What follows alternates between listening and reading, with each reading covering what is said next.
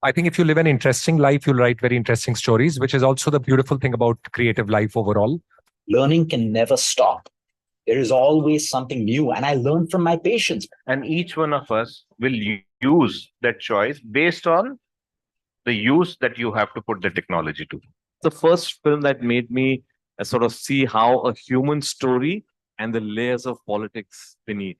पानीपत का युद्ध पढ़कर आने वाले दरोगा लोग इन्वेस्टिगेशन कर रहे हैं, तो उसमें थोड़ा विज्ञान मिश्रित होना चाहिए, ऐसा मेरी अपनी सोच है. A person may have a very enviable lifestyle, externally appear very successful and happy, but no one really knows what's happening within. It is not going to kill the supply chain, it is to empower the supply chain. And I'm happy to announce that we are still very much in the pilot stage, and beta testing is going on. We are gradually building up our presence little by little as people get more and more confident. Because of the state of our cities, we have no option but to build smart and resilient cities. Digital India is more for the poor, underprivileged, and deprived.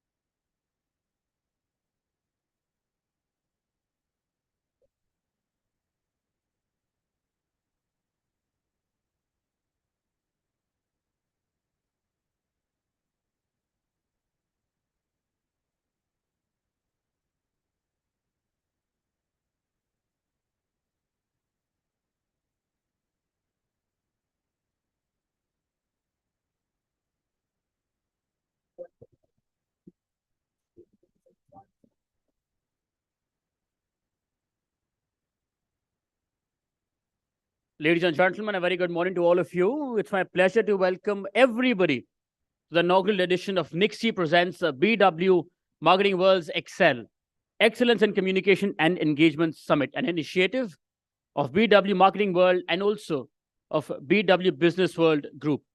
My name is Aditya Malik, and it's an honor to be a host for today. But before that, a humble request to all of you, please turn your mobile phones to silent mode. I won't ask you to switch them off. A humble request, because that will really help you and also your co-panelists coming up, also your co-passengers on this journey today. It'll keep them calm. A request. Yes? Thank you. Now, today all of us will witness intriguing and insightful sessions about corporate communication, PR strategies, emerging technologies, and also more interesting topics. The conference will be followed by the PR 40 Under 40 Awards and also by BW Excel Awards that aims to recognize and celebrate the achievements and contributions of professionals like all of you who've made a significant impact in the field of public relations and corporate communication. This initiative acknowledges your outlook, work, the innovation, and also your leadership that all of you've demonstrated in shaping the PR and corporate communication landscape. Furthermore, it also provides a platform to showcase your accomplishments and also inspire the next generation of leaders in this industry. With that, I also ask all of you in the audience, how many of you have just joined this industry? No? Okay, anybody who's joined this professional space in less than, let's say, 2 years? I don't mean your specific or individual company as of now. I ask this PR and corporate world space altogether. Anybody who's that young in this space? We have one there. Okay. 5 saal se kam. Oh, we have 2 there. Okay. 5 saal se kam. So I assume everybody here is almost 10 years experience plus. Yeah. Yes or no? Why so confused? What happened? Yes. How old are you, sir, if I may ask? 24. आप कब से काम कर रहे हो? You're a student. Oh, of course, I forgot to ask. कितने students हैं यहाँ पर? Oh, good. Good. it also makes me more nervous now. Yeah, but okay. With that, may I please request our team to show us today's event TV so that we can give our audience members a sneak peek of what all is going to happen today. Please.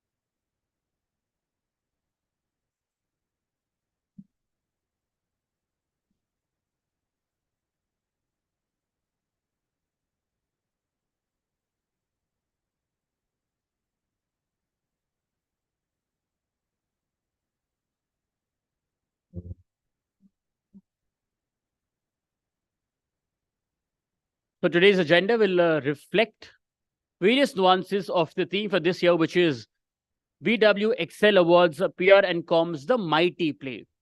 And of course, this doesn't really need to be told to all of you that communication is a crucial skill in this business world. And of course, marketing is no exception. Both go hand in hand. It's almost essential to the success of any marketing campaign, any business that all of us are or our clients are part of. Effective communication, both internal and also external, helps ensure that everybody is on the same page, understanding their responsibilities, and also collectively moving towards one shared goal. The PR and corp industry here is facilitating this communication further, helping brands generate exceptional numbers, value, and also loyalty. Today's summit is being streamed live across all BW Businessworld platforms, including our social media on www.bwmarketingworld.com. With that, may I please request our team to now play the BW Marketing World Community AV, please.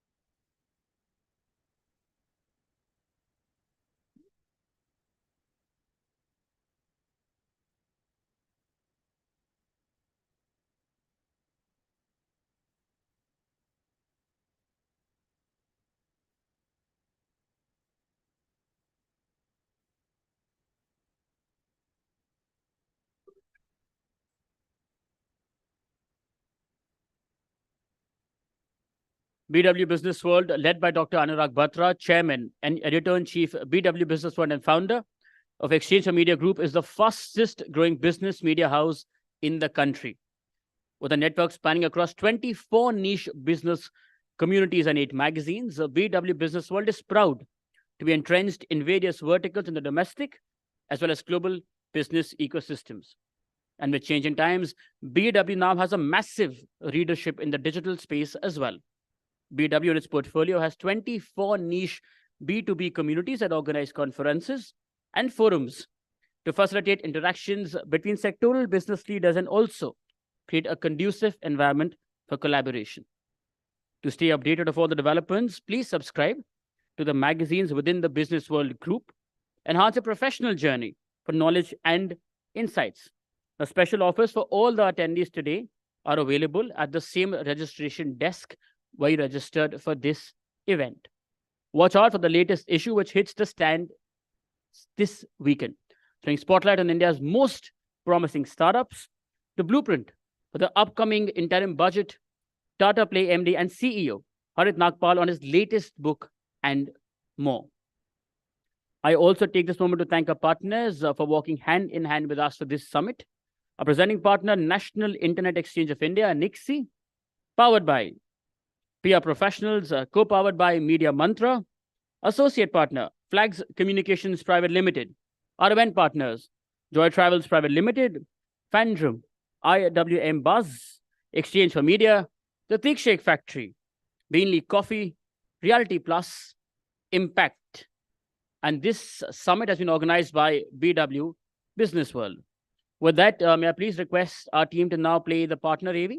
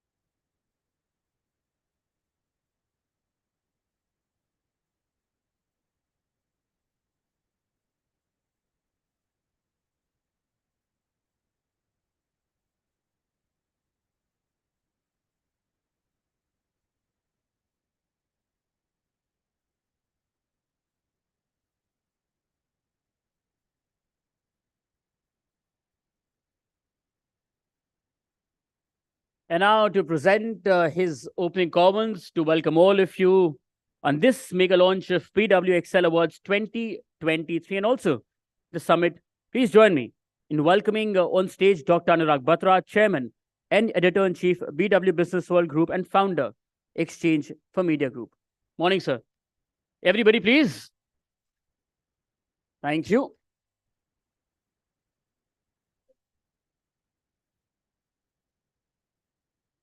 Morning. It's my honor and privilege to be here at the first edition of the BW Marketing World Excel Summit and Excel Awards.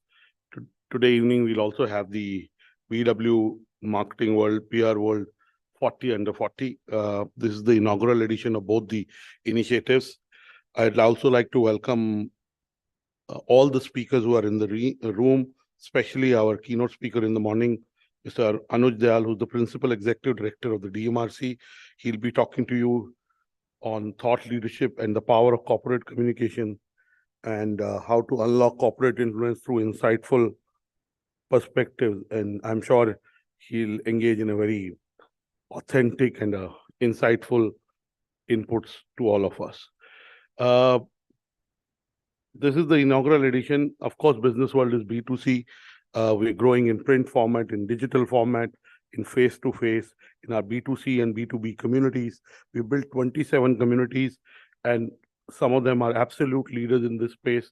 As I have the attention of the communication professionals in this room, I would like to use this opportunity to share that this is the 44th year of Businessworld. I've been associated with it for more than 10 years now, and I can say that our best is yet to come. I also want to, as the host talked about the fact that we have many communities which are B2C and B2B.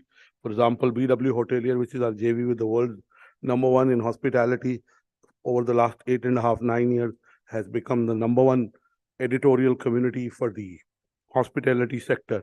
Our BW Legal World is again at the cusp of business and legal and has become a leading community. And I'm talking editorially, I'm not talking revenues. Revenues follow editorial impact.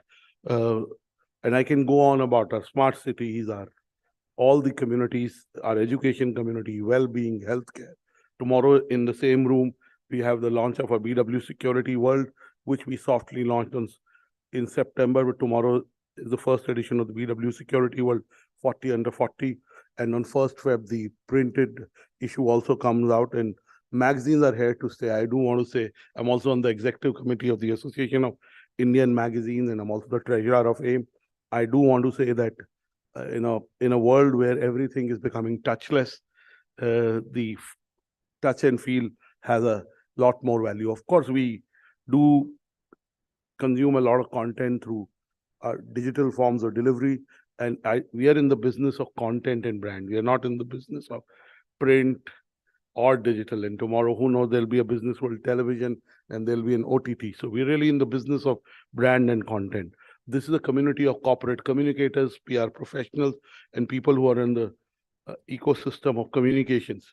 Communications is the heart of any impactful initiative, whether you are a nation, you are the head of a state, you are the CEO of a company, you are the founder of a business, or you are a functional CXO in a company.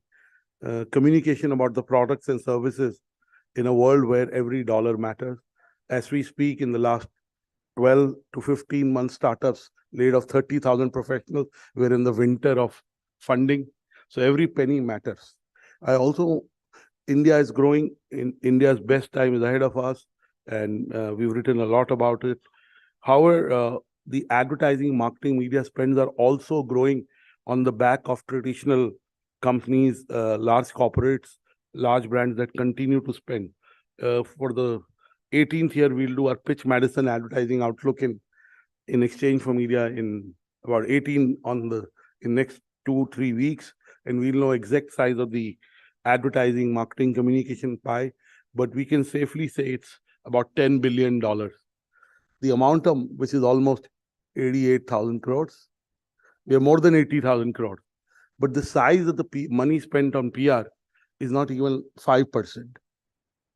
And in the last 6 months, while India is growing, there is a buzz about India, whether it's in the business domain or in the cultural domain.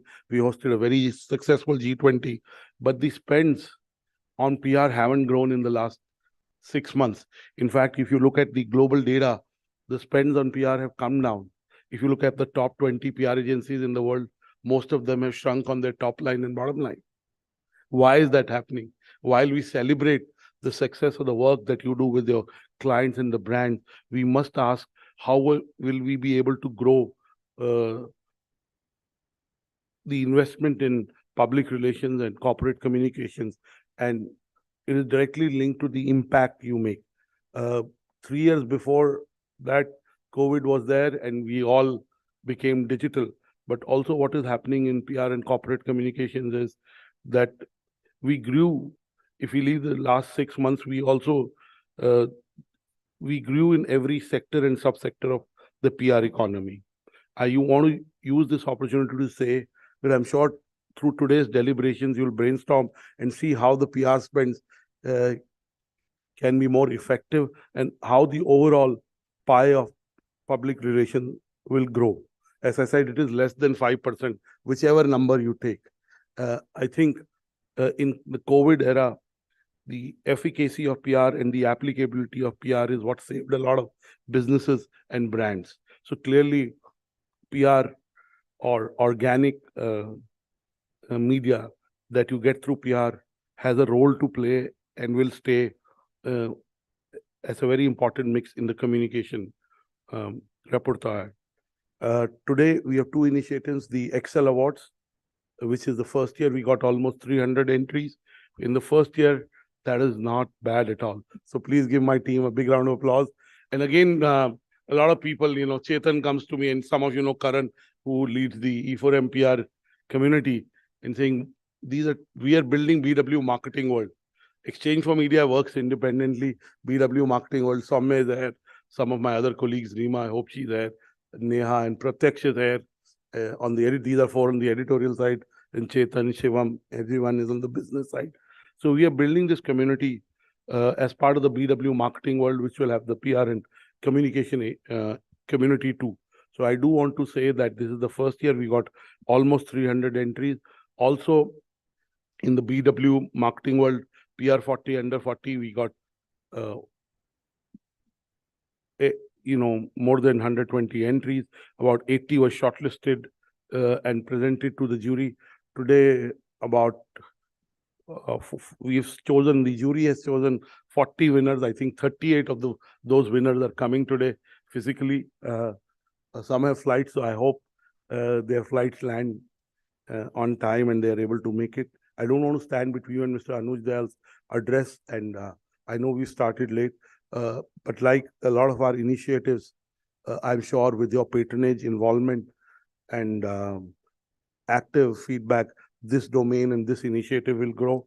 I want to end by saying that the three things that are on my mind for the last few months are sleep. A lot of people in the industry that I interact with sleep very late.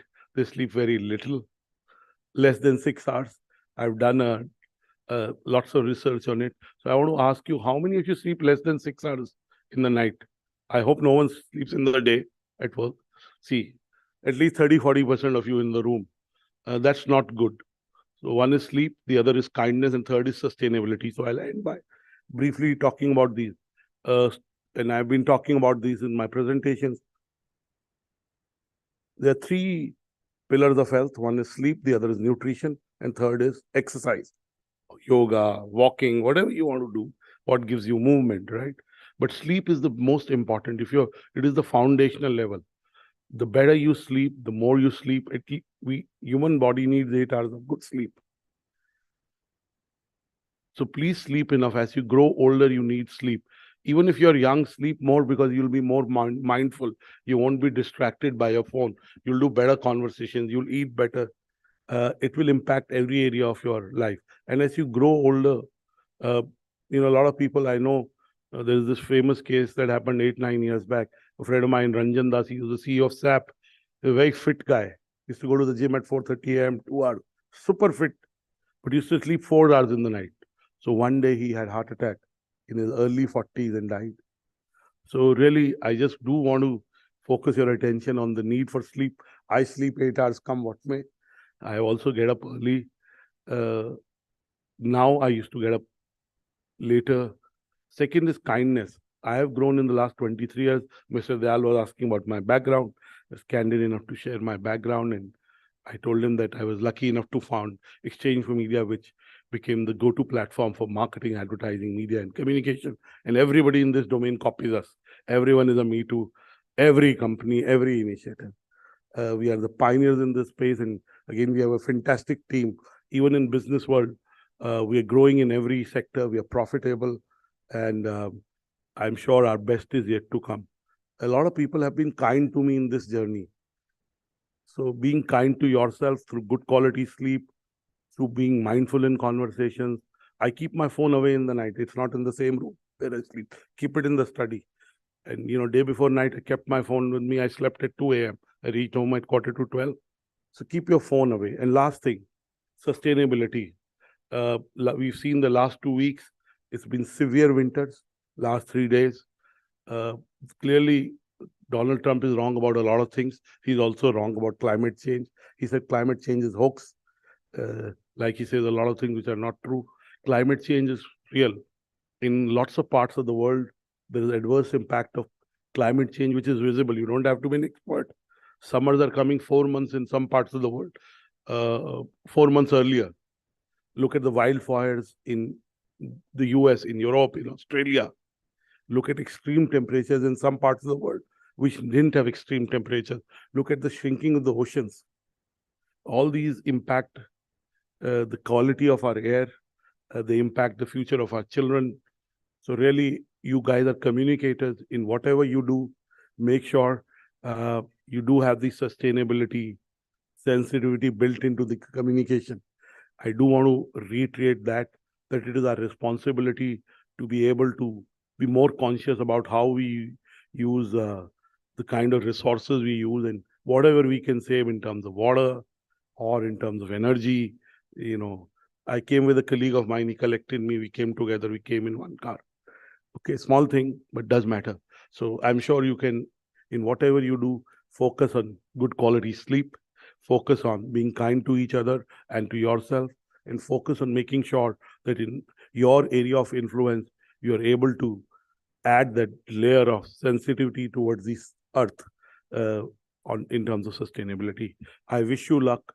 I wish you a day of learning, connectivity, and thinking of ideas that help your clients and help you actualize your dream. Thank you. God bless you.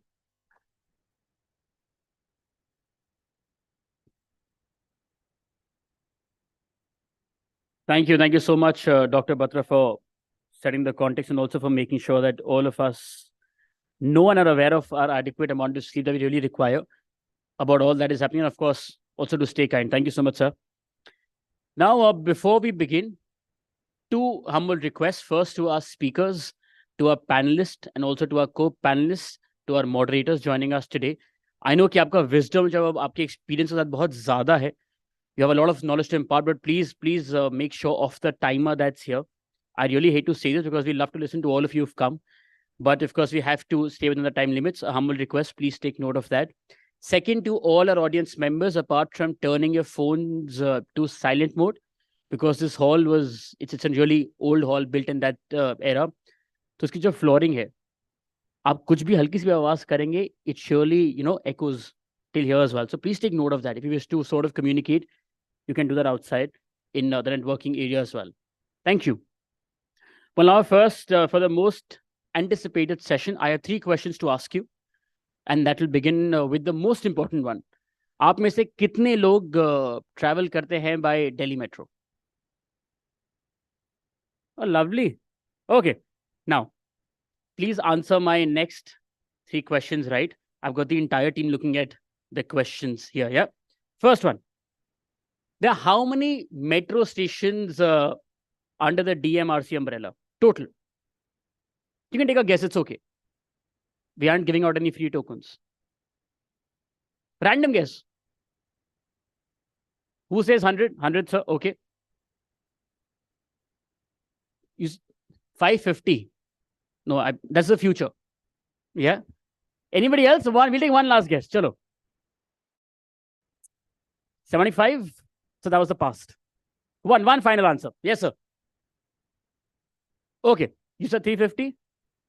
It has 288 stations, sir. Yes? Okay. The next one.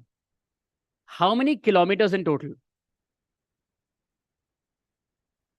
More than 400. Again, the future, sir. What's a good way of saying this, no? कि आप गलत हैं. A humble way. 135? No. 230? I feel like एकदम auction वाली feeling आ रही है. No, okay. It's 393 kilometers. And the last, how many lines? मुबारक हो sir. बहुत बहुत. दसी जनपद का स्टेशन ही बहुत नियर है. Yeah. And the last one, how many lines? Okay, this is almost closer, all of you. It's 12 lines. Yes? Okay. You all near. Thank God. Thank you. Okay. The first session, it's around the largest urban infrastructure project undertaken in India after 1947. Yes, जैसे आप लोगों ने सही सोचा था, जवाब देते, we're talking about DMRC. Now to talk on this and a little more, please join me in welcoming on stage a significant contributor to the communications domain for over 3 decades.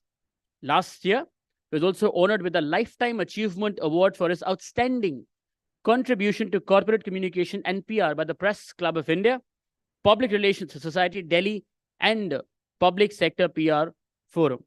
Please join me in welcoming on stage to talk to all of us, the Principal Executive Director of DMRC, Mr. Anuj Dayal, everybody. Please.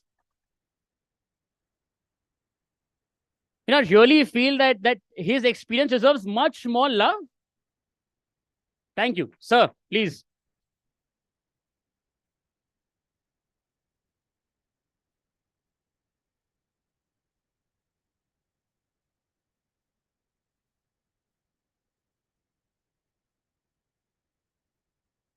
Thank you, Dr. Anurag Batra, for inviting me on this occasion.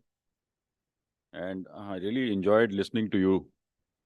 And it showed me how you are different from many other people.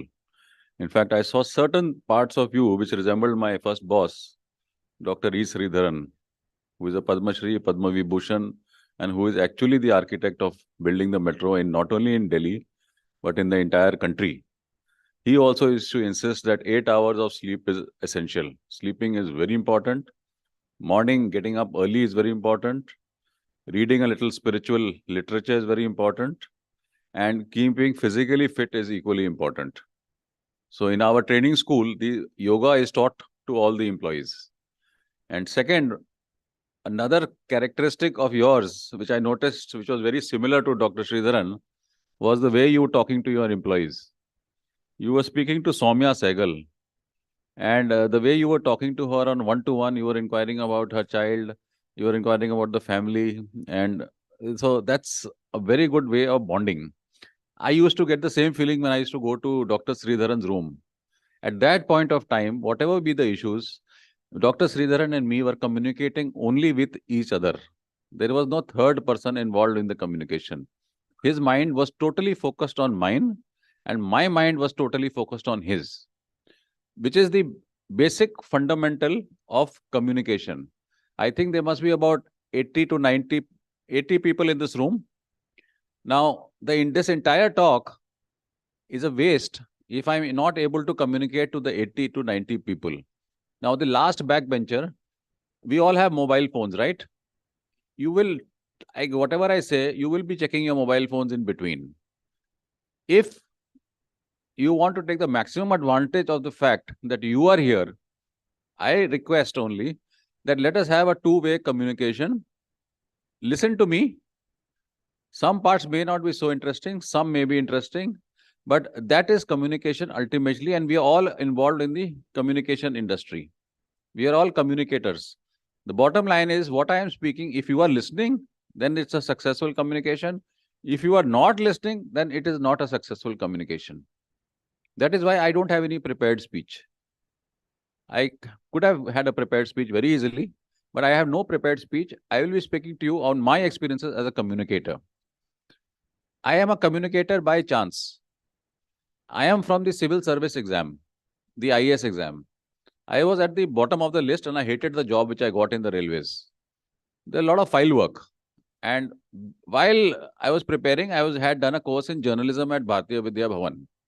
Because in our time, I'm talking about 80s, there was no degree course available for journalism in India. There was only a Bharatiya Vidya Bhavan offered a diploma, which they still do, and IIMC offered a diploma, which they still do. So I had done that journalism course. In the railways, I found a small slot.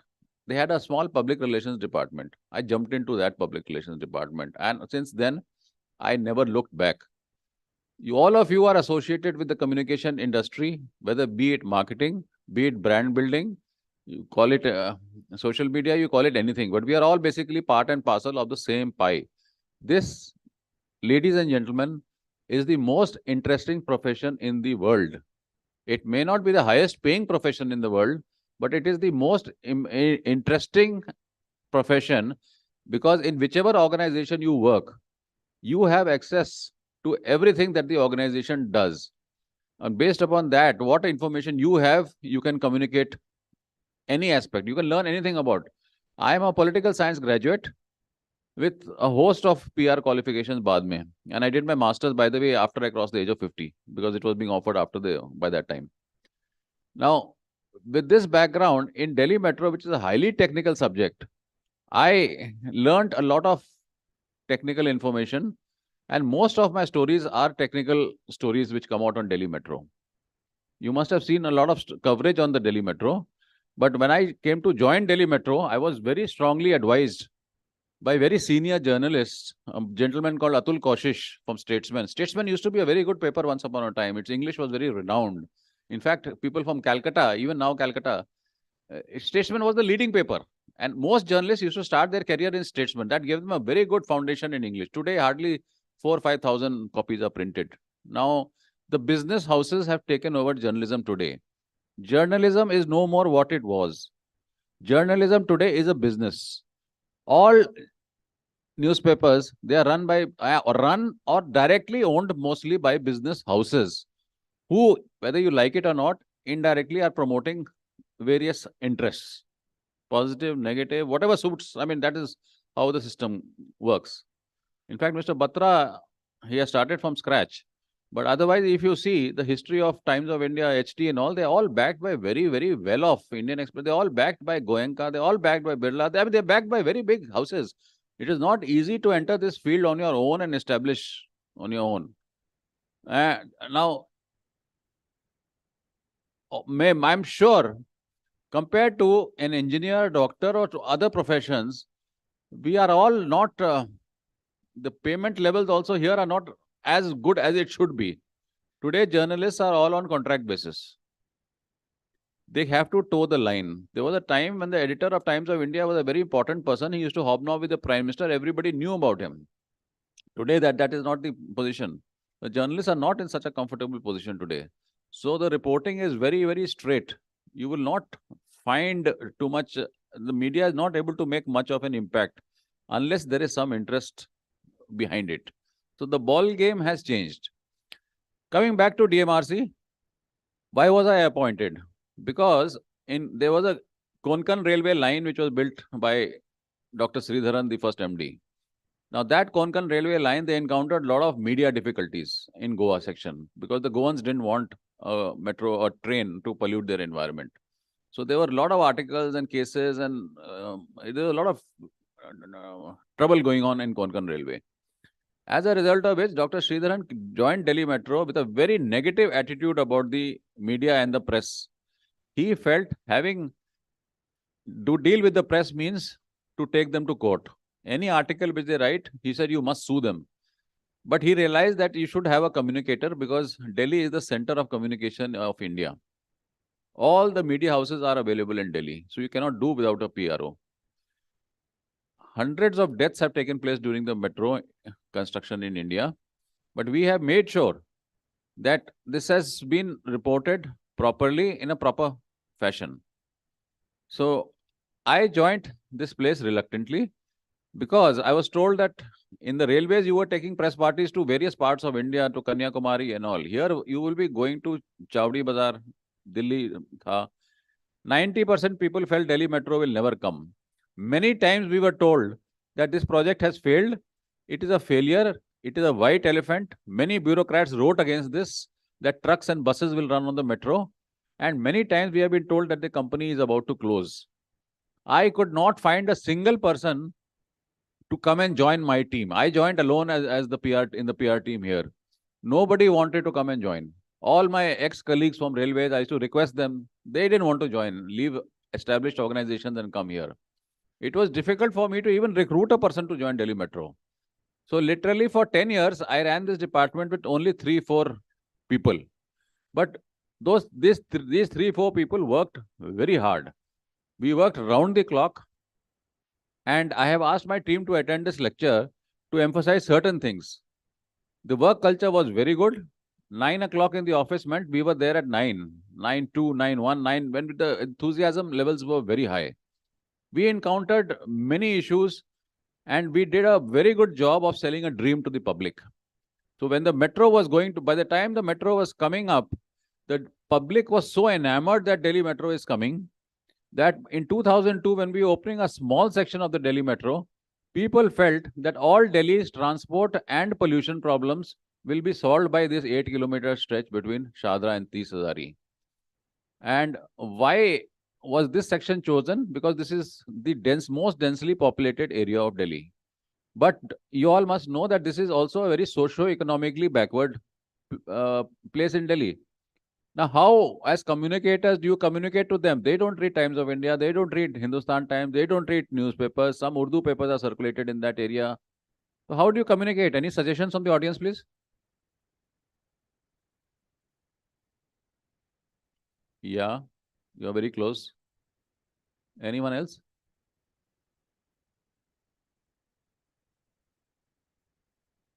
Yes. What we did was we did नुक्कड़ नाटक. पुराने जो मुगलों के times में आप पुराने Hindi movie देखते होंगे ना, वो घोड़ा पे आता था, फिर एक बड़ा सा वो ड्रम लेके आता था, धाड़ धाड़ धाड़, ऐलान है कि ये हो जाएगा, वो हो जाएगा. तो हम लोग नुक्कड़ नाटक करते थे हिंदी में, पंजाबी में, उर्दू में. और actually this generation, none of you will realise, escalator पे सीढ़ी रखना डेंजर, डर लगता था लोगों को. एक लड़की मरी थी बेचारी, 3 साल की लड़की, इंदिरा गांधी इंटरनेशनल एयरपोर्ट पे एक एस्केलेटर था और ताज पैलेस होटल में एक एस्केलेटर था, वो उसका पैर फंस गया था, शी डाइड. तो एस्केलेटर का हवा, एस्केलेटर वाज हवा. और इतना मॉडर्न सिस्टम के आप मेट्रो के अंदर जाएंगे, आपको पहले वो ऑटोमेटिक फेयर कलेक्शन गेट कैसे खुलेगा, क्या डालेंगे आप? टोकन। ये टोकन क्या होता है? टोकन क्या खरीदेंगे कैसे उसको? अगर मैंने उसको डाला और गेट बंद हो गया, अगर मैं गेट में फंस गया, दिस वर एक्चुअल प्रॉब्लम्स। मैंने देखा हुआ है रिक्शा वालों को शारदा स्टेशन के बाहर अपना वो स्टेशन को देख रहा है, देख रहा है, देख रहा है, हिम्मत नहीं हो रही है कि अंदर जाके क्या करूं, कैसे। It's a huge psychological challenge which he had to overcome. तो we had to post volunteers at every sensitive point. Train के गेट पे एस्केलेटर क्या समझाएं उनको?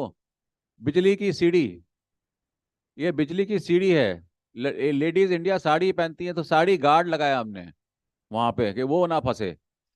People were so hesitant. हर चीज का कम्युनिकेशन हमने नुक्कड़ नाटक में एक्सटेंसिवली किया, और पहले 3-4 सेक्शन तक ये हमारा मेन कम्युनिकेशन टूल था, नुक्कड़ नाटक। That is how we started explaining to the public.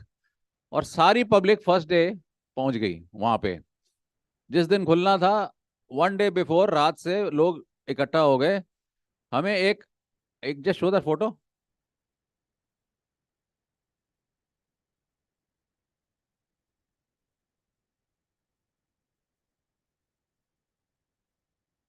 Just little time lag in the नहीं द फर्स्ट डे ऑपरेशंस। हाँ, there was so much rush कि जो हमारी ऑटोमेटिक फेयर कलेक्शन सिस्टम थी और जो हमारे ऑटोमेटिक गेट्स कुछ नहीं काम कर रहे थे। Nothing was working on first day. By the way, I noticed there are some more elderly people in this room. Did any of you travel in the first 1 week on the metro? अरे very good, 2 people have traveled. आपने देखा हुआ कितना rush था और systems ठीक से काम नहीं कर रहे थे। Most metros in the world after that they close down, but we did close down, but we knew के इट माइट फेल। तो हमने क्या किया, पेपर टिकट्स भी हमने बना लिए थे, और ये पेपर टिकट्स हमने बांटा काफी। और अगले दिन हमने एड निकाला पेपर में, दिखाता हूँ एड। ये देखिए, हमने रिक्वेस्ट किया कि मत आओ मेट्रो पे, because so many people came. Police को बुलाना पड़ा, शटर डाउन करने पड़े, और हमने बोला Delhi metro is overwhelmed by the response of the public who came in large numbers on 25th December. The turnout was much more than our expectations and capacity, as we can handle 2 lakh passengers per day on the first section. However, 12 lakh people came, putting extraordinary strain on the system. ये ad मैंने बनाया था. Therefore, we request you to defer your pleasure trips for the time being and allow essential travel to take place comfortably. We are sorry for the inconvenience.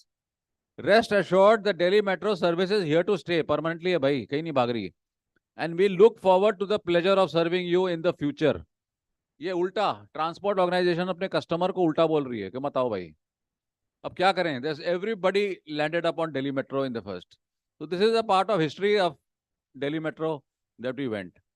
Now, how did I market Delhi Metro? Just show that picture of the bridge. हाँ ये, हाँ एक नहीं, उससे पहले चले जाओ, go back before that. हाँ, यू सी दिल्ली मेट्रो नहीं चाहता था। People didn't know what is a metro. एक मेट्रो था कलकत्ता में, रेलवे पता था। रेलवे में 2 दरवाजे होते हैं, बाथरूम होता है अंदर, उसके अलावा कोई मेट्रो नहीं पता था लोगों को क्या है, कि 4 दरवाजे हैं, वो सारे खुल जाते हैं, उसमें बाथरूम नहीं होता, कई चीजें हैं। AFC गेट क्या होता है ये किसी को नहीं पता था। How do you explain that? Then the show the next photo. ये सिंगापुर से मैंने फोटो खींच के एक कारपेंटर से बनवाया था। ये इंडिया इंटरनेशनल ट्रेड फेयर, सबसे बिग ट्रेड फेयर था। There we got the public to understand के how a metro is the concept. I started psychologically building the public up to what is a metro. It took some time. Next, now how do I sell the metro? One is advertising, easiest. I spend money. The entire Delhi Metro brand has been built without spending a single pie. You must have noticed DMRC does not advertise. कोई full page ad आपने Delhi Metro में आज तक कभी नहीं देखा होगा. There is no advertising. The entire brand of Delhi Metro, which is a very well-known brand, we have built completely through newspaper stories. Newspaper stories by converting technical information into non-technical information. By the way, is there any civil engineer in this group? Okay. Now, this photo I am showing you, anybody, this is the bridge across Yamuna, Shastri, first section jo bana tha, Shastri Park ek jagah. You must have traveled over this bridge on this train. What is so special about this bridge? To understand what is so special, it's just a bridge over Yamuna. I have to understand, as a communication person, I need to understand what is so special. So I had to talk to the civil engineers. For them, it was routine work. Then I realized इसमें एक unique point है. This is the only bridge in Delhi and the second bridge in India which was being built by a different technique. The technique was, it was called incremental launching. आप सब road के flyover पे ऊपर गए होंगे. Every flyover, after every some time, you'll get a duck. Duck. Why is that duck? Because there is a joint. Where is the joint?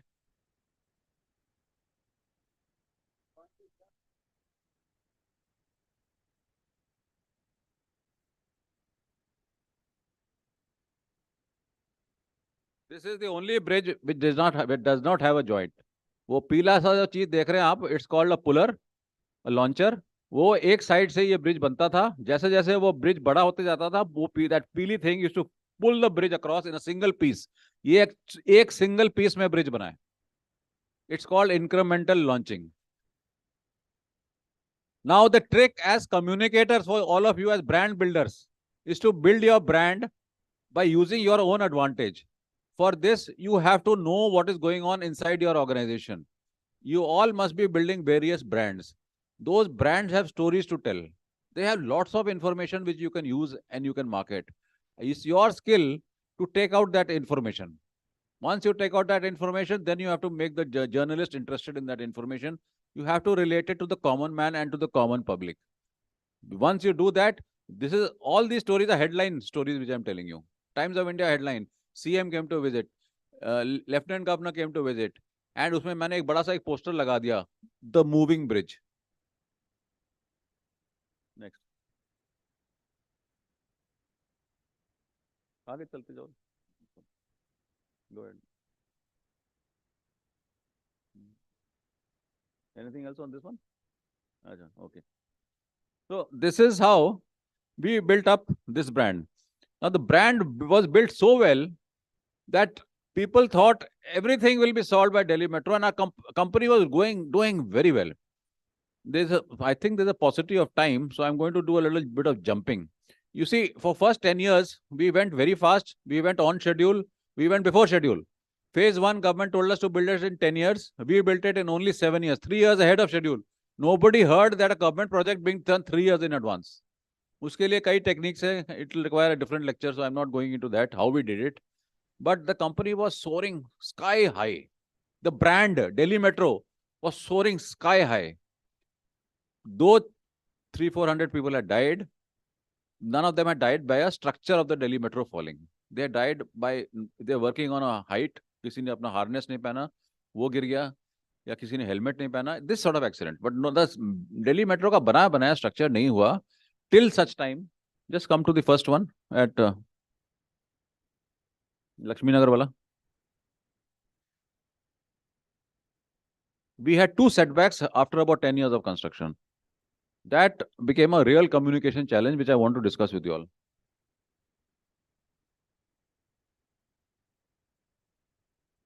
Joining us on the phone, No. The photo. इसके पहले जो photo है. Can you give us details of this? अरे Lakshmi Nagar वाला photo.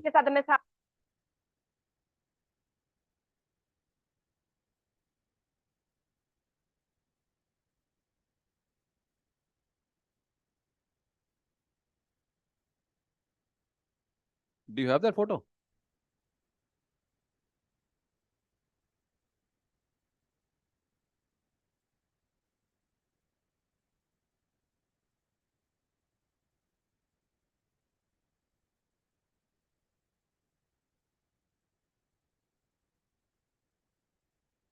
Lakshmi Nagar. You see this big, look at this accident. This was the first accident with a structure of the metro, that yellow thing, we call it a launcher, that fell. And 2-3 people died during this incident. It happened luckily on a Sunday early morning. Otherwise, the casualty level would have been very high. This was the first time that an accident took place. We got away. Do you have a still picture of the second accident?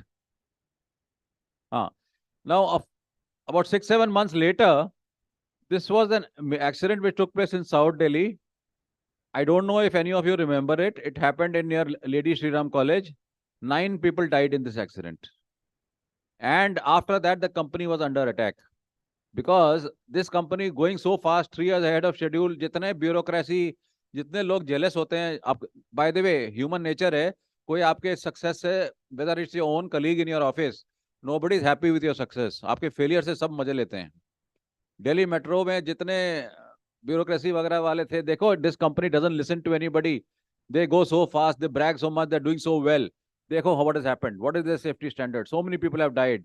Sack the MD, remove the MD. ये सब हुआ. This is what happens in this structure. Now, I will show you 2 videos of this accident, then I will discuss it. First, you put that NDTV wala. In the cleanup operations at the site of the metro accident that took place yesterday, there's news now that a girder actually fell as it was being carried by 4 cranes. In fact, one of the cranes also overturned.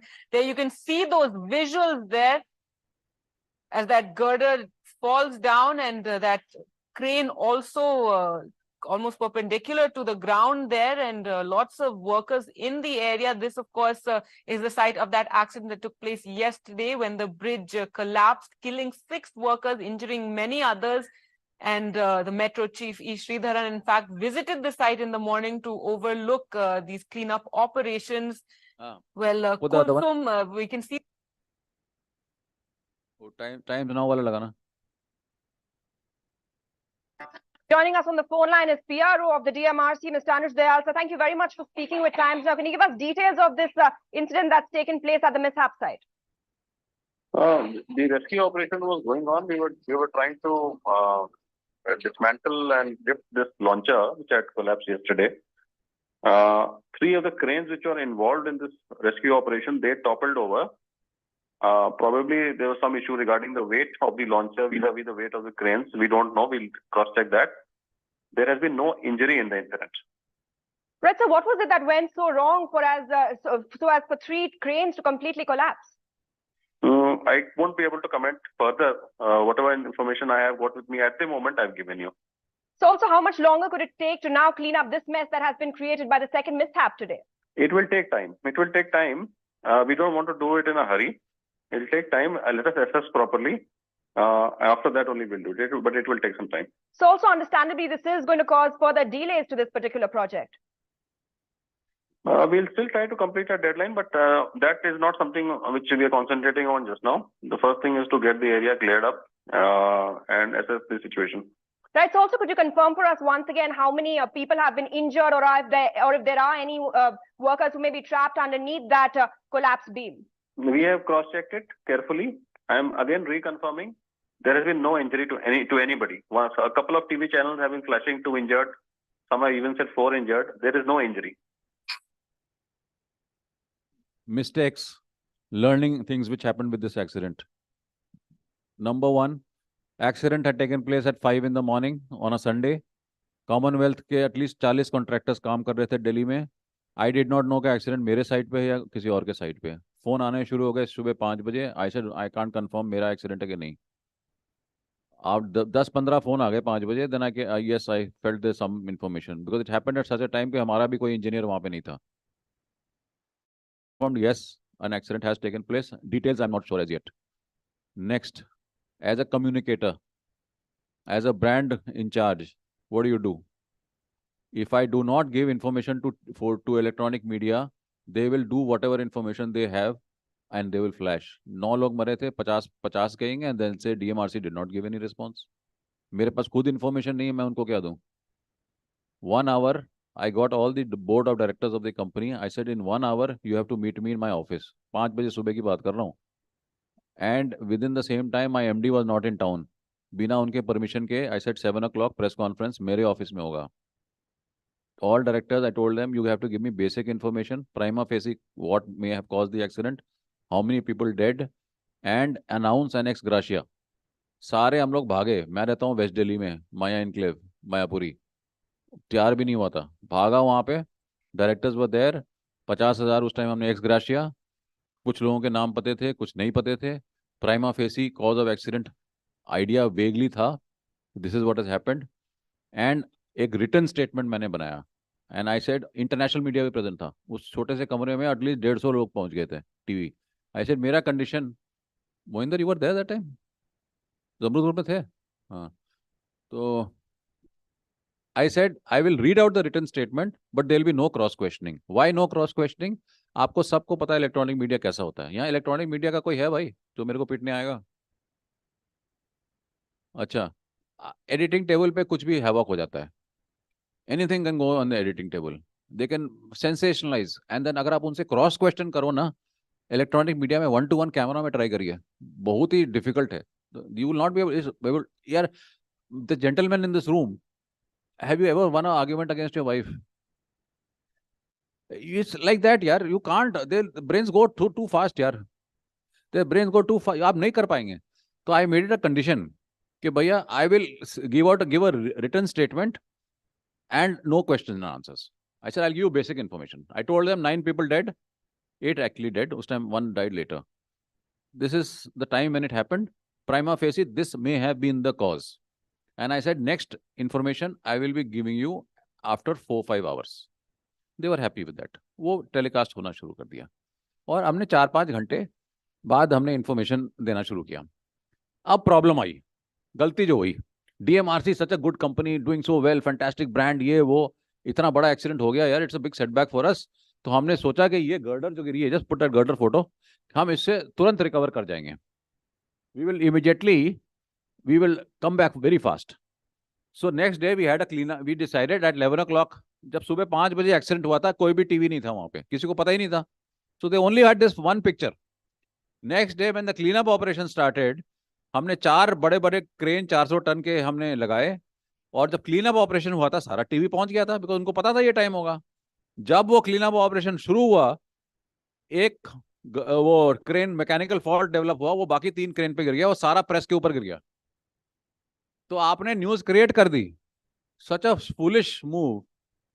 You should have waited, let everybody lose interest, चुपचाप बैठे रहते 3-4 दिन, then you should have done it quietly. That was a learning lesson, especially in urban construction. जंगल में बहुत होता है, सब कॉन्ट्रैक्टर्स छुपा देते हैं, कुछ नहीं पता चलता. दिल्ली में you can not. Every death is recorded in the police station. हाँ, फायर ब्रिगेड को पता चलता है, हॉस्पिटल से पता चलता है, जर्नलिस्ट ऑन स्पॉट चले जाएगा. तो आप छुपा नहीं सकते. It's not possible. It will backfire. So that was a big learning experience. Second, we bounced back immediately. Just put that Shekhar Gupta. Can you imagine within 24 hours of such a major accident, so much political pressure, the MD resigned then and there. Chief Minister refused to accept his resignation. She didn't accept his resignation. And as a communication guy, this is what do you expect? After such an accident, will you get positive news or will you get negative news? 48 hours तक तो वो telecast करते रहिए गिरते हुए. सारा metro became a joke. That same which I showed you. But let me tell you how we retaliated within 48 hours. वो walk the talk देखा ना, शेखर गुप्ता का वॉक द टॉक आपने सुना होगा ना.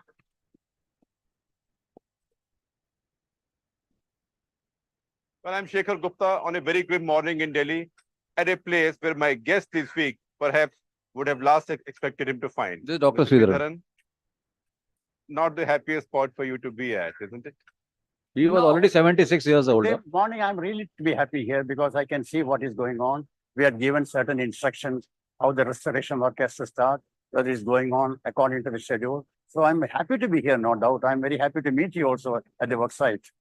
But you would have rather liked to see this place intact instead of surveying a little wreckage. Of course, no doubt about it. This has been a very unfortunate, tragic incident, and that from that angle, certainly I'm not very happy. Avoidable? Well, this is an accident, and accidents are accidents. If this is unavoidable, it doesn't become an accident. Right. So this, with all the precautions that has been taken by Delhi Metro Rail Corporation, such an incident has happened. I don't think it was totally avoidable. I can't now, by hindsight, if we go into all the reasons and find out why this has happened, probably we can take steps to see that similar accidents don't happen at other sites. Give us a little idea of what you think may have happened. Because you're saying now there might be some idea. It is still too premature to come to a conclusion because, first of all, a technical team, very high level technical team is going into this. But the hunch is there has been some deficiency. Right. The deficiency could be in the design of the structures. Okay, The you can stop deficiency now. should be in the specifications. You see, it was not negative news, it was a positive news where things were explained to the public. Times of India also came out with a full page ad, a full page story in our favor. So, as communicators, do you think, I mean, I felt I was doing a good job, but in hindsight, and what happened after that, it was a problem. Why? But that time, print media used to dominate. Any story coming in Times of India would make Hindustan Times an enemy, and vice versa. Now, when an accident takes place or a crisis takes place, there's a lot of pressure on the reporters to report. The other reporters are not getting the story. So they all ganged up against the company. When an accident like this takes place, as a communicator, please close your shop. Accept it, give limited information, let it flow out in a limited fashion, and the same information should go to everybody. Don't do what I had done. Though they are both positive, it's not recommended. For at least a week, 10 days, the same information. Otherwise, the others become your enemies. They become very rabid and they'll make your life miserable. The pressure from, this was only one media pressure. They wanted us to sack the contractor. This line had to be commenced before the Commonwealth Games because it was connecting Jawaharlal Nehru Stadium. Time was, as it is, very short because it was sanctioned very late. So they wanted us to sack the contractor and our engineers. If we had sacked the contractors and engineers, this line would never have been built. So they were blacklisted, engineers were charge sheeted, but we continued working with the same people. We continued to keep the morale very high. And the pressure from various sources was so high, there was a lot of clandestine efforts to pressurize. By the way, communication is a very high stress job. All of you are involved in brand building. You all know you all don't have deadlines. I'm sure all of you come home very late. And you must be getting very little time to do your work. It's a very high pressure job. Can you imagine? I mean, you're going in the car at 8 o'clock, some TV chap will call you up or some reporter will call you up and you have to give information. You don't have that information. You find out that information from your organization.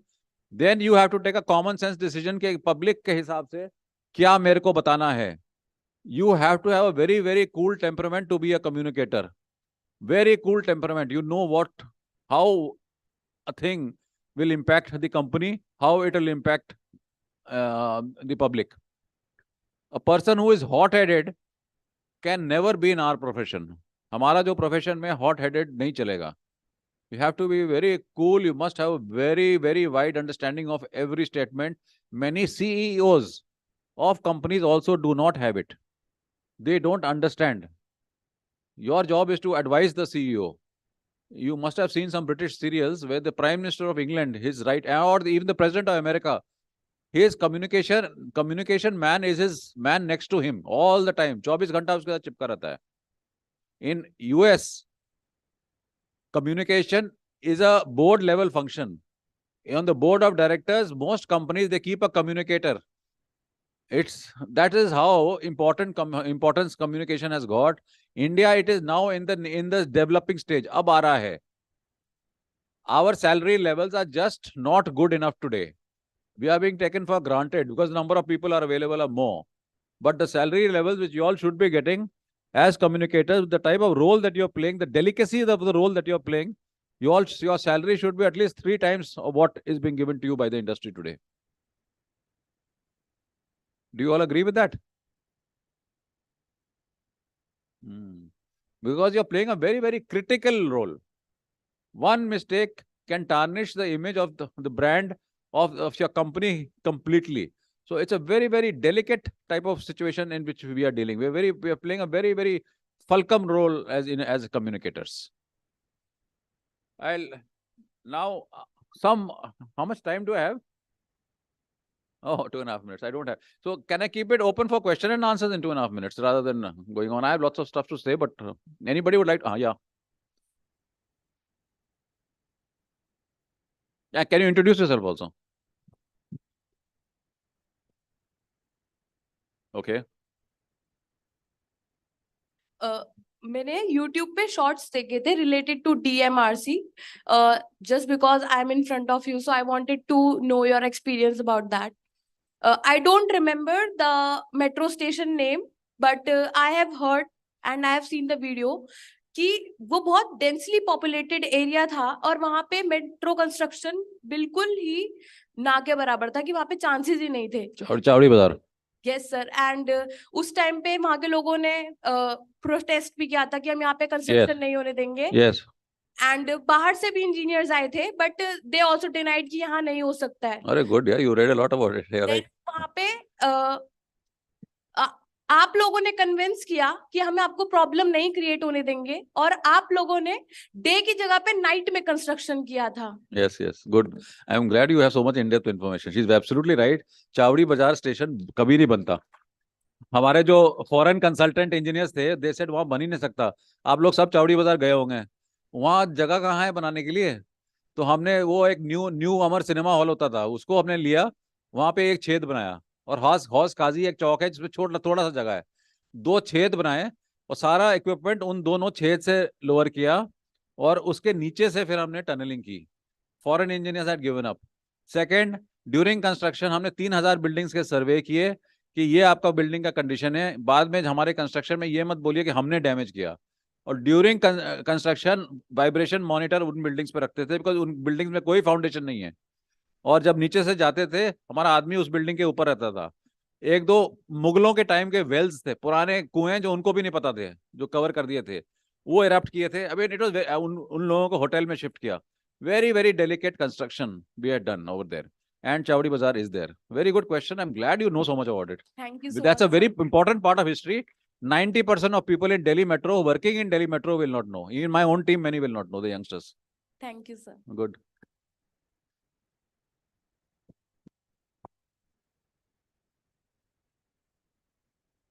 Yeah. बोला.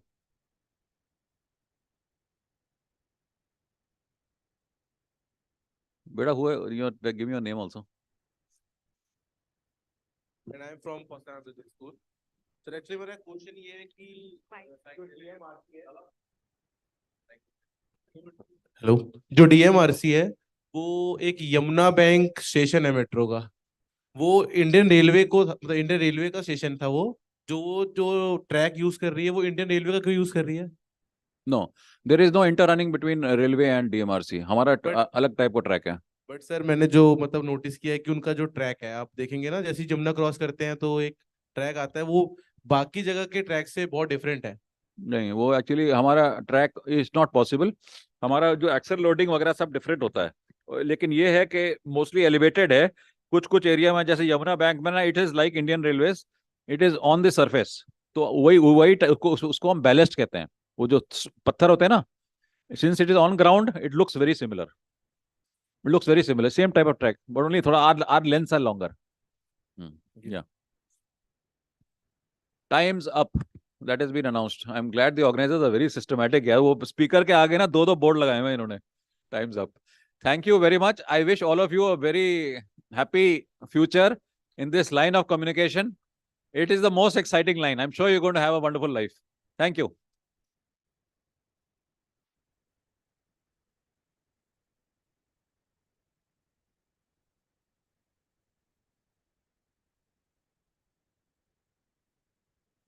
Thank you so much, sir, for sharing with us the nose and house. And I think not many people share ki exactly क्या रुकावटें भी आई थी. So thank you also for doing that.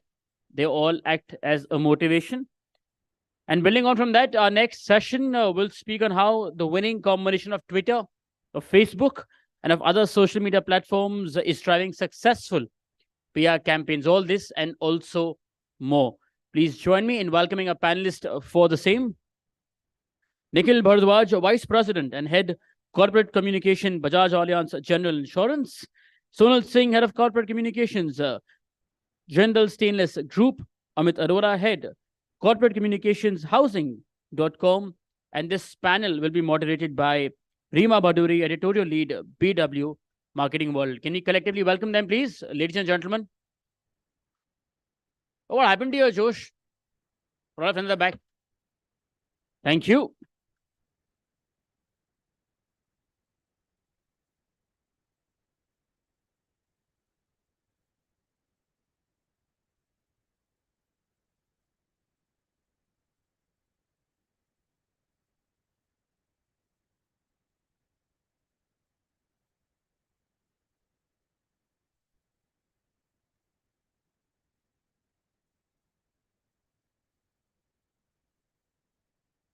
Hello, everyone. Good morning. So our first panel for the day. So we are at our Excel Awards where we talk about PR, where we talk about corporate communication, the diverse industry that it is. So we had a great keynote speech by Anuj sir as well. And coming to our first session, where we will talk about, post-tweet engage, the dynamic duo of social media and PR and Corpcom strategies. So before I begin with my session, firstly, I would request all of you to give a great round of applause for our panelists, for our first panelists who are a power pack in themselves. So if you can, ma'am, if we can start with you on a quick introduction about your industries. So that would be like really great start. Okay. Yeah. Hi, I'm Nikhil Bharadwaj. I head corporate communications and PR for Bajaj Allianz General Insurance. I think general insurance is an exciting field, a very high growing, I would say, full of crisis as well. But communication is something that's now become the backbone of it because as you know, the insurance penetration in India is very low, and the important job of ensuring that people know more about insurance is something that we do. And apart from the other stuff, over to you. Hi, my name is Sonal Singh. I am the corporate communication lead for Jindal Stainless. And while all of you do use razor blades and spoons and there are coins in your pocket that my company has helped produce, none of it has been sold directly. So you have absolutely no direct rabta with the company. However, it is one of the greatest financial turnaround stories of its own time. It has gone from deep red into one of the most profitable businesses in metals in the country. We are now in the top 5 in the world and of course, top in the India. So yeah, from a communications perspective, a very great story to be told. And I have been here for the last 7 years. Prior to that, I was with Steel Authority of India Limited. And Anuj Dayal was actually my teacher in Indian Institute of Mass Comm. So there's a link in this event also. Hi, good morning, everyone. This is Amit Arora. Hi, everyone. So I am Amit Arora. I take care of corporate communication at housing.com. So we basically have 3 brands. So the parent company is REA India. So we have housing.com, proptiger.com, and makan.com. We are the country's leading PropTech company. I had comms for the group for all the companies. And in addition to the corporate communication, I also work on podcasts, which is Keeping It Real by housing.com. So that is also one of my job in addition to the comms, which I take care of internal and external.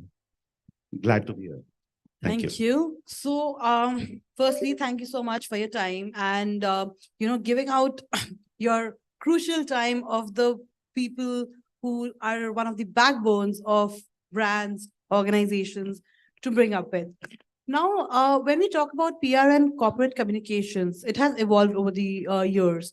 We have seen traditional media, we have seen digital media, and then we have seen PR and corpcoms, dwelling up to it and coping up to it every now and then.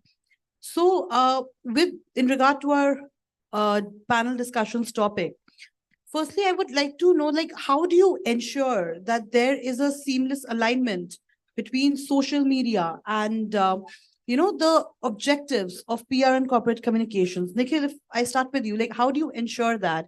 What is the role of social media in achieving those overarching business objectives when it comes of organizations comes into play of PR and corpcoms? Okay, so when it comes to comms, typically, if you see PR folks were talked of in the old ages as people who shouted from rooftops and announced to the entire village and city as to what's happening.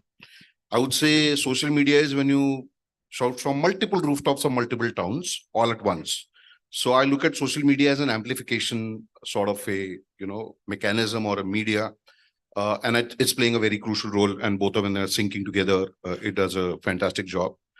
It again depends all on, you said, objectives. I think, what's your objective? Do you want to get information about a product, about a category? What is it that you want to communicate to your final TG? Of course, at the end of the day, PR does the important job of ensuring that information in the most authentic, raw form reaches everybody that it's intended to reach. And social media is more from an engagement standpoint, give you metrics. It's more metricized. Although PR does not give you a lot of metrics in terms of reach and share of voice and the others. But I think authentic engagement comes out of social. You can do a lot of fun stuff on social that probably you can't do with traditional PR, say with print or some of the static long form content, as to put it. You can do demos, you can do a lot of stuff. Like a lot of electronic companies, for example, do a lot of demos. If you look at phones, you look at laptops. There's one thing announcing they've launched a new phone, but having an influencer on social use it and give their review.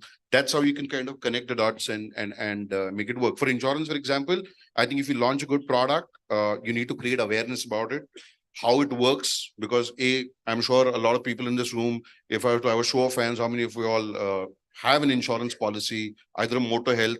Motor, all of you all will put your hands up. Health, not a lot will have their individual policies, will have policies from their organizations. So building that awareness is something you do more seriously on the PR side and more fun, engaging, but yes, in a sort of authentic way on the social side as well. Definitely. I think it gives a very strong vibe, because especially when you talk about health insurance, that trust, that insurance in sector particularly, that trust is very much required. Yes, Sonal, your views on it? Yeah, so totally agree with Nikhil on first trying to understand the objective. There is a popular meme that says that बस अपने आप को ही ढूंढना बाकी रह गया है, बाकी सब तो Google पे है. So it is a very important question to answer, and that answer has to come not just from PR. Of course, PR is the scripter of that answer, and it is also the advocate, the advisor for that answer to the CEO and the MD. But actually, the answer is an organizational answer. कि हमें जाना कहाँ है? What is it that we want to achieve? Now, when it comes to whether, basis what I want to achieve, whether my PR strategy or my social media strategy are syncing or not, that totally depends on how the internal structuring at the company is done. Now, the people here are those people who are managing PR for their companies. And if they're also managing or actively contributing to the social media interface of the organization, there is no chance that there will be dissonance. However, if the internal workings of the organization are not done to the effect that there is consonance in what we say, that disconnect will come. And I think a big struggle of PR people, comms people, which is largely internal, is not known to people at large. However, when we are sitting in a community of communicators, ये बात बताई जा सकती है कि आधी लड़ाई हम घर पे लड़ते हैं. And then the remaining war is, of course, fought with, others. And then comes the question of how you disseminate the message. तो वहां तक की जहां बात करते हैं, I totally agree with what Nikhil said. PR is the omnibus. That is the vision statement. And social media becomes the tool for us to implement. So to be specific to my industry, for instance, shareholder community became a very important community to engage with, also from communication point of view, because the company had taken huge debts. It had gone under corporate debt restructuring. There was a time when everything in the organization was mortgaged. From there, trying to convince people and investors to not run out of the company, not vacate the ship when it was sinking, because we were very sure that with the rising growth of India and the world, stainless steel will bounce back. And to be able to canvass to the government that please stop the dumping that is coming from China and Indonesia at subsidized rates, because you have to let your country manufacturers grow. So that kind of corporate advocacy was being done at the PR level. And social media became our tools, to shout from the rooftops that, hey, this is, what, stainless steel, if you build bridges in stainless steel, it'll last you 150 years. Accidents like Bhayandar will never happen. Hey, the coins in your pocket are made by us. Hey, if you use razor blade that is made out of steel, it'll probably give you a nick that is going to take your life. So that kind of canvassing, very B2C kind of canvassing was done through social media. But the important elements, I think PR remained the mother of the communication message box. Got it. Amit, similarly for you also, what role do you believe that social media, because social media has become a very important domain in today's date. A lot of people are getting attracted. There's a lot of metrics that can be taken upon it. So what do you think that, what is the role of social media in achieving those business goals of the organizations that we come across? And how does PR and Copcom help inculcate in achieving those business goals?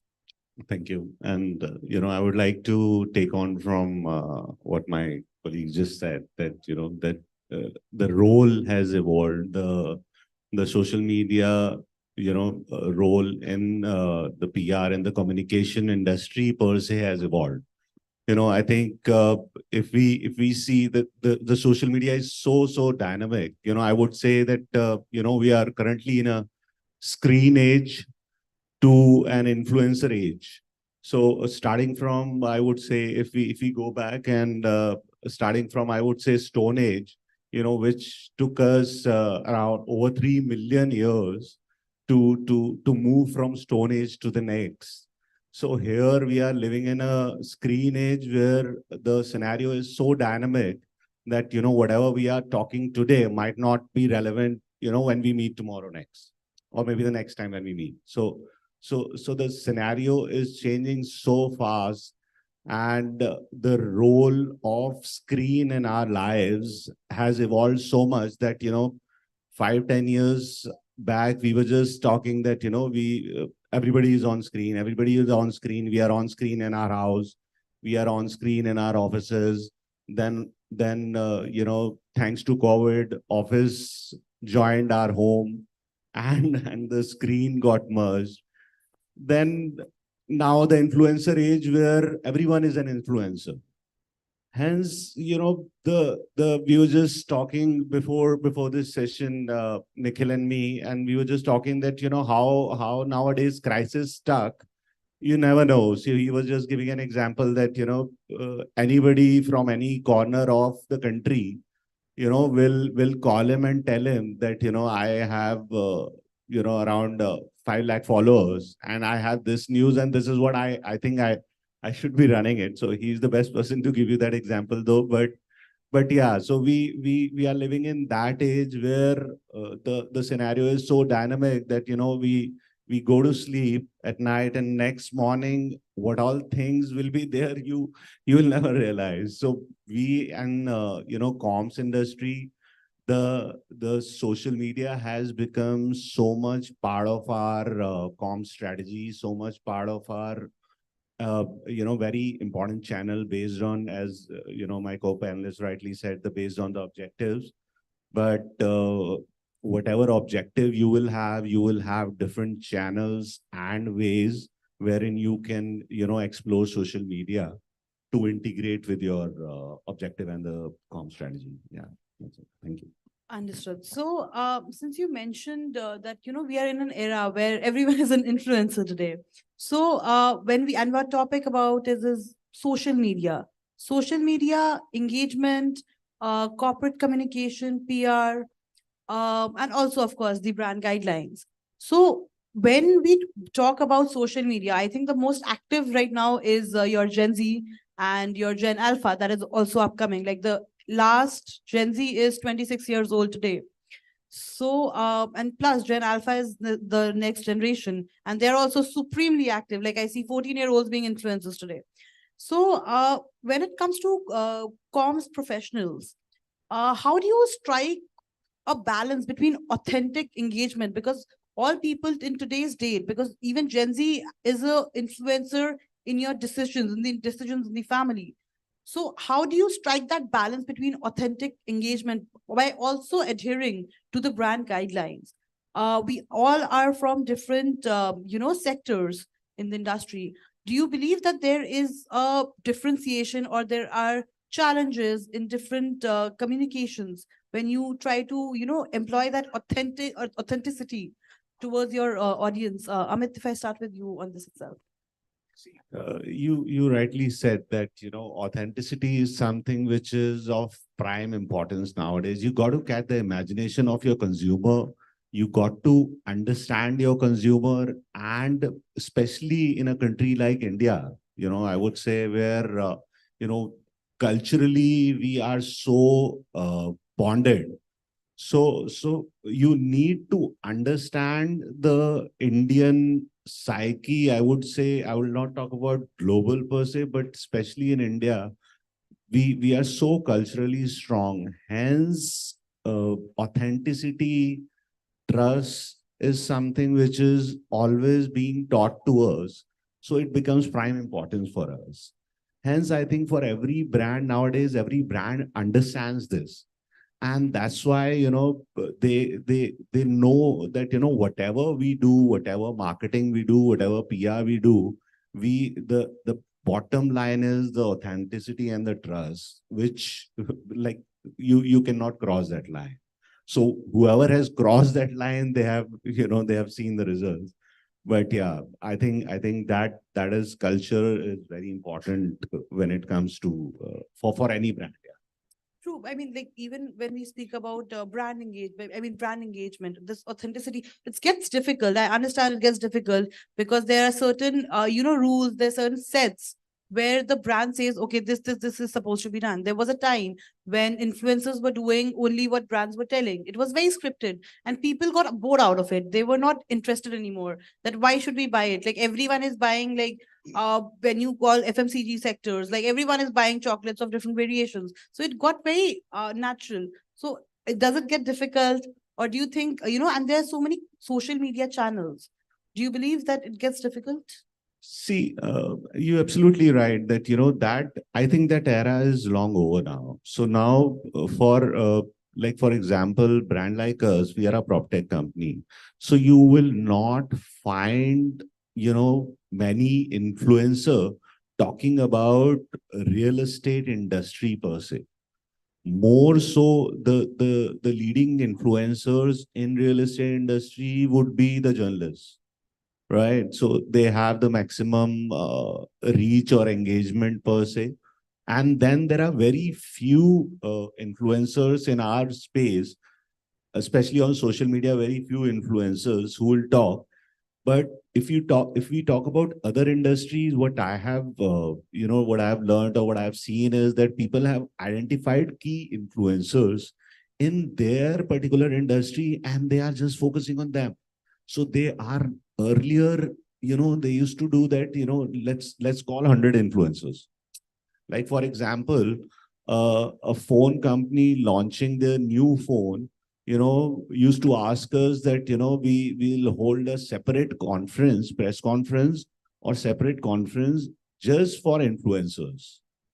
But now the thing has changed. Now the scenario has changed. I'm talking about 6-8 years back. But in last 3-4 years, the scenario of influencers has changed. So now they'll only call influencers who are well connected, who are authentic, who will have some bent toward their brand, or they will do just a blanket agreement with some key influencers, and they'll tell them that, you can only in this space, you can only work with us. So I think you're right that the scenario has changed drastically. Got it. Sonal, similarly, like again, when we talk about today's generation, when we talk about Gen Z, they are a very strong driving force. Authenticity is, again, they should be able to relate to what they're seeing. They want to, be a part of it, be empathetic towards it. And with so many social media channels, and they are spread across all channels, not only Gen Z, be it Gen Y, Gen X, Twitter is there, Instagram is there, Facebook is there. Now WhatsApp has also somehow become a medium. And our new social media threads has also come up. Do you think it becomes difficult to, communicate that message across various channels when it comes to, having that authentic engagement towards them? Because social media is, of course, somewhere people can, respond. It's very direct conversation that is happening.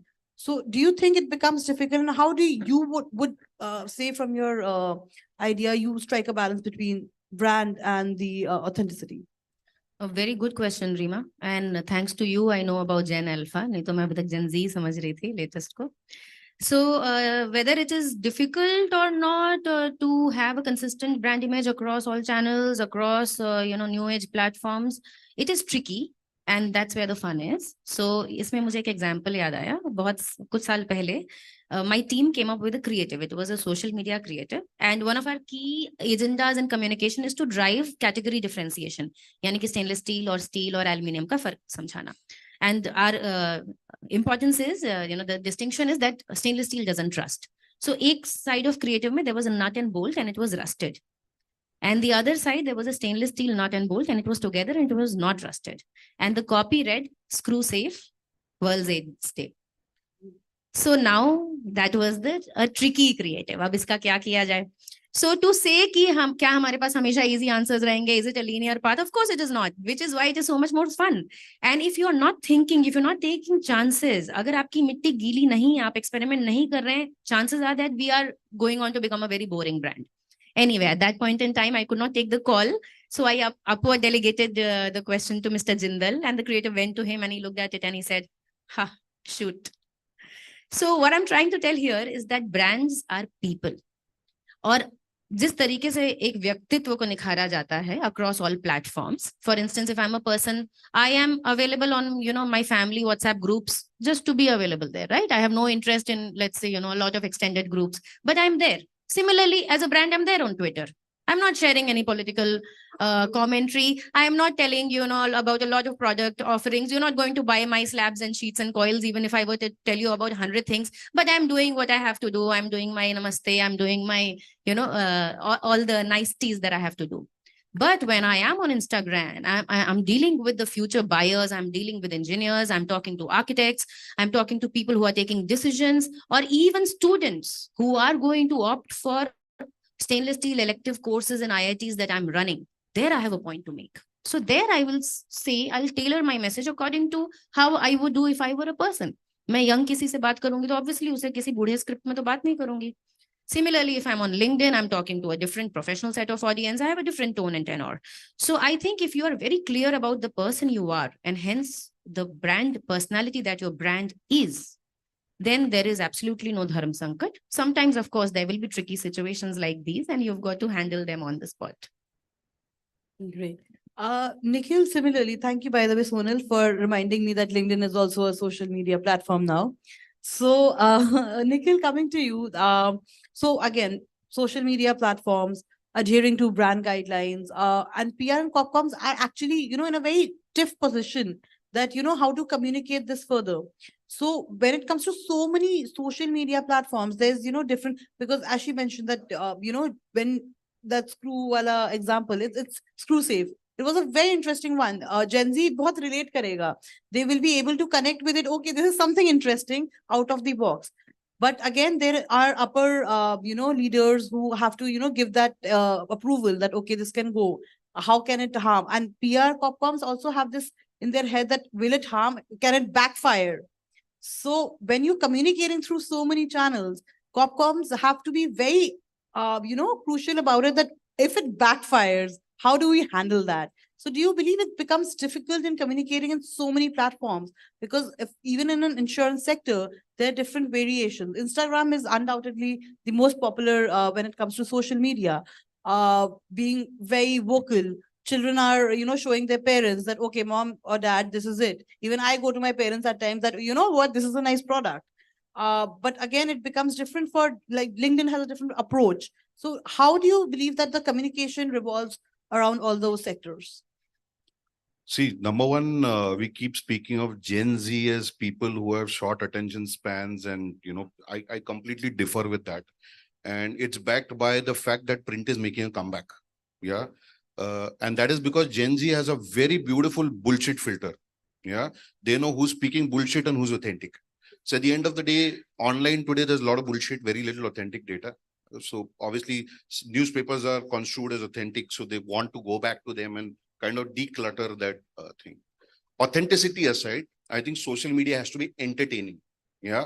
Look at a reel, look at a Facebook video. What do you need to do to see the next one? Just scroll and see the next one.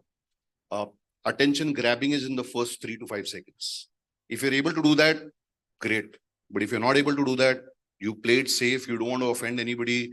You want to be sensible all the time, which we as PR folks always have the mandate to be. You're not experimenting. So which means you will fail on social. Then it's just a tick mark that, hey, I have put out a happy Diwali post to everybody around and be happy with the fact that I got X amount of engagement on it and, kumbaya. And at the end of the day, I might put out a nice little product, and say that click here to know more and I get clicks out of it and I show those metrics in a nice presentation. But you want to be entertaining. I mean, what's your brand personality is what you need to capture. Like Amul sells butter. But when I talk about Amul, what is the first thing that comes to your mind? Is there commentary on political issues or issues within the country, on hoardings, on social media? It's got nothing to do with butter. It's got nothing to do with the cooperative or the philosophy of Amul. They want themselves to be fun from a marketing standpoint so that when you think of something fun, you're like, hey, what's the new Amul creative like? Yeah, you want to understand what's the new Zomato social media post like, for example. It's because it has pure entertainment value. But don't differentiate people who are looking at these two contents as separate. I go to a newspaper not for entertainment. I go there for facts. I go there for authenticity. I don't always go to social media to understand what's authentic there. I just go for entertainment. Creative, nice, good stuff. And somewhere at the back of the mind there's a brand recall, and somewhere reading the authentic stuff, watching the fun stuff has my attention, interest, and the pyramid. I don't need to get into it. But somewhere back of the mind, recall is created, and that's how sale happens. Many times marketers and firms, folks forget that marketing is about creating demand.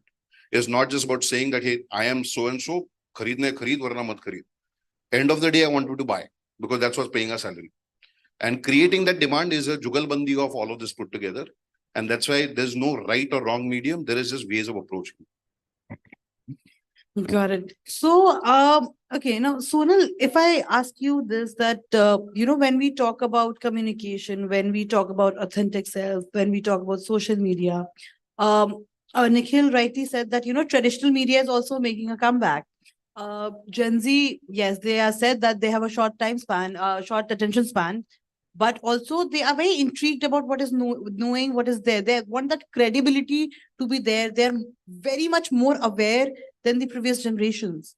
What challenges do you face when integrating social media strategies into your traditional PR strategies? That thought, because of course that traditional PR strategies were what we came up with initially, and though they still have relevance, but again they need to be continuously evolved. They're continuously evolved. The communication is continuously evolving to connect with all of them. Since we are all from the different sectors as well, do you feel it becomes like for some sectors it's easy, for some sectors it's difficult? Is it more challenging for some sectors? Yeah, so you actually made my answer easy by mentioning the sector filter. So if you are in a B2B sector like we are, and prior to that, I was in a retail company. So I've seen the difference between being in a B2C sector and working in a B2B sector. What's very hard to do is get people's interest on social media. So after years of trying, frankly, to capture, for instance, in Instagram engagement rates, LinkedIn engagement rates were always, going through the roof for us. But Instagram, Facebook engagement rates, surprisingly, because it is now a 45+ platform, were always very high for us. It was only in Insta that we suffered. And when we started sharing BTS videos, and I was not expecting that people, how we make, how we pour, hot metal into the ladle, and how chromium is added and how nickel is added at the refining stage. Those kind of videos started getting amazing amount of traction. And before then, we were showing our products, we were showing our people, we were showing culture, awards, absolutely no interest there. So what, other than, of course, entertainment, which has to be, so these videos are entertaining, they're very satisfying to see. There's also information that Gen Z is after. They just want to know everything of everything. So we started giving out that information. However, if I were to prove the efficacy of this entire game plan to my management, that remains a challenge because it's a B2B sector where it will not convert into buying action. That is the missing link between B2B and B2C. In a B2C, you always have a, shop now button or lead to button. There is a conversion.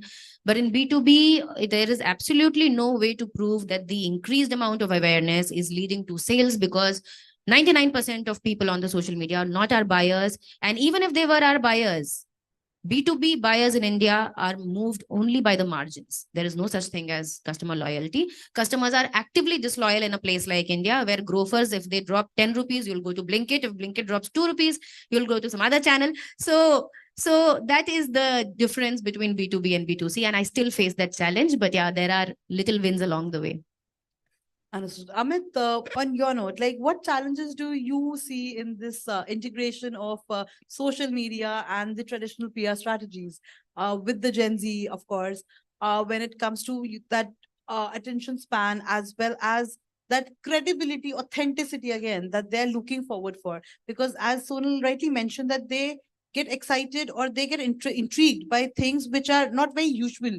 The BTS videos, how, very simple things, but that can, have grab their attention. And short videos, of course, work brilliantly. So what are the challenges that you feel are there? See, I think that the times have changed. Nowadays, the thing is that the generation nowadays, they tend to follow the trend. Following the trend has become very important. So even if something which is not authentic, goes viral, and something like the recent changes which we are seeing in the social media, be it deep fake, somebody like Sachin Tendulkar has to come out and give a statement for a deep fake video. So I mean, this is alarming for us. Hence, it becomes very important that we need to understand the authenticity of the individual or the organization, because earlier when in our MBA days we were taught that media is one of the pillar of democracy for our country, and I would say that remains. So people need to understand that it remains there. Hence, the lot of authenticity comes from there. So for a news consumption, obviously you have a pillar, but for other, you don't have any guidelines, you don't have any benchmark. But still, it's very important to before you share, before you reshare, or before you forward, it becomes very important that you become responsible yourself. So I think that is something which is very important. Got it. Nikhil, your thoughts on the shortcomings and challenges that you face, because naturally you have been in the industry for a very long time. You have seen the industry evolving as well, the requirements changing. So what are the challenges that you face with the social media integration today? Because of course, you mentioned that, short videos work. So what other challenges do you face when it comes to, integrating those traditional PR strategies and coming into play in today's date? I think we spoke about it, Amit. I think it's customer complaints. I think, for example, I think Twitter is nothing but a complaint box. I mean, if you want shit done, write on Twitter, brand will respond. And double-edged sword, as they call it, or a double-edged razor blade, if I may. But it is, people will just write crap about you, which is factual, non-factual. And worst part is some people who have not had their claim paid, for example, will join the party. And God forbid you have insured some celebrity and they happen to not get their claim on time, for whatever reason. God save you, because the metrics will hit the roof. You'll have millions of views, millions of shares, everybody hooting you and, saying that, the bullshit brand and all of that. So that is one disadvantage, clearly. If you mess up, or even if you don't, people can take perception to the next level, and negative is something that really hits you hard. So it's a game that you need to play. If played well, it can pay rich dividends. So managing that space well is ORM, as we call it, organizational reputation management, is very, very crucial. You can no longer say that, we will come back to you, please DM us and all of that. Of course, a lot of brands try to take the conversation offline. But ensuring that once you solve the issue, the said person has deleted the tweet or deleted the post, write something positive about you, has importance, because at the end of the day, you don't want people talking negative about you. So I think that's number one, one of the biggest challenges. Number two, obviously, cultural sensitivities, nuances. So in the spirit of entertainment, you don't want to hurt somebody's sentiments. A lot of us tend to have Hindi specific content and names for campaigns, we very seldom think how they'll be taken in south of India. We have English campaigns and we are trying to hit Bharat or semi-urban rural India. How does that all play out is something which is a challenge, because you're addressing a mass audience without the segmentation that you might get, say, if you want to hit publications in certain areas. I think that's these two really stand out for me. Last but not the least, and we discussed about it, a lot of our managements today, including our MD CEOs, are in their own right influencers. A lot of people write stuff about the organization tagging these folks. Their reputation is linked to the organization's reputation. Handling their social media well is now become almost an integral part of either the digital marketing or the PR fraternity of that or PR department of that organization. So these are challenges that are a challenge per se, but they need to be managed well. If you play that game well, there's a lot of engagement to be had, a lot of rich, authentic customers who can be onboarded almost from social. So yeah, trust can be built. Got it. So, Nikhil, I'll be coming back to you only. So, since you have mentioned that, there are MD CEOs, their image is also linked with it. And when we talk about PR and corporate communication, there are a lot of internal teams that, you have to indulge with. A lot of people, I'm still sure in today's day, do not exactly understand. Even I think apart from PRs, no one understands what exactly a PR does, to be very honest on that. Because there are various layers to it, from content to seeing what is going on to the crisis to handling it later. So how do you manage those? And PRs work very closely with the marketing teams. And when that comes into play, there is a new trend that is leveraging data analytics. So when you leverage your data in order, to make informed decisions and also make PR campaigns, what is the success and what is the impact of those PR campaigns by leveraging data and the internal team altogether? Okay, again, it comes to objective and what you're trying to put out. Honestly, any PR person worth their salt here will say any coverage is good coverage. Bhai tu chhap is what we say. Ki bhaiya tu viewer badha, tu reader badha, tu MAV badha, whatever metrics you want to call it, we want it. Obviously, relevant TG, bigger publication, more authentic journalists writing about you, writing positive about you, positive share of voice. These are metrics that matter. And obviously, you try and target those journalists that have a higher share of voice for you, because at the end of the day, apne appraisal mein dikhana hai ki we are number 1, number 2, number 3 in our space. As long as you're able to do that, I think that's how you use data for better understanding. Obviously, there are agencies that give you more insights into, the age groups, the cities, people are responding with you. I think corroborating that data with the number of customers you have, what is the, what is the demography of your customers, marrying the two. Okay, if you want to hit a different demographic. So for example, I said semi-urban rural India. Can I go more, multilingual? Can I go more local? I think we were discussing now there is a new breed of news called WhatsApp news. Every city has a WhatsApp news channel. And they can be damaging for you and good for you as well. So, well, you don't need to reach out to the biggest publications. Sometimes going hyper local can help as well. And I think that's how you leverage data. But again, depends on where you want to go, what you want to do. As for internal, you said you need to know. I think any PR person needs to know their business model inside out. If you don't understand your business model, you are basically going to be a glorified mail forwarder. Yahan se mail karke wahan de diya, wahan se leke yahan de diya. So you need to be able to be the first line of defense for your company. And when you're the first line of defense, you need to know your product, your services, your tats, your everything. And I think that is where a lot of PR folks tend to not know it and, run around in confusion. Know your industry, know the metrics, know what your brand stands for. And I think if you're able to do that, then you're able to give a good, I would say, rapport back to media. You're able to respond to things better. You're able to handle queries, and of course, create a category, because a lot of insurers are, journalists are clueless about insurance. Telling them what it means, what it could stand for. Hey, you want to know more? Let me connect you to somebody. But the first thing you say is, oh, 1 second, mujhe kuch nahi pata, kisi aur se baat kariye. That kills your authenticity, and in the long run, you will not come back to you. You'll go somewhere else. So I think that's crucial as well. Got it. Amit, on the same note, like, how do you leverage these data analytic tools? Like, of course, we are speaking about social media. And when we are talking about the success and impact, it is much more quicker in on social media, you can see the views, that what are the views that is happening, how many people are commenting, liking, sharing. So how do you engage with those audience, and how do you leverage those data? Okay, that this is the target audience, as you mentioned, that sometimes even localize hyper local going, it works. So, and now brands are trying to reach out to tier 2, tier 3 cities as well to expand. So how do you leverage those data in order to reach them?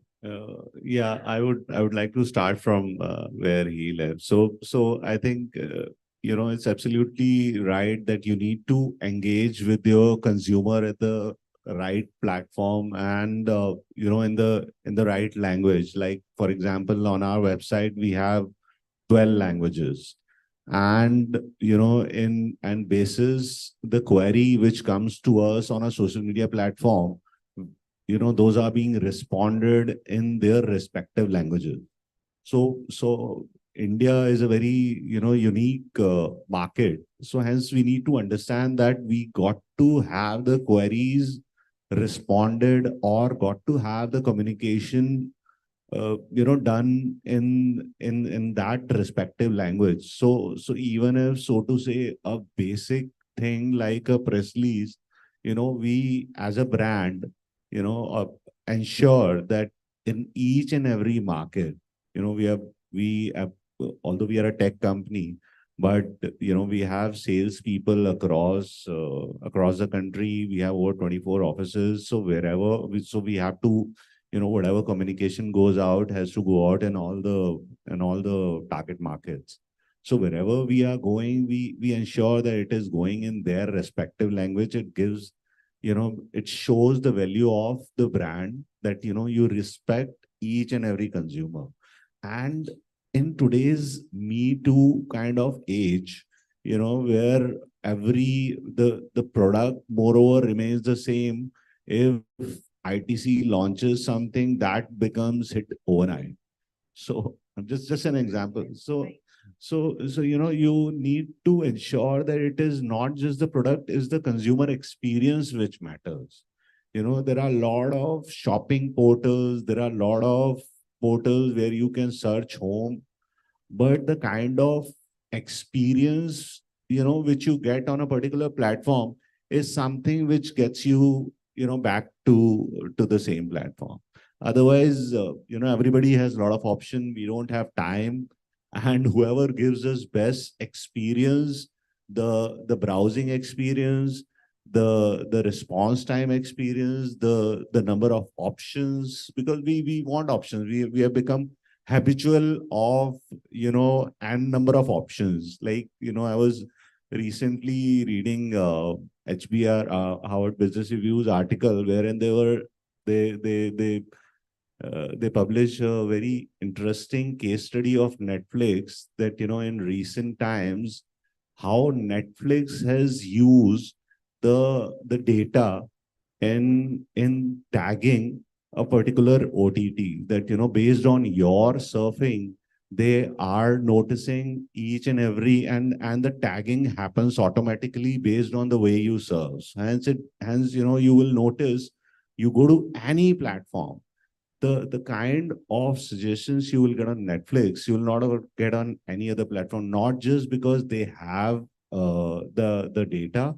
It is also because they really work hard on data. And the same way, you come on housing.com, the kind of experience you get over there is something it's hard to get on any other platform. I don't want to sell my platform, but it's just that since we are number one, so yeah. No, fair enough. I think experience is something I think everyone is wanting in today's day. So that is, I think, one of the crucial aspects that people are looking forward for. Sonal, your thoughts, because you are in the B2B industry majorly. So what are your thoughts? Like, how do you leverage it? How do you are able to connect with that social media, entire algorithm? Social media algorithm is used largely to measure social media performance of how our information and awareness campaigns doing. But I'll come more to what Nikhil said, and I totally second what he said. If you do not know your data well enough, in fact, I think after the managing director of the company, there has to be someone who's the focal data point giver of the company. In fact, I happen to know the workforce count of the company better than my own HR. And if that is not the expertise that with which we are going out to media, to our stakeholders, to the shareholders, then there is a problem. So it is the PR or the comms head who has to be aware of the data that is within the company. And as far as data points of the organization are concerned, they are great story points. I mean, we are the people who have nose for news. We are the journalists inside the company. We know how to make one rake story as one big story in Hisar, because there's a first rake that's going from Hisar to Satrod or whatever. So churning that data, making it interesting, making it saleable to set different sets of audience, that's the role. And another thing is for PR, I was telling you how social media does not, cut ice with my management for budgets. But for PR, it is very easy, because we do one effective release and next day we see our share prices going up. And then Mr. Jindal is a happy man. So yeah, so there is data for success as well. Lovely. So we are almost done. However, I would like to know one thing from all of you, that is, since we are talking about the PR and Corpcom industry, it is something of my personal interest as well. So any words of wisdom or any advice you would like to give of to the few, to the people out here, that what has changed and why PR should be the one, that a profession that you should go for. Nikhil, if I start with you. I think it's one of those exciting professions. You will never ever be short of excitement. Whether it's a positive excitement or negative excitement is something that is coin toss. Many times it's negative excitement with crisis, but positive excitement bahut sara hai, because companies that are doing well will keep coming out with new stuff, would want to create a category, broaden it, put out stuff, put out content, write loads and tons of content. To Sonal's point, churn tons of data to create content. And I think it's exciting. Because content forms are changing, short forms are coming up, listicles are coming up, and it's a test of your skill as to how you can put the relevant content out, and obviously put the relevant content to the relevant journalists or media. I think that's. Please join the PR if you are not joined, especially student folks. They Do should join it. actually Yeah. come and figure out. Sonal. So just imagine yourself as the Chanakya of the organization. Sorry, but I really like that Chanakya of the organization. Yeah, so it is Chanakya Niti. You are the person who's deciding to a great extent, seeing what your competitors are doing, which is the road you must take. You are the people also counseling your management most of the times without appearing as a counselor, because you are, because the owners are finally and the MD is the leader. But yes, you are counseling them as to what the voice of the organization has to be, how sentiments have to be handled, how empathy has to be inbuilt into the system, and how internal communication also has to be done. Also communicating to your own employees, and also what the basically the content pillars, the listicles, everything. What all are going to be your ways and methods to communicate? If you are a person who's vigilant like Chanakya, you will get it all. So that is the stature of yourself. So I'll go with what Anuj sir said. Yes, you are in the most interesting profession, and yes, you deserve 3 times the salary that you currently get. Amit, your last thoughts on this? That's great. So yeah, all the time's up. I'll just want to add up to what my colleague just said. And in addition to that, I would say that it's a profession wherein you get an opportunity to understand varied business model to the core, to the bottom of it. As she just said that we as a comms department, we are the people who have all the numbers, who have all the understanding of the organization where we are headed to. In addition to that, I think it's also a profession which gives you an opportunity to build relationships, internal and external, which you don't get in a lot of professions. Yeah. Lovely. Lovely. Thank you so much, you. Amit, Sonal, Nikhil. Thank you so much for your time. And I hope you guys had a great time. I hope they had some great insights to it. I had a wonderful time. So thank you so much for being here. Pleasure. Thank you. Thank you, everyone. Thank you. Thank you so much to all our panelists. A picture, please. And also thank you so much, Rima, for going over time. But of course, for moderating that. Thank you. Second, put the onus on our moderators. That's the only budget I have. No, thank you. Thank you so much, sir. Thank you. Thank you. We've been listening since the morning, that since the inception, the field of PR has undergone this tremendous development. technology, the shifts, and also the demand of it has fueled this field's expansion and also development of it, of course. Now, experts are trying to use all sort of modern day gadgets, I would say, the resources, the technology to bring together and also to sort of deliver the very best of what they can in this sector. To talk about how to embrace such technologies and more, please join me in welcoming our next panelist on stage, Ajay Maharaj, Head, Corporate Communications and PR, Fortis Healthcare, Ina Chakravarti, Vice President, Communication, PR and CSR, Rodis, and this session will be moderated by Risham Sohail, Editorial Lead, BW Disrupt. So please welcome them to the stage, ladies and gentlemen. Thank you. Thank you, Mr. Malik. As Aditya was mentioning, AI has transformed operations across the sectors. It's not just about corporate communications or PR. All across the sectors, AI is nothing new. And the discussions all around AI, big data, ML, advanced technologies, ChatGPT is nothing new. How many of you would agree to this? AI is nothing new. A day before yesterday, Samsung has launched their latest phone. My colleague, Mr. Majumdar, was invited and he was there. The biggest takeaway was AI. The company has focused heavily on AI. They have inbuilt AI. So my point here is AI will take over across the sectors. So today we are here to discuss how the leaders in CorpCorp and PR would have to relook at their strategies, need to come up with their approaches that would complement AI and advanced technologies in a greater and efficient manner. To open the discussion, Ajay and Ina, what are some of the major transformations you've seen in last 1 to 2 years, or maybe more than that? Where has it all started from? Hi, good afternoon, everyone. So I think COVID has been the reason for the total transformation, what you see on the kind of technology change, the kind of digital transformation, what has happened. I think COVID is the main reason why this has happened, and it has happened so drastically, which was supposed to happen maybe in 10 years' time. We can see the transformation happening in 2 years. So I think COVID has been the major reason behind it. Just adding there, the way we are living our lives today, technology is embedded in every aspect of our lives. Absolutely. Earlier, when we used to talk about PR per se, we knew that the consumption, the media consumption, the frequency was just once a day.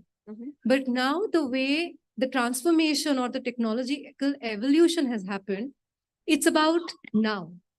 So strategies have to have technology embedded into it to ensure that we are talking to our customer target audiences as and when they want to hear us. It's not no more a monologue that we are communicating to them, or we're just sending out a message to them.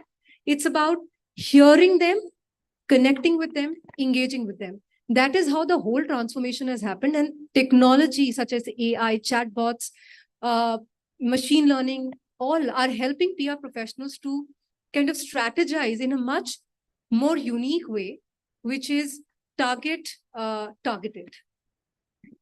get it, and I completely agree that we need to live by AI and with AI. Now, Ajay, in healthcare fraternity, doctors have been remained very, very skeptical with technology. How did you see the evolution of adopting technology, AI, now ChatGPT, or maybe many other advanced technologies? What are some of the strategies you are heavily working on? So like what I said, like COVID has been the key transformation for the digitization. So what had happened, like before the COVID, nobody was comfortable using this interface, like connecting on your Microsoft Teams or other platforms, Zoom and all that. And doctor always wanted a face-to-face interaction, and so did the patients. It's still there, but I think because of COVID, so doctors also adopted that pretty soon. And also, like, we all have worked from home. Everybody didn't have an option to go to work. So everybody's working from home. So how we adopted so well and so fast. And the technology which has been there kept on transforming and changing day by day and became more and more better. So I think that is very, very relevant from that perspective, how things have changed. And from the healthcare perspective, so I'm with the Fortis Healthcare.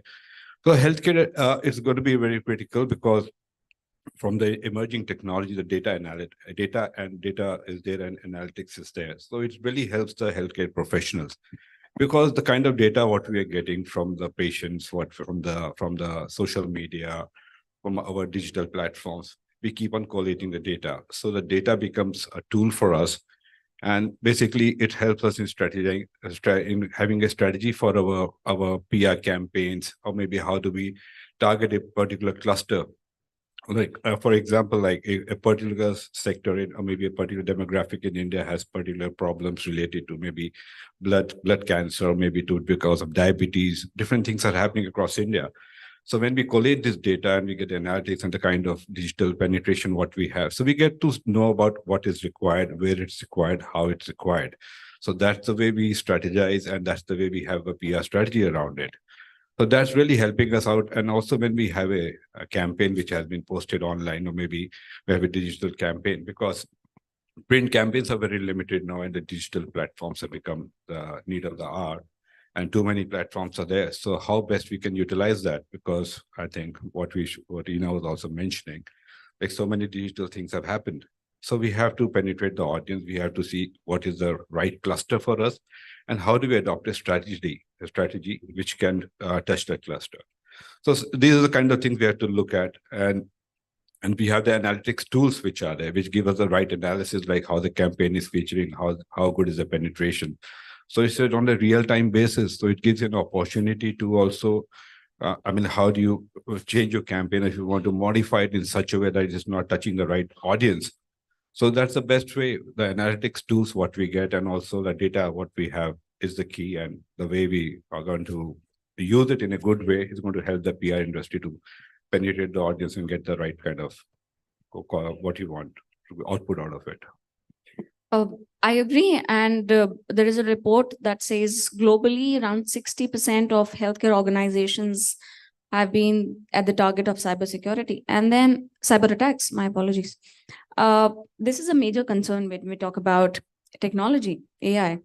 In the sector like yours, infra, it has been really not in the very mainstream of technology. It has been pretty secluded. How are you trying to incorporate technology in your sector? And apart from that, how do you look at cybersecurity angle in that? Well, honestly speaking, infra is primarily a very conservative sector when we talk about communications and PR.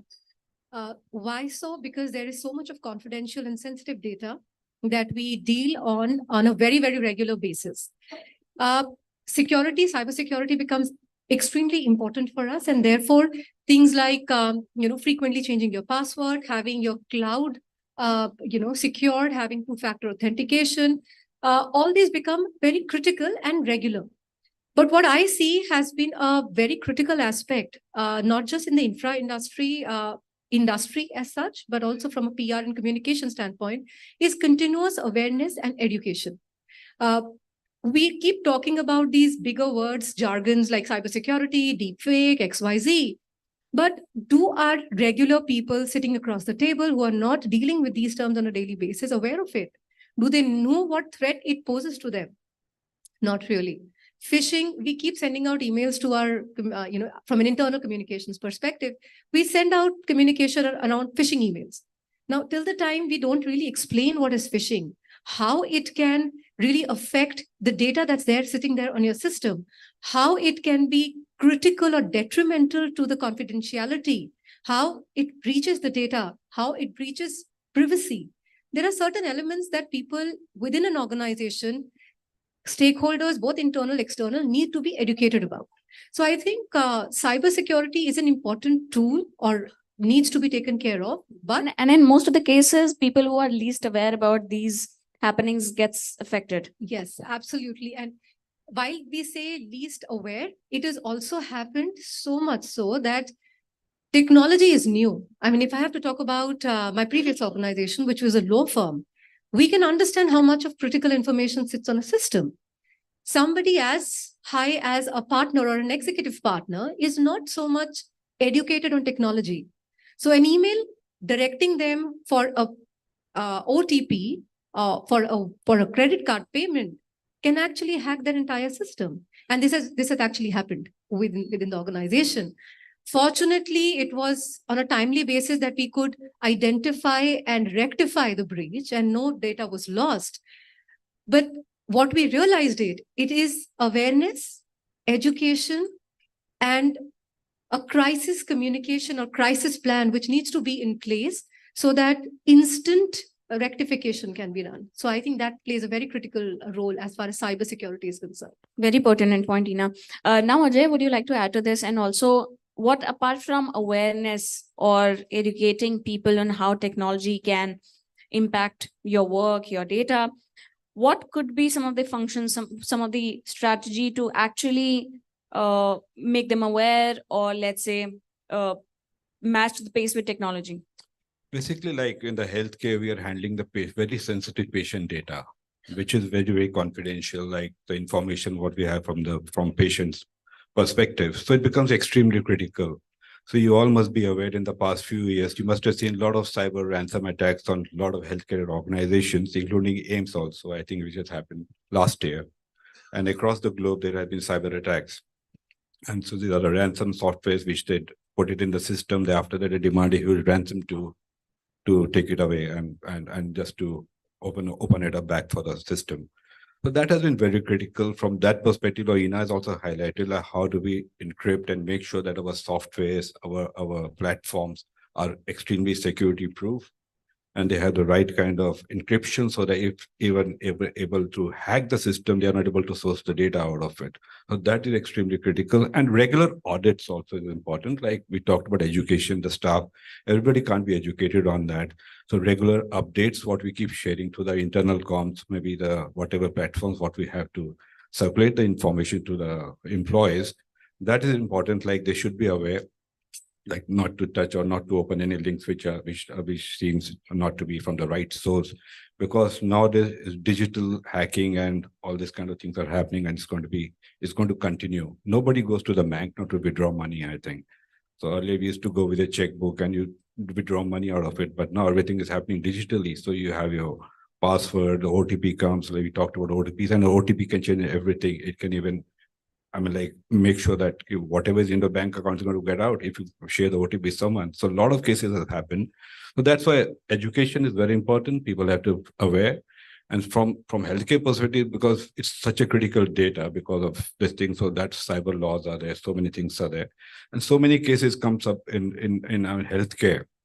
Like so many deep fakes are there. So people keep talking about it. So a lot of say that we have, like, I'll tell you, there were many cases where people talk about kidney donations. So there are websites from which says Fortis Hospital, and they have, please donate your kidney. We give you $300,000, $400,000. So these kind of things. So for that, they want an initial deposit of maybe $500, and people pay. And they reach out to us that this has happened, this is a website, and doctors ask for a kidney. They are willing to pay us $3,000 or $5,000. Maybe it comes out in some lakhs and crores what they offer to the people who get into that. So all these things are happening, and people get into it. So we have to be very vigilant whenever it comes to us, comes to our knowledge. Our social media, SEO teams are into action to keep on looking at it, if any kind of sensitive information which is there. So we keep on complaining to cyber cell also, which is very active. And so we have to be very careful, and training, and that is important. So regular audits and awareness are two important things. Apart from that, in today's age, we talk about real-time customer engagement, customer experience.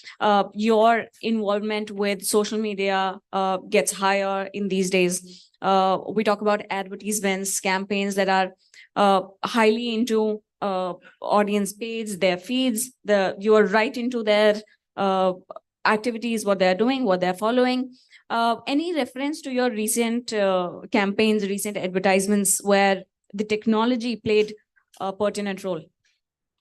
Well, absolutely. I won't talk about any specific campaign right now because nothing very, very, latest per se. But I would say that given that we have so many technology and analytic tools, data-driven PR or data-driven marketing has become the norm. It gives us real-time, customer preferences, insights, behavior trends, which helps us really, create our strategies in a way that we are directly engaging with them. Now, like I was saying earlier, it is about consuming communication, messaging now, here. And that's what chatbots have done for us.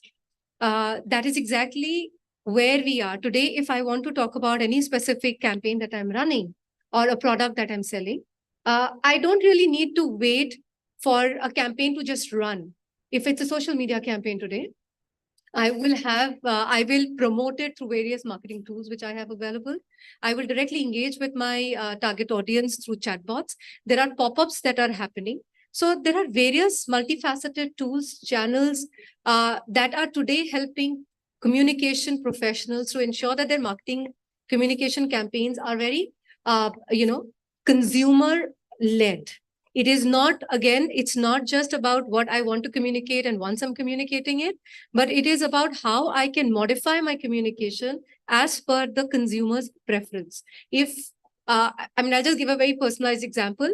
Today, we all know that, if we are scrolling through the reels and the advertisements that we see on any of the social media channels, they actually track us to the next social media channel. If I'm talking to you right now about, say, oh, I need to really buy leather shoes, the next thing that you'll see on the pop-up in your social media feed is an advertisement for that. So that is how communication, advertising, marketing has adapted to the requirements, and it's all just a click away. So that is making a consumer lazy, and it is also spoiling them for choices. I 100% agree. I was talking to my mother about losing weight. And next moment I opened my Insta feed, I saw the Plix Air apple cider vinegar. So yeah, that goes with it. And you whenever talk about maybe pickles, maybe toothpaste, any other makeup product, you see many other brands ads popping up on your feeds. Ajay, in your opinion, how do you see this evolve in next 2 to 3 years? How do you see the functions of PR or corporate communications would evolve with technology?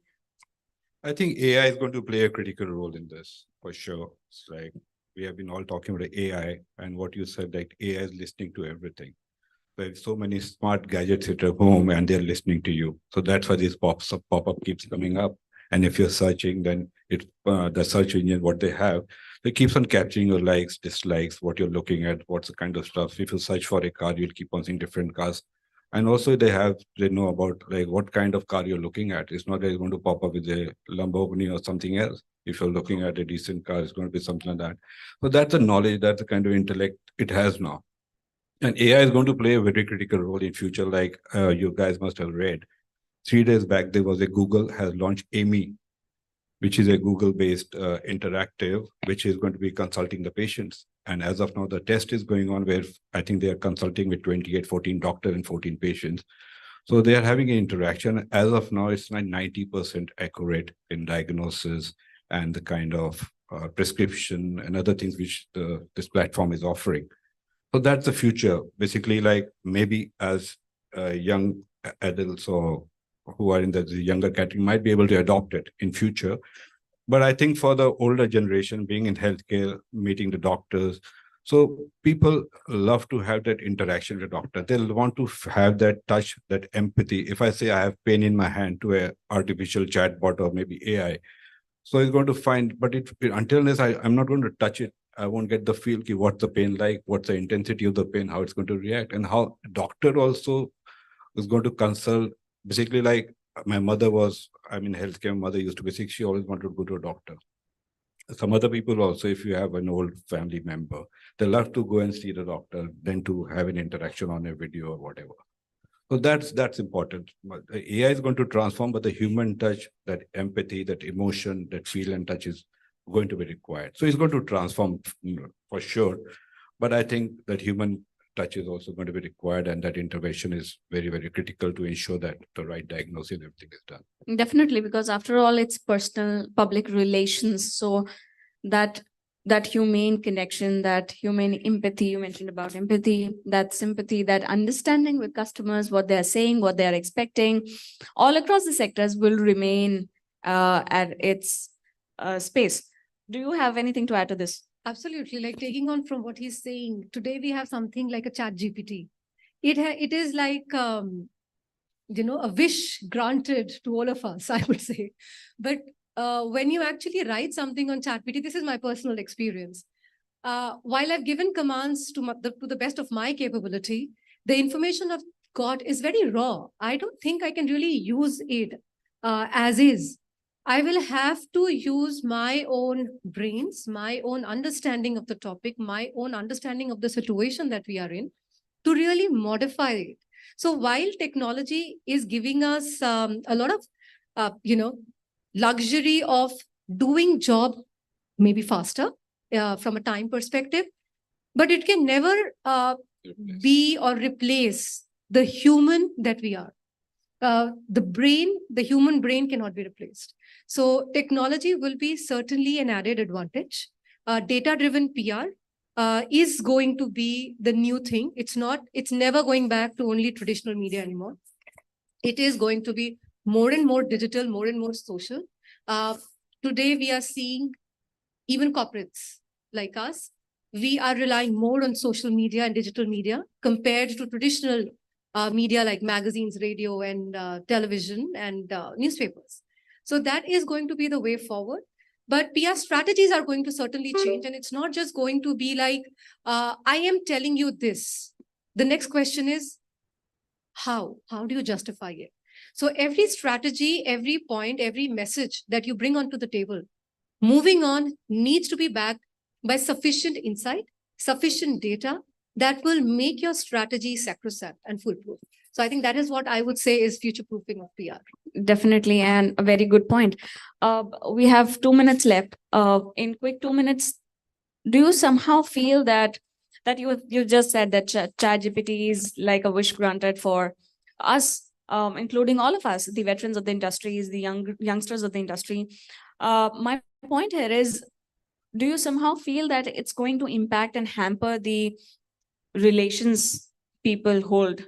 Technology can somehow hamper the relation people of this industry can somehow intervene between the relations you have.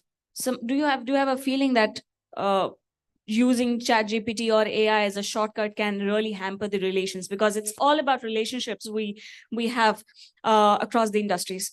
Your view on this? My view is like it's a good tool to use, but it'll make you dumber day by day. And the kind of knowledge what you have as an individual, when you learn something, when you get into it, that is required. And for us, it's fine. We're in a different age group, and some of the young people are also here. And for the kid, it's a problem. They have to understand what are the critical things and how they have to work around it, how they have to frame the sentences, or maybe they have to understand how they have to express something. It doesn't happen. So ChatGPT, you're going to just type something and give it an answer. So I think it's a fantastic tool to be used in a good way, but I think it should not be something which can be used for education purpose, because the kids have to get educated. They should have the right platform. So I think, in my view, it's fantastic to use these platforms, but at least you should have your own skill set and your own personal knowledge. We should be able to put you at the right, but like what Ina mentioned, like she's not able to use the content most of the time because ChatGPT won't understand your emotions. Like in a lot of cases, like when the Malaysian Airlines crash and other things, so that CEO was in very wrong English, he was communicating with the people, but people were connecting to it. It's not to be precise or has to be grammatically correct to say something. It's the connection, what matters. The connection matters, the kind of touch and the kind of emotions and the feelings which are there in the message, it matters quite a lot. Yeah, so like you said, public relations, it's relations. Absolutely. So when it comes to the brand image or the brand stability in what customers know about, let's say what customers know about Fortis or Rodis, we know that this is the customer and it has some trust with us. There is a connection between us. Technology can actually help it build that connection with customers. But what really matters is the relationship between the company and the customer. You were saying something. Yeah, that's what I'm saying. It's the relation. Through our communication, we are building relations, and relation can never only rely on technology. So even today, if we are sitting at home and say it's my daughter and me, if we are just scrolling on our pads, that's not relationship building. So similarly, it's for our target audience and our customers as well. If we are only using technology, we are not communicating. So that alone will not work. Technology is certainly an advantage, but we must know how to use that to our advantage and not just on technology. This should not take over the relationship building aspect of your profession, your career. Do not let it take over in what you do. This applies across the sectors. So this can be the good takeaway from this discussion. At this note, I want to conclude this. Thank you so much, Ina and Ajay, for joining this and making time for this. Thank you so much. Back to you, Malik. Thank you. Resham's only happy for the fact that she finished in time. Yeah. For a picture, please. Thank you so much. Aye.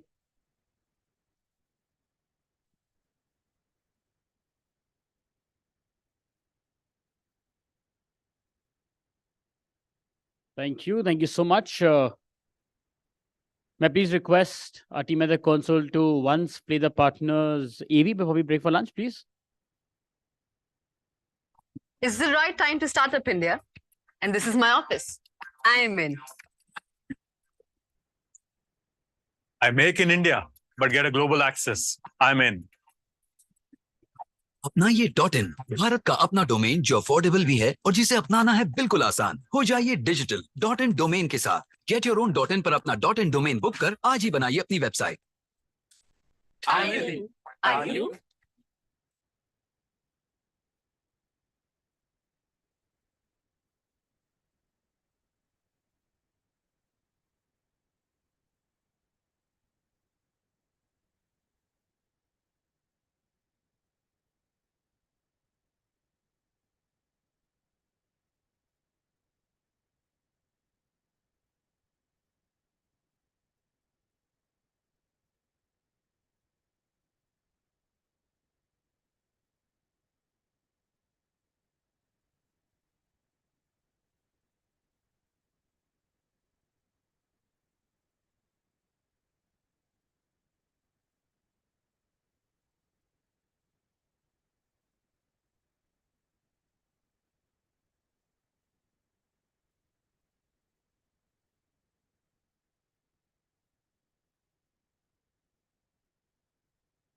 And मैं हमेशा यही कहता हूँ that from food for thought, it's now time for food for your stomachs. It's 1:20. We meet sharp here at 2 p.m. again to begin with the next panel discussion. Lunch is served right at the end of this hall. And for all our speakers, lunch is served outside. Thank you. See you at 2. Thank you.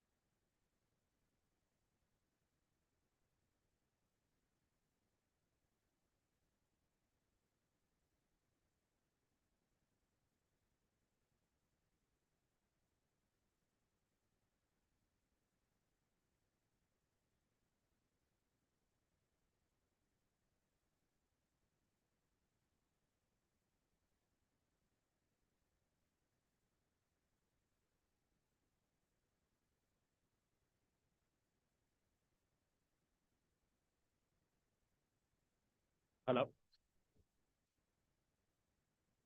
Welcome back, ladies and gentlemen. Continue. We have 5 more minutes and then we shall start with the next session. But guys, 5 minutes, huh? No, please. Please enjoy your lunch. 5 more minutes and we shall start with the next session. Thank you.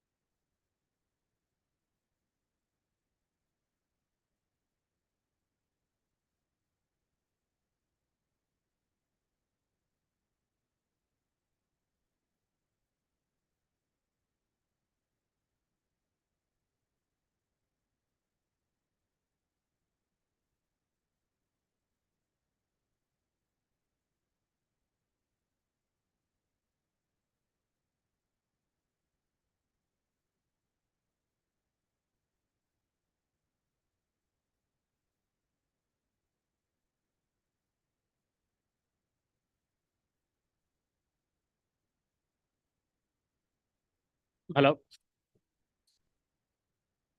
Thank you. Welcome back, everybody. First questions first. Had lunch? Who said yes? Definitely. So you had the best one, I believe. Here, had lunch, friends? Yes, no? Okay, lovely. Now, just to ask, in your industry or in your experience with this company that you're working with, the past, any, with your clients, etc., कभी आप में से कोई किसी crisis situation में फंसा है? In any sort of crisis, professional, just asking.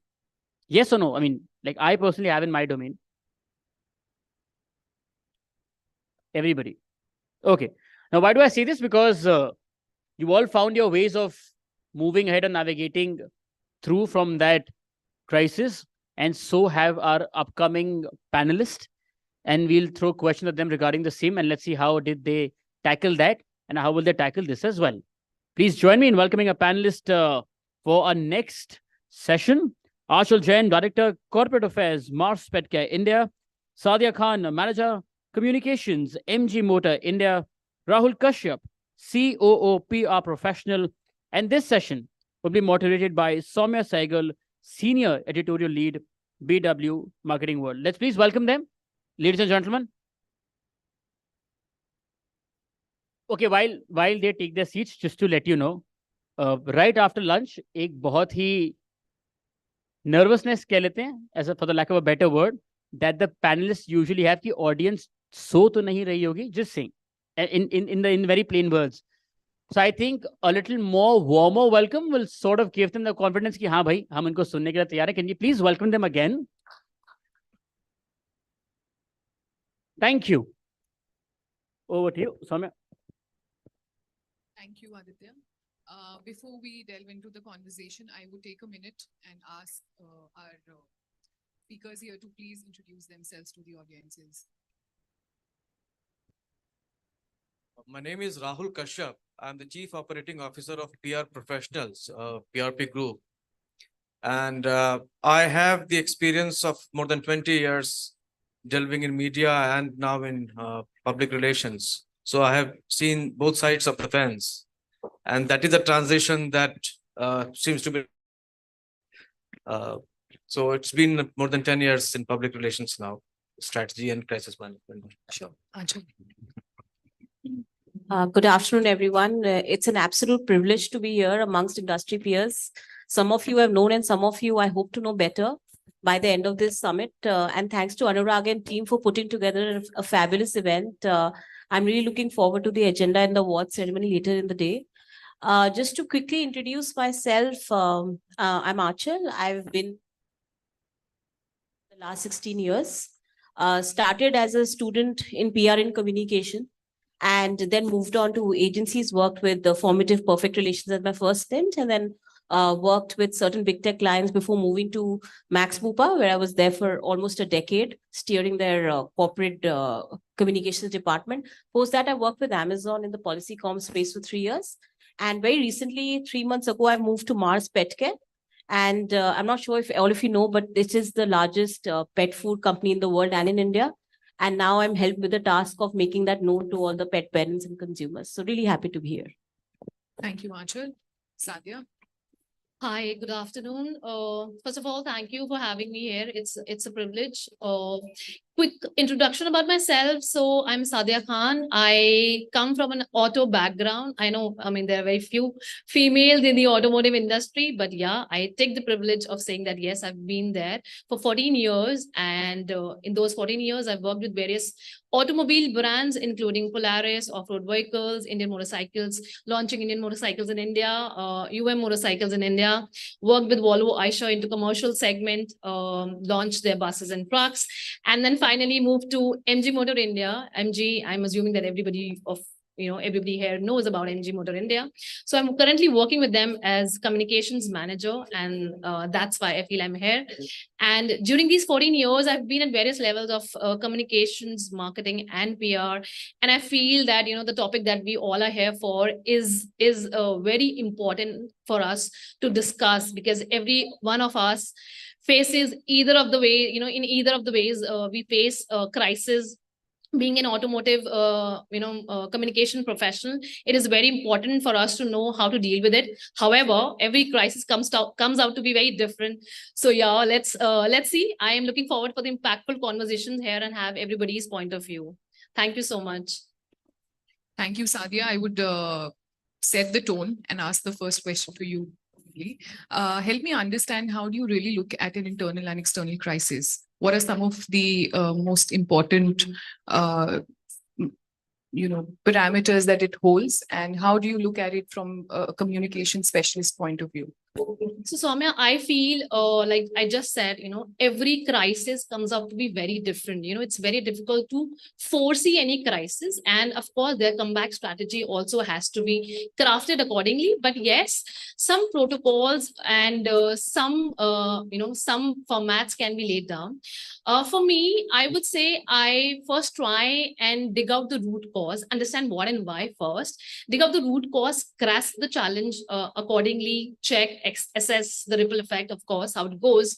Is it a blip or a wave? Is it going to stay for long, or it's going to sustain, and then plan the strategy accordingly. For example, in automotive sector, it's almost every day then some of the other crisis comes in. It can be anything related to some sort of miscommunications also. Sometimes products are not understood because of a lot of technology that comes in automobile these days. Sometimes some customer escalations do comes up, so there has to be a very different strategy. How do we tackle it? I can say basics would be, internally, you have to swiftly align your internal teams, respective teams that needs to be aligned. That includes product development, your quality control, your after sales team, if it's needed, or the relevant stakeholders, probably if it's dealer partner, and then your communications team. And the rapid response approach, I think, of course, plays an important role. And being transparent is what I feel is more important, because being transparent, doing the right communication, being more empathetic to the customer, if it has something to do with customers, and right way and right platform acts in your favor and brings resilience to the business. Sure. So Rahul and Achal, my next question is for you. We've seen significant changes in the business and communication landscape, and so in the nature of crisis. So do you also feel that there's been an overhauling in terms of crisis that used to hit us a couple of decades back and now? And also, are there any crisis situations that are perhaps more prevalent these days or frequently occurring these days? Take us through that from an agency point of view and a brand point of view. So I think Rahul can go first. Thank you. In fact, COVID only highlighted this, and I'm sure we'll be hearing more about this term. We are in a world now which deals with polycrisis. Correct. No single crisis is a standalone crisis. Yes. One has a consequence on the other, and therefore this is a situation of polycrisis that we are living in. And adapting to that and facing it, handling it, tackling it is therefore not an easy thing. Sure. One has to have a complete idea of the potential damage in the immediate term, and also the long-term damages a crisis can do.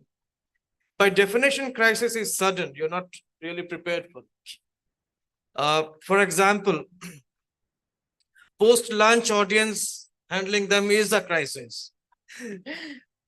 So this is a crisis that nobody wants to face. But here we are, the four of us, facing this. So it is difficult, especially crisis by definition, because you're unprepared for it.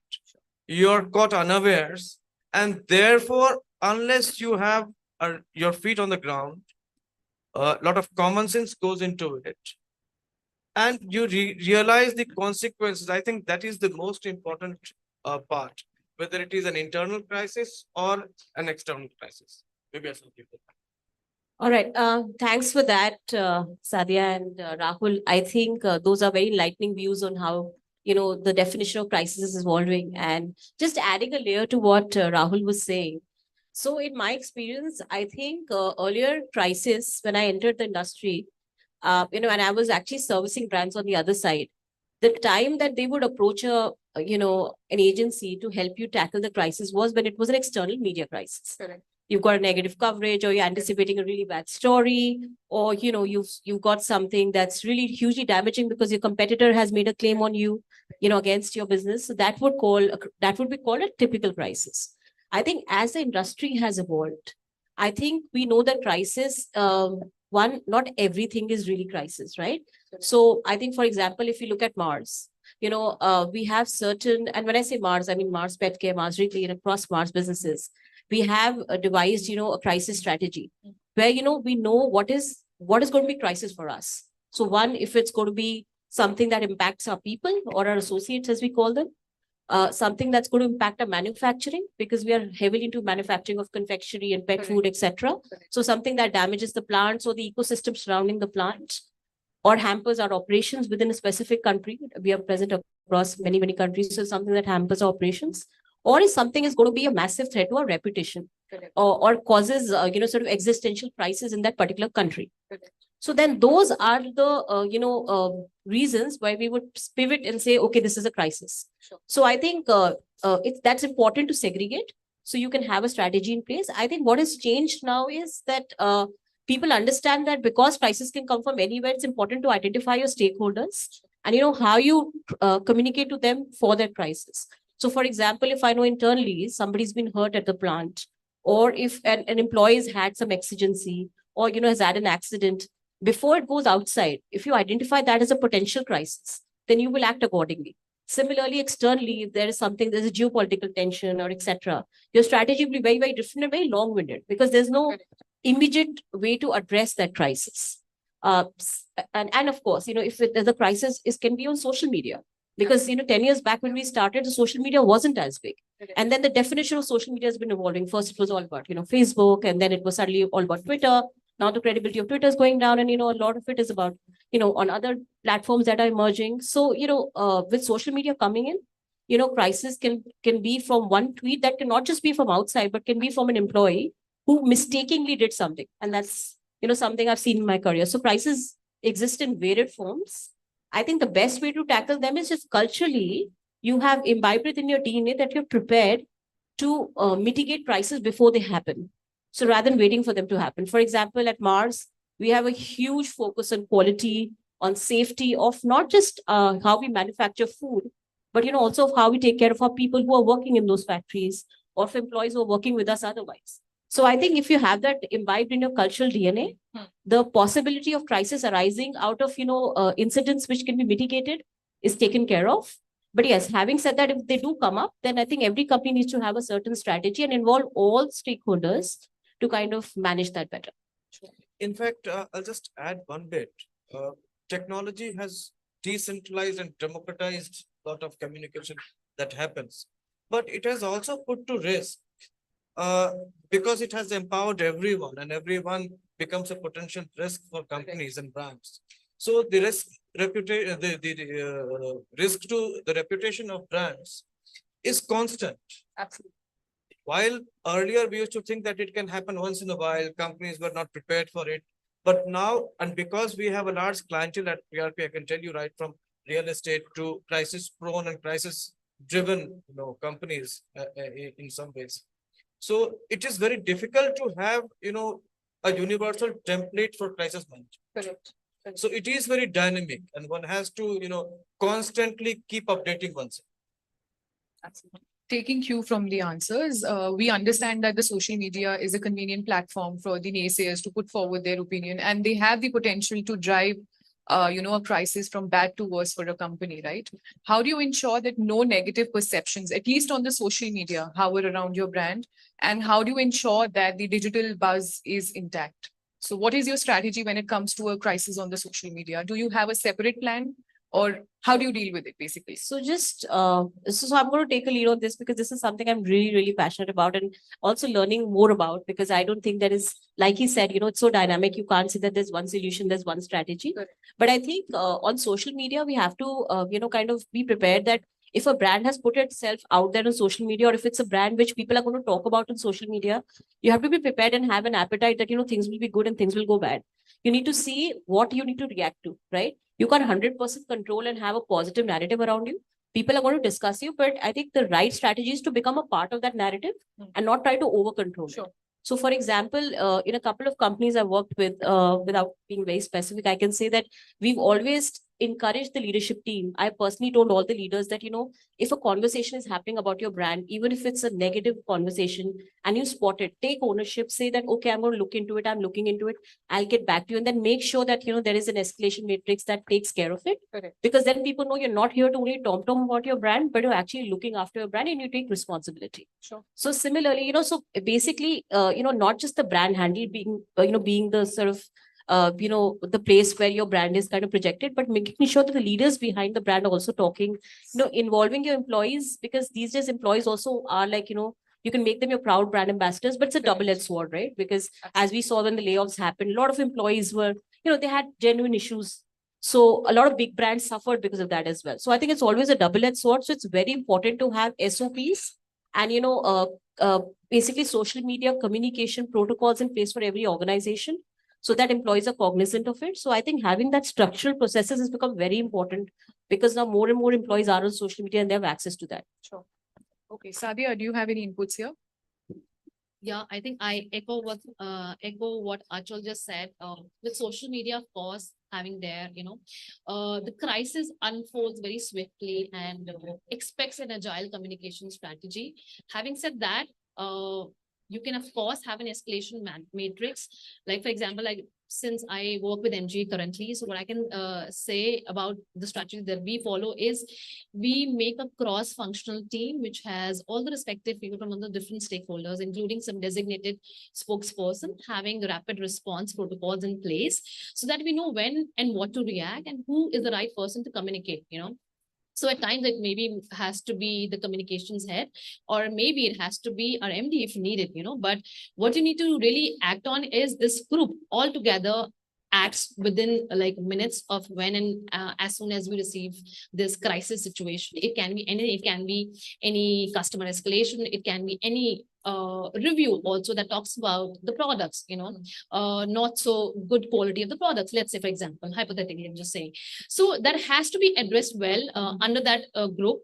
And we ideally have tackled, and the response ratio has been really good. So I can say that, it has really worked, because if you have all the relevant people in one group and acts, quick on it, I think really works in favor of the business also. And at the end brings more trust towards the brand, that you have been more transparent. You have shared everything very open-endedly, and you are just accepting that this has been the scenario, reaching out to the person directly on time. I think for me that really works well. Sure. Rahul, could you give us a sense of how, whenever there is an escalation of a crisis, the crisis reaches its tipping point, how do you, on the other end of the spectrum, representing a couple of brands, how do you, resurrect their image back? What is your contribution when a client of yours, when a crisis hits a client of yours, how do you look at it? See, for this, an agency brand understanding that trust is very important. That brand has to have a lot of faith in the agency and the kind of work that you have done. So if that trust is there, you can give really honest solutions to them. And most of the times I have seen they're willing to accept it. In terms of resurrecting the brand reputation, one thing is very important. Truth plays a very important role. So if there is transparency, if the stakeholders realize that there is truth and transparency in what we are communicating, that's very important. That helps a lot. So that is the first step in that direction. Secondly, there are number of positive things that the company has already done. And sometimes we ignore them. So coming out with those positive stories, placing them bravely before the media and other stakeholders, that we are here to stay and we are here to face every challenge together. So that trust again with the stakeholder becomes very important through those positive stories. Thirdly, in terms of business and reputation put together, I think it is important for the management to come out again, as I said, a very committed management who are willing to spend every penny and protect every penny of the shareholders. So that is very important. I think from a media perspective, from a business perspective, and from a reputation perspective, everything put together has to get into that strategy. And the strategy doesn't always have to be, something that gives you immediate benefits. So we'll have to make that distinction between immediate, midterm, and long-term benefits. This also reminds me asking you, how do you measure the more tangible KPIs like likes, shares, and comments? So that is relatively easy to calculate, right? But how do you actually look at the intangible ones? Brand value, loyalty. How do you act as an agency? How do you gauge those numbers? See, we also work in the field of political communication. Elections is a tangible matrix by itself. We do that. But I'm sure, reputation is something which is tangible and also not tangible at the same time. Correct. That is the most important part as an agency. Reputation protection is the first thing that we are entrusted with. I think the first step is to get into the share part and how the media coverage is there and what is the feedback. Social media now helps a lot in terms of the feedback from the stakeholders. Employees, as we all understand, they hold important voices when a crisis hits the company. This question is open to the three of you. Have you ever witnessed or encountered a situation where the employees shook hands with the management and eventually rescued the company out of that difficult time? Did you witness anything? Yeah, most certainly I did. So I think in my previous company, Amazon, I've seen that happen a couple of times where, a lot of employees have shown receptiveness. It's not been like a formal handshake or something of that sort, not strategic in that sense, but I think very organic, where, employees have seen that, somewhere the brand or the company that they're associated with is being seen in a wrong light. And, as responsible employees and, an informed set, they have tried to enlighten, the real facts and, bring to light what's happening in a very objective way. So I think that happens automatically, but I think, the thing is that if you make, like I said, you empower your employees to be your ambassadors, they'll automatically do that. For example, you see a lot of employees, resharing, their experiences when they complete work anniversary, saying, "Oh, come work with me," right? So that is when they become your advocates. So I think encourage them to constantly be your advocates is a long-term strategy that brands should invest in, because when something like this happens organically, you will see that, they'll go to, the brand's rescue. And, I think that is a far more believable sort of, like he said, ultimately you have to speak the truth. But when it comes to the people themselves from within the company, it's always good.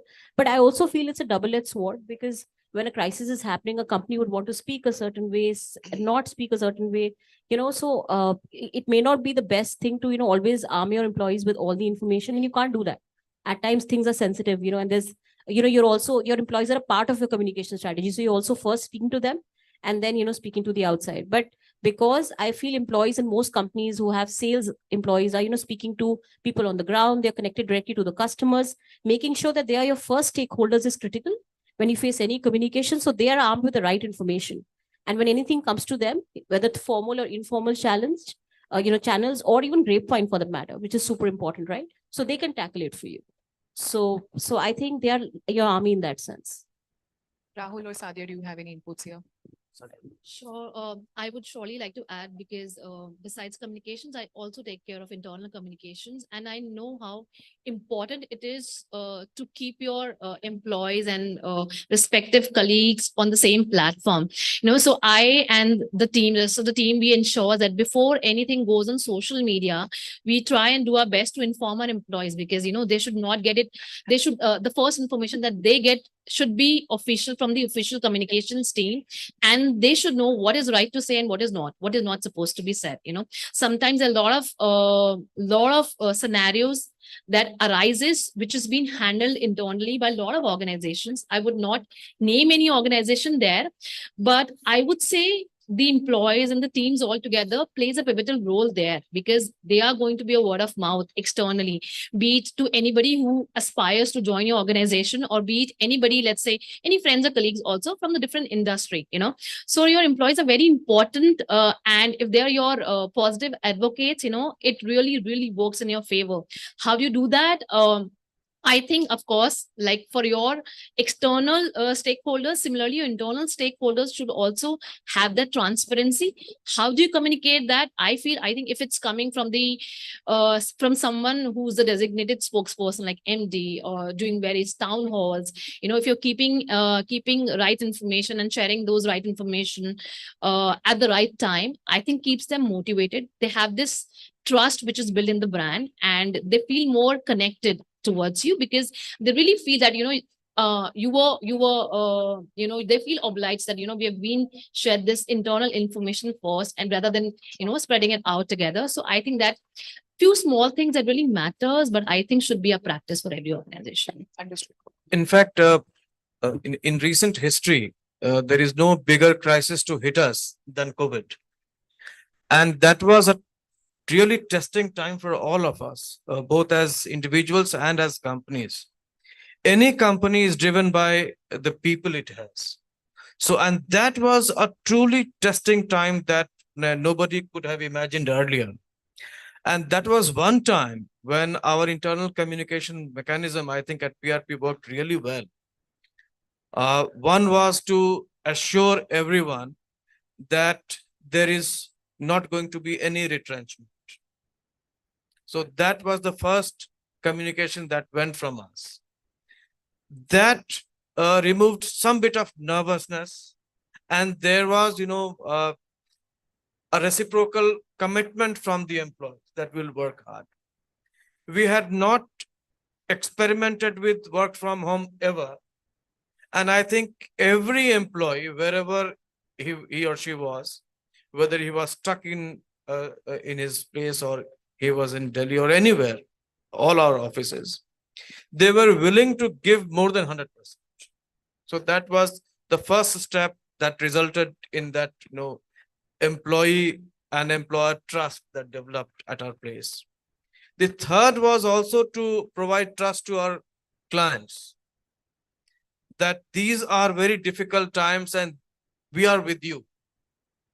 Whether your business is not doing well or it's doing well, we are with you in this moment of crisis. And that again, that ecosystem of trust that we were able to build internally as also externally helped our business really well. When we came out of pandemic, I think the reason why our business soared was we have 95% retention of our clients. There is hardly any, the attrition rate is low at our place. And COVID, we could utilize COVID as an opportunity of internal communication as also with client retention. So that is something that I always share as a learning. This is wonderful, sir. My next question is for the ladies. So we understand that not all crises come from the front door. There are instances or ideas that are silently affecting your consumers and which is causing churn. How often do you take your consumers' feedback? That's one. And were you able to spot any roadblocks ahead in time and you were actually able to work on them at a later stage?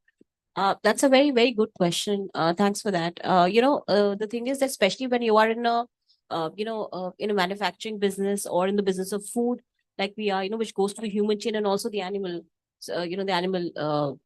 animals. So I think it's very, very important to constantly be very conscious of, following the right safety and quality standards. At Mars, we have these 5 principles. And if you look at our global annual scores of 20,000 associates or employees, I think 97% of them believe that we actually live by those principles. So they're not like words on the wall. And one of those principles is quality and responsibility. So it is a part of that principle that, we are constantly monitoring what is the food that's going out, what is the kind of packaging that we are following, is there any sort of contamination that's happening, any infestation that's happening? And, we take it very, very, very seriously. And I think that's the reason why, Mars has been able to build its legacy of over 100 years, because that runs in the DNA of the company and every company associate, who works here. So I think, yes, there are several protocols in place, not one, which I can pin down and say, okay, we do this.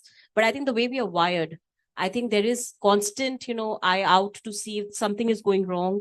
There are various processes, mechanisms at the manufacturing unit.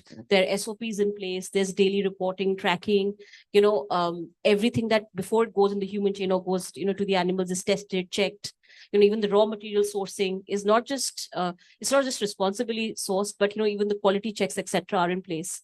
So I think that's a constant sort of thing that we are into. But, also we have a mechanism where, if any customer escalation comes to us, we study that, from a trend pattern perspective. That, for example, there was a time where, we were seeing certain, certain packaging was resulting in, leakages, and there were certain issues. So we self-corrected it before, it became massively big. So we have those kind of processes in place. And that's why I think I can very proudly say there's been no case or no crisis so far in the history of being in this country for 25 years where somebody said that, oh, we need a product recall. So being in the, the food and the pet food category, to say a company say we've not had an instance of product recall, which is really big or major, is a big claim to make. So I think that's why I said that, really has to be in your culture to get it right. That is commendable. Sadia? So yeah, I think I really feel with this dynamic industry and automotive very specifically that I would like to talk about, because I see before pandemic, there were different scenarios altogether. The industry changed after pandemic. A lot of supply chain issues happened and everybody was just going way, and there were shortages of the parts. So we face very different challenges altogether. But yes, of course, to understand, to overcome that with the right strategy, I feel is a way. But to address your question, like you said, I feel constantly checking on what's going around the wave. Sometimes it's good to flow with the wave, but sometimes it's also have to have your safety protocols in place. So I feel with social media coming in, a lot of people for automotive industry per se, I would say, people feel that they, of course, give their opinions, their views. So you need to really have sentiments checked around your brand. It can be positive, it can be negative. So that is on your prediction. How do you assess it, basically? So a regular assessment of these, social media monitoring makes and adds value. Of course, regular customer feedbacks does makes value to it, because I think the industry that I deal with, the company that I'm working with, it's very important to know what your customer feel, how satisfied are they. It is not just one day that you've sold the car. It's a life cycle. You really have to live up to them, live up to those expectations, be there for next 10 years till they own the car, help them probably resell the car also. So it's a life cycle, that you partner with. So you really have to be there, check what they feel, live up to those expectations and work accordingly. So this is what I feel, I think really matters, to have your, surveys in place, your various recognitions on those areas, which really brings in trust from the customer as well. Sure. In the interest of time, we'll quickly wrap this session with this one last question. Your 2 cents, 3 of you, your 2 cents, your one advice to, companies that are having a bad time. How can they still aspire to be back in action? And what is your one advice basically for companies in a challenging situation right now? Just, and I'll keep it really short because I see 30 seconds on the timer.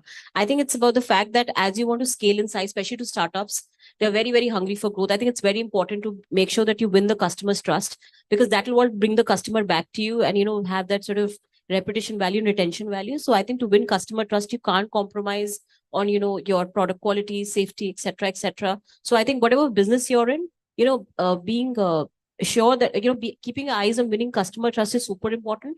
And I think if you have that right, everything else in the chain flows. So I think that's super important. I think I'll extend that argument to conviction. If there is strong conviction and you're true to your product and you go to the customers with it, I think you can again resurrect yourself, even your reputation is dented. I'll put it very simple. I would say assess the learnings of your post-crisis analysis, learn from it, and let it be the compass guiding your comeback strategy for the brand's revival. Basis, irrespective of whatever the nature is, but I think that will surely guide you the right way of doing things properly. Be it, it could have been better, it could have been best, but of course that could be your compass to take you way ahead. Thank you so much for sparing time on a weekday. We are very grateful to have you with us. Thank you. Thank you so much for having us. Thank you.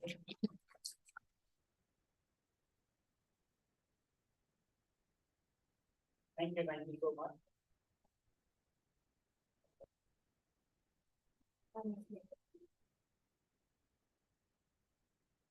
Hello. Thank you so much. Yes, the picture, please. Thank you. Thank you. I think the next one's going to be even more interesting because that will highlight how communication leaders are moving beyond the realms of reputation management and are then adapting PR and communication strategies for driving business and also for building personal brands. I think again, a lot of experience sharing will happen in this panel as well. And to talk on this and more, please join me in welcoming our panelist. Sanjeev Handa, Senior Vice President, PR and Communications, Maruti Suzuki, India. Nitin Thakur, Global Head of Communications and Strategic Alliances, OYO.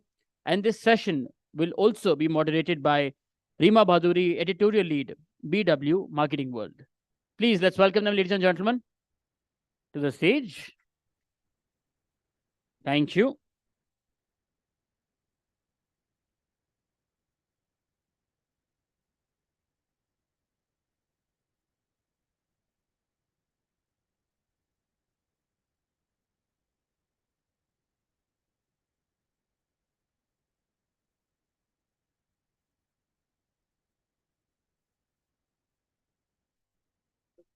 So good afternoon, everyone.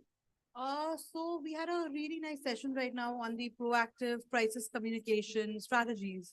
Moving beyond that, our panel for this discussion is about moving beyond reputation management.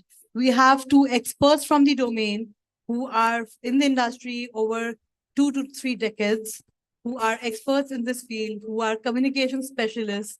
Any questions anyone has, they are all free to throw at them.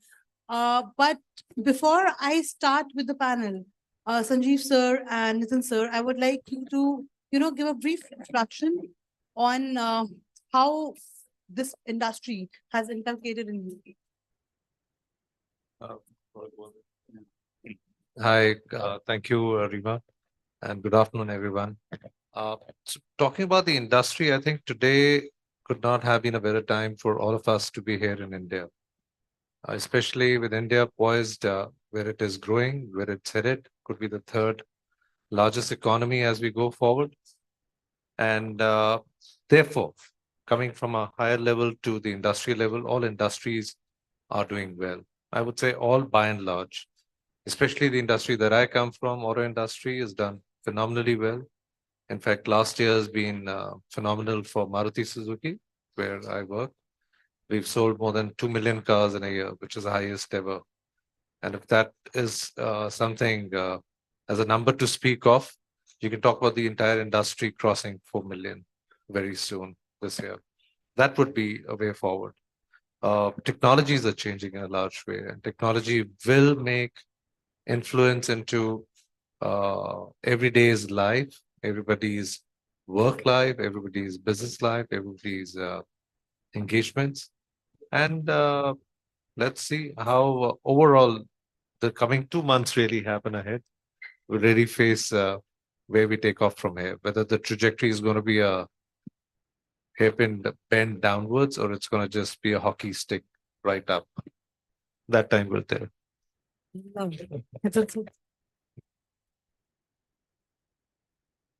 Hi, everyone. Nitin Thakur.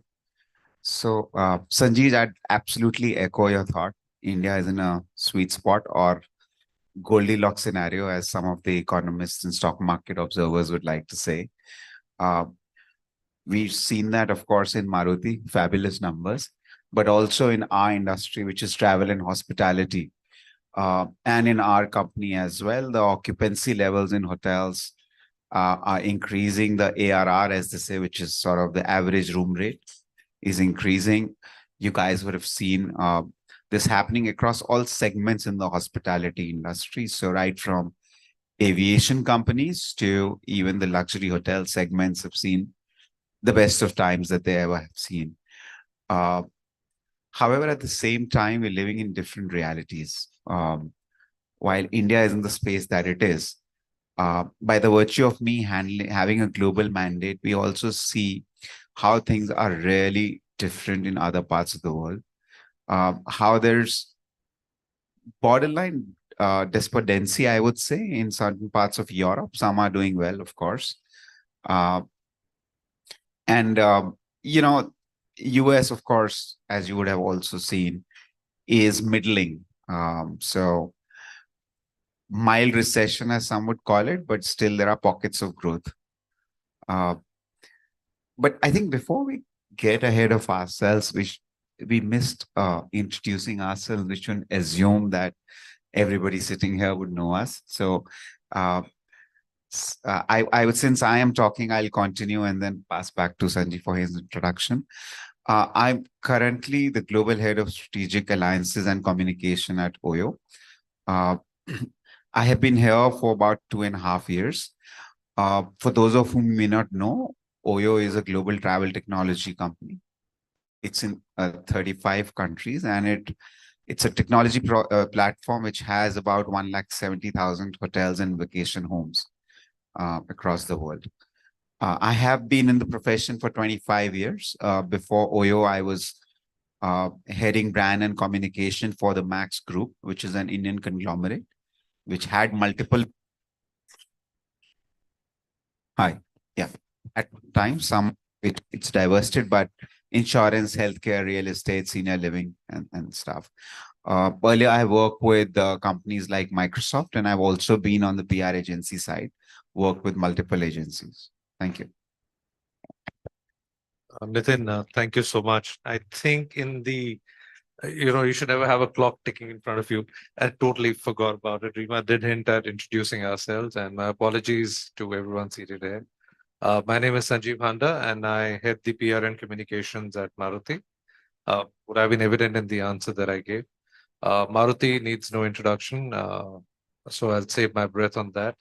And I've been with the company now about nearly 18 years. I've had the mandate of heading marketing before this. So get a fair mix of marketing, PR, and being on, when they say this side and that side, which is on one side of the table and the other, I've also been on the agency side as well. So fairly, I would say, kind of cumulative 360 degrees of communication background. And happy to be here. And I would love to take, like Nitin said, Rima said rather, questions from the audience if there are any. We'd be happy to take that on. So Nitin sir, you said that you do give your introduction, but I don't think that the two of you need any introduction here, to be honest. And with the brands that you are engaged with, OYO and Maruti Suzuki, as Sanjeev sir also said, they do not need an introduction here. So, starting with, since the topic is moving beyond reputation management, in your view, this strategic shift from reputation management to a broader approach, how has it, how does it impact the overall business objectives? Are there more measurable outcomes when we talk about business, when we move beyond reputation management? Nitin sir, if we start with you on this, what do you believe that how is the movement happening? Yeah. So the way I would like to frame it is to say that, and I like to keep the answers very, very real and give specific examples so that it can get really, the practitioners sitting here can identify with it. It can really help them. So I think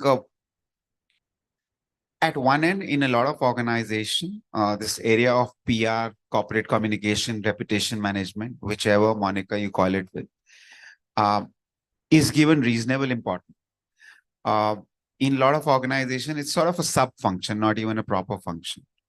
While every CEO, and there have been many polls and researches on this in India and abroad,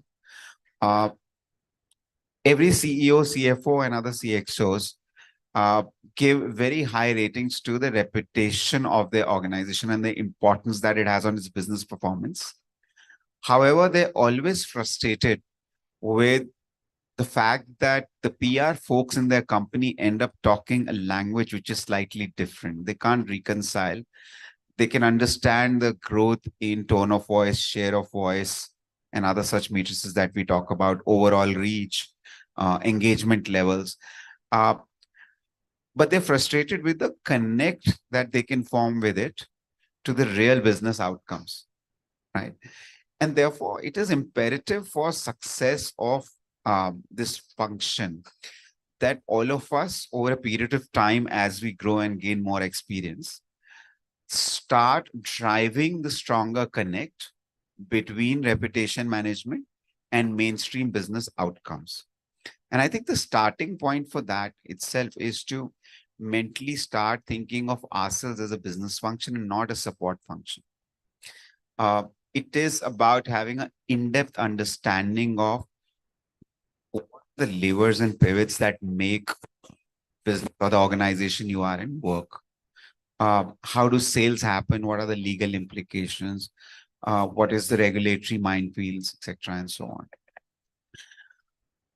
At a time where you start feeling that you are equipped or you have enough understanding to be, for argument's sake, let's say even the chief operating officer of your company, etc., is where you start feeling confident that you'll be able to draw interlinkages between mainstream business and PR. You'll be able to devise campaigns and outcomes which talk directly to business. All right. This is a journey that I have tried to do, for instance, in my latest organization. This second designation which got bolted on, which is strategic alliances, was just to validate the kind of things one has been trying to do. So it's almost trying to work reputation backward. So again, and I said I'll try and keep it real and give real life examples, etc. If I'm working in a budget hotels category, I can't make them look aspirational beyond a point. If I was to wear the business hat, there are two ways I can solve this. Either move into a more premium hotel segment, which is a very crowded space with lesser margins, so probably not a viable option.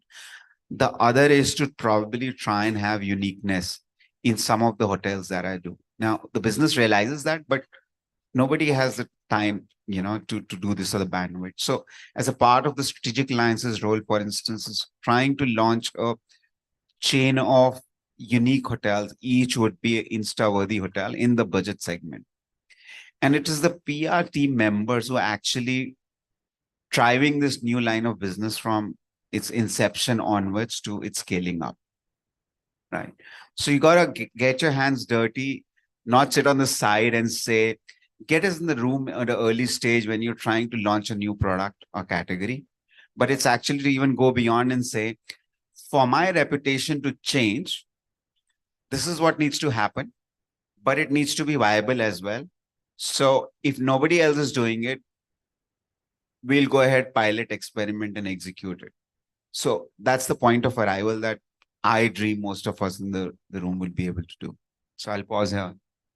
So, similarly to you, Sanjeev sir, that when we talk about, you have been in this industry, there's not only one role that you cater to, there's an amalgamation of a lot of roles.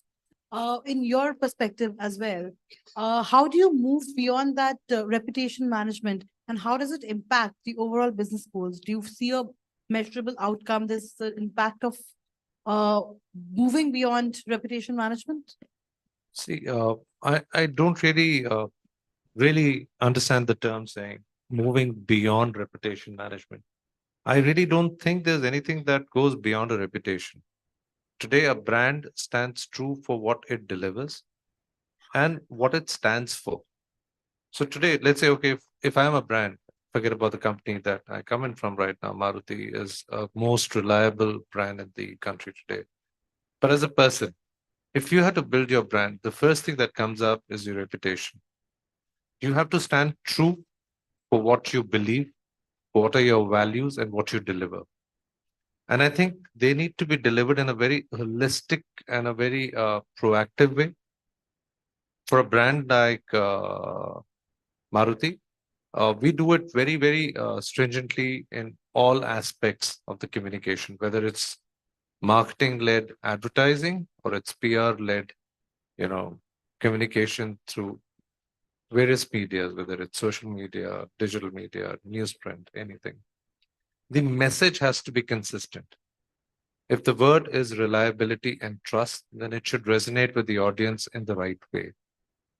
And therefore, clarity of the message, how you deliver it, and the way you deliver it. And the way you deliver it, when I say, is the product that you give. So the proof of the pudding is the pudding itself. If the product is good and stands for the values that you've stated, it will build the reputation. And today, reputation is actually significantly impacting business operations. Nitin said that, so I won't delve deeper on it. But the reality is it is impacting it in a big way. Understood. So, Nitin sir, now when we talk about adapting PR strategies, for building brands and building personal brands and driving businesses per se, on that note, how would you say are the PR strategies are designed when we strategically collaborate in order to which contribute to both business growth and whereas brand enhancement? I'll first defer this to Sanjeev. When we started and when we were outside the room, I said I'll follow Sanjeev's lead, and that's not happening. So I'm just. Sure. If you could just repeat it, I'm sorry. I was going to engage very actively. Very actively, what I wasn't too. So, what I would like to when we talk about these, adapting PR strategies, how are these strategies adapted when we are collaborating? Strategic collaborations happen, partnerships happen, alliances happen. How do they help in, brand enhancement and brand resilience? See, anything that leads to, if you want the brand enhancement to really happen, and whether it's alliances or whether it's collaborations, you leave that aside. Anything that you do, you will have to add value to it at the first stage. When I say that how are you adding value in the PR strategy domains? Then you're simply looking at first creating trustworthy communication. You're creating very, very timely communication. In fact, I was in the last session, I was sitting here and listening at one of the panelists had said very clearly, time is of the real essence. It was about crisis management. We are not talking about that here, but time in any communication is of a great essence. So if it's alliances, it matters that we start before, not after the alliance is announced. How the alliance is being made, what are the strengths, what are the values that both the alliances get together? Is there a coherence in them? Is there something that each stand for and therefore the alliance is like made in heaven? That has to be communicated. It has to be communicated in a very story-led format. It has to sink in with the audience and not just be an information that just blipped as a headline, so that people believe in it. And if they believe in it, it sticks for a long time. Understood. Your take on it. And you can agree and disagree both on it. I dare not disagree with Sanjeev. So no, too risky. Now, I think again, I just try and keep it very real. This is a bit of an extension of what we were speaking about earlier. And I think, which is the theme of saying, how do you go beyond just pure media relation or social media management, etc., and try and do different things. I think a lot of brands have tried some very innovative stuff around it. So the only point that I'll try and make is just take business priorities one by one and try and problem solve for it. A lot of time, those solutions may not come from within your company or brand alone. A lot of times you can accelerate the solution by forming alliances with other categories, companies, institutions, etc. Again, just to give you a couple of examples, with our brand, one of the things that we continued fighting with was impression, because it's budget hotel, all kind of CD activities may be happening, and the brand may in some way be complacent about it, if not colluding. So one of the solutions again that business team tried to bring in is that we going state by state and forming partnership with the police chiefs of each of these cities in doing public campaign around guest safety and avoiding of immoral activities along with our hoteliers. Again, something that we pushed for. I won't say this is very creative or innovative, but it's effective. And we're seeing a needle moving both in our guests' perception of what's done in a hotel and even the law enforcement. I'll give you another example.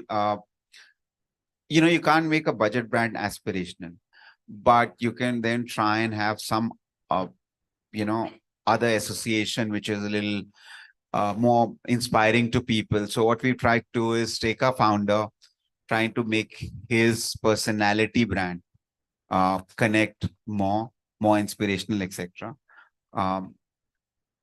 And take him more mainstream. So recently we had him go in as a judge at Shark Tank, which is the third season of which was announced and start airing from 22nd, right? To make him more human, we're taking him to Ayodhya. Again, this is tactical, but this is also topical. So I'm giving this example, right? And we'll make him vlog live on YouTube, something that he's never done outside his comfort brand. But the thing that was driving this was to say, the brand has a predominant mindset of being used for a particular purpose, but why not show that about 25% of our users are actually in spiritual destination. They're pilgrimage travelers or spiritual travelers. So bring it top of the mind, and we've tied up with Ayodhya Development Authority around it. It's just some examples of how you can make alliances work in improving the reputation. Nitin, I just wanted to add, with your permission. He stated a very interesting fact. I'm sure if audiences heard that. He was indirectly hinting at OYO standing for safety, and therefore he associated that value with the police that you did. I think subliminally, you are actually setting that exactly, exemplifies. Thank you. I'll maybe quote this as an example somewhere. Very nicely, how the value, what you stand, and when you ally with somebody, it resonates well. It's a perfect example. So, Thank you for. So again, when we have, so we will not talk about crisis communication. We covered it in the previous panel. But what I would like to know is, You were really keen to talk about it, though. I am very, I am very curious that two experts who are sitting here with me, they have had long journey in the industry, and this is a very specific area because brands are always very curious because a lot of times, a lot of campaigns, it can backfire. So I will not talk about crisis communication, but how are you organizing? Because how are you reacting, that reactive crisis management? How are you training your organization when it comes to OYO or when it comes to Maruti? Listen, so if we start with you, because So we are talking about it eventually. While we're talking about I am not talking about what you do in it. I am asking that how are you training the people out there that what should be the right approach to handle it in order to rebuild trust? Sure, I'll leave. Okay. So, I go as the opening batsman. Thank you. But then I always take the risk. See, a stitch in time saves nine, as an old saying, but that does not still prevent that you will not have a wardrobe malfunction. It happens. Invariably may happen, sometimes will happen.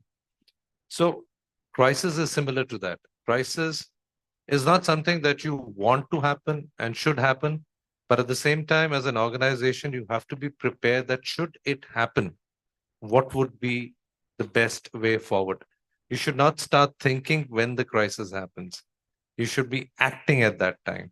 Its action is more important. So to be prepared for the action, what you said, as an organization, we geared up in a large way. We have a complete thing called a risk management team, which first thing it does is identifies the risks. Now, the risks could be of amplified forms, could be political, social, geopolitical, manufacturing, production. Currently, everybody heard about the chip crisis that happened after the COVID. It could be COVID itself. So crisis can take various forms. Risk team identifies those risks. And in our company, in Maruti Suzuki, risk is taken very seriously. to the extent that even the direct, it's actually at the board level, it's discussed. Any risk, any parameters, any outcomes, any mitigation steps that would need to be taken. Second, we form a core function team. A core function team insists of people from communications, people from legal, people from production, people from finance, people from the CMOs, CXOs, all are there. Basically, they are there so that should there be a crisis, they get together very fast and they know a decision has to be taken immediately. You cannot wait to answer to a crisis. It should be done fast. And last and not the least is when you have such a team, corporate communications roles comes up that we do mock drills with them. You know, much like you do the safety drills, fire drills, earthquake drills, you do the risk drill also. So you kind of educate them that what should happen and how they should react. So some simple steps. I will give it to Nitin. I'm sure he'll also like to value add to it. Nitin sir, do not want to answer any questions on crisis communication. But sir, this is something I definitely want to know, that with OYO, are there any programs or training programs or anything that we are aiming to enhance when it comes to brand especially? Because whether it be Maruti Suzuki as a brand or OYO as a brand, they're big names in the market. So to prepare for it beforehand is what are the things that are taken care of in order to manage the entire team, that, okay, this situation should not arise even minutely. Yeah, sure. No, I will talk about it. No problem.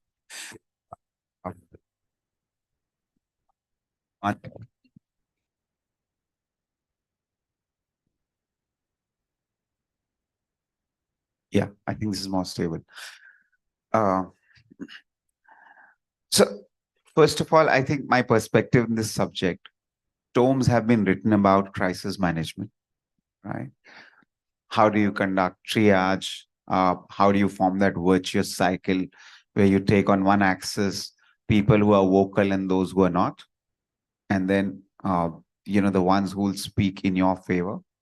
And the other axis, take people who are for you and people who are against you in a crisis. And you try and move that whole thing clockwise, right?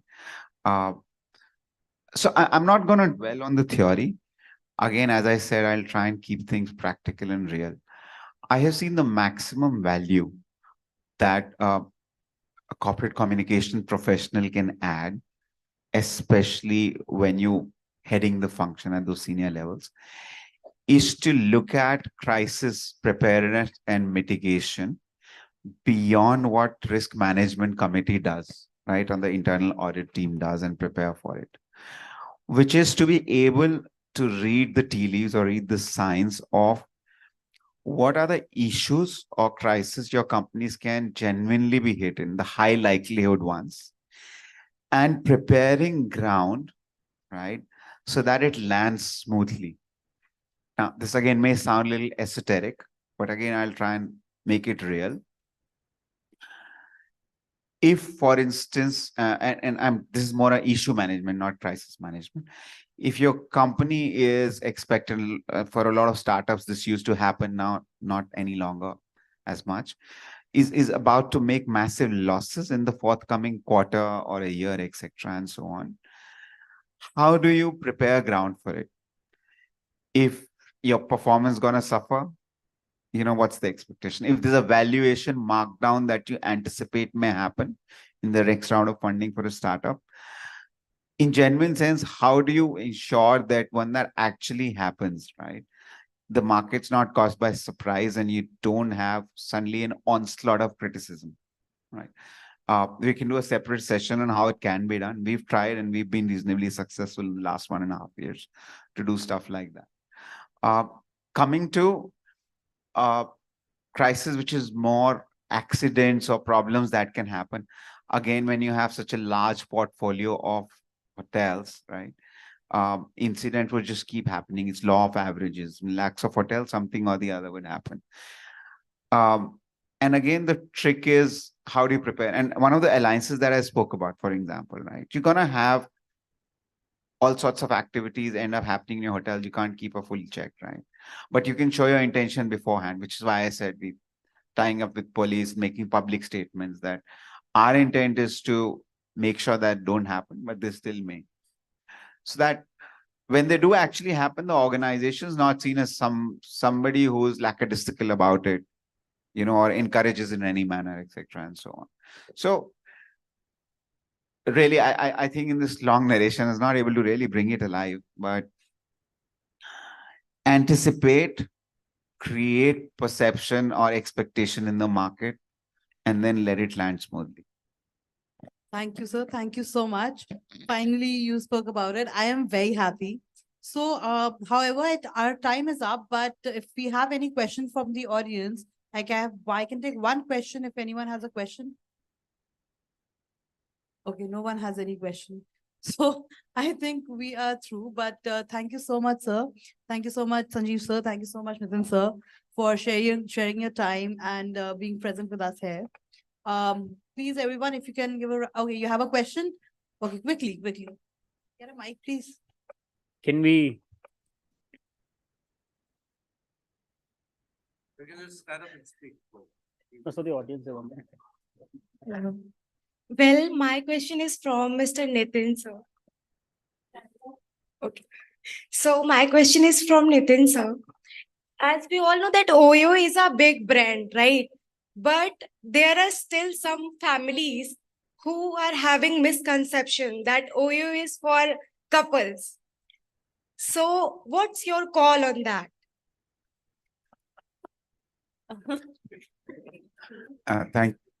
I would avoid using the specific term, but now that you've asked it, I'd be happy to address it. This one's better. Yes. But before I answer, I have a question back to a couple of other members on the team who are sitting. Why did you insist he stand up and speaks?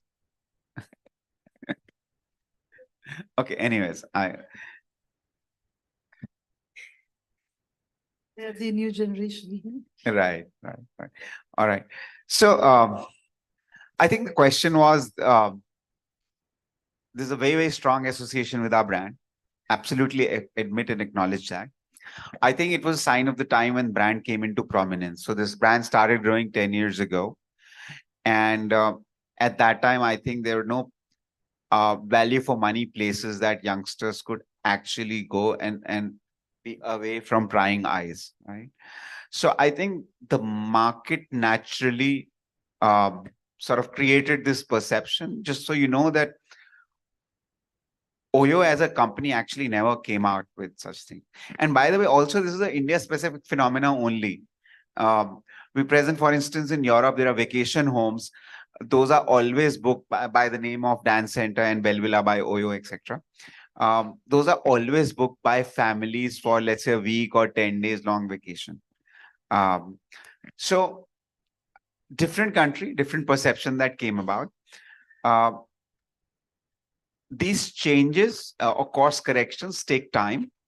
So we're making early attempts at it. As I said, what we are trying to do is actually highlight more things that Oyo is used for. For instance, I just mentioned to you, which was my feeble attempt at course correction, to say that 25% of Oyo's customers today are traveling for spiritual travel. So we've actually increased the number of hotels we have in spiritual cities. In Ayodhya, we yesterday announced opening of 16 hotels and 65 hotels and homes, etc. We are very often now communicating about, so let me also tell you which is the largest cohort for Oyo, which is the business traveler, the traders, right? Who typically before this would try and go into another city in the morning, come back in the evening because not sure about where to stay and it'll be very expensive, etc. Now, whenever they get free, they just book an Oyo nearby and stay. So about 35 to 40% of our customers are that, right? But yes, this usage of Oyo that you mentioned has become a part of pop culture. It will take time to correct. The reality is very different now, as I mentioned. There are very different kind of people who are using it. And hopefully comms will play a part in making that change, right?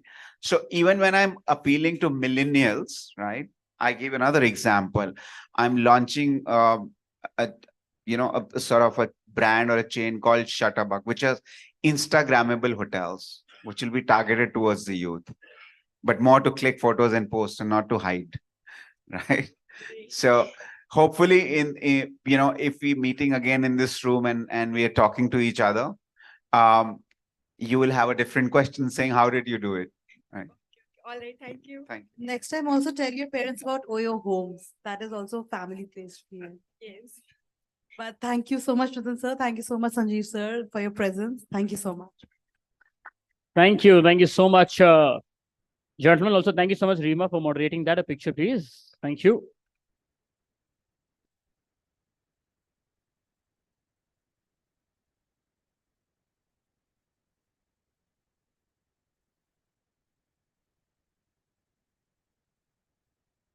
Thank you. Thank you so much. Thank you.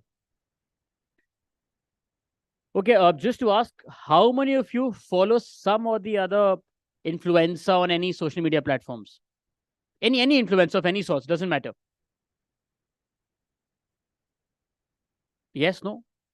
बस हम गिने चुने 8-10 ही हैं. I assume बाकी लोग use नहीं करते हैं सोशल मीडिया या बाकी झूठ बोल रहे हैं. ये भी हो सकता है. That's also a possibility, no?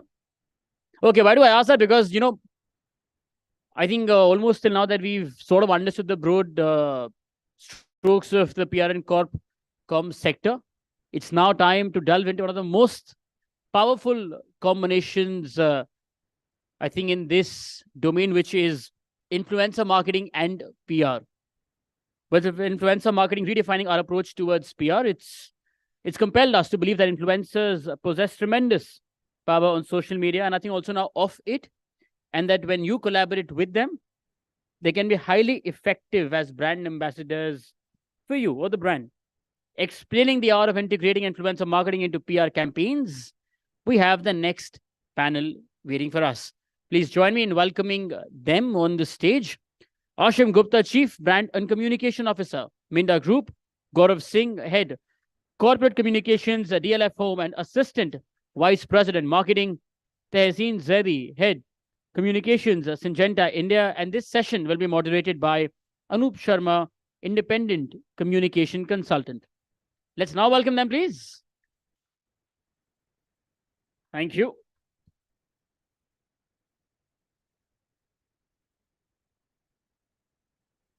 Welcome, everybody. There is a caveat which we have to tell.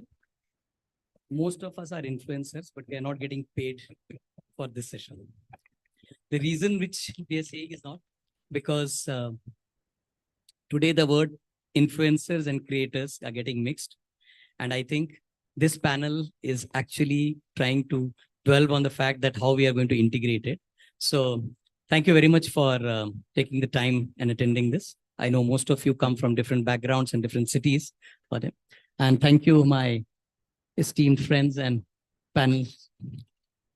We have one person, unfortunately, she is missing because she's in Mumbai, and thanks to the fog, we had to skip her. She wanted to join online, but we thought that no, most of you are doing that online scrolling.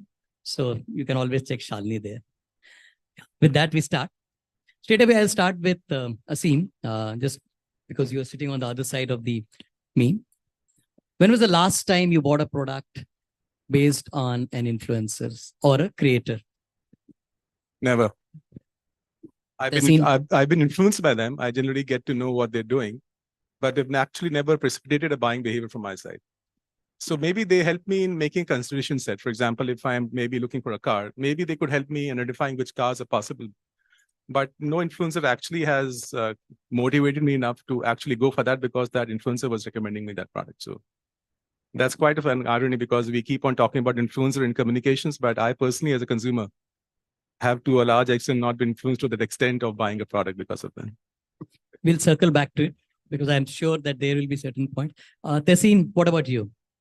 So let me put it Your that personal experience, not yeah. your cognition. So, yeah, my personal experience as well, only that I am myself an influencer. So in my surroundings, in my friend circle, in my society or the organization I work, if someone has to buy something from cosmetics to gadgets to anything, or they have to look for some credible services, they will call me and they say, you tell me what is the best. Reason being that I do my research. So when I say research, yes, I take view from influencers, I read, and then I experience. Post my experience, I suggest that particular product to my friends or my circle or to my official connections. So, Asim, while I wanted to circle back to you, now you got the answer that we all actually are buying products based on references. It's just that we are not realizing in a lot of time that we all are influencers and our circle is influencers. But I respect what you thought. So before I come to Gaurav, again, I'll come back to Asim and Sim. See, you have had a varied experience of working in different kind of organizations. So one quick, which is going to be something which I'll take from Gaurav.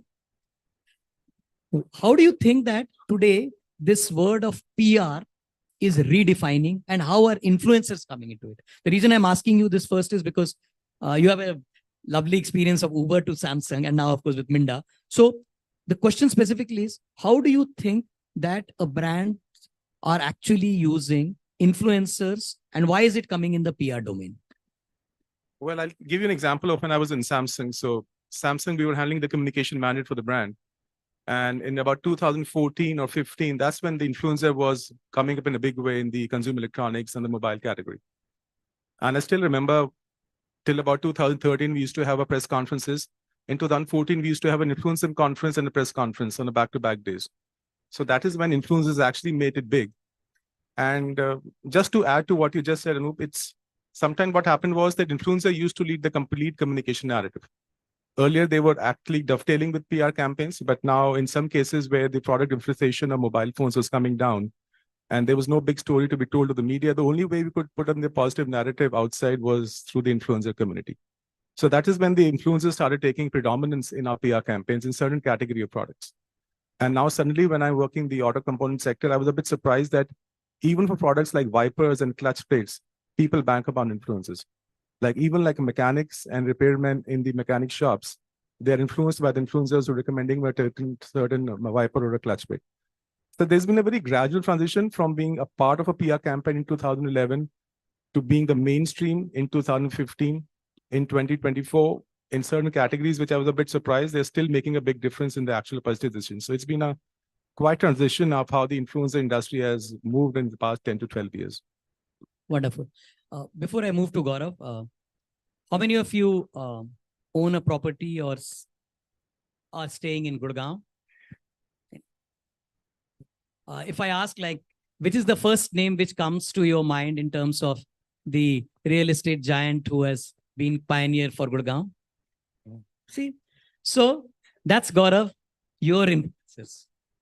So the reason why I wanted to again bring this is, it's not just that I want to ask. This again reiterates the fact what Yasin said, that we all are influencers. We create. And Gaurav beautifully will explain how they have been using. And this is a chat which we had because I had a debate with him saying that, you know, I mean, paid stuff is what influencers are. He didn't agree with me. I hope he's able to convince me right now. So Gaurav, over to you now.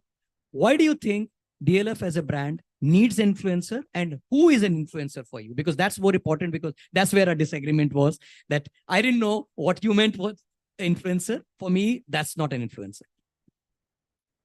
Thank you, Anup.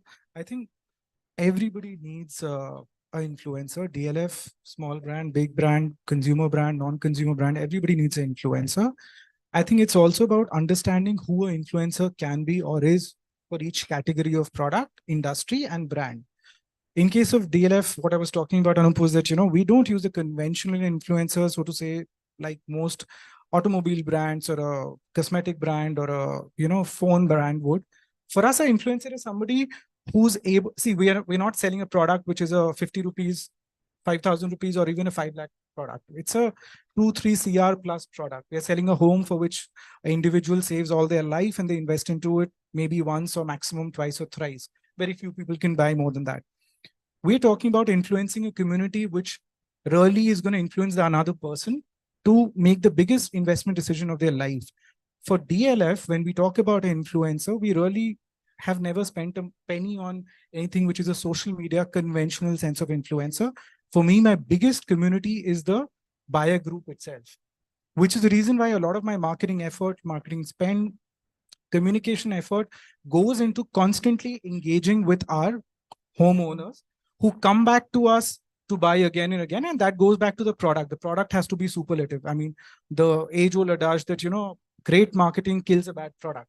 So you cannot run that philosophy of influencer marketing if you have a horrible product or a substandard product. So obviously it comes back to the fact that it's a great product.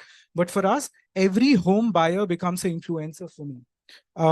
Engaging with them not just brings him back to reinvest in DLF, but also brings 10 other people in the fraternity. What that does for me, it's a very how do I say, it's a credible influencer set, which I'm not paying, which I'm not giving any extra benefit to. So the people who they bring on and generate sale for me are also very credible. They're they're real buyers. They're not artificial. It's not like I'm paying an influencer on the web certain money, they have a certain influence, but I can't really connect that to my sales generation. So it's also about the authenticity and the ROI you get when you're connecting with influencer, which goes beyond the generic sense of online community today that we talk about. Lovely. So you actually brought in 4-5 good points. One was the authenticity. So let's try and double click on that. There is a clutter, we know. I mean, most of you actually now it's accepted that even during meetings, you have to check your phones because there are a lot of stuff which happening earlier in our times and minus as seen in the Samsung days when the phone had to be kept outside when you're entering a meeting just to respect each other's time. But today, that time is something which we are taking from both consumer or the people who are on this side of the screen and the other side. So Tehseen, I'll come back to you on this one. For anybody who is actually on the screen, typically when we say the creators or the influencers, they use the medium of mobile phones or anywhere where we are actually seeing. So there are two kinds of time which is being taken. One by the organizations when they're briefing and working with the influencer or the creator. The second is in terms of the audience with the watching. They are spending time in actually trying to find out what is the good entertainment or what is the good message which they are doing. The question, Tehseen, to you is that who is again coming back an influencer? Is Amitabh Bachchan an influencer? Of course, he's a big influencer. And the best part about Amitabh Bachchan is, I will say, he will only, endorse or put something about a product which he really likes or which is close to his heart. So I'll give you an example. We were at Benkaiser, Dettol Group for our NDTV project, which is called Swasth India, NDTV Swasth India. And you all are aware of how successful this project is. So initially, when I was designing this particular campaign, so the whole idea is we will get one face, a big one to endorse this. We'll get a corporate to fund this, and we'll do the whole campaign in alignment with the government of India and the vision of the Prime Minister of India, Narendra Modi. So who will that one person be? Who will that one celebrity be? So after doing a lot of research, as Anup said, that there are 3-4 parts of it. So the first part is finding the right influencer, finding the right influencer who will align with your goal and who will align with your thought process. So we got to know that Amitabh Bachchan is very enthusiastic about it and he feels for it. And we roped him in. And the second part is what kind of content that influencer is creating or that influencer is putting. So it's two ways. The influencer whom we rope in, we see that the influencer has a good reach, a very good social media reach, public appeal. And if I talk about Amitabh Bachchan, he comes in the category of mega influencers. So there are 4 kinds of influencers: mega influencers, micro, macro, and nano. Nano is the smallest, which has around 10,000 of following, and mega is around 1 million plus. So Amitabh Bachchan falls into that category. Second part, which I will say into this context, is that we also have to see whether right messaging is going or not. Like Anup said, that content. So content is very important. We can't put anything or everything. So that influencer whom we are roping, it should align with the thoughts of the campaign or the cause we are roping in for or the product. And then a strong content should go. Coming back to the consumption. So the more the reach of that influencer is, anyways, you all keep seeing it on your telephones. Earlier, when we used to watch news programs, so many of us used to say that news is becoming views. So that news is becoming views is also a part of influencer.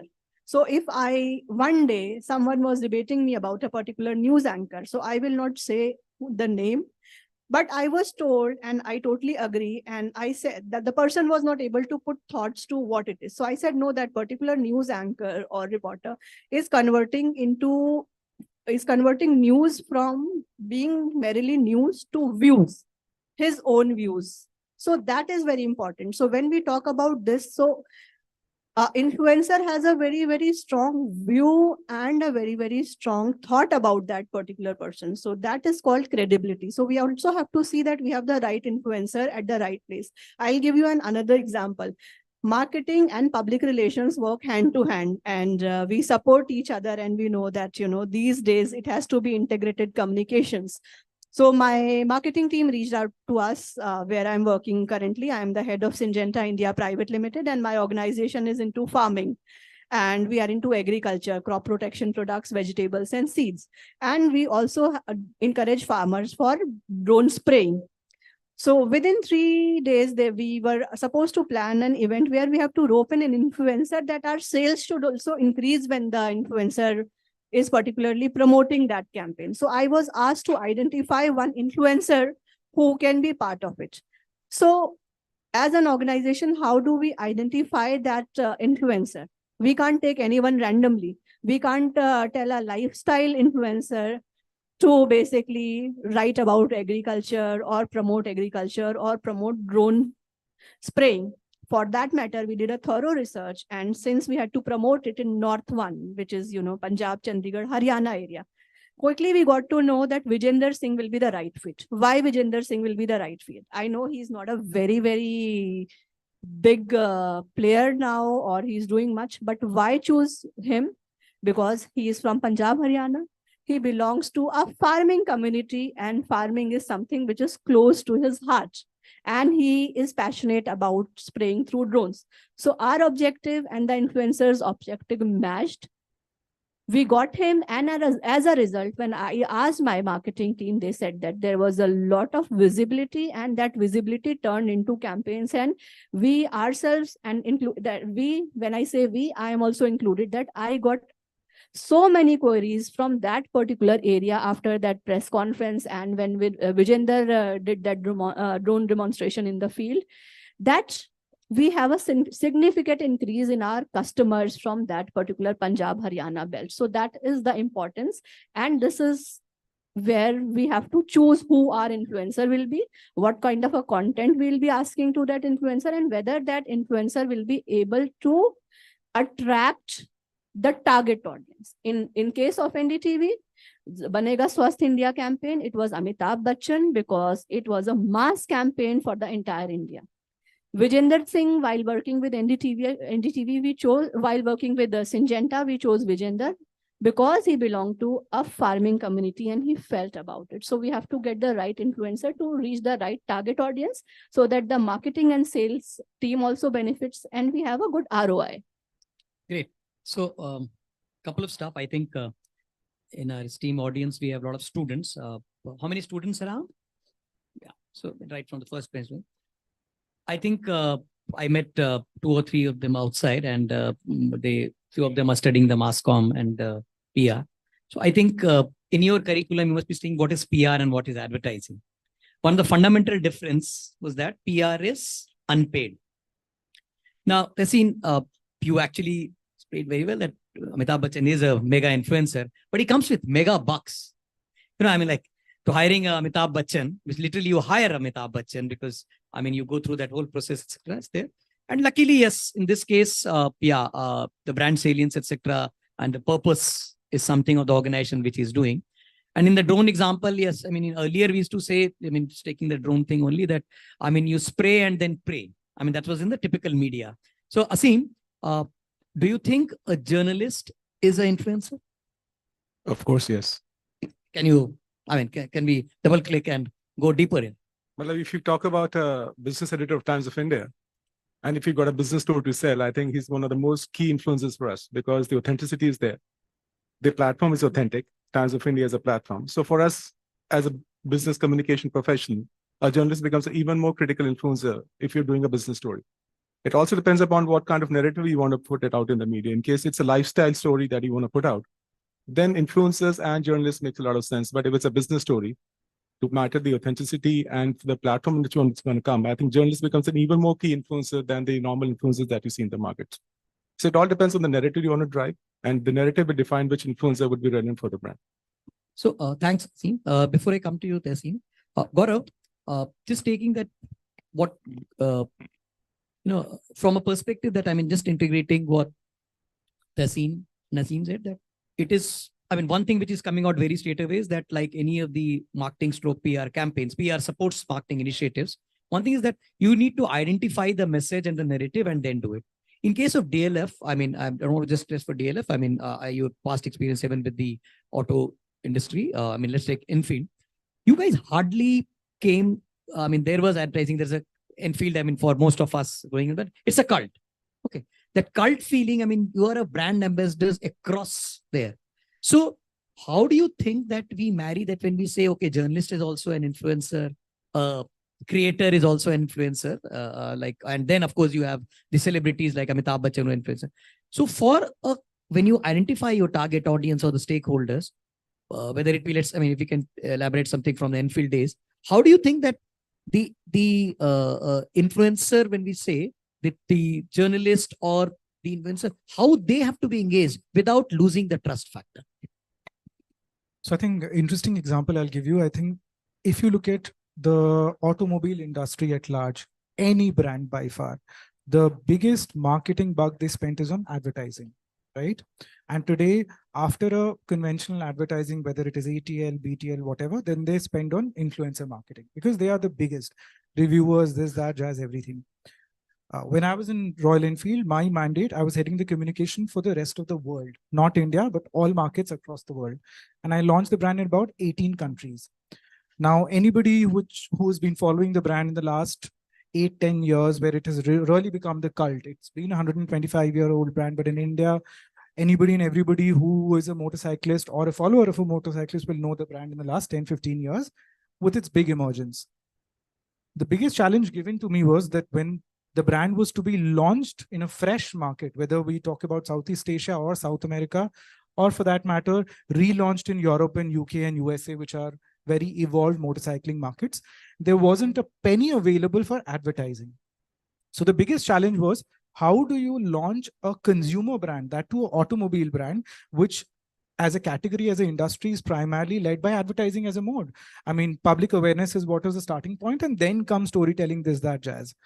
So we are talking about a brand like Royal Enfield, which has a great history, great legacy, and beautiful stories. So unconventional to any marketing strategy or approach, the decision from the management has always been to use the PR approach to launch the brand in any market. And thereafter, marketing follows. And even then, not the typical format of marketing. Now, coming back to what PR. So familiarization with the brand with every single journalist. And I think Asim mentioned that how journalist is an influencer. I think it is the oldest form of influencer there in the world, right? I mean, ever since there is something called PR or there's something called media, a journalist would be the oldest form of influencer with the highest credibility, which is the reason why we buy a newspaper for 2.5 lakh rupees, 2.5 rupees, and we pay 2.5 lakh rupees for any other influencer and their products to buy, right? So using the conventional media and influencers who want to piggyback on the brand and not the brand wanting to piggyback on the reach of the influencer, we created a narrative in each of these markets. And trust me, within a matter of 12 months to 36 months of the launch, Enfield becomes a name which would ring a bell in every consumer's mind, whether it's a new market where we entered or whether it's a market in which we relaunched. And I'm talking about markets from Brazil to Indonesia to, France, Spain, any part of the world, whether it's a developed economy or a developing economy, which means the proof point is that today people still believe credible sources which do not necessarily take money and are writing about it or influencing people with their word of mouth. Word of mouth still is the most powerful form of influence because it is credible. So when a journalist writes about it, or when there's a authentic person who's from the field writing about it, I think it goes way beyond a Kusha Kapila sitting on a bike wearing a Royal Enfield jacket and posing to a camera, right? That might give you awareness, but where we started from, Anup, was that, does that make a person buy it? Maybe not. So I think that's the difference. Some marketeers and some brands and some, it's a very top level approach, right? If the company founders, if the company CEOs understand that difference, that what a true brand can pull off by reaching out to the right audience who can be its prospective influencers, and thus targeting an audience which might be smaller audience, but the audience that you need to make your sale, I think they will go the really long way, instead of brands which are just merely throwing money at somebody with a higher reach and bigger engagement, but not necessarily generating a funnel for you. Tessin, just taking from what Gaurav said, generating. So quick comment on how do you measure ROI when you're using creator or influencer? So it's a very, very difficult thing, but yes, I will say that it gives us results. So we see that how much the reach of that influencer is, and before we see the reach, how that influencer is creating the content and how that influencer is using the new tools, which is called the AI tools, to do that. And once we do that and we select that influencer, how we measure ROI is after doing that particular campaign, whether it's a social media campaign, it's about a product launch, and before that we are doing a campaign. Once we rope in the influencer and we do the full campaign with the hashtag and everything from social media, we will make out how much the impressions are. And then we'll sit with our marketing team. If we are doing it at a state level, then we will just sit with that state team, the marketing teams and the sales teams, and we will see. The marketing and sales team will do an on-ground survey asking, so and so was promoting this. Were you inclined to buy this product because this person is asking you to buy this? Or if it's a CSR project, supposedly, okay, this person was supporting this cause. What do you think about it? So we get the whole research and the numbers from the ground. And if it's a product, then we get the ROI hint from the numbers which are coming. So we compare the numbers and then we take out how much we have benefited. Lovely. Asim, quickly on this one, how did you, or I mean, your organization or you in your experience, how do you differentiate the ROI measurement or integrated ROI measurement for influencer marketing and PR campaigns? Well, for the PR campaigns, we used to have a share of voice and quality of coverage and media equivalence. I think that's a normal term that every organization uses. And for influencer campaign, I think there are a lot of vanity metrics, likes and comments. These are very generic terms that we use. But then there are also instances when we started using coupon codes as well. So we used to give out a coupon code. So if an influencer is wanting to maybe recommend a product, he used to spell out a code. Use this code for buying this product. So we used to track it in terms of how many codes we've got. Then there's UTM as well, urchin tracking module, which is basically helping us to track the kind of links that we're getting through the influencer. Then there are also options when we used to tell the influencer to recommend a brand page to them. For example, you used to say in there in the message, okay, now go to www.samsung.com. And we used to give them a certain URL there. So we used to find out the traffic coming on the sites. So depending upon what we want to tell them, so from vanity metrics to UTM codes to coupon codes to telling them to recommend the brand page or the website, are different ways in which we should track our influencer campaigns. Lovely. So before I end, my gift hampers are actually stuck up at the airport. So a quick rapid fire for you all. I'll start with Gaurav, you only. Do you think AI generated influencers will take over, or take over the human influencers? Take over, maybe not, but yes, maybe they will coexist. Looking at the way AI is shaping up in every space, and marketing is a huge space within that ambit, I think they will coexist. And but again, I think every influencer has a certain set of people that it influences. Human existence and human relevance will forever stay. Tessin, you agree, disagree?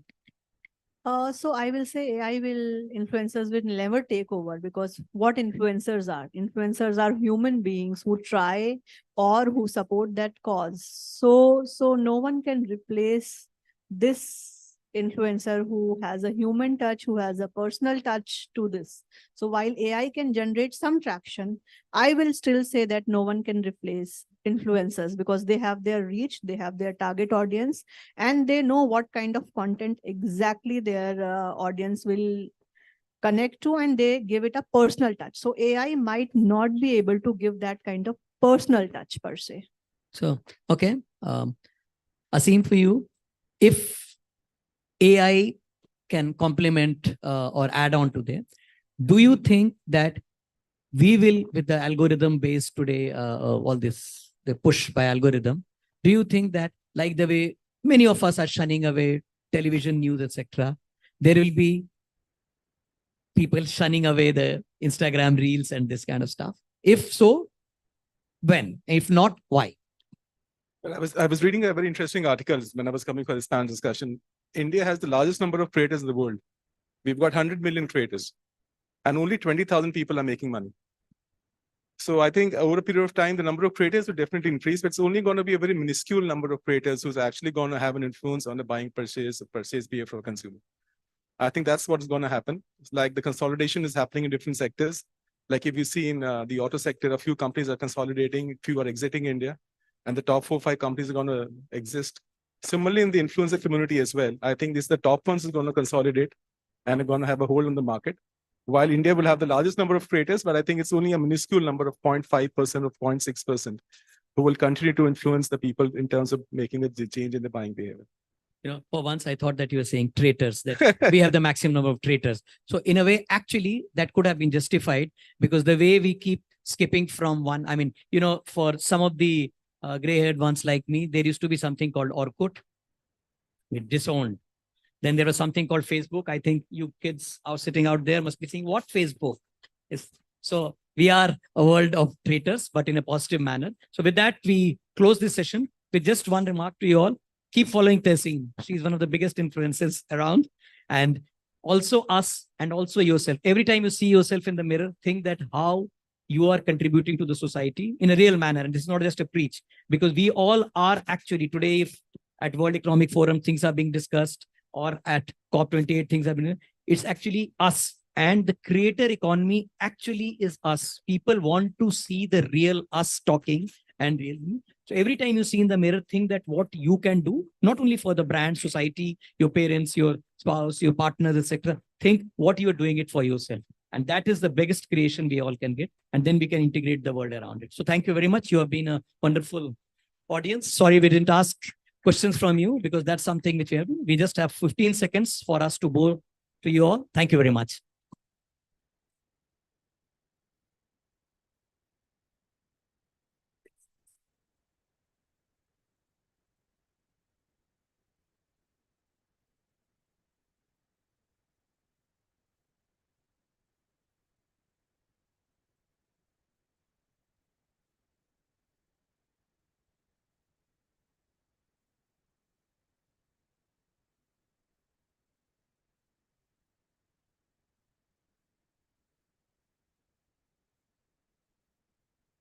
Thank you. Thank you so much. And also thank you so much, Anu, for moderating that. Well, now, before we move forward, may I please request our team at the console to play our partners AV? While they're setting up the stage, please.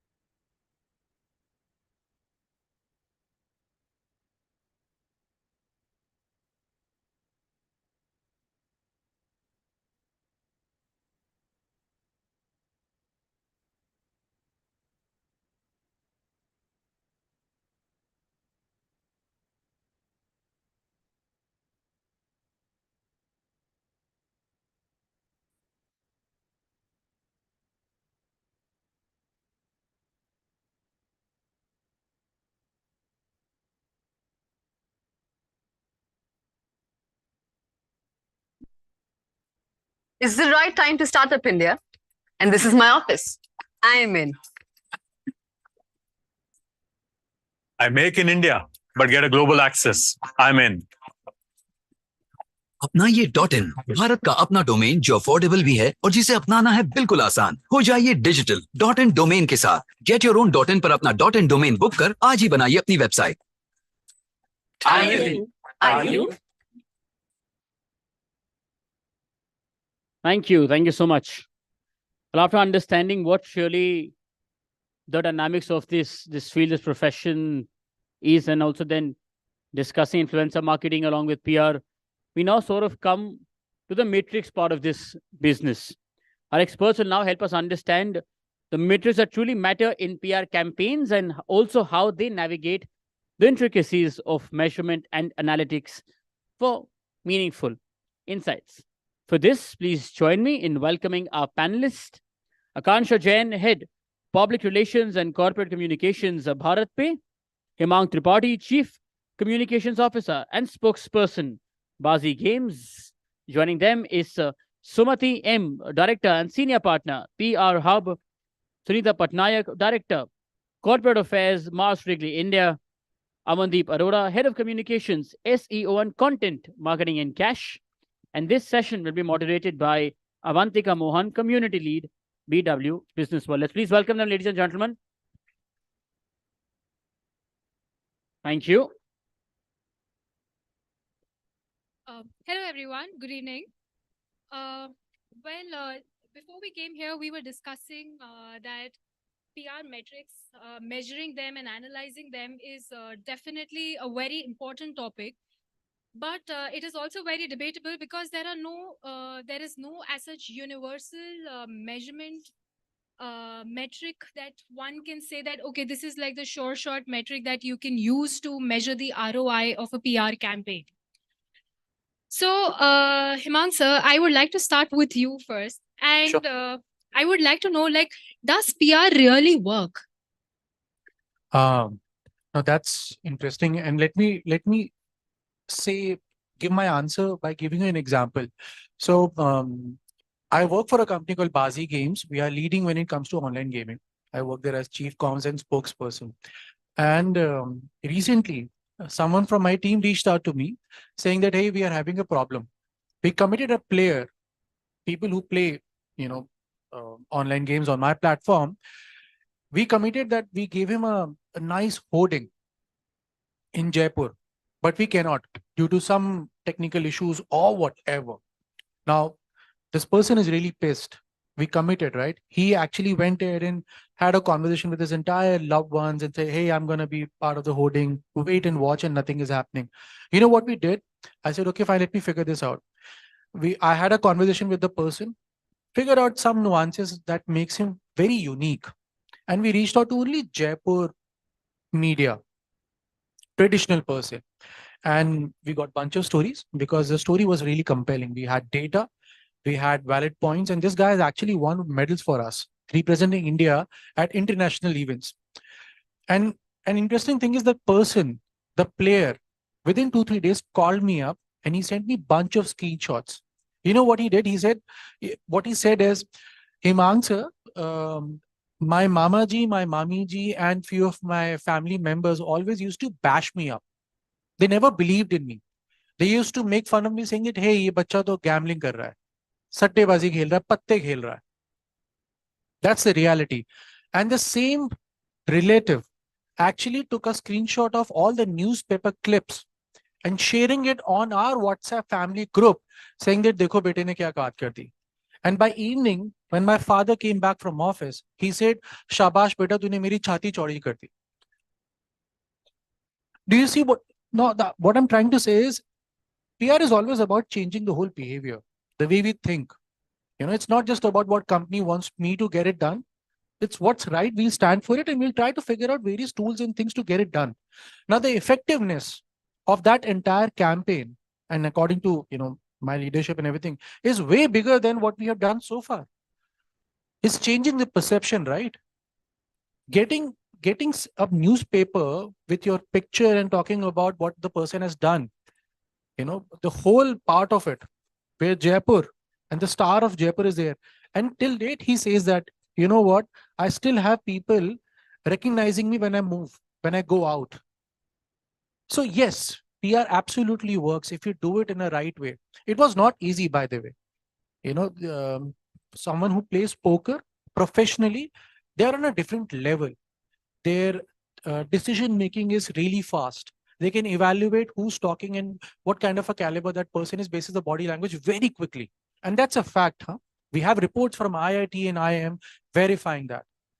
Now, to get that person into the skin and figuring it out what exactly, I had to travel to Jaipur to convince the media. Good for me, I made plenty of friends. But I hope I was able to let you understand the power of PR and what's the relevance it still has. And I'm still talking about traditional setup, huh? Imagine what all we can do and we're still doing when it comes to the whole social media and new age media that we have. Absolutely, sir. Thank you for sharing your views. Sumati ma'am, what are your thoughts on like does PR really work? Is it effective? Yes.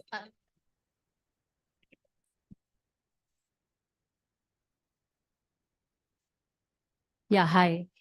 Good afternoon, everyone. So just taking from where he left off, right? The entire PR landscape itself has transformed and is transforming so much today that it's no longer defined as the traditional media and the newspaper clippings, right? In fact, that's a very definitely post the pandemic, that's like a very smaller, it's a smaller component for most clients, whether it's B2B or B2C.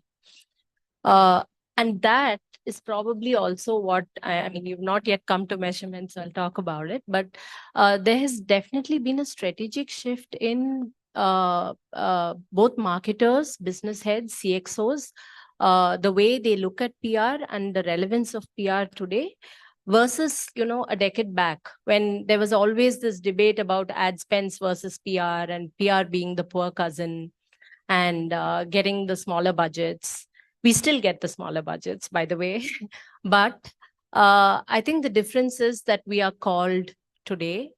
I think it would be very, very foolish of companies to not have PR on their in their marketing mix today, and many don't do that either.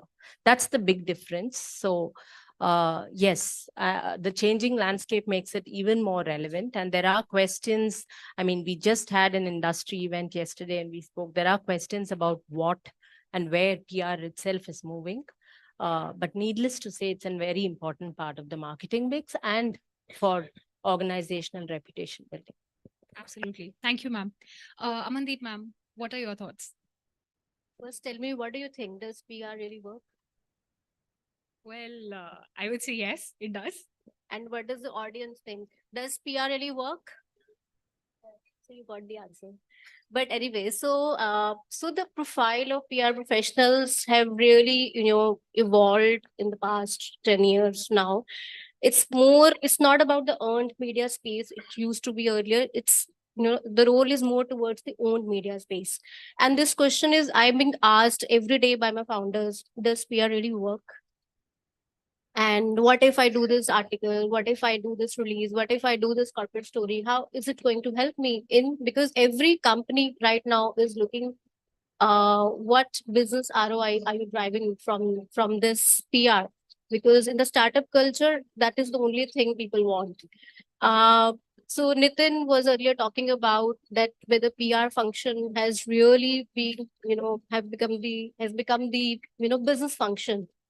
So PR does work. In fact, PR has become the business function in the startup culture. So we can talk about that in detail as we move forward. Smita ma'am, your thoughts?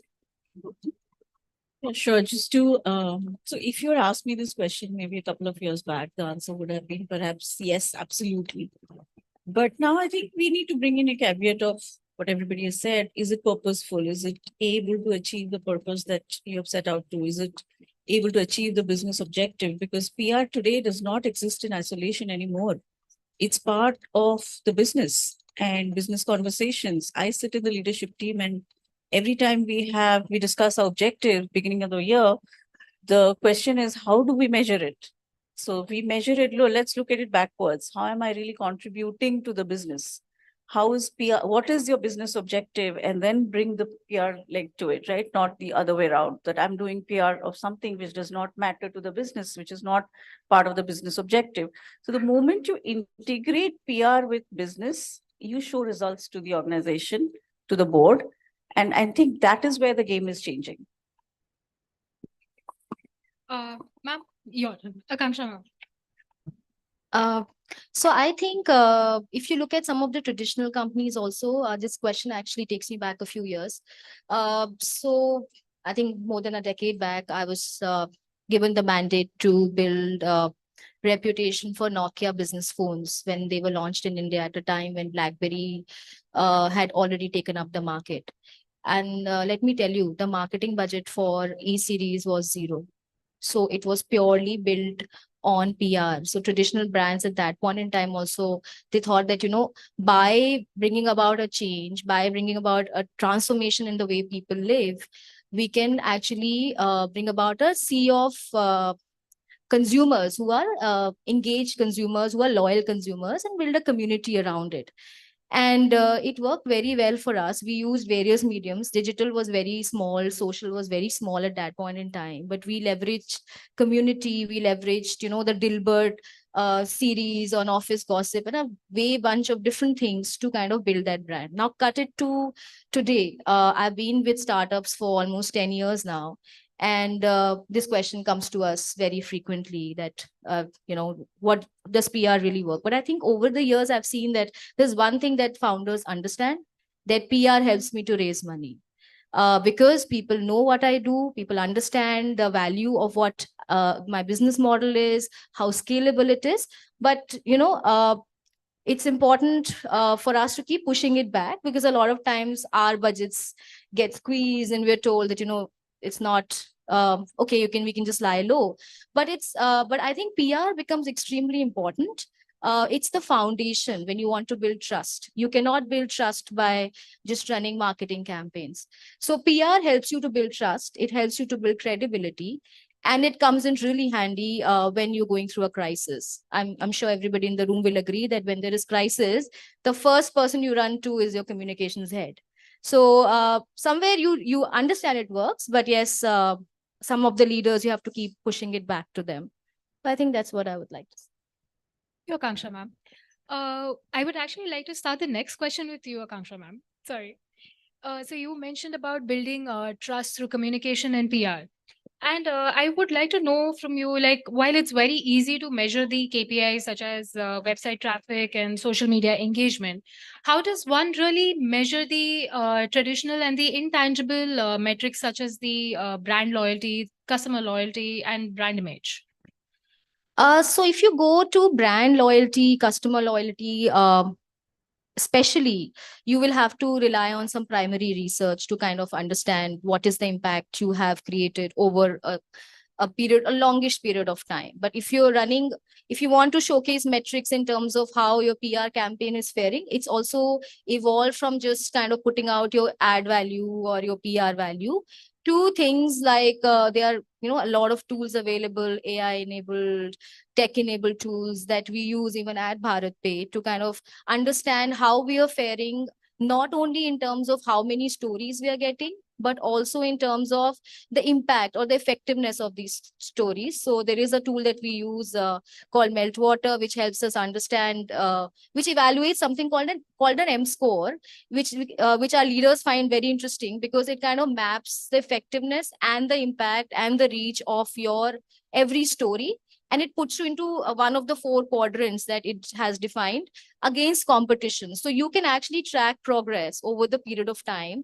And incidentally, when we were going through a crisis, we of course fell a number of levels there, but then it kind of, we can also see that how are we really faring well if there is a crisis. Are we coming out of it? Are we not coming out of it? So I think these tools help us to kind of track it on an ongoing basis.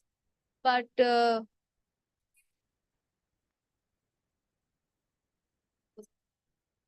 I think, sorry about that. But I think for a much better, if you want to give something like a brand how trusted your brand is, or something like what is the loyalty of your brand, you will have to rely on more primary research to actually bring home that kind of an answer. Thank you, ma'am. Samita, ma'am, we'd like to know your thoughts on the same.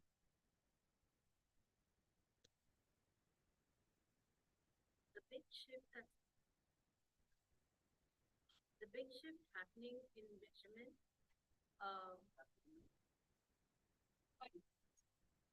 Yeah, no.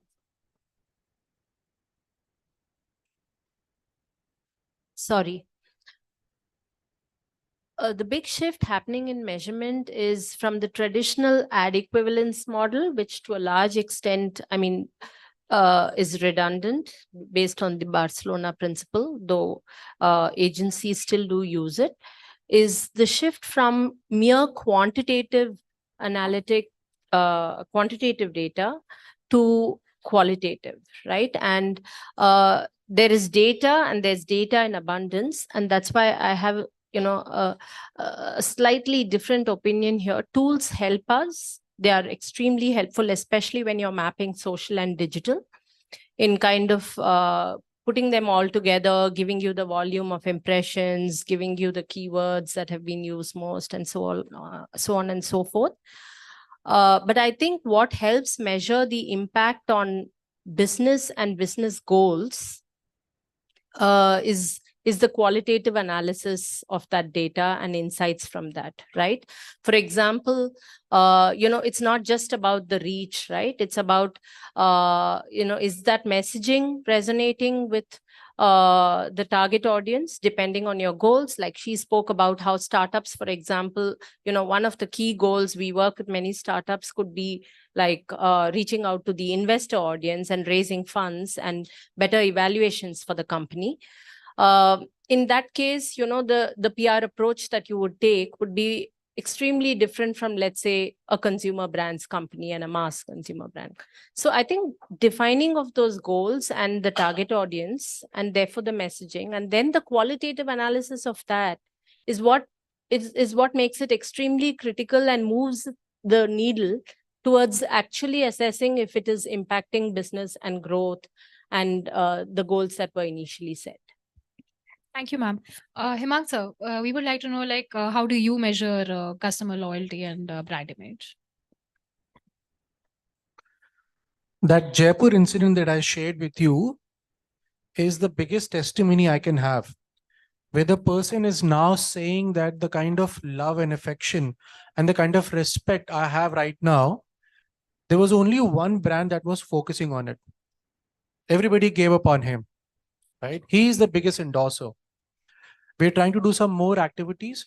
For instance, if you look at the kind of outreach we do, you won't see most of the times my co-founders and my CEO getting the limelight. That's not the point. For me, they are just tools. The biggest advocate is my player, that community. If they go out and talk about it, it makes sense. So what I follow the idea is to have a hero creation setup. I call them heroes. They are the ones who are spending and grinding and trying to make moolah out of it, not just by money, but by medals and glory. So we focus on highlighting that. And I'll tell you, for me, call it a PR success or a communication success or the matrix. I never reach out to my founders and co-founders saying that, hey, you know what, from a PR or communication point of view, this is what I did. Never. I never share any report. I never share any analysis. Because I believe that once a third party comes to my CEO and says that, hey, we have seen the hoarding at your Sultanpur metro station, it's pretty cool, my idea worked. If they say, hey, we have seen your Shark Tank presence, that my idea worked. If I see parents coming in saying, hey, we used to believe that my son is getting spoiled and I don't know what's going to happen, but now I'm seeing him that he's making, a steady way of making money, and also the reputation. He goes to various international tournaments and he goes live. Poker is, by the way, there are countries, they show you live tables and hands. So that is the recognition I need. There's nothing else that's most important. Now I'll give you another example. And that's the reason I pulled out my phone. I usually don't do that. I don't like the idea of carrying my phone all the time. But what I was trying to do is trying to figure out a story headline that we got today. In Mint, there is a story on my another brand within Bazi Games. One is Poker Bazi, one is Sports Bazi. Sports Bazi into fantasy and watch and play category. They have been featured. Both of my co-founders, all edition in print, and you have a online story as well. And the headline is not the typical headline that you'll see. It says that the GST is a concern, could be a spoiled sport and all of it. This is not the headline a typical company or a typical PR person would like to have it. But we don't believe in that. My idea was to basically warm up the whole investor community, because going forward, we might look for funding and all. Right? So there, if the story is out with the real numbers, talking about what exactly is happening. And even I was not aware of the story. My CEO realized that if somebody has shared that story, he said, good job, I really like the story here. Let's do more. I think that's the best way to figure it out. And also one more thing I would like to clarify. I don't know if it's just my thought or my fellow panelists also agree. But I feel that when we say PR, automatically we just restrict the whole outreach that we're going to expect from me. Let's say if I say Himang is going to do the PR, I get a sense that everybody's talking about just the traditional PR, newspaper, and there's another word, chapai and all of it. That's not the right way to do it. I'm here to have an effective communication, be it legal system, be it my customer care, be it my marketing. And I do that. And it's not easy. Someone said that it's not easy. People don't realize we still get the smallest budget, though it doesn't happen with me. I decide my own budget. And for that, I need to understand their hustle, their language. For instance, the way people talk within my community. The poker lingo is very different. I cannot get it till the time I play. So I spend, I grind, I understand. I reach out to people, the customer care. How the hell they talk like that? What are the words they use? I need to understand it. Right, sir. And then effectively create your communication. It works. Thank you, sir. Sunita ma'am, how do you measure brand loyalty? Well, actually, the times that we're in, there are brands born every day, right? On digital, on social channel platforms. Pandemic saw a lot of brands come to life. And today, I think brand loyalty, if I look at the Gen Z, I think it's shifting so fast. But we still want to retain our consumers, our customers, right? So, and in a company like ours, which is over 100 years old, we have customers who've been with us for many, many years. Generations have been consuming our products, whether it's for their pets or for human food, chocolates. The way we measure loyalty is, of course, the numbers show in terms of your sales figures, etc.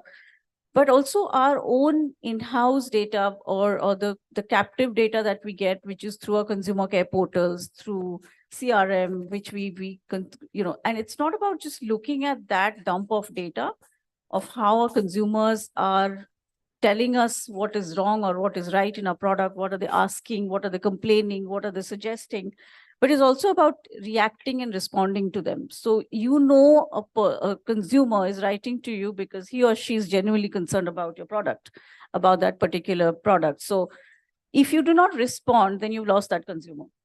So we measure, yes, through various other ways, a lot of measurement tools we have in-house. It's a huge company. And obviously we have invested in a lot of tools and tactics and strategy to make sure that the consumers keep loving our brands, keep coming back to us. But yeah, we also make sure that we're looking at this pool of data, which gives us a lot of these insights. So yeah. Amandeep ma'am. So there are three ways to measure the loyalty and brand image. So one, Akansha spoke about that you can, have a brand survey and check on the loyalty and brand image part.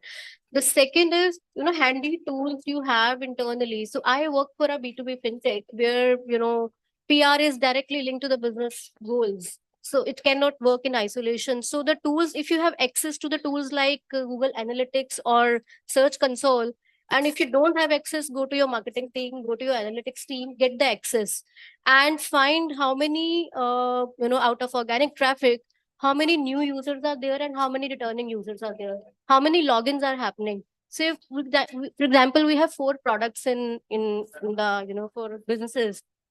Say one of the customer is using corporate cards, and is he returning to us for the vendor payments also? Is he returning to us for the tax payment also? So that's how you measure the, loyalty and the, brand image. Have you carried that brand image to sell another product to the customer? And PR plays a key role here. It may not have a, direct conversion through PR, but you can actually create a favorable environment for that conversion to happen, or a business goal to achieve. Third way could be that actually you can check the user generated content on the third party websites, what people are talking about your brand. That's another way to check the brand loyalty and image. Yeah. Thank you, ma'am. Sumita ma'am, I would like to start my next question with you. And that is like, can you give us an example of a truly successful PR campaign that crosses your head at the moment? And why do you think it is successful? Sure. If before, I could answer your question, if I could just add to what Amandeep said now. I think another very important component of measurement today, much like, the integration of communication itself that's happening, is the integration of measurement. Because traditionally what happened is, if you were an agency and you were getting newspaper clippings, then you were just measuring, what is the value of that from the ad equivalence model, or the volume of impressions, or which kind of media, and so on and so forth. With the digital and the social piece, for example, the amplification of what comes out on a media platform, and then, is it on that, from that link, are you getting more website traffic that particular day or around that time? And then going back to, of course, connecting the dots on, what is the footfalls that come out of that, if it is driven down to sales in that sense. Being able to measure that, and being able to actually also go back to customers and ask, where is the brand awareness increasing from? Are you reading more about the company, in case the objective is brand awareness, right? So that integration of the entire measurement, which should be owned by communication teams within the company most often, because they have access to all pieces of the data.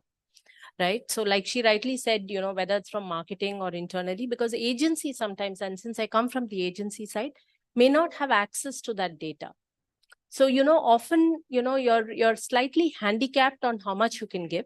But going back to your question, we just finished a grueling exercise of putting together like an annual report for a client of ours. It's a German leading manufacturer in the automotive space. They work with some of the largest brands, and we've been working with them on their PR in the India market. And we had to, the extent of that, and that's where I said, the extent of the depth of measurement today is far more, because when you speak about a successful campaign, we of course had, just going by the reach, the volume of impressions were about 3,000 plus during the year for different business divisions, because they are a large, they have multiple divisions. And then we had to, get to the depth of which division, what kind of messaging was more, in which kind of publications and platforms was it out, what is the traffic, what is the domain strength of those platforms, where, the share of voice with other competitors, and we were a good 70% above their next closest competitor in terms of the share of voice. And I think the domain strength, and out of the 3,000 or that I spoke to you about, I think more than half, almost 3/4 of it, was what we would classify in the Cat A with a higher reach and all of that. So, this exercise happens on a quarterly basis. So you kind of keep mapping whether you're moving towards a direction, and then the company comes back and says, no, see, this business division is doing well for us and it's the most important. So we need more messaging in this segment, or we need more messaging in, with these kind of platforms more than, so it's all very interconnected, because you need to each time think through what are the goals, what is the messaging, what is the reach, and then finally, even if the reach is there, for example, on social, it's not just about the reach, right? It's about the engagement, and it's about what is the kind of response that you are getting from your audience and your community that you're building there. So yeah, I think I do not want to name, because we have very strict NDAs with some of these clients, so I can't name the client. That's absolutely fine. Yeah. Thank you, ma'am. Yeah. Akanksha, ma'am, like one successful campaign that you would like to talk about. So I'll try to talk about two and very quickly. So I think if I have to look at a brand in the startup world which has done a great job of a PR, of doing PR, is a brand called Dream 11. The reason being, it came into the industry with a totally new concept of fantasy games, and I'm sure Himank is going to say, ki, why not us? But anyways, they came with a new concept. Cricket is, of course, a religion, but there is a lot of controversy around it if India doesn't play well. But they kind of had a very integrated, well thought through communications campaign, where they very strategically position their founders as thought leaders. They also smartly push the the entire concept of the brand or the business model to the right TA. And they also, of course, played well with the brand ambassadors to kind of create that recall for the brand. And the connect with the brand is huge. So I think it's done a great job. Also on the public affairs side, it's done a great job. The other one is a campaign that we run at Bharat Pay. And the reason why I think it's a great campaign is because of the validation we get and the plot that we get internally. It was a digital campaign. We still running. What we did, and the reason I thought of it is because Himank also mentioned about building heroes. So we started with a campaign called Transforming Bharat, where we actually, so Bharat Pay works with offline merchants who are small shop owners, and nobody really was bringing out their story when I started out with this idea. And we wanted to showcase their stories their way, totally unscripted, but get their stories to kind of inspire a whole bunch of youth to kind of start out on their own. Over the last 2 years, it's done phenomenally. It's well. It's a one of the campaigns that's won number of awards. Only works organically. Works only on digital. We've shot about 30 merchants in 15 cities across the country. Every story brings a different aspect of life. Now we actually also shoot their family, so it gives a little more perspective of how we are making an impact. And I think as purpose-driven campaigns become more important, I see this being a campaign that this kind of campaigns becoming more mainstream in the times to come. So that's the second campaign. Thank you, ma'am. Amandeep, ma'am. Can I just add one part from my end, Mandeep, that's okay? I'll quickly give you two instances related to the impact and all of it. One was Xiaomi. Now, Xiaomi, for the first 5 years, you know what's the budget in terms of marketing? Zero. And why am I saying it? Because I was part of the team. I was taking care of the PR. I was leading it. For the first 5 years, there was zero budget for marketing. They don't understand. Now they do. It's been 10 years. But the first 5 years, the kind of positioning they established when they became #1 smartphone, it was all PR. The idea of larger than life PR events where you have this idea of me fans.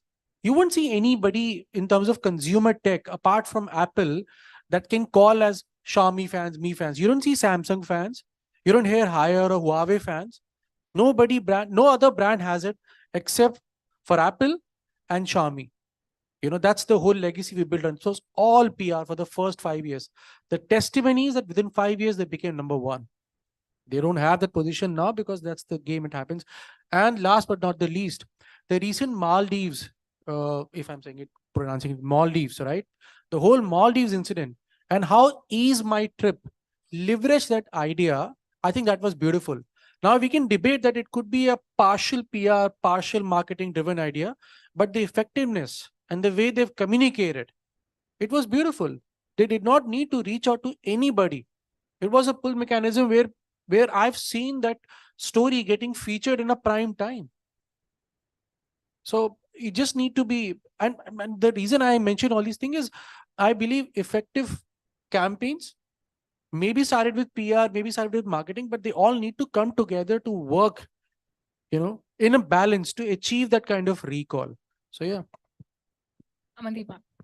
So the goal should be very clear for what the campaign is. So there are three parameters to any campaign. What is top of the funnel, middle of the funnel, and the bottom of the funnel. So top of the funnel is mainly for the brand awareness. Middle of the funnel is for brand consideration, and bottom of the funnel is for conversion. So PR campaigns mostly fall under the top two, top of the funnel and the middle of the funnel. So you can't expect PR campaign to have the touch point at the bottom of the funnel.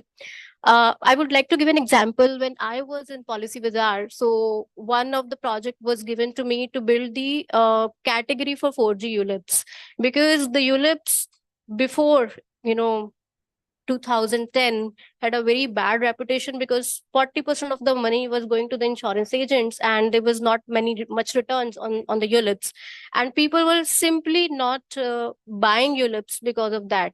And mutual fund was the competitor in the competition to the 4G ULIPs. So we actually did not only did earned media through PR, we also used own media channels. We started a webinar series. We started a campaign called Nivesh Kar Befikar. And that campaign, we asked insurance companies to come on board, be part of the campaign, and have a brand awareness why 4G ULIPs are better. And of course, this was backed by the PR, where opinion pieces were going out and the comparisons were going out with mutual funds. And the consideration gradually was happening when people were buying and sharing their experience. We created a separate portal, also a subdomain, niveshkarbefikar.policybazar.com, and where we were uploading all the content, having a lot of blogs there. We also created a actually sales form there. If you're interested, get in touch with us. And surprisingly, as I said, that bottom of the funnel doesn't add PR, and that was an exceptional campaign, added 1 CR through PR campaign to insurance premium. So that's great, ma'am. Sunita, ma'am. Sure. So there are so many examples from Mars itself. We have such iconic products, and we build all our campaigns, whether it's PR or a lot of ad campaigns as well, rest on our purpose. And I'll give you 2 examples from Mars, which during the COVID in India. One is from a Mars Pet Care family, from that segment, where we make pedigree and viscous. So during the COVID, when government was e-commerce was delivering products, and one of the essential, and we didn't find pedigree in the essential list. And there were a lot of pet parents who wanted pedigree, who were feeding pedigree to their pets. There were pets all over the country who wanted it, but it wasn't getting delivered. So, and here the objective was very clear, was twofold. One is, of course, to make sure that it goes into the essential list so that the sales go up, the numbers, we are able to drive the growth numbers. But second is better world for pets. So we wanted to live that principle of the purpose of creating a better world for pets. So there were a number of legs which were led to that campaign. It wasn't really a campaign per se, but I would say the touch points that we created, the engagement that we created, ultimately led to not just sales, but also made sure that the pets were thriving with the products that they were used to. So that is one example. And second is, and this actually became an example of how you contribute to the business, right? So the business wanted sales to go up, pedigree to be back on shelves, to make sure that pets get what they need.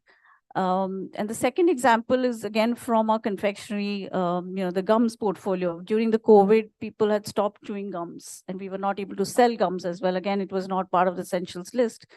But we started a campaign called Get Fresh Behind the Mask. So even if you're when you're wearing a mask and you want to stay fresh, why not have a gum? So that also sort of boosted sales, not just sales, but also, it was a great campaign by itself in terms of talking about freshness behind the mask. So these are two great examples. So the learning was that make sure that you have your objective and goal, like Amandeep said, that your goals you have to be super sure of what you're trying. Thank you, ma'am. Given the time we have, I'll just go ahead to our last question, and I would request our panelists to answer this question in a minute. And the question is is brands marketing success solely dependent on the immediate ROIs that you're able to derive? Or should there be a greater emphasis on the metrics that demonstrate long-term brand health? Hemang sir, we'd like to go with you first. Coca-Cola has done that,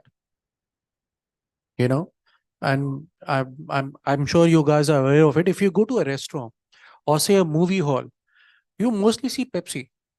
You don't see Coke. And I'm guessing why, because they don't need that. Customer wants it. It's not that they want to sell it. With Pepsi, it's otherwise, right?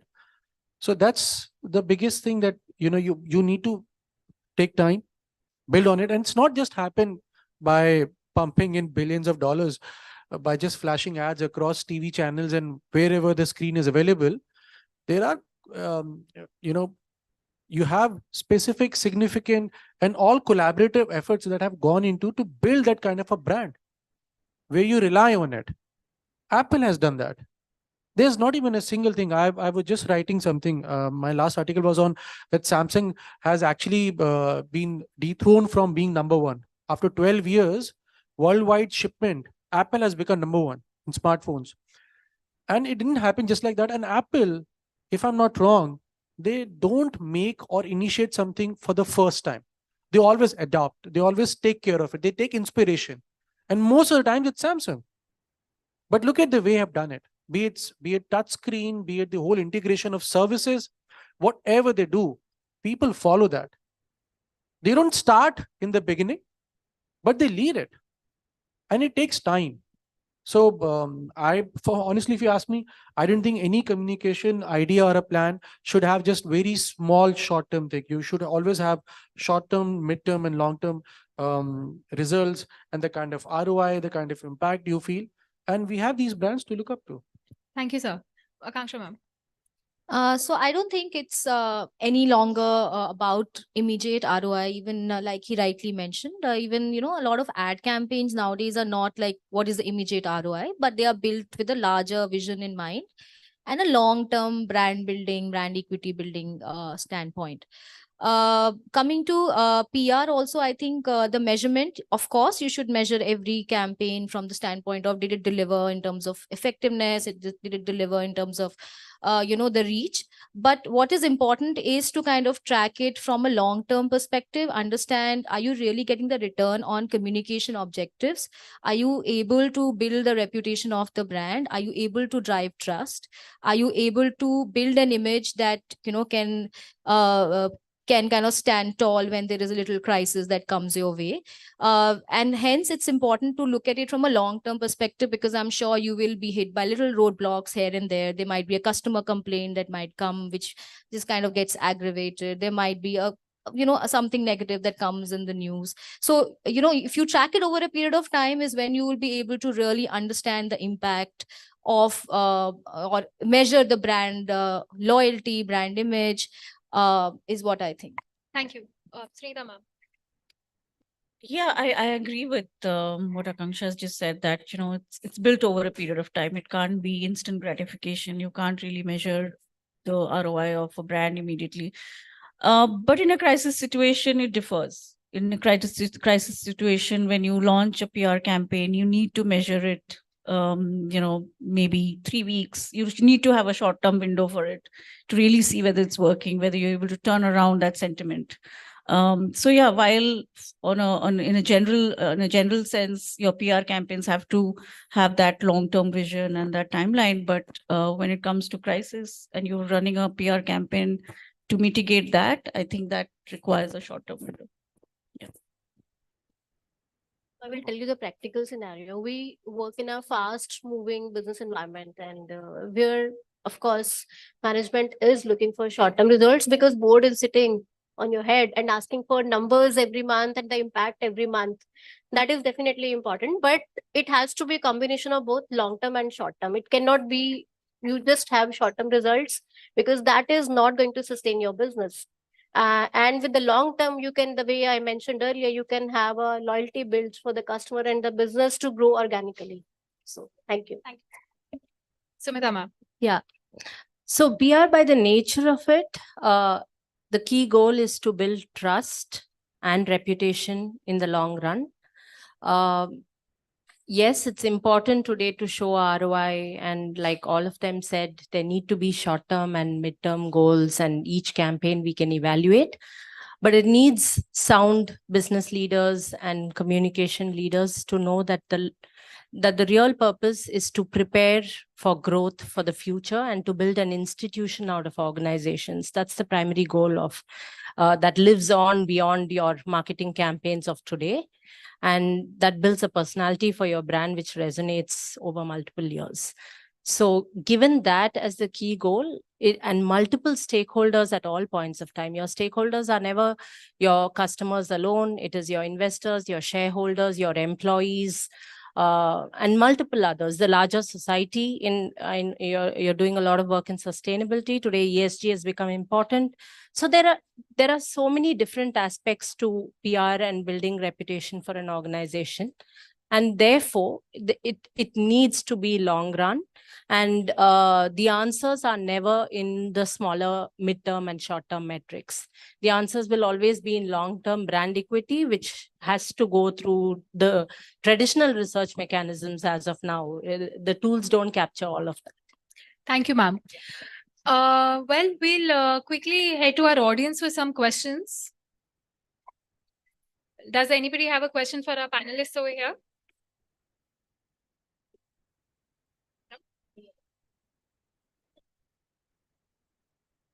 I come to you.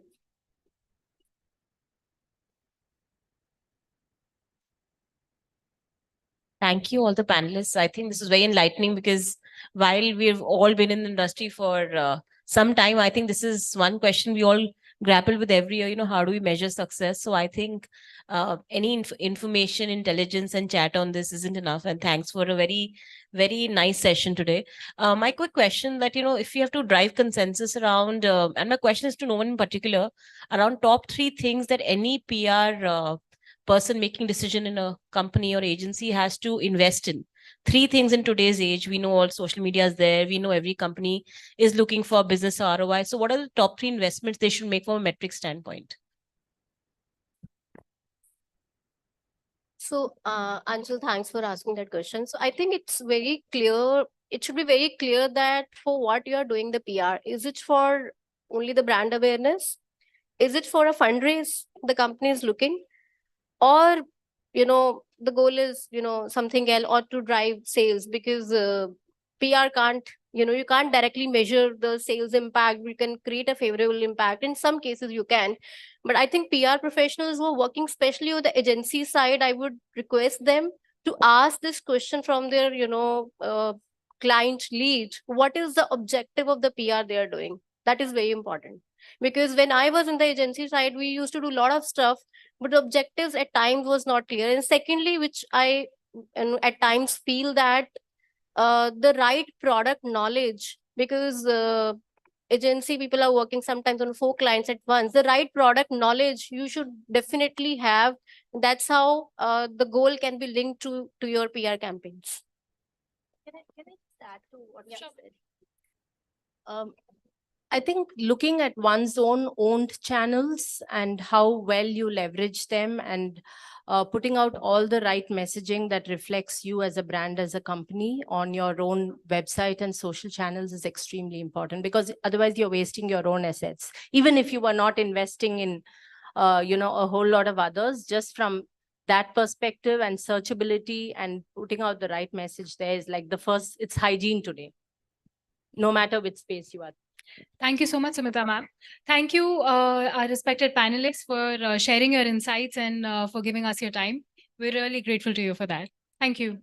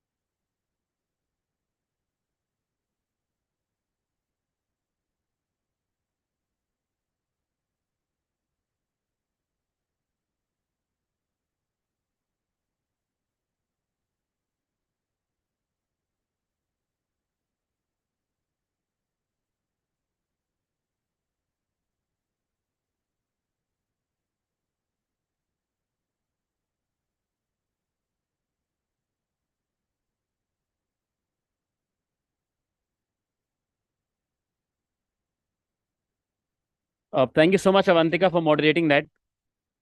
I got late this time.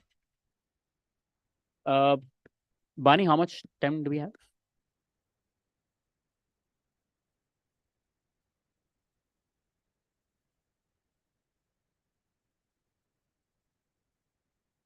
Before we move ahead with our last panel discussion for today, may I please request our team to once again play the partners AV, please?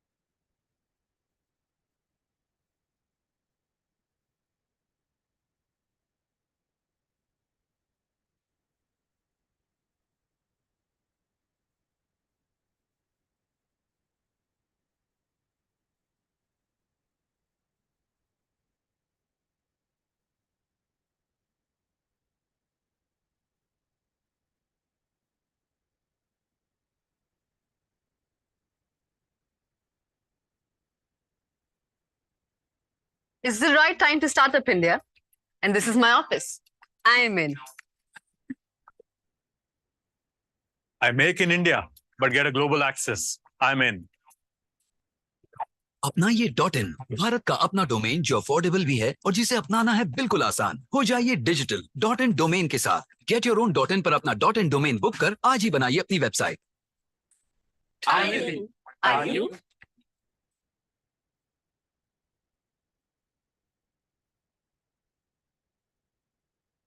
A big thank you to our partners along with others as well, along with two of the ones that we saw.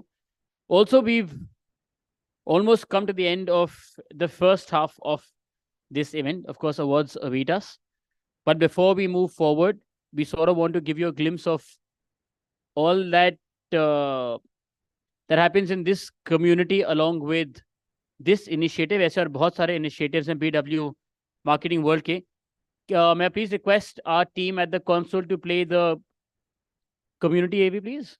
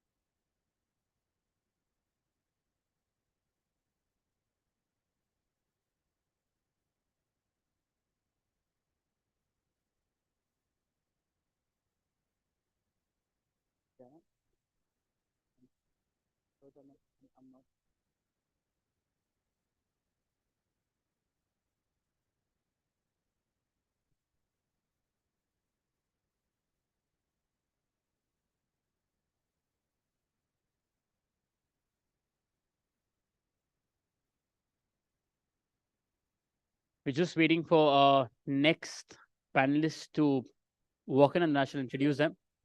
This is the last one. Then we have a keynote address followed by the word ceremony. First, we are 40, under 40, and then we have the category awards as well.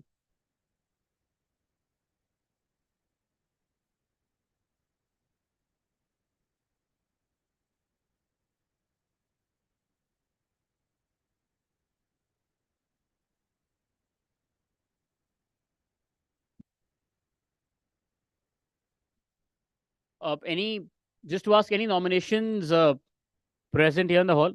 आप में से कोई who've nominated themselves or their teams, their brands, their companies, organizations, anybody? You have? So only 1, 2, 3, 4, 5. I've counted you, ma'am. Thank you. 5. There's one who's sort of raising and then being back with it. Okay. All the very best. I think I'll introduce the next panel and are they outside? Can you check?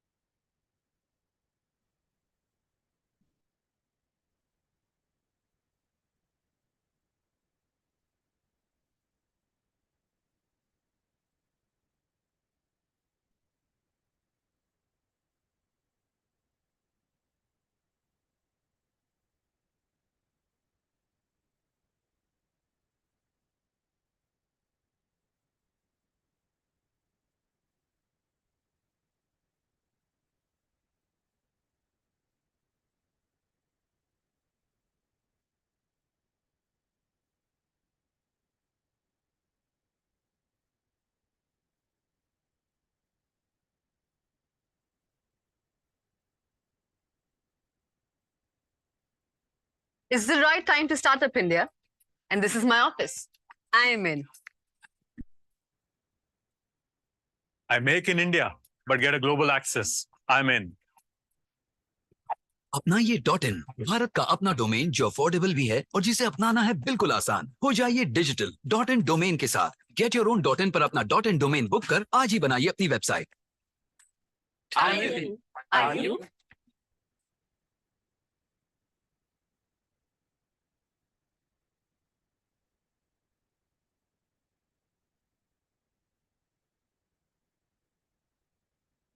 Okay, so our last panel for today, it's going to be around storytelling, because I think eventually all of our PR, all of communications comes, I think, or uses stories as an anchor. So storytelling has always been, hello, sir, volume. Is this on? It's switched on. Hello. Storytelling has always been a crucial method to communicate, connect, and also make sense of our surroundings. From early cave drawings to folklore, myths, and of course, stories till date. Stories that can elicit emotions, arouse memories, and also motivate people to take actions. And the same is seen in our industry as well. Capturing the attention and emotions of audiences in today's fast paced world of information overload has also become sort of an assignment for public relation professionals. And the power of this narrative can break through the noise of all these messages and commercials to have a lasting effect on target consumers. And to shed light on this, we have a panelist, Shazia Elmi, National Spokesperson BJP, Sarvesh Tiwari, the Chairman of Public Relations Society and founder PR professional, along with Dr. Anurag Batra. Is someone from my team here? Bani, are you here?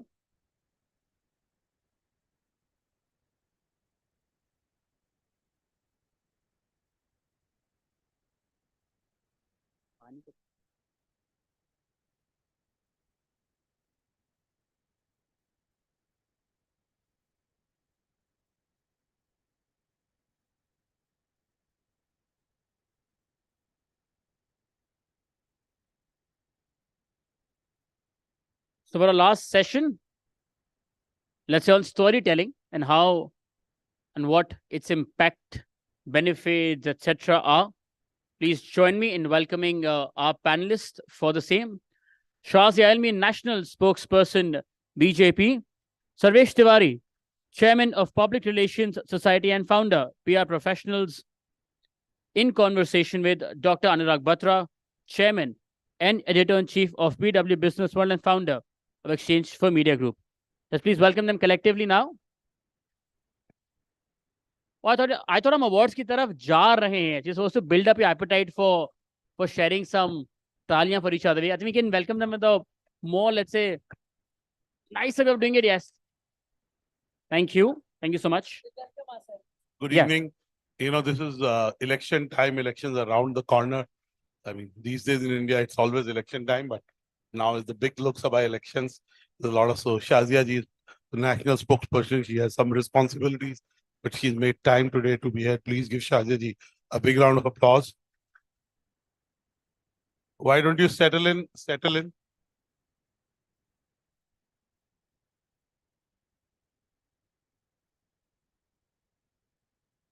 I request you to settle in.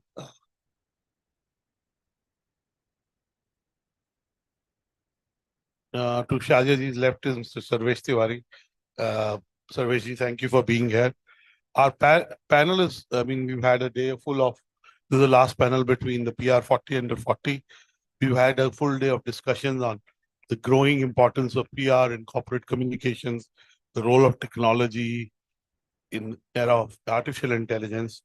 This panel will specifically focus on how to win the war of narratives, how to be bringing that art of storytelling, because it is an art, and how to use that to be a game changer. As we know, we live in an era where countries, leaders, individuals, brand, businesses have to build a differentiated narrative to stand out. We're also doing this when the primaries for the American presidential election are happening. The Ohio caucus happened a couple of days back. Now is the New Hampshire caucus on the weekend.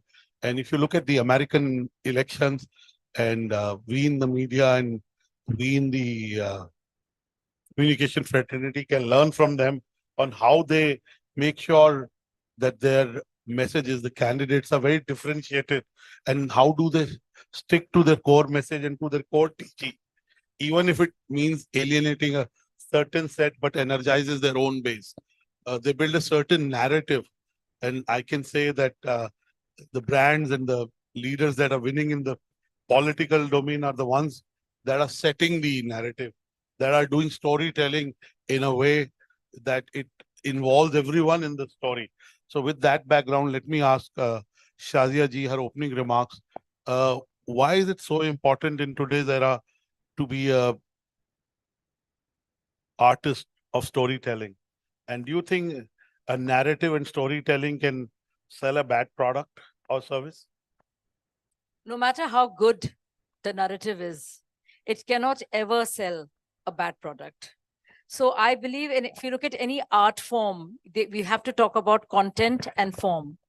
So form can be different things. You can communicate in different ways. How you say something, but what are you saying? What is the message? How are you creating the narrative? What is the story? How impactful is your story? Does your story touch people's hearts? Does it strike a chord? What is the relatability of that story, which is part of political communication in your life? How does that slogan that is being raised by any political party, how does it impact you? Does it stir up something in you? So it is about stories and it is about emotions. Nothing is devoid of emotions. And I think we have to effectively, and I think that party will do the best if it manages to touch the inner core of your being, which is why you see, I mean, a voter is to a party what a consumer is to a corporate, right? I'm 100%. So when you're selling something, what is that? The idea and the war of narrative becomes very important. And it is a war. It is a battleground out there because everybody is selling their way. What will BJP government be like as opposed to Congress government? If Akhilesh Yadav is in power as a Samajwadi Party head, what will that government be like? What does it mean to you? How does it translate to you as a common person, as a man, as a woman, as a youth, as a farmer? So there are different constituencies. So when you look at a narrative, you have to think in terms of who you want to reach, how you want to reach, and everything else follows. Whether it's digital or it's analog or it's Twitter or it's Insta or it's Facebook or it's everything else and mass media, that is secondary. But what you're saying is far more important than how you're saying it. So And where you're saying it.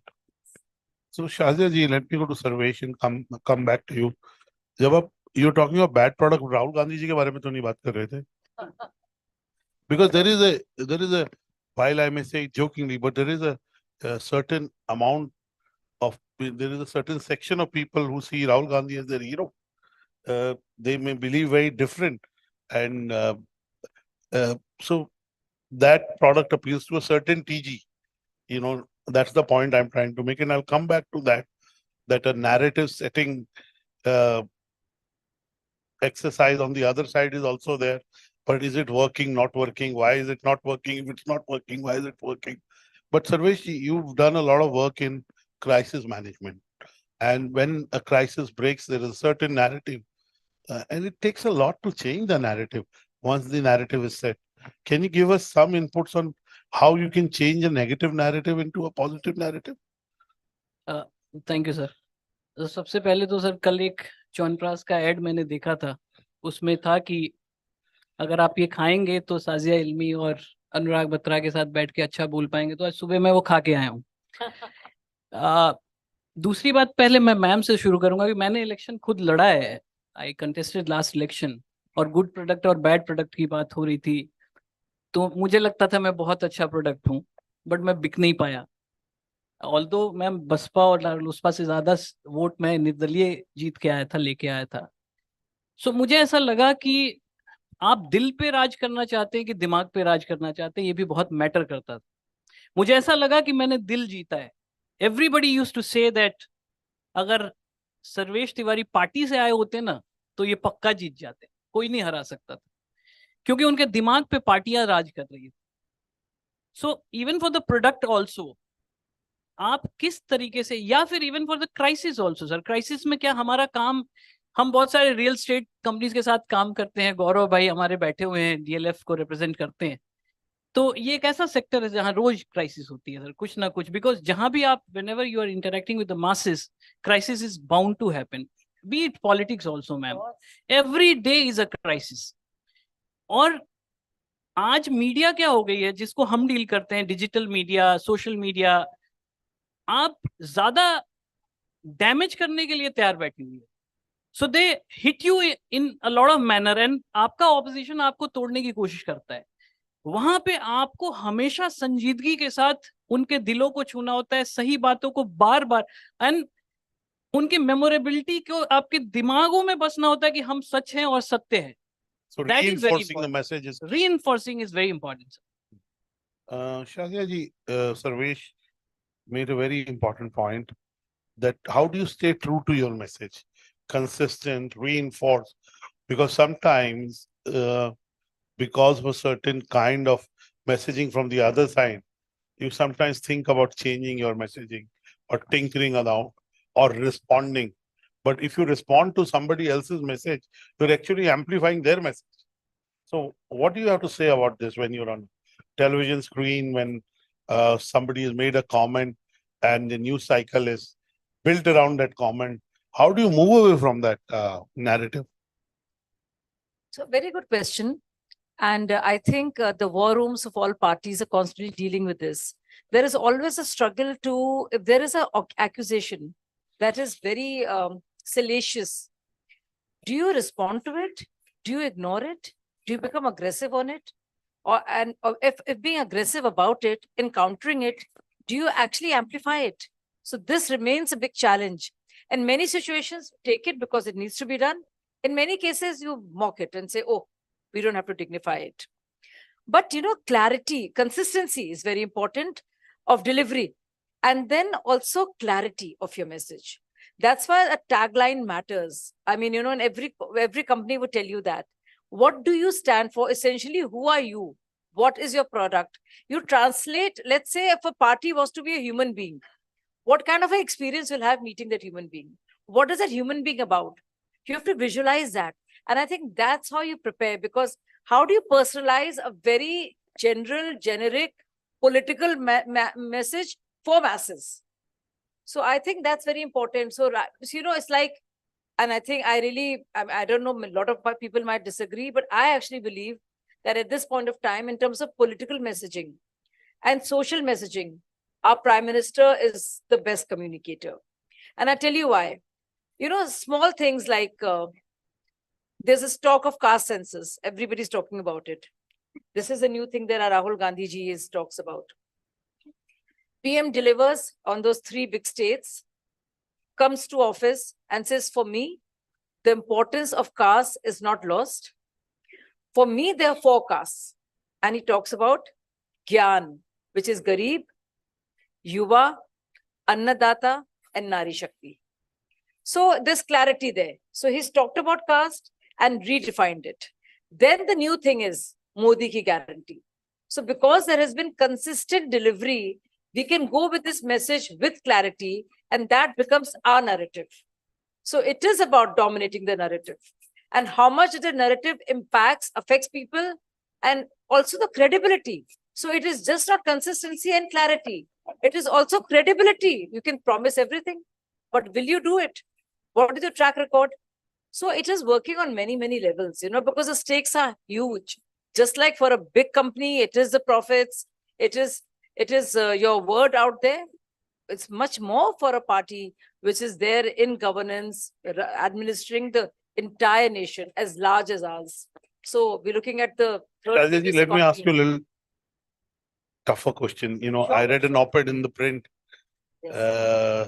which talked about that big nations shouldn't bully small nations, which was an incident of the Prime Minister going to a certain part of India and promoting it, and a certain nation not doing well, and then everyone amplifying that. So the op-ed, basically, I don't remember who wrote the piece, but the op-ed said, actually, if you're large, you can't ridicule small people. That actually makes you small. True. What do you have to say to that? No, I don't think India has ever bullied. In fact, ours is one country which has actually suffered and has been on the receiving end. Now, whether it's, if we're talking about Maldives specifically, whether it's a water crisis, whether it's our troops, our forces, we've always been there, whether it's our scientists, and of course, it's our tourists. So India has never really bullied Maldives. And for 3 years, there has been a complete, consistent messaging done from this party, which is now in power, Moizu's party, which says Indians out. So when our country is being derided or Indians are being mocked at, that's one thing. The second thing is, so again, negative communication and positive. So one is you have to stand up and say, no, do not mock our country. We've been there. But also the positive part is we promote a part of our country, which is Lakshadweep. So it's a balance. You counter this, and not as a big brother, but as somebody who would not be bullied by a smaller state, which is using some kind of ideology of that particular party to create tensions between two countries. So it has nothing to do with what whether Maldives is considers itself a smaller state. No, it is a bullying of the part of Maldives to push a certain ideology in their country, which has been the basis of their victory as opposed to the predecessors. So when they bully us with their ideology, we don't bully back. We answer with clarity again and say, this is what we stand for. This is how we've been with you. But look, we have a great place, Lakshadweep. And I'm so happy because so much work is happening on Lakshadweep, which is beautiful, So have you been to Lakshadweep? I've never been to Lakshadweep. I want to go. I believe it's very expensive now to go there. Yes? Sir, I will rather divert it from political communication to people's communication. और सरकार को सबसे ज्यादा दुनिया में अगर कहीं भी कम्युनिकेशन की बात होती है तो सबसे ज्यादा जरूरत अगर कहीं कम्युनिकेशन की होती है तो सरकार को होती है बिकॉज मासेस के जितने भी पॉलिसी होते हैं जितने भी नई तरीके के इनिशिएटिव्स होते हैं every time you need to communicate to the people it's very tough Covid में हमने देखा रातों रात आप कैसे पहुंचाएंगे कि ये चीज करनी है और ये नहीं करनी है I think that was the toughest time to communicate with the people when everything was stopped and we were ensuring lives to the people. So I think इन सब चीजों पे जब हम सोचते हैं तो हमें पता चलता है कि कम्युनिकेशन कितना और स्टोरी टेलिंग कितनी इंपॉर्टेंट है. एक छोटा सा वाकया है सर इस सब्जेक्ट पे काफी आप चूंकि मार्केटियर्स बैठे हुए हैं पीआर के लोग बैठे हुए हैं एक बार यूएस के का एक जर्नलिस्ट एक थे बहुत ही पॉपुलर जर्नलिस्ट थे बॉब वॉकमैन प्रॉब्ली उनका नाम था जितना मुझे ध्यान आ रहा है 2009 की बात है. सो उन्होंने क्या किया ईबे पे बैठ के 200 प्रोडक्ट्स खरीदे छोटे छोटे ऑब्जेक्ट्स थे $1 के 200 अराउंड $200 के प्रोडक्ट हुए. उन्होंने क्या किया कि एक वो निकाला और उसके बाद अपने तकरीबन 200 जर्नलिस्ट को रिक्वेस्ट किया कि इस ऑब्जेक्ट के ऊपर आप एक स्टोरी टेलिंग करो और आप अपनी कहानी दूसरे तरीके से बनाओ. एक कंपटीशन क्रिएट किया कुछ अवार्ड्स डाले and then he took those products on eBay again. He posted the same products with those stories on eBay. और जो $200 के प्रोडक्ट थे वो $8,000 में बिके सारे प्रोडक्ट. स्टोरी टेलिंग की पावर बहुत ज्यादा है चाहे प्रोडक्ट के लिए हो चाहे पीपल के लिए हो चाहे किसी भी सेक्टर पॉलिटिक्स हो anywhere. So we all should understand why storytelling is important. Emotions और ये सिर्फ ये नहीं है कि ये कोई एक कहने की बात है ये साइंस है.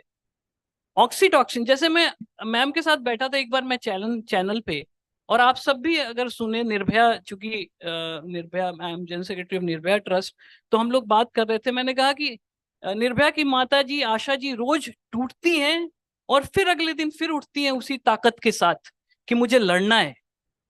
और उस औरत के बारे में आज सोचिए कि वो कितनी हिम्मत होगी एक गांव की औरत को जिसने इतनी बड़ी लड़ाई लड़ी. अब जब मैं आपके साथ ये बातें कह रहा हूं तो मैं आपके ऑक्सीटॉक्सिन लेवल को बढ़ा रहा हूं. आपका EQ आपका इमोशंस बाहर आ रहा है. आप इमोशनली कनेक्ट हो रहे हो. आपके सामने एक पिक्चर बन रहा है. सो स्टोरी टेलिंग के नैरेटिव्स को ऐसे कैसे बिल्ड करना है, कब, कहां, क्यों, कैसे, क्या, that is very important. Simplicity of language is बहुत, मैं I hate fancy languages. Modi ji की मैम बात कर रही थी, मोदी जी तो बिल्कुल सटाक बोलते हैं और आपके दिलों को छू जाते हैं. अंग्रेजी में आप जितने बड़े कॉर्पोरेट्स में जाइए, सारे ऑर्नामेंटल लैंग्वेज में फंसे हुए हैं. वो नहीं सोचते, जनता को मतलब नहीं है यार, जनता चाहती है साफ सीधी एकदम देसी भाषा जो उसके दिल को जाके छुए. So I think simplicity is very I important. want to add to that. You see, Nirbhaya story. Now there have been so many rapes, and our reports are terrible, and I think we need to do much more. But you see, that story touched the hearts of every Indian. So it did something to us, because for the first time there was Nirbhaya's mother out there talking about her daughter. We related to her grief. We related to what she went through. So when you go from macro to micro, everything changes. And I think that approach, even in storytelling, as a journalist, I'll tell you, you talk about weavers of, say, a particular place, Mirzapur. And you can say how much weavers are suffering, what is happening. But then you talk about one protagonist, Firoz. Firoz, as a weaver, has had 3 generations of his family have been doing this. Now, because of expensive thread or synthetic thread that is available, his quality is suffering, his product is suffering. So when we make the story about Firoz Siddiqui, one person, it changes. We go to Firoz's house and you talk to Firoz's mother. You see Firoz's children. You relate to that. Because it's no longer about the synthetic or a thread or the export of which has become difficult, but it's suddenly about Firoz and Firoz's family and Firoz's ammi who's saying, "Hamare wo din kitne alag the, ab dekho, ab kaise kya hoga." You relate to that. And I think that's very important. And Yuval Harari, if you read, it's such he talks about it. What differentiates higher mammals from humans, Homo sapiens, is the art of storytelling, building a narrative. It is very impactful. It is everything. It differentiates us from everyone else because we can create that, whether it's the idea of a bank or a party or a state or a nation. These are all narratives. Religion, it's all narrative. Everything is narrative. So Shazia ji, since you talked of that human beings have a monopoly on creativity, clearly that is being challenged by artificial intelligence. What's happening? Singularity would have happened in 2034. It will happen much earlier. How earlier? I don't know. Right? Excuse me, ma'am. So we live in an era of deepfakes, right? And we've seen what has happened with certain videos in the last few weeks. As the political season approaches, I'm sure there'll be much more of that. Individuals maligning their opponents. I'm talking in terms of politics. I'm sure it will happen in the brand space also, as the deepfakes really become even a bigger reality than what they are. How do you counter deepfakes? How do you counter the tools that create things that are so authentic? This is going to be a huge challenge. And we had a huge media outreach program in the BJP headquarters, and Prime Minister met all the senior, all the editors and media houses. And he flagged this. And he says, I haven't done Garba in some 30 years, but there's a video of his doing Garba. But it could be anything. And, so many women, so many actors have spoken about the ugliness that this brings to the fore. Not just that, I think a lot of things will change, a lot of jobs will be taken, a lot of fake stories will do the rounds, and a lot of defamation suits will now will be the order of the day. Now, there are 3, I see it if you see various levels of it. One is, of course, the content creators, the deepfake makers, of course, the intermediaries. We're looking at all the social platforms. Then you're looking at the end users, people, and you're also looking at the government. Now, I feel that the government is doing its best. Now, there is a lot happening on that. We are fortifying, also ensuring that the legal framework deals with it, that's viable, that is actionable, that is part of a criminal law, that anybody who can be traced the IP, can be tracked to a particular person will be. But what happens before that? What if it creates a riot or a war and something, a personal defamation, taking away your civil liberties and all of that? So all that can be actionable, that can be criminally taken care of. But I think a lot of responsibility lies also with the end users. You can tell Twitter, you can tell Facebook to make sure that the fact-finding teams are better, that some things are not allowed. But there's only this much they'll do, and it'll take some time. I think also we as a people should be very alert and not react to anything which is instigatory in nature, inflammatory, and derogatory. So we have to make sure that it should happen at all levels. Otherwise, I don't know where we are headed. Sir, your comments. Yeah. If I feel that threat has always been there, इसकी existence हमेशा रही है, कुछ ना कुछ threat आएगा, और जिस तेजी से टेक बढ़ रहा है, तो खराब करना और ठीक करने की जो ये लड़ाई है, ये लगातार चलती रहेगी. There will be one application tomorrow which everybody will be downloading in their phone, and they'll find out whether it is fake or not.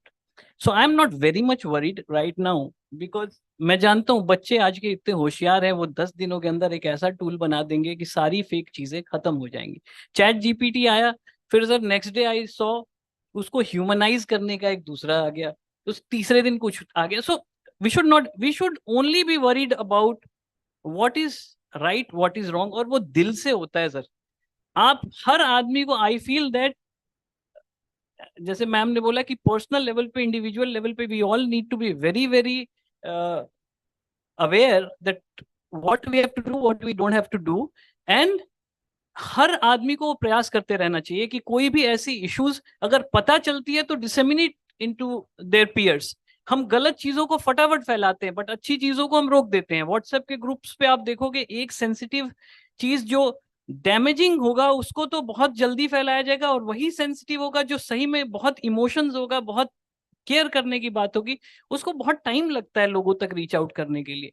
So I think we all are responsible, and we will be taking initiative. Sir, it's not Thank you so much. I'll come to you. We have almost 6 more minutes. We can take 2 or 3 questions. I'd rather involve the audience and make it a 3-way communication. So if you have any questions, raise your hand and you could direct it to either Shazia or Sarvesh. Everybody is looking forward to the 40 under 40. Okay. So let me ask you that question.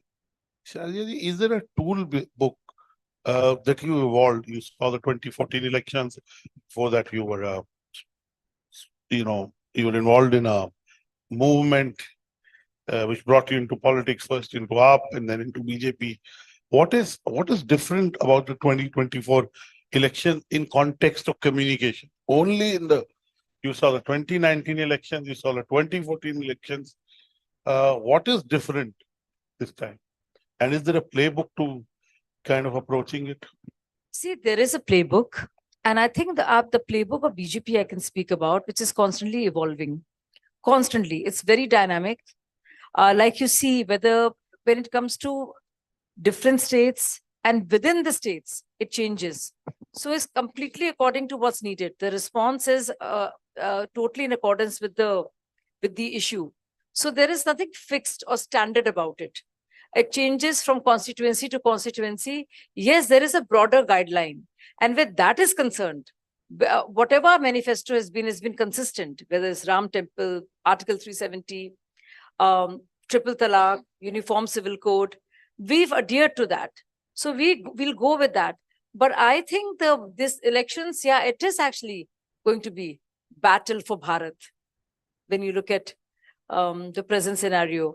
And BJP is making it very clear that when it comes to development, when it comes to our roads, our highways, our schools, and various welfare schemes, there has to be saturation.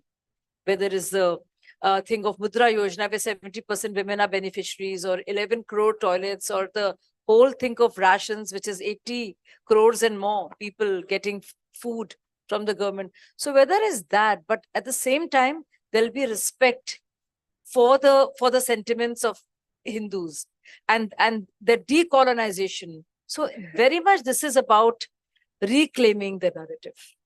And I think last 10 years have seen more of that. Now we producing evidence in terms of all the work that we have done. And this would be a manifestation of that. This is also different because for the first time, all the parties have decided that BJP indeed will be a difficult a force to contend with. So they have tried to bury hatchets, and the otherwise warring factions are coming together to defeat the BJP. This seems to be their sole purpose or their present raison d'etre. So I feel that, yeah, these will be very different elections. And yes, we're also looking at a hat trick, something that has not happened before. I mean, look at to dream of getting more than 303. But what happened with Rajiv Gandhi in those famous elections of 84 was after Indira Gandhi ji was assassinated. And then there was this big number. So without any of that, on genuine delivery of services and the promises, will Modi ki guarantee work? So yes, this will be the big election. Very Modi-centric. The PM likes to break record. So hat trick, more than 350 seats. Already there's talk of all the Rajya Sabha MPs have been told to fight elections. And hopefully there'll be some new faces that will be filled in the Lok Sabha. There is a chatter about it. Sarvesh, your comment on how is this election different purely from a communication standpoint? I'll ask that, but ma'am से एक चीज मैं पूछना चाहता हूँ, मोदी का भारत की भारत का मोदी? की बात है यार? थोड़े बहुत इंसाइट आता है। नहीं, मोदी जी के दृष्टिकोण से भारत कैसा दिखना चाहिए, उनके नजरिए में न्यू इंडिया क्या है, जो उनका संकल्प है कि डेवलप कंट्री से डेवलपिंग कंट्री से डेवलप्ड हो, एक विकसित भारत, तो वो मोदी जी का दृष्टिकोण है। लेकिन सब भारत के हैं ना, भारत तो मोदी जी भी भारत के, हम सब भी हैं। बिल्कुल मैम, वही मैं कह रहा हूँ, आज भारत के मोदी हो गए, मतलब everybody is so proud of him, whatever is being done and where India is reaching. तो अगला इलेक्शन आप बीजेपी से लड़ेंगे? सर, अगला इलेक्शन मैम से आज बातचीत शुरू हुई है, वैसे तो मैं पहले बस इस मुद्दे पे कभी बात नहीं की, अब देखते हैं sir. So your comment on how is this election different? See, you talk to political parties, you fought an election yourself, you talk to individuals. How is this election different from a communication standpoint? Has a certain single event that will happen next week kind of made it a only communication that is being talked about, and hence a certain party being talked about? Sir, मैं शुरू से कह रहा हूँ कि दिल और दिमाग, जितने भी ये इश्यूज, रिलीजन एक बहुत बड़ा सब्जेक्ट है हमारे देश में। धर्म से हमारी शुरुआत होती है और धर्म पे हम खत्म होते हैं हमारे देश की, अगर अधिकांश लोगों और जगहों की बात करें तो I think that is definitely, even today it is very prominent, the subject is very prominent and it is in the heart of people. So वो बहुत बड़ा मुद्दा होगा और है। उसके अलावा भी ग्रोथ इंटरनेशनल, जैसे हम जा रहे हैं आज की डेट में, दुनिया के कोने कोने में हम पहुंच रहे हैं, और आज एक भारत का मान सम्मान जिस तरीके से बढ़ा है sir, I think that will also be something which will be discussed, at least ये इंपॉर्टेंट मेट्रोपॉलिटन सिटीज में अगर हम बात करें तो वो नैरेटिव जरूर देखा जाएगा।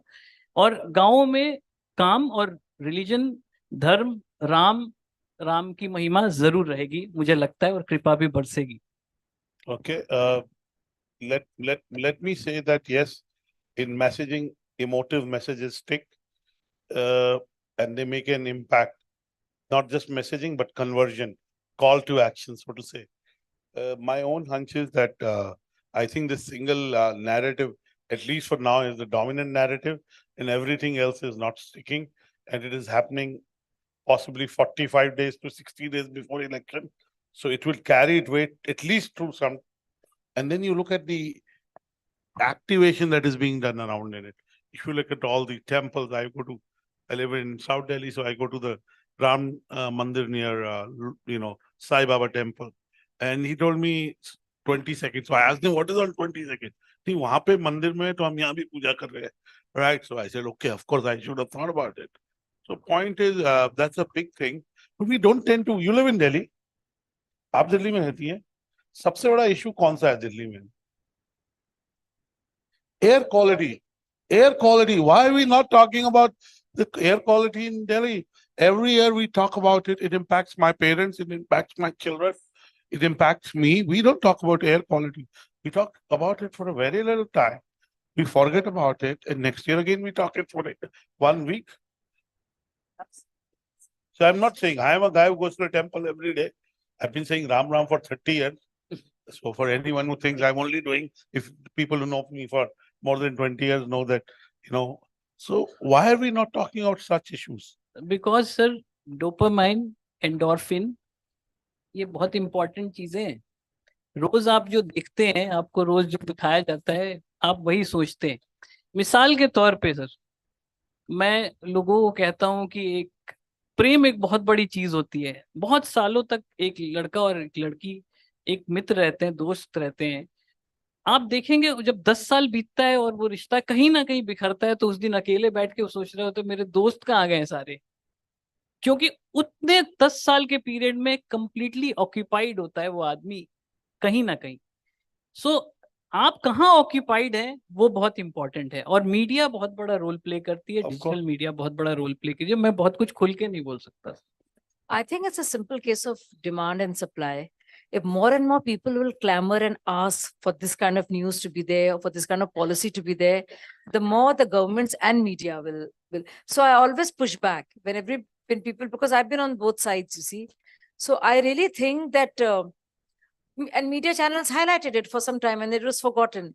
So I think it becomes our responsibility. They will do what you want them to do. So you will have, all of you are responsible for this. We all are as citizens too. So ask our legislators, what is the policy on this? We talk about political messaging being reinforced, reinforcement. Exactly. Similarly, And media also, there right? is We reinforcement. want more on this. We want less of this and we want more of this. This impacts my child's life. This impacts my parents' lives. It's terrible. I can't step out. So, you can set the narrative and they will have to respond.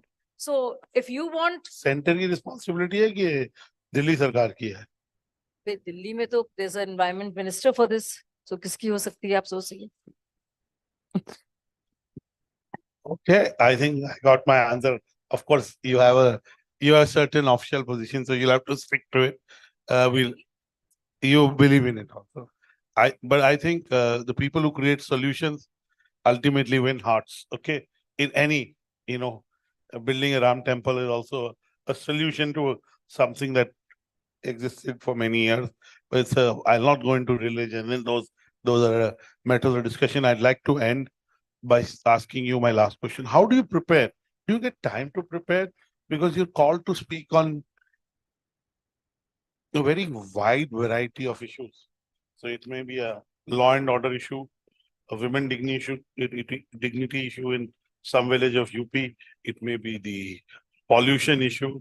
It may be the Maua Mohitra issue. Yes. It could be something else. So how do you prepare? So, personally for me, it's not been difficult. I was a news anchor for many years. So every day as an anchor, there's a new topic. So you know how to be versatile there. And and also your recall is very important, your memory, because a news can just break straight away. And, and you have to do justice to it. So even when you're speaking on a particular subject, something new can happen. And then you're there and you have to answer. So one is your overall understanding of how things are, not just from the party point of view, but about the country, so that your general knowledge and your current affairs has to be superb, And then there are certain subjects that you do know: law and order, women's issues, crimes against women, Economics, business. The economy and business. You have to know. You cannot not know this. If Niti Aayog has a headline, has a report which is becoming a headline, that 24.5 crore people have been lifted out of poverty in the last 9 years, multi-time. You have to know the details. Which time to which time, what is multidimensional poverty? How does it impact us? What is meant by this? Because tomorrow, you'll be on air. there'll be a Congress person or a Samajwadi person or an AAP person or a JDU person saying this is not true. So, it can happen. So you have to make sure that you know all about it, because this question can come even when it's not part of the discussion. So it's like that. Like, what happens in question hour for the parliamentarians? Any question can be asked related to this thing. So they have to know. It's just not about one that the bureaucrats can prepare. So you have to be on it, at it. It's a 24/7 kind of preparation and response time. You're always there, ready, like that. So you have to be in that mode. Sarvesh, in the last 2 months, this is the second time I'm engaging with you on a forum. And last time I saw you had the whole room involved, engaged, and you gave a very good presentation. How do you prepare so that your message, some of it is spontaneous, some of it is by practice, but how do you prepare for your sessions? Sir मैं खुद को बैठा हुआ सोचता हूँ in the public. That is the first thing, and in fact that is the last thing. That is how I prepare, sir. That if I was there, will I go to take a cup of tea outside or not? So क्या बोलना है कि सब लोग साथ रहें. That is the preparation technique, sir. Thank you so much. I would end by saying that in a multitude of choices, the narrative or storytelling plays a big role in narrowing down the choices and selecting a choice, whether you're choosing a political leader, you're choosing a product, or you're choosing a service. And I think consistency of message, authenticity, reiterating, and very importantly, as Shazia ji said, you cannot sell a bad product. So you got to improve the product. I think these are my takeaways. Sarvesh, you said that in an era of artificial intelligence and deep fakes, there will be tools that will help you discover what is fake, deep fake, and what is authentic. So we don't need to worry. But till that happens, I think a lot of times the subjects have a field day trying to, uh, distance themselves from deep fakes. But I'm sure technology will find another technology that helps us discover that. On that positive note, please give Shazia Elmi and Sarvesh Tiwari a big round of applause. I hope there was something in it which you can take away. Thank you to both of you.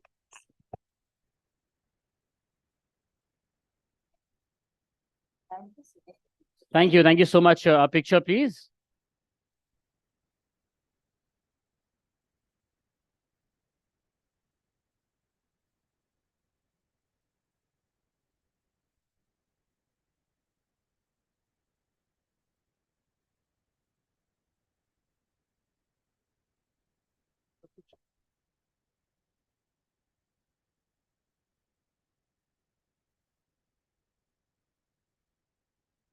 Thank you. And now, before we begin with the awards ceremony of PR 40 under 40, we have a very special keynote address on enabling Digital Bharat, meaningful access, and the new age media. And while they are clearing the stage, I shall introduce a speaker to you. And after this, the awards ceremony. First, PR 40 under 40, and then the Excel Awards.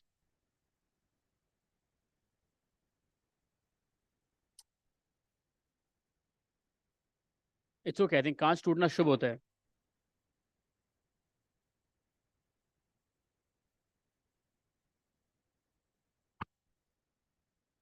It's the right time to start up India.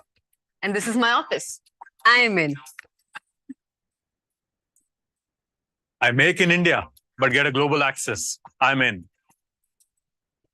अपना ये .in Bharat का अपना domain जो affordable भी है और जिसे अपनाना है बिल्कुल आसान. हो जाइए डिजिटल. .in डोमेन के साथ गेट योर ओन .in पर अपना .in डोमेन बुक कर आज ही बनाइए अपनी website. Are you? Okay. With that, to talk on enabling Digital Bharat, meaningful access, and the new age media, please join me in welcoming our keynote speaker to the stage, Dr. Devesh Tyagi, CEO of National Internet Exchange of India, NIXI. Everybody, please, for sir.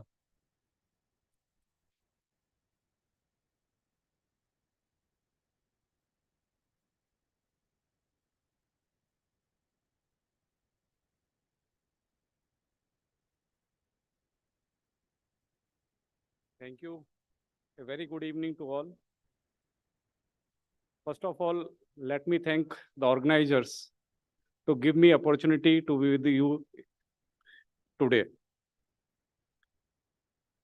I am Devesh Tyagi, working as a CEO of National Internet Exchange of India, and we primarily work for making internet accessible to just citizens. For this,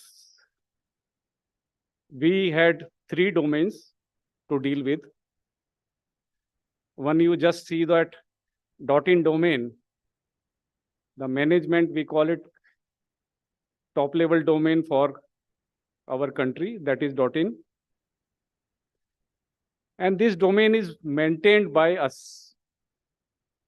Whenever a citizen of India wants to have a .in domain, they can visit Nixie site and see the availability of .domain, and that will be allocated to him after the eKYC.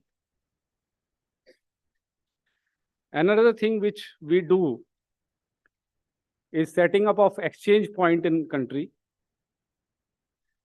Exchange point ensures the availability of internet to all at reasonable QoS. Through internet exchange, we try to minimize the delays that a common citizen may get while accessing any sites or other things, other services. The third thing we do is we are National Internet Registry for IPv6 and IPv4 allocations. You are all aware that today our country or globally, we are facing shortage of IPv4, and IPv6 is the solution after the arrival of IoT. So these 3 are the primary topics which we deal. And in case you have any requirement with respect to these things, you can visit Nixie website. Today, I will be talking that how we are helping the digital to reduce the digital divide in the country. So at the nutshell, I would like to say that we had gathered here today to celebrate the exemplary achievements of professionals who have made a lasting positive impact in the dynamic communication landscape. I think everyone here has witnessed the radical change which media outputs have made.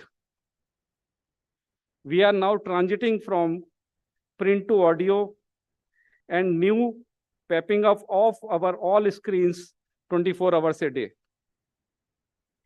This pivotal transformation has enabled by the internet, and India's key role in global digital landscape is indisputable. With an exceptional growth of internet users, which is now estimated around 750 million in our country, we are bound to provide the services through internet. So internet today has become the initial part of our life, and Nixie is playing a very key role in making that internet available to our citizens. But there are certain problems. I see digital divide as the biggest challenge as on date. What we see, there can be many type of digital divide. It can be gender digital divide. It can be social digital divide. It can be accessibility digital divide. And last and foremost is the digital literacy that separates us all. And my organization is working towards addressing all these issues. You see, when Digital India Initiatives was announced in 2015 by Honorable Prime Minister, we had chosen to be path on the digitization. And today, we had reached the world of digital transformation. Through digitization, we had made all our records in digital forms. Then came digitalization, where we had started giving services to the individuals through e-governance to softwares. And now we had progressed to the digital transformation, wherein we are providing services to individuals or to the citizens based on their experience. So this journey is phenomenal, and a lot of effort has gone into that. And Nixie is proud of to be part of this journey. So when I talk about digital divide, first and foremost problem comes to our mind is digital infrastructure. We found that there is still places where we had to reach now. With the placement of project like BharatNet, through which we had decided to reach to every tehsil and village of our country through optical fiber network, government has done a phenomenal job in reaching to many of those places. So our government is trying to put first thing first, infrastructure in place. Another thing which comes to my mind is that whatever we are doing has to be reached to the citizens. And for that, digital literacy is the foremost. So in terms of infrastructure, Nixie is setting, as I already told you, are setting up the exchange points, which has resulted in a better availability of internet to our citizens.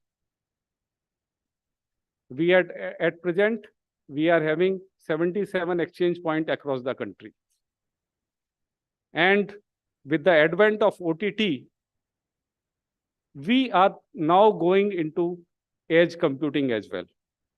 That will further facilitate the availability of internet to our citizens and delivery of the services that may be desired by the citizens, including e-governance services.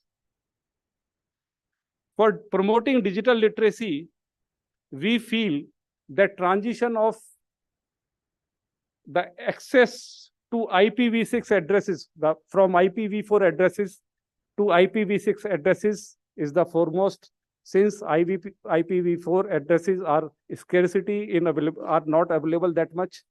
And with the advent of IoT, we need to provide services for even a single device which may be available at any home. So smart home we talk, smart cities we talk.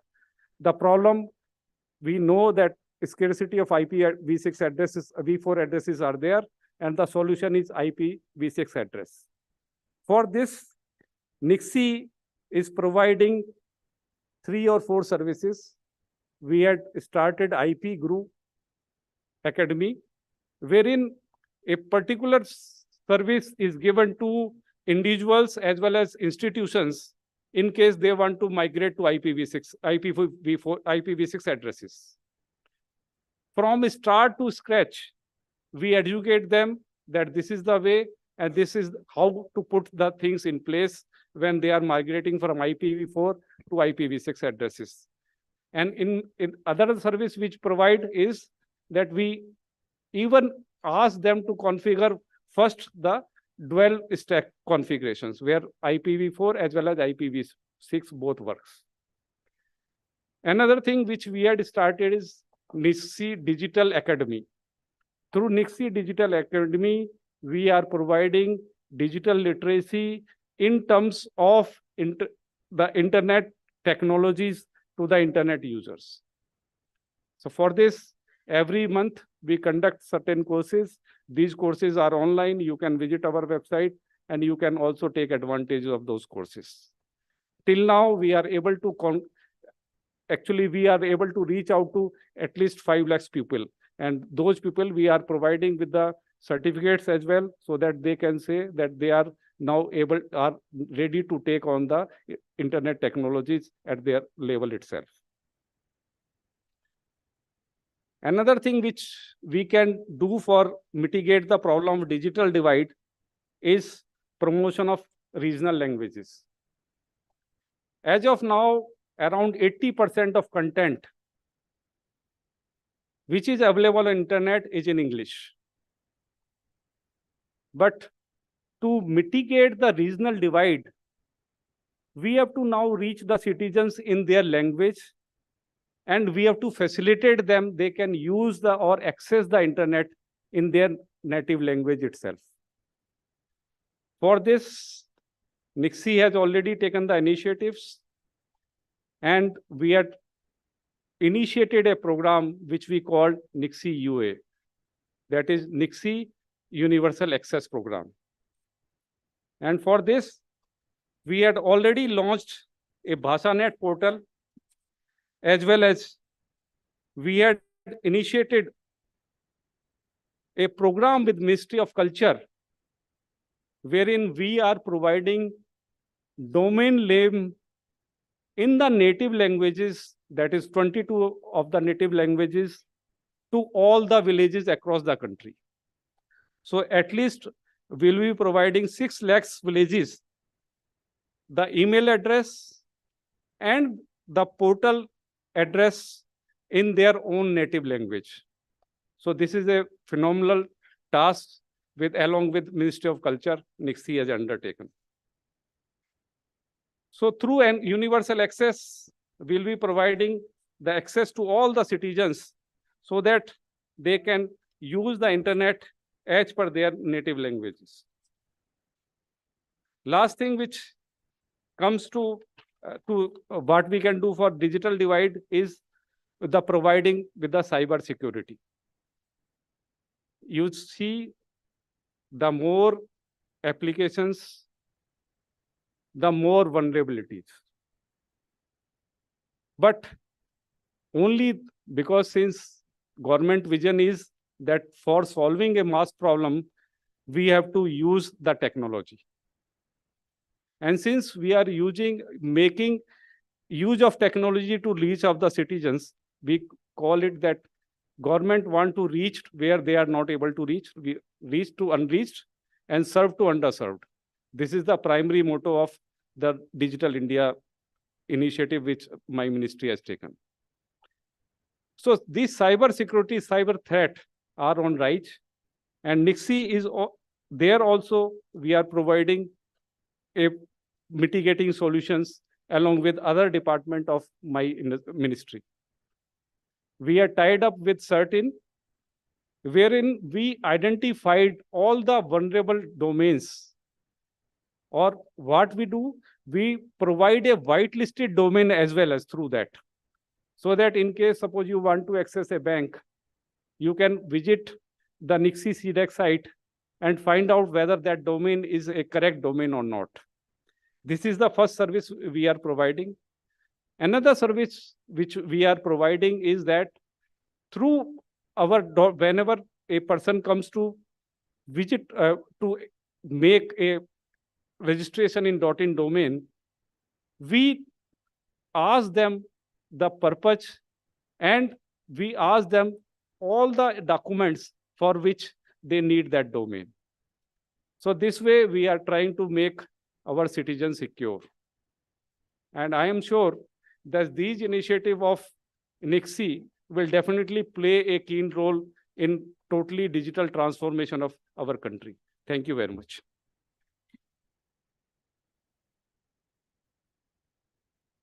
So may I please request you for a picture?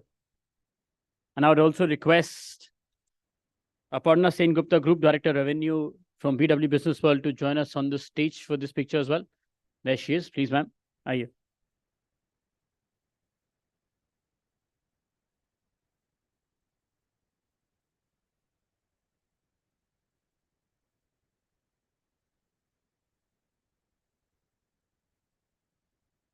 Thank you, thank you, thank you so much. Thank you, sir. We'll also request you to please stay back and help us in presenting the words to our talents present here. Thank you so much. And now moving forward from the compelling discussions that we just witnessed to the evening's celebration. My name is Aditya Malik, and once again, it's an honor to welcome all of you to Nixie Presents BW Marketing World's PR 40 Under 40, the inaugural edition. Together and today, all of us gather to celebrate and also acknowledge the outstanding work, innovation, and your skills that have helped in shaping the PR and corporate communication landscape. I also take this moment to once again thank our partners for today.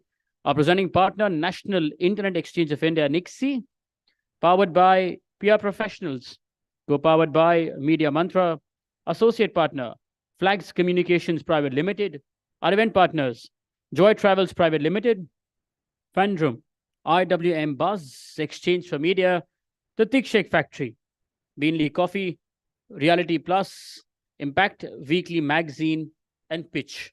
And this summit's been organized by BW Businessworld. Now, before we start with the awards ceremony, I always say this: when nominations like yours and talents like yours walk in and nominate themselves for these awards and these lists, जो कि एक specific number है, it becomes very difficult for the jury members as to who should make it to the list and who shouldn't, as to what didn't really work out on that specific day. हालांकि आप सब winners, if you've nominated yourselves, I have a message from them. I'll just read that out to you, and then we'll also show you what happened in the jury process. It was a special delight to meet amazing youngsters at the BWPR 40 Under 40. The process of assessment was indeed transparent and rigorous. Of course, the quality of the aspirants was very good, with few middling guys. Interacting with this young cohort sharpened our insights and gauged the future tenor of PR profession, its longitudinal impact, as well as its wide latitude. The narratives were quite compelling. Practically, everyone focused on the tectonic technological shifts in this domain. Many of the aspirants showed a true appetite for fostering an authentic repute of the organizations. In my favorite words, courtesy.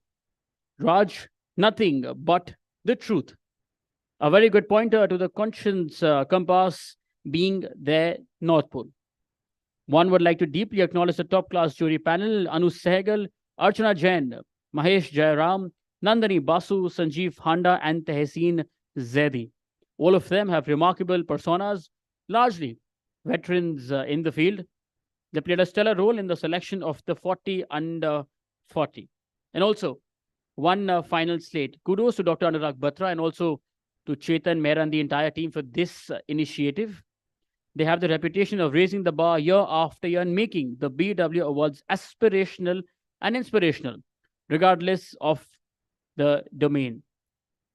So all the very best and congratulations. I think our jury members deserve a big round of applause because they've surely put in the hard work, the effort of making sure that truly the very best make it to that list. Now, as I mentioned, that we'll show you exactly what happened in the jury process, वो कहाँ से शुरुआत हुई थी, and how did we arrive at this list, the entire process of the same and the experience of our jury members. And for that, can we please play the jury AV?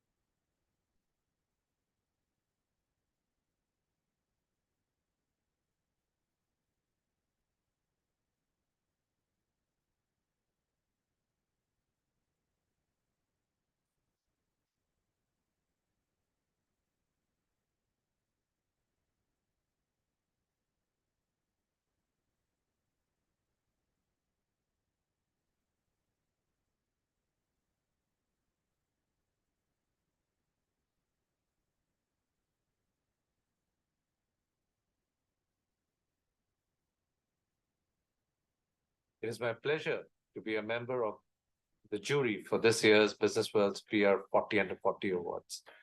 I'd like to thank the team of BW for having me as part of the esteemed panel. As a jury member, I had the privilege of reviewing some of the most outstanding PR personalities in the country today. The number and the level of entries I witnessed was truly inspiring, and it did make the task to select the winners difficult for us. I'd like to congratulate all the nominees for their hard work, their dedication, and achievements. You have all made significant contributions to your respective fields, and it is an honor to recognize you. Finally, I'd like to extend my heartfelt congratulations to the winners. Your work and contributions have been judged the best, and you should be proud of your accomplishments. Keep up the good work, and thank you. I head the communications at Syngenta India. I come with a 20+ years of experience in the field of corporate communications. I've been part of many jury panels, but what is different about this particular one is the quality of the entries. I see all the participants have put in a lot of efforts and they have used AI wisely. I will like to thank Businessworld for organizing this so meticulously, and my heartfelt gratitude to them for inviting me as a jury member. Congratulations to all the winners who have put in their heart and soul. You really deserve it. Thank you. It was a pleasure for me to be a part of the jury for the Businessworld 40 Under 40 PR Awards. The entire process of evaluation was extremely engaging, and I really enjoyed the process. And it was wonderful to engage with some of the brightest young minds in the PR industry. My best wishes to all the winners of this award. My heartiest congratulations to all of them. And thank you, Businessworld, for this wonderful opportunity. I want to express my sincere gratitude for the honor of being part of the jury for the Businessworld PR and Corporate Communications 40 Under 40 Awards. It was an incredible experience working alongside my esteemed fellow jury panelists, true industry stalwarts. The selection process was nothing short of exceptional, detailed, meticulous, fair, and focused on meritocracy. The jury left no stone unturned to curate the final list of PR and corporate communications 40 Under 40. The quality of nominees was noteworthy. The applications showcased a top-notch level of communication skills and a solid body of work. To the final winners, hearty congratulations. You are the best of the best, proudly carrying the communications flag high and forward. Your achievements are a testament to your dedication and talent. Here is to the future of communications and to each one of you making a significant mark. Well done and keep shining bright. Congratulations, Businessworld, for instituting these awards for PR practitioners. It means a lot to our profession to have a business magazine endorse our industry talent. Thank you for according the jury duties to me as well. It was interesting to review the passion and the enthusiasm exhibited by the nominees. We sure have a very promising roster of talent that are going to ensure that our profession actually continues to be shaped in the right direction and grow. For all of those who did not make the cut, please do not be disappointed. You may still have a few good years ahead of you, or it may be a sign that you need to improve your storytelling. And for all of those who have won, congratulations. This is most well deserved.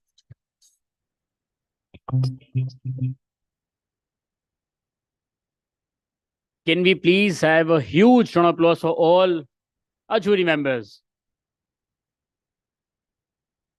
I'll mention becomes really difficult for them, and you will see once many of you come here to receive your awards. While today's awards ceremony is being streamed live across all BW Businessworld platforms, including our social media channels and also on www.bwmarketingworld.com. Please join in the celebrations of the evening by using the hashtag BWPR40U40, where 40 is numeric. That's for 40 Under 40. And before we start with the awards ceremony, to officially welcome all of you and also to open the awards ceremony, please join me in welcoming on stage Dr. Anurag Batra, Chairman, and Editor-in-Chief of PW Businessworld and founder, Exchange for Media Group. Thank you so much.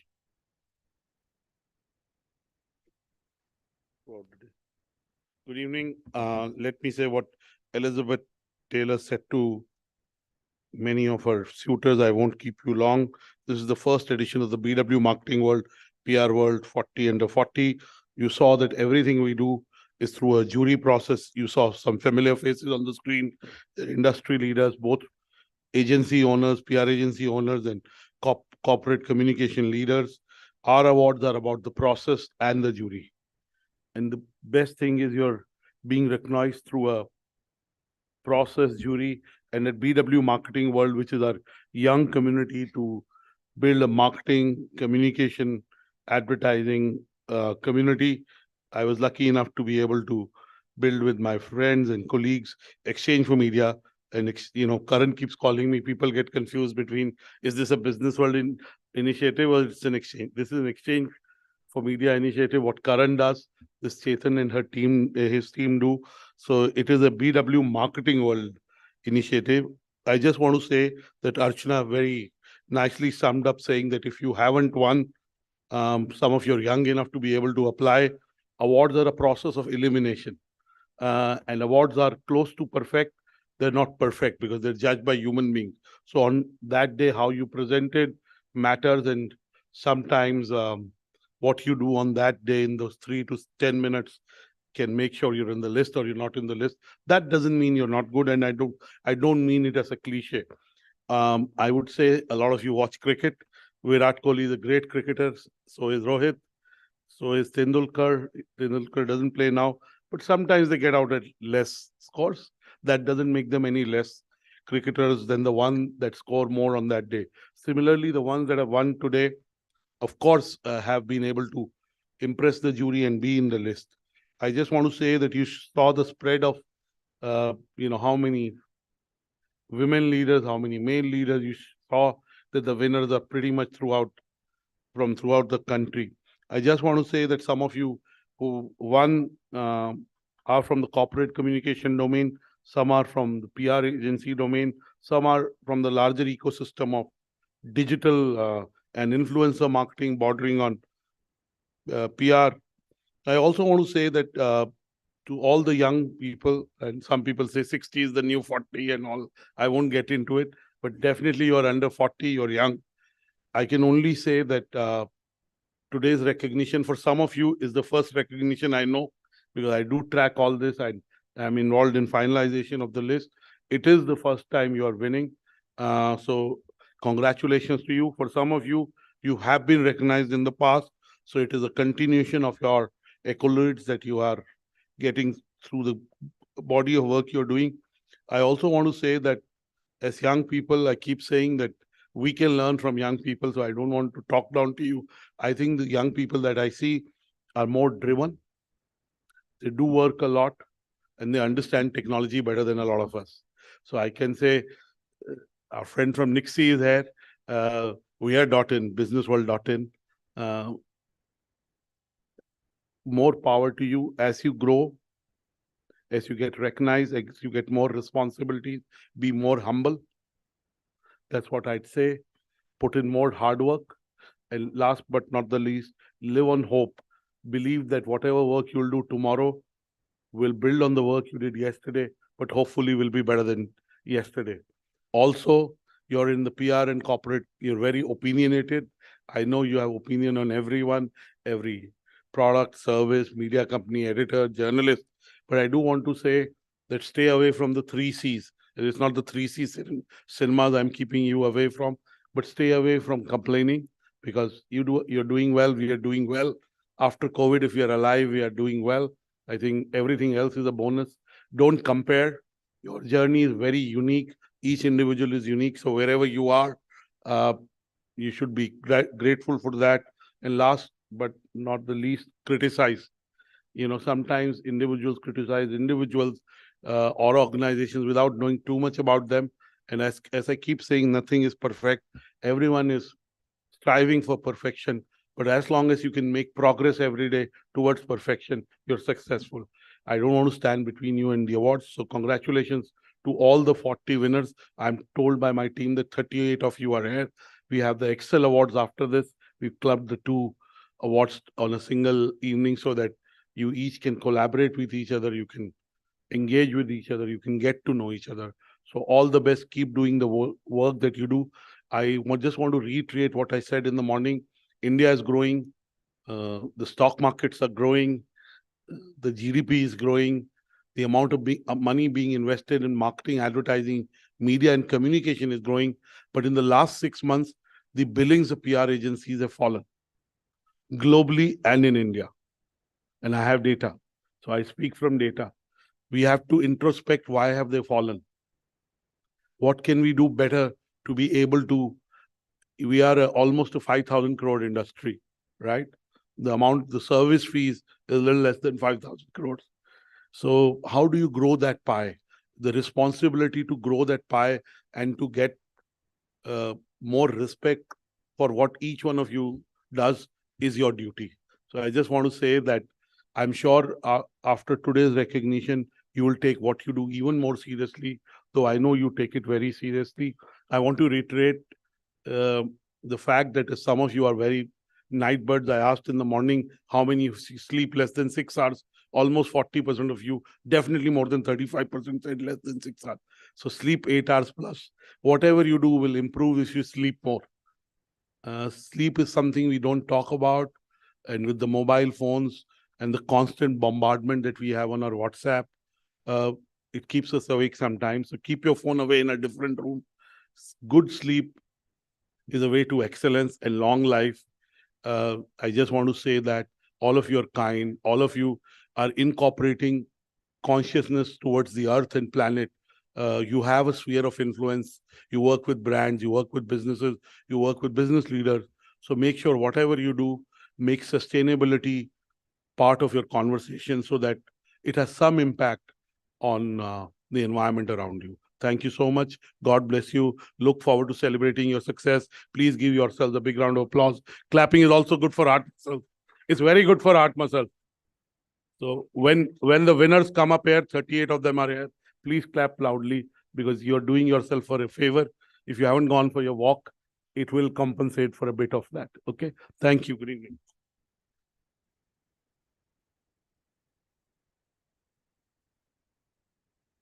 Thank you. Thank you so much, Dr. Batra. Now, for all the winners, once you've received your trophy, please step down and proceed to stage left. You need a picture of yours. And also, please stay back till the very end because we will also need a group picture for the editorial coverage. We don't really want you to miss out on any of that. Please don't forget. And now it's time to reveal the winners of the inaugural edition of PW Marketing World's PR 40 under 40 for this year. And to present awards for our first set of winners, please join me in inviting on stage Dr. Anurag Batra, Chairman and Editor-in-Chief of PW Businessworld and founder, Exchange for Media Group. Joining him is Dr. Devesh Tyagi, CEO, National Internet Exchange of India, and XC. And joining them is Tahseen Zaidi, Head, Communications, Syngenta, India. Please. Everybody wants for them, please. Our presenters.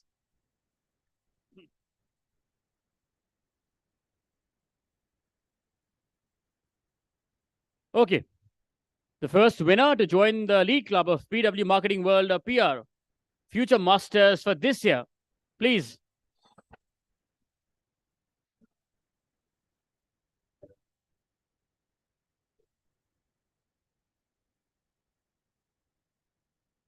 Achal Jain, Director, Corporate Affairs, Mars Petcare, India.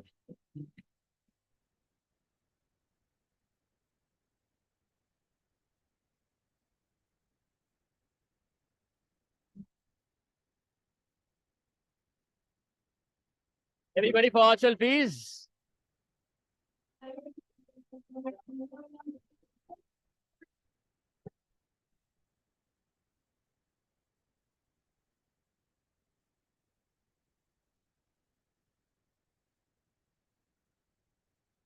Congratulations. Don't forget the picture, ma'am. That one.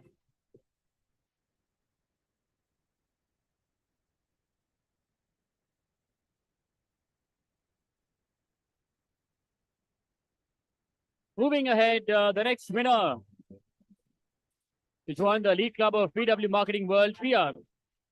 Boss, volume. Akansha Jain ahead, PR and Communications, Bharat Pay.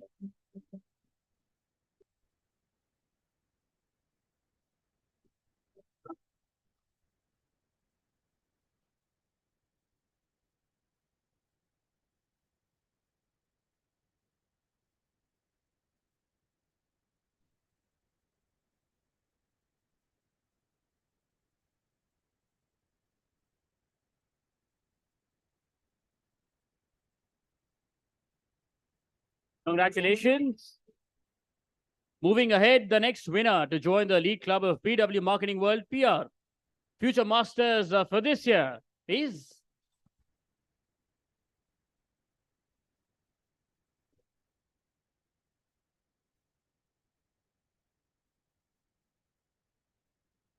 Akshara Lalwani, founder and CEO of Communicate India. We have with us.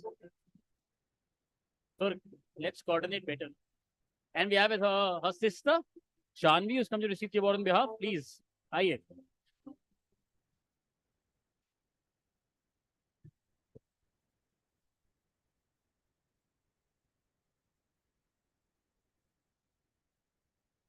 Well, for Akshara and for Shanvi, everybody.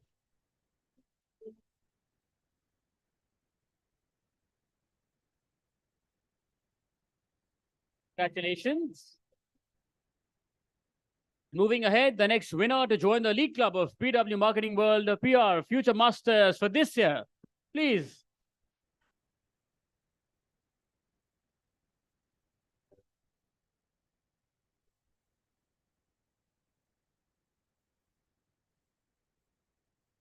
Archika Srivastav, Head of Corporate Communication and CSR Vehicle Limited.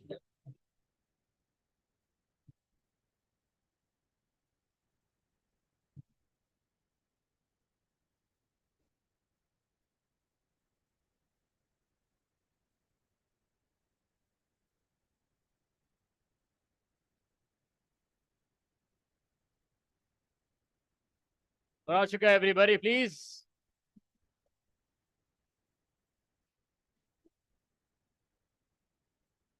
Congratulations. Please don't forget the picture after receiving your award and also the group picture in the end.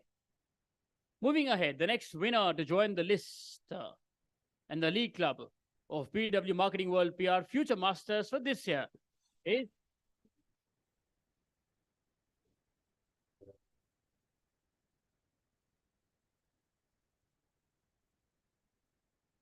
Sabri Sadhai, Director, Communications and Patent Advocacy Organization of Pharmaceutical Producers of India.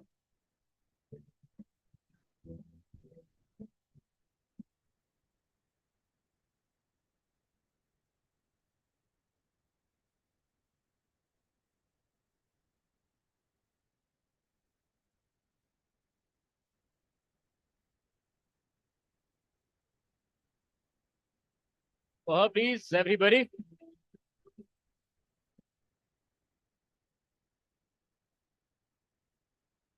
Congratulations. Just to ask all of you, how many of you in the audience today have flown in from anywhere outside Delhi and NCR, of course? Bombay, Bangalore, and many more places, right? Down south, anybody? And top, north, northeast, south, that's okay. Doesn't really matter. The only idea is because आप लोग इतनी दूर से आए हैं in this extremely good weather of Delhi. So I think when someone comes here to receive their award, we need to give them that Delhi wala pyar, extra love. Yes, Delhi में NCR से कितने लोग हैं यहाँ पर? Just to ask, maximum. Come on, you know what? Let's just sort of amp it up. Yes, and with that confidence that you've shown, the next winner to join the elite club of PW Marketing World PR Future Masters for this year, please.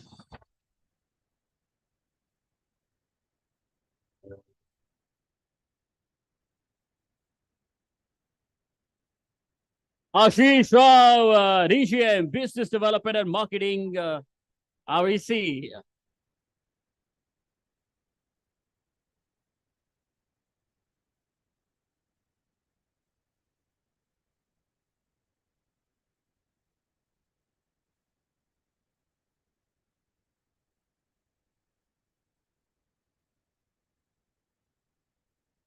Ashish, everybody, please.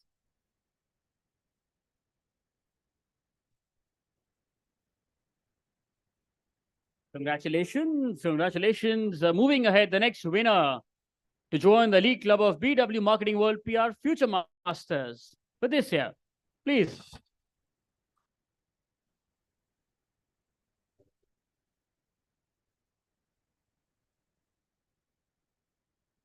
Debolina Paulette, Assistant Manager, Brand PR and Media, ITC Foods.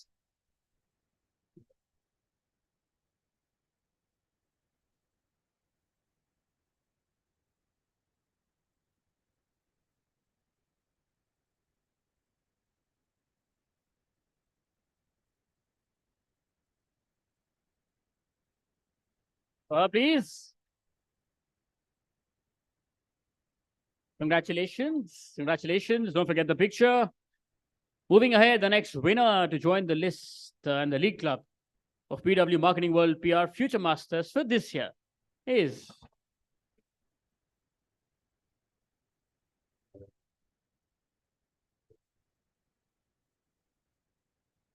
Deepika M. Jagasia, Manager, Corporate Communications and Sustainability, Blue Dart.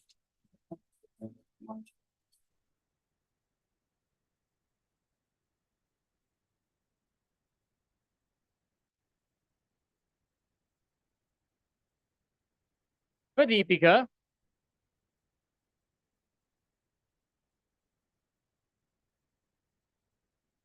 congratulations. Moving ahead, the next winner to join the League Club of BW Marketing World PR Future Masters for this year. Please.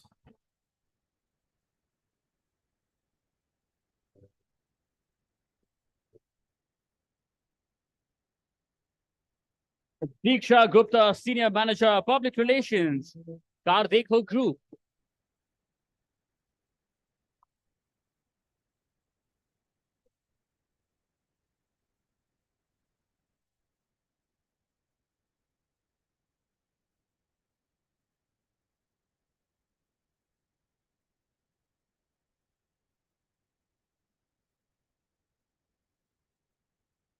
Diksha, everybody.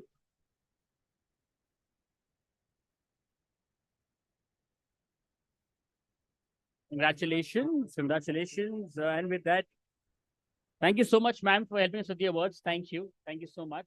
Everybody once for Tehseen Zaidi ji, the head of communications at Syngenta India. Thank you so much. May I also request Sarvesh Tiwari, Chairman of Public Relations Society and founder, peer professionals, to please join us on stage and help us present awards to our next set of winners. So, not here? There it is. Are you, sir? Please.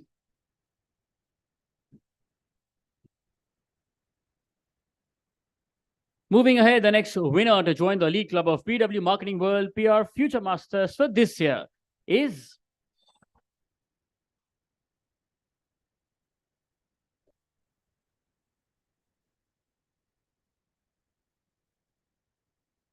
Prashant Arora, Senior Vice President, Value 360 Communication. We have Shubham, his colleague, to receive the award on his behalf.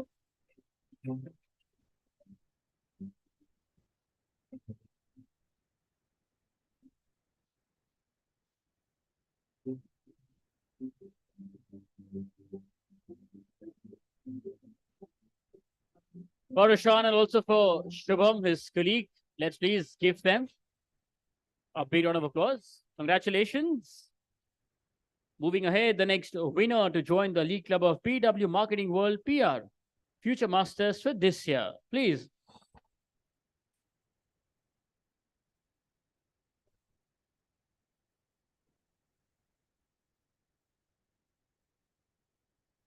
Veera Arora, Associate Vice President, Edelman, India.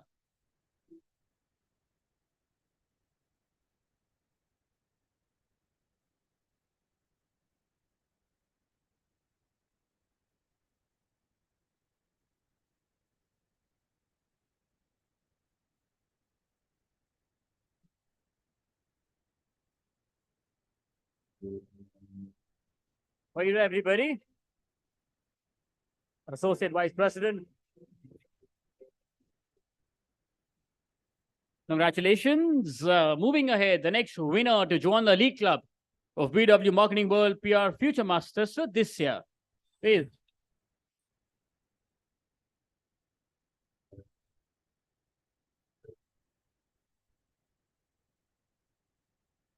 It's Juhi Ingorani, Chief Manager, PR Audi India. We once again have Shubham.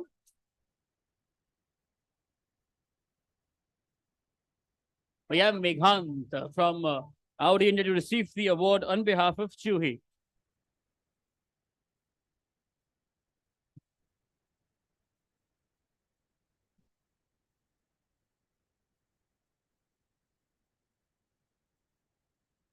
Well, for Juhi and for Meghant, everybody. Congratulations, sir, and to Juhi as well. Moving ahead, the next winner to join the League Club of BW Marketing World PR Future Masters for this year is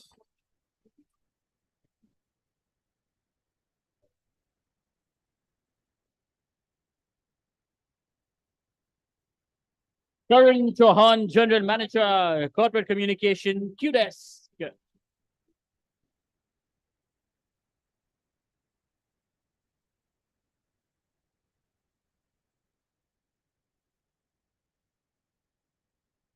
Karan, everybody.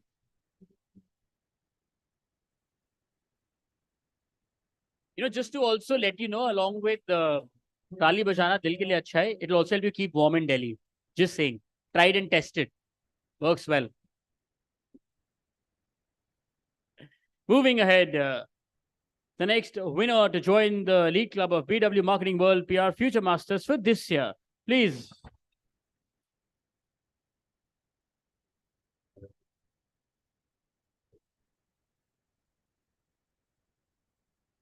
Kishore Barwa, Director, Pitchfork Partners.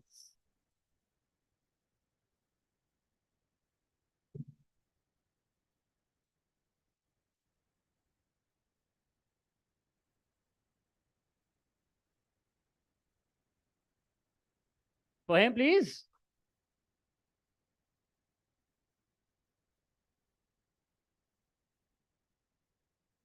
Congratulations. Moving ahead, the next winner to join the League Club of BW Marketing World PR Future Masters for this year. Please.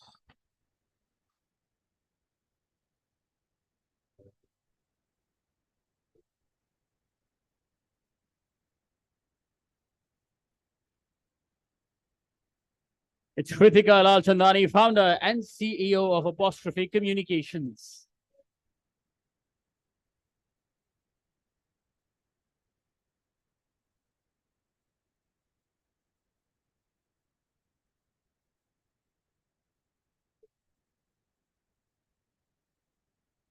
For her, everybody, for Kritika.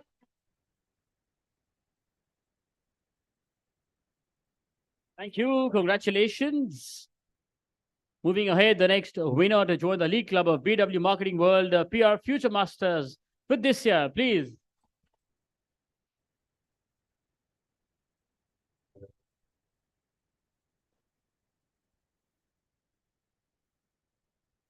Monica Mittal, Group Head, Communication and Public Relations, Balance Hero India.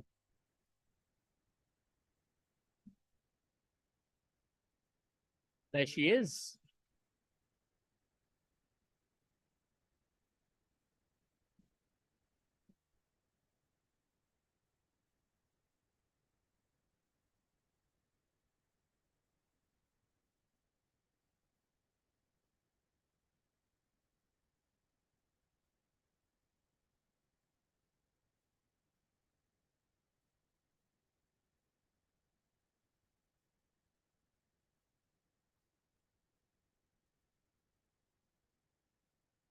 For them, please. For the winner and the future winner, let's say. Both on stage.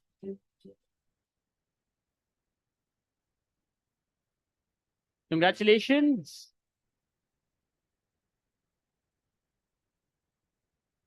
Moving ahead, the next winner to join the League Club of BW Marketing World PR Future Masters for this year is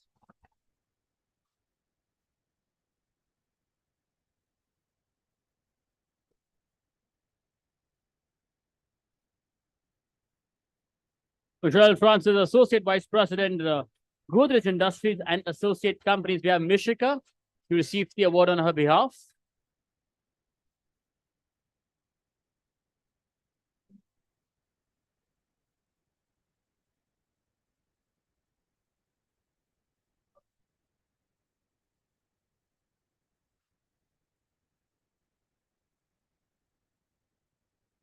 Congratulations to both of them, Michelle and also to Mishika. Congratulations. Moving ahead, the next winner to join the Elite Club of BW Marketing World PR Future Masters for this year, please.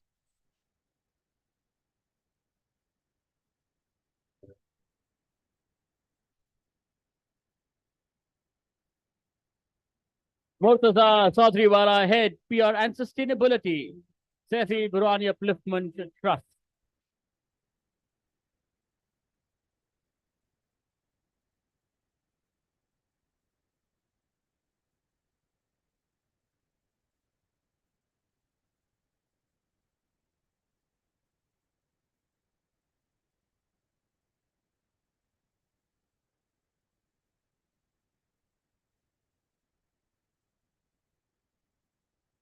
For Murtaza, everybody.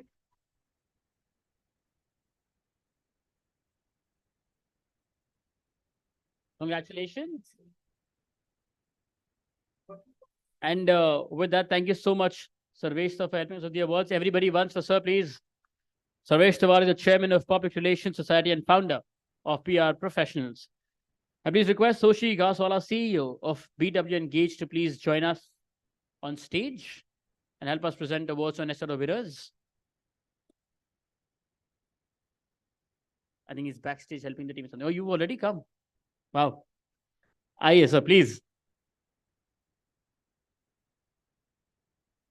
Moving ahead, the next winner to join the League Club of BW Marketing World PR Future Masters for this year.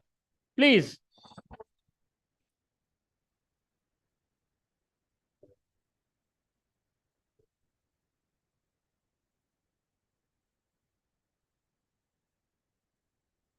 Apeksha Mishra, Associate Vice President, PR and Corporate Communications Policy Bazaar. We have with us Simran, who received the award on her behalf.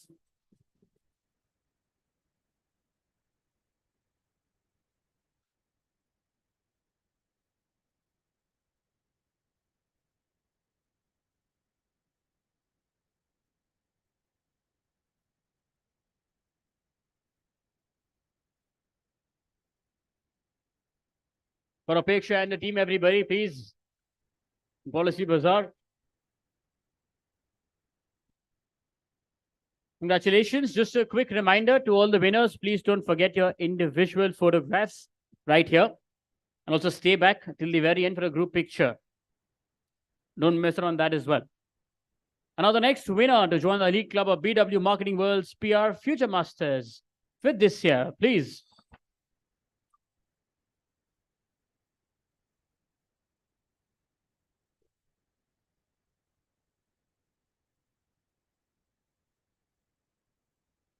Neha Tiwari, Deputy General Manager, Corporate Communications, GK Tire and Industries.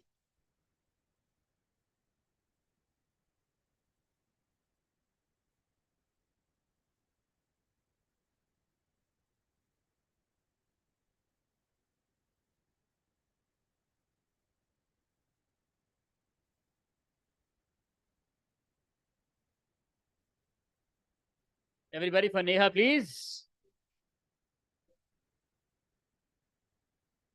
The Deputy General Manager. Congratulations, Neha. Yes, don't forget the picture. आगे बढ़ते हुए, the next winner to join the League Club of BW Marketing World PR Future Masters for this year. Please.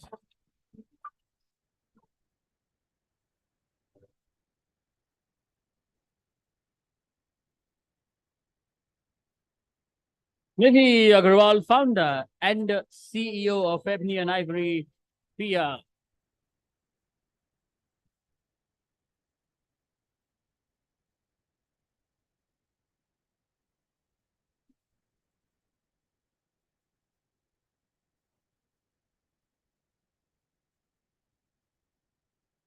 Nidhi, everybody.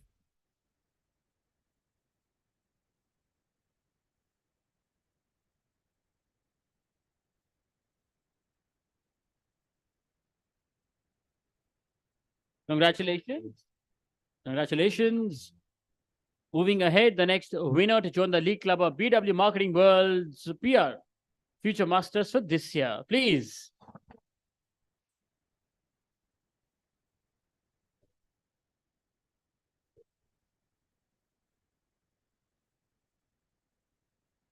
Nimisha Prasad, PR Manager, Lead, Noise.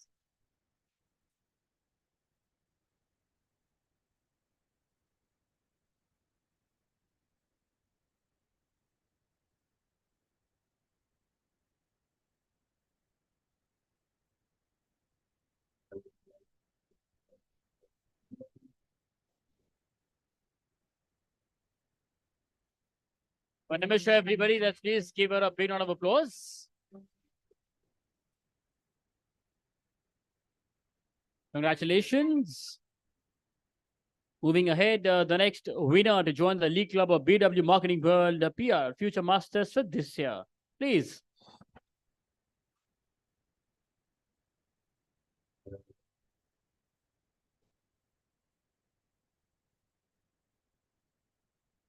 Nishant, RK Brand Manager, Equitas Small Finance Bank.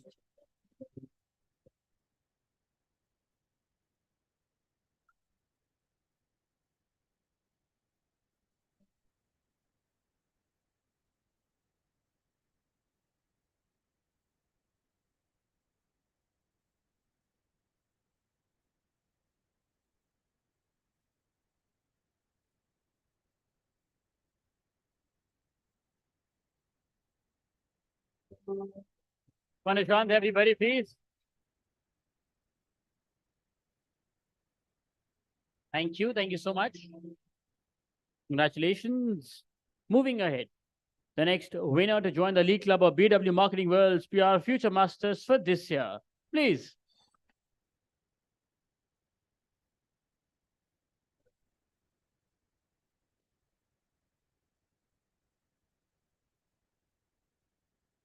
Pallavi Patnaik, Head of External Communications and Industry Relations, India, Cape Gemini.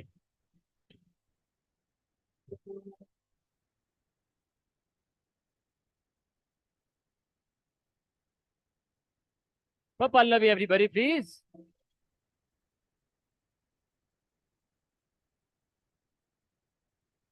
Congratulations. The next winner to join the League Club of BW Marketing World's PR Future Masters for this year. Please.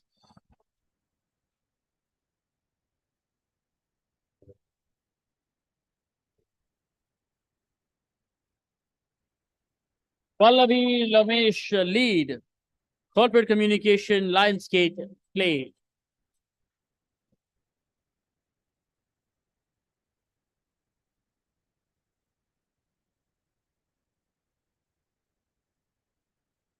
For Pallavi, everybody, please.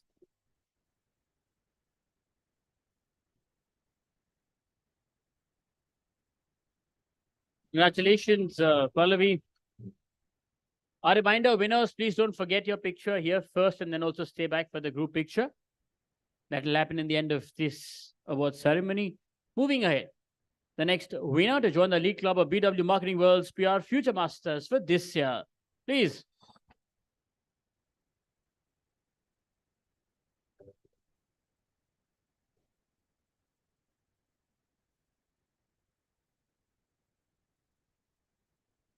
Pallavi Roy, Head, Corporate Communications, Raya Group.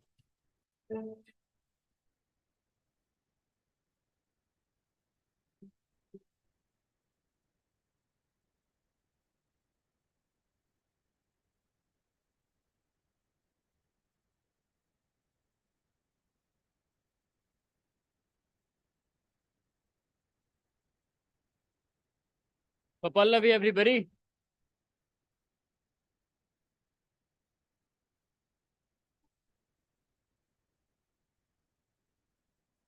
Congratulations. Moving ahead, the next winner to join the League Club of BW Marketing World's PR, Future Masters for this year, please.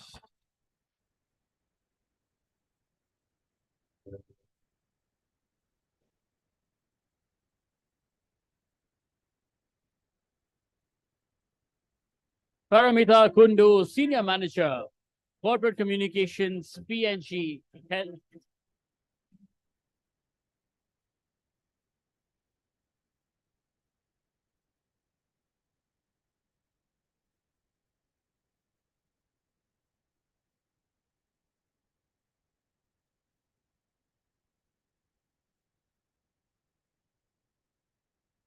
Everybody for her, please. What happened to our friends at the back? There and there. Congratulations. And with that, thank you so much, Hoshi sir, for helping us with the awards. Everybody once for him, please. I please request Aparna Sen Gupta, Group Director, Revenue, BW Business World, to please join us on stage and help us present awards to our next set of winners. Please. Everybody, let's welcome ma'am on the stage, please.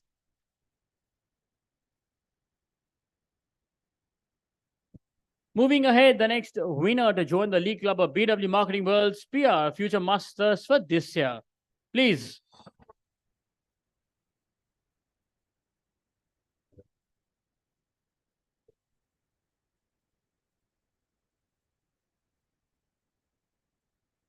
Rajiv Krishnaswamy, co-founder and CEO of PeopleCom Technologies.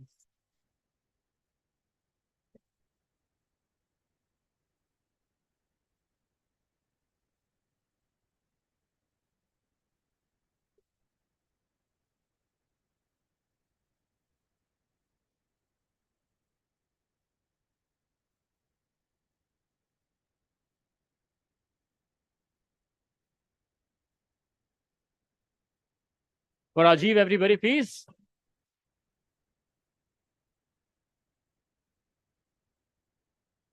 Congratulations. Down to our last few now. Moving ahead, the next winner to join the League Club of BW Marketing World's PR Future Masters for this year. Please.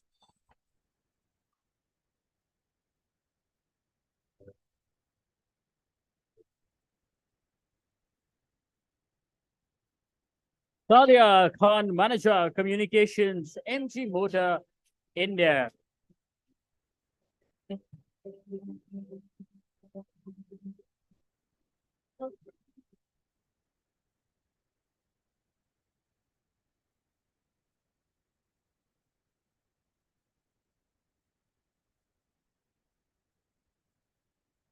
Everybody for Sadia, please.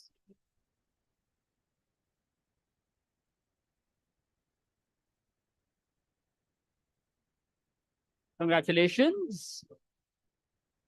Moving ahead, the next winner to join the League Club of BW Marketing World's PR Future Masters for this year.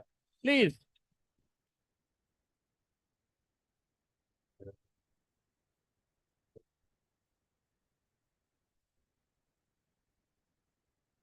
Swapnam Khan, Founder, Van Drake Media Public Relations.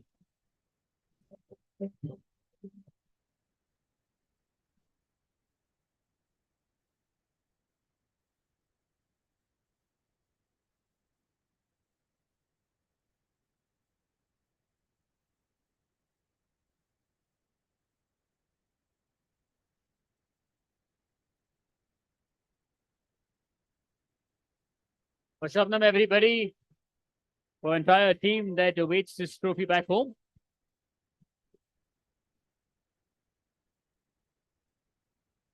Congratulations. Moving ahead, the next winner to join the League Club of BW Marketing World PR Future Masters for this year. Please.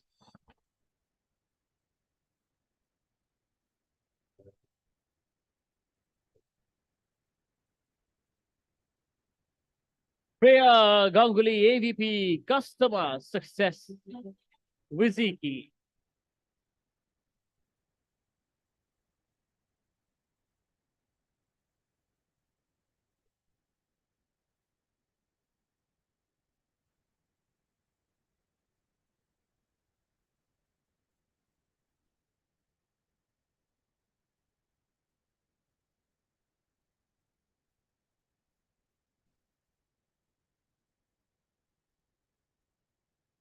Congratulations, Shreya.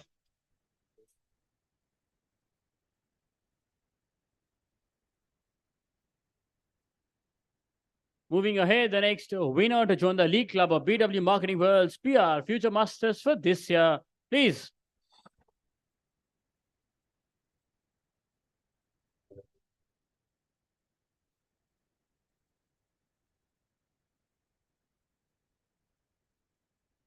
To the Paul, founder, Dharma Media Consultants.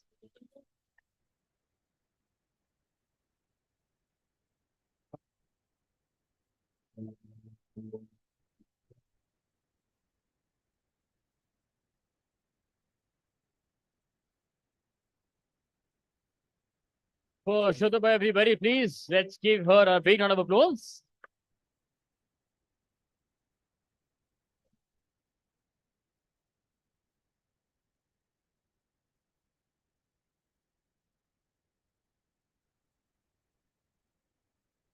How many are we wanting? Congratulations. Moving ahead, the next winner to join the League Club of BW Marketing World's PR Future Masters for this year. Please.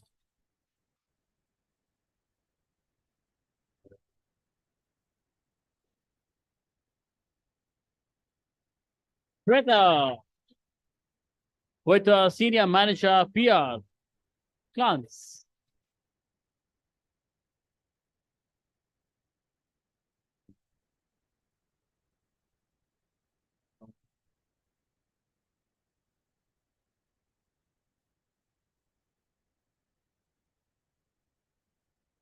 Ashweta, everybody, please.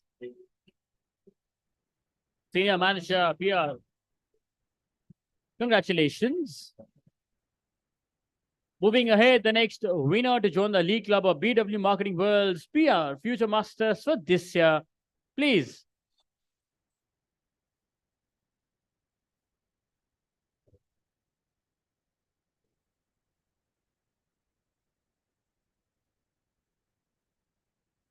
Sonia Dhawan, Vice President, PR and Communications, Elevation Capital. We have with us Karan to receive the award on behalf of the league.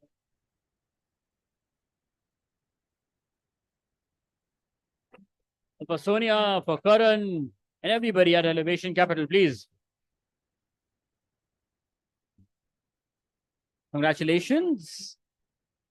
Moving ahead, the next winner to join the League Club of BW Marketing World's PR Future Masters for this year. Please.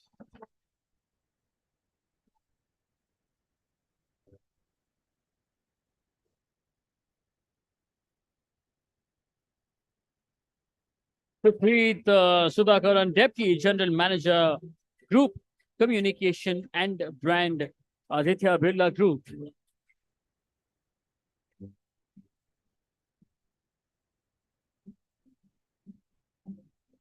Mr. Preet, everybody, please, let's give him a big round of applause.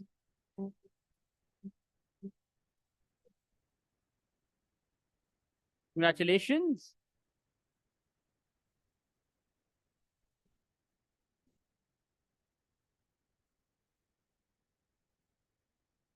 Congratulations. And the next winner to join the League Club of BW Marketing World's PR Future Masters for this year. Please.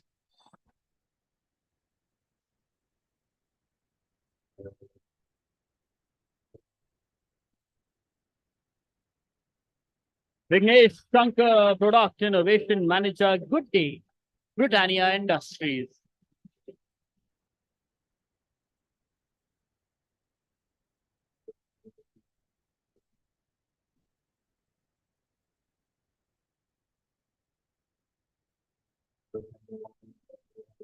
For Vignesh, everybody, please.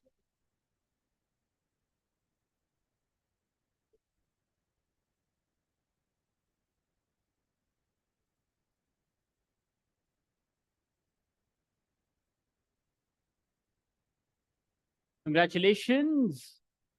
And with this, we come to an end of the inaugural edition of BW Marketing World's PR 40 Under 40 Award Ceremony. One or two very important announcements. First, that we request all the winners of this list, sorry. I'll tell you why I was just thinking of that. Please, apni trophies lekar stage par aa jaye, so that we can then have a group picture only with your trophies.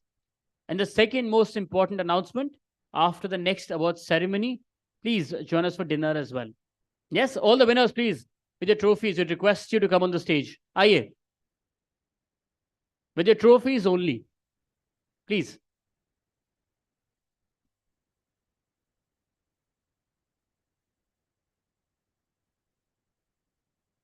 Are you missing out?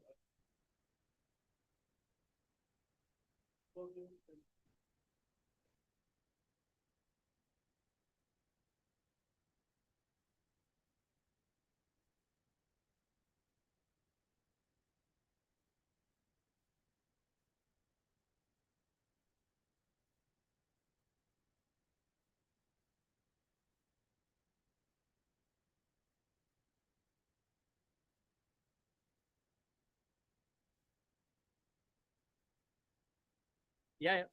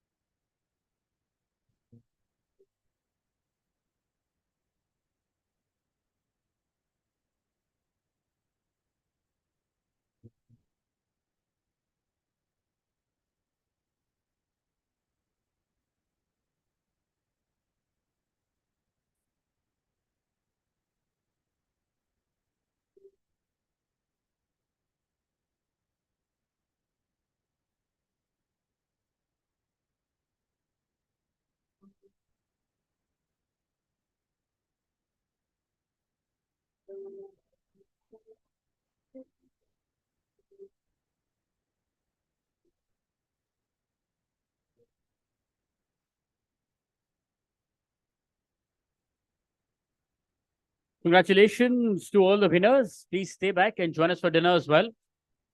But before that, we have the Marketing World's Excel Awards as well.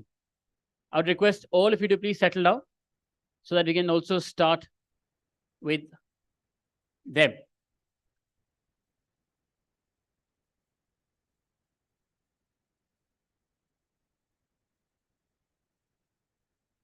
May I please request all our friends to take their seats so that we can start with the next award ceremony as well.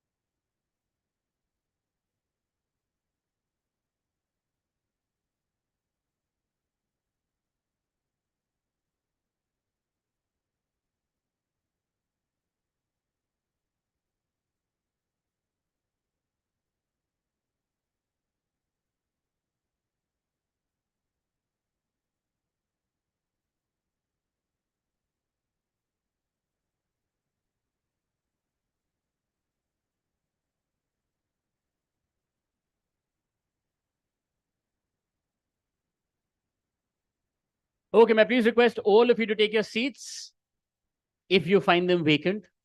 I also have to say that now. For all our friends at the back, can you please request you to settle down so we can start?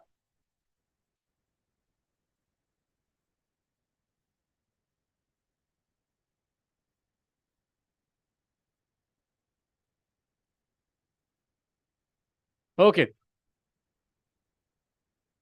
Moving forward, I welcome all of you to the inaugural edition of Nixie Presents BW Marketing World's Excel Awards.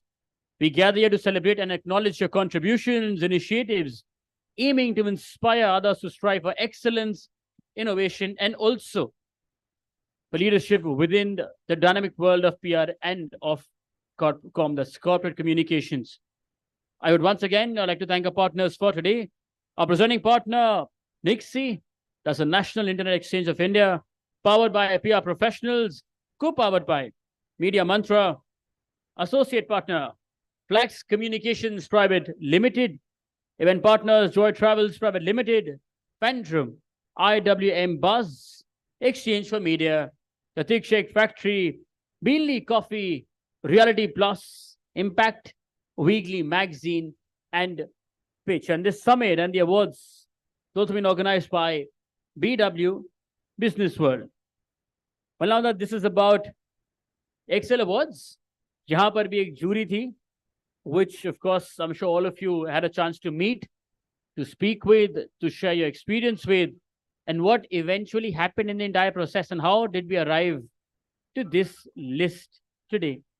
For all that and more, let's please have a look at the jury, AV. Please.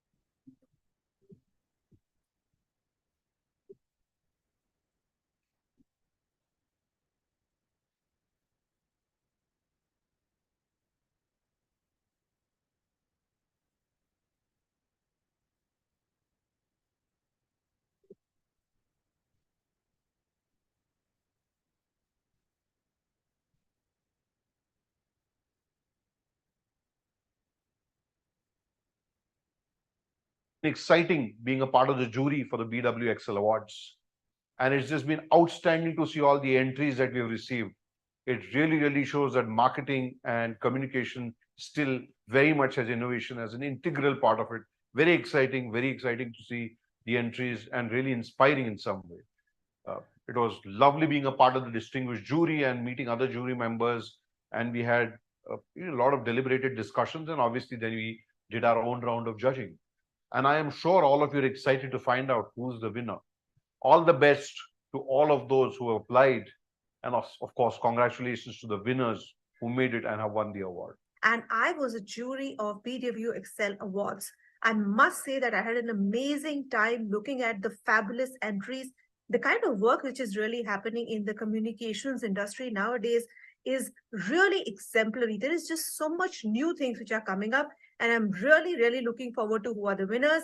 Wishing a lots of good luck to all the people who have entered into this. See you soon. When it comes to the jury members, I think the way we selected the winners, the whole process was quite balanced. Something that I always look forward to, and I think it was there. So hats off to all the jury members who really worked hard to finalize the winners. The process was different, where we have noticed the entries had a striking balance, once again, not only showcasing the things that micro level or short-term goals, but also showing the significant impact it is creating in terms of consumer behavior, changing a pattern at a society level, at a community level. I think that was commendable. And to all the winners, I wish them all the best. They truly deserve this award. It was a privilege to be on the jury of this amazing new awards platform for the communications and PR professionals. I think the quality of entries were amazing. Some were not that amazing, but most of them I can say, and I wish to say, and give kudos to the people who have crafted those entries. A lot of thought has gone into it. I think that is a sign of our industry, our profession, growing from level to level in a way that people are having a focus on measurement, people are having a focus on the kind of work they're doing, which demonstrates impact. And I think these were the 2 or 3 things which I look for as a jury. I'm very happy to say that some of the winners are going to be really happy to see their names because they worked hard. And I wish all of them the very best for the future, for their campaigns, and enjoy the whole evening. I'm going to miss it because I'm in Mumbai and there are some agendas and some plans and commitments which were made quite before the announcements of the date. But nevertheless, I'm there in spirits. All the best. Have a ball of a time. As for the awards, we received a lot of entries and it was quite a challenge to effectively analyze, but the jury was determined to arrive at a correct and decision. So it was decided to ensure necessary due diligence was done. And the jury really worked very hard. People were very particular about it. And everybody provided very objective analysis for the whole results. So you can be assured that the outcome is very thorough and genuine. As for the quality of entries, there was a varied set. Some of them were very interesting. I especially like the innovative ideas that used content effectively. There were some ideas that used digital and organic very effectively at a very low cost, which showcased the power of content. And there were some very interesting uses of events. I really congratulate all the winners. They truly deserve to be selected, and they can be assured that the jury selected them on merit. Thanks, and all the best to all of you.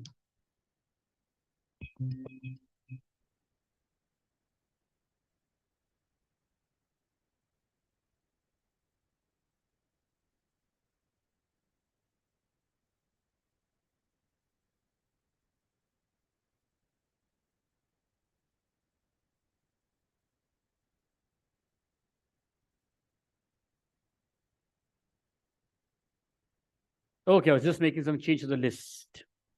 Don't want to get anything wrong.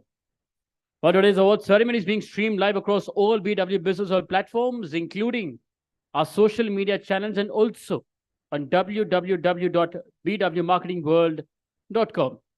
Please join in the celebrations of the evening by using the hashtag Excel Award. And now it's time to reveal the winners of the inaugural edition of the BW Marketing World's Excel Awards. Now, this is in category type. Then you also have a category name, the specific campaign that you are being awarded for, also the brand that you did it for. And then you have gold, silver, and bronze.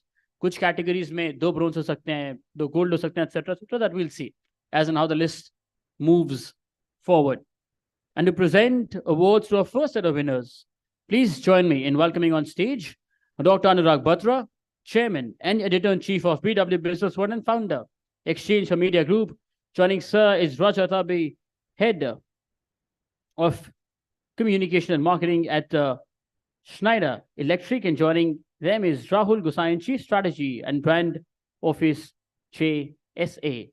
Please, gentlemen, anybody wants for them, please, let's welcome them.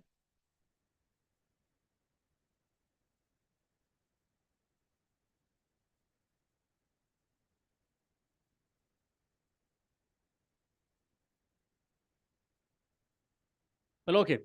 These are the industrial awards. The first category is use of content. And the gold in this category goes to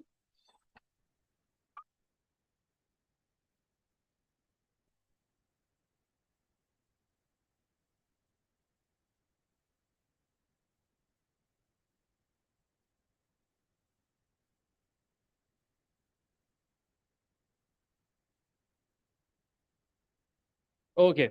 I see now that the list has been changed. So I'll sir, आप slide यहीं पे रहने दीजिए. I will rebuild it. Yes. Now this category is use of influencer, and the bronze in this goes to Grunmec Technologies for the campaign BS6 Phase 2 TMLCV complete portfolio launch for Tata Motors CV business unit. Please.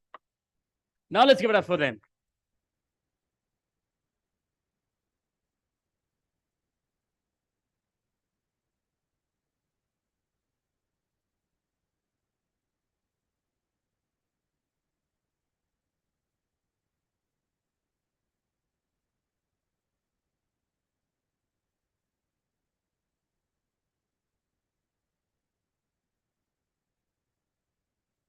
Okay, and the silver, a use of influencer, or in the use of influencer category goes to, please.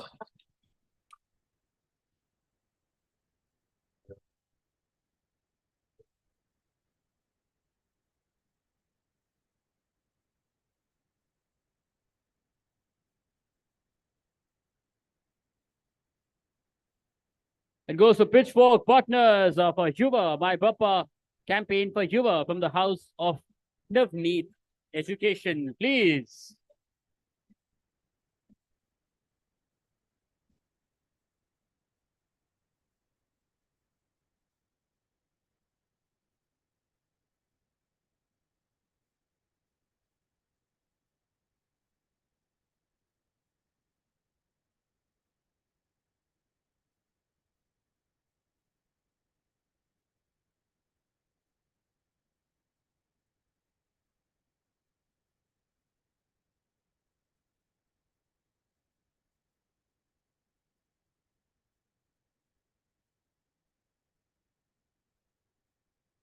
Congratulations.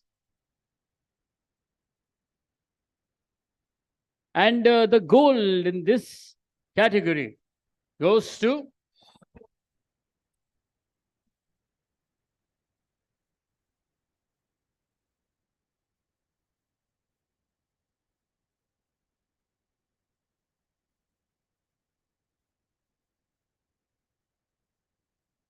it goes to Teamwork Communication for Think Myopia See Better for Entourage Pharmaceuticals.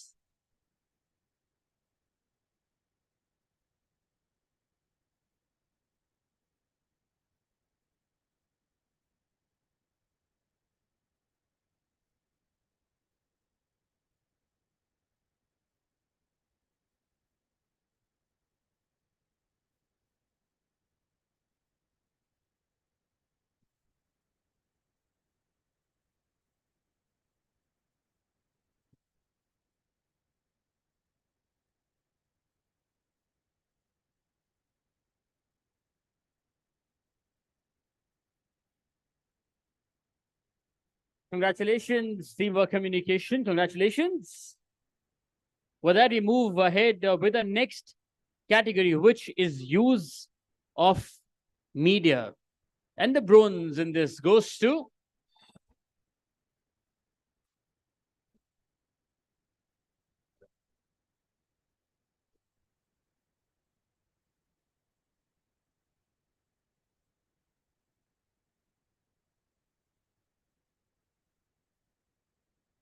PR Hub Integrated Marketing Communications for Staffing is good for India Staffing Federation.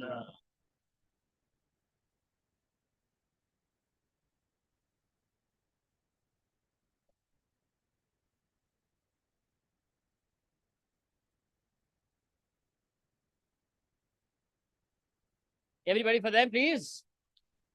You just started with the awards. Congratulations. And the silver in the category the use of media goes to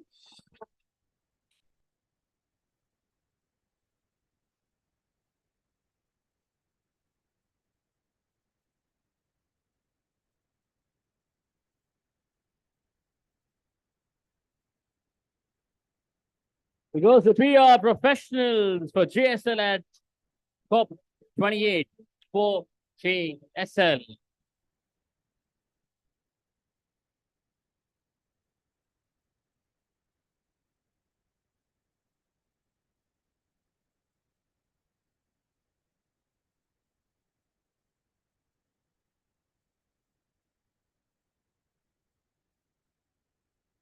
Can you get me louder, everybody, please, for them?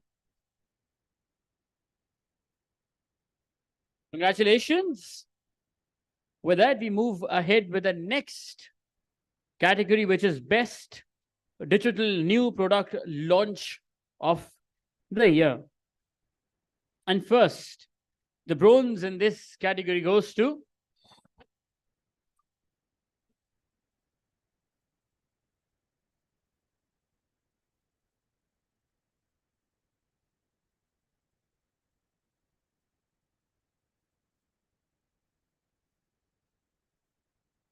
Indus App Store Developer Platform launch for Indus App Store.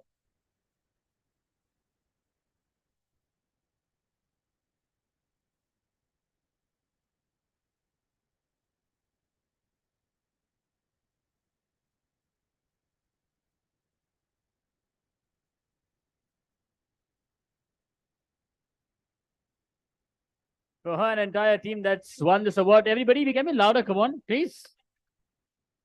Thank you. Thank you so much. Congratulations. And now the gold in this category goes to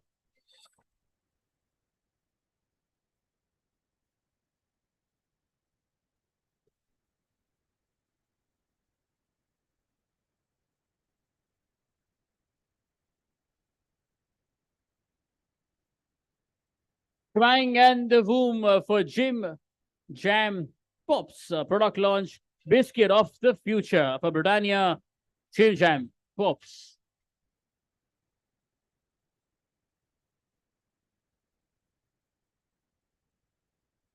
We have someone? Yes, आइए.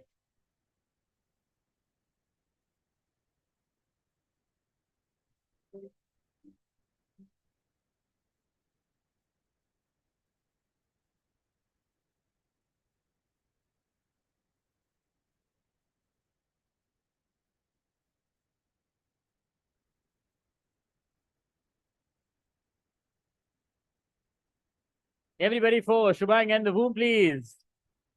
A biscuit of the future. Jim Jam Pops. Congratulations. Well, the category is not yet ended because you also have a silver left. Yes? And the silver in this category goes to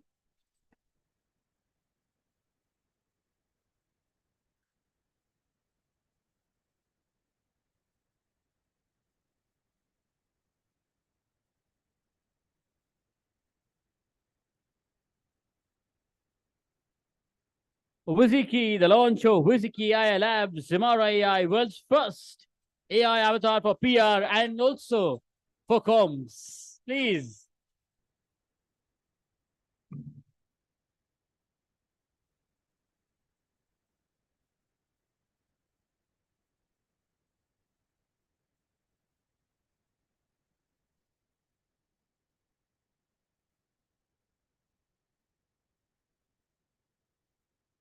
Wiziki, everybody, please.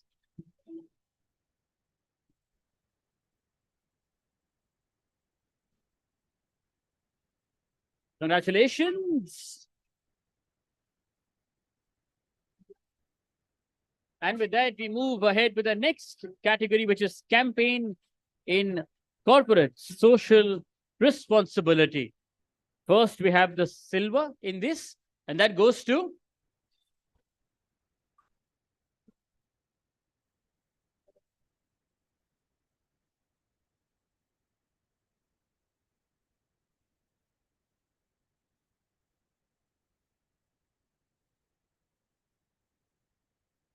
It goes to Commune Brand Communications for MX, Tusker at Home Project for American Express.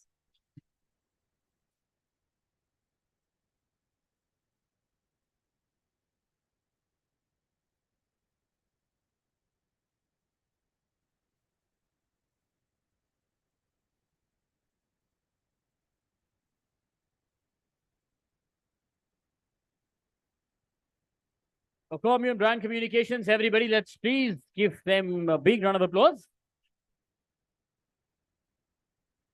Congratulations. Moving ahead, the Golden Campaign in Corporate Social Responsibility goes to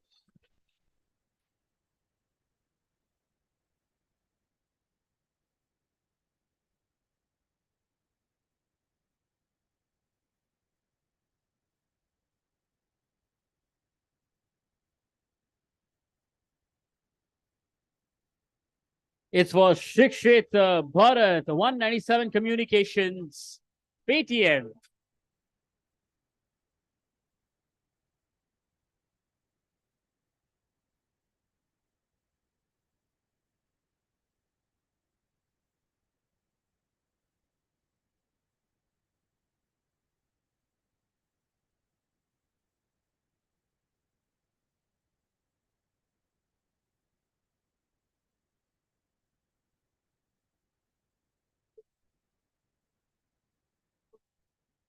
For 197 Communications, everybody for Paytm.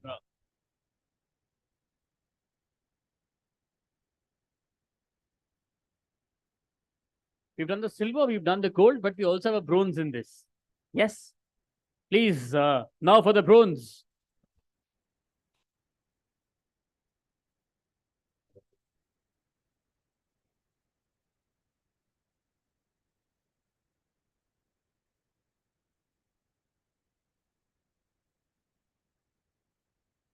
And goes to Ad Factors, PR for Book Your Future for Vistara, Tata CI Airlines.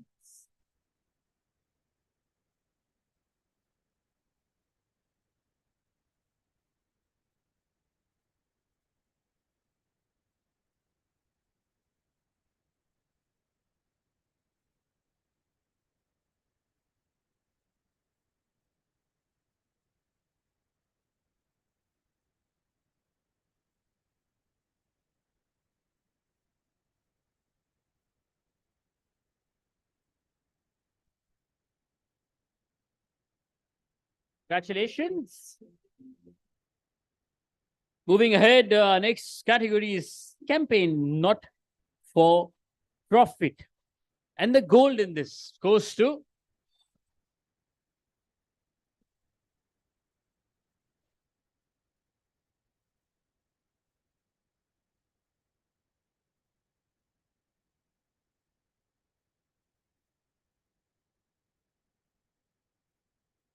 Commune Brand Communications for Nice Subha Foundation.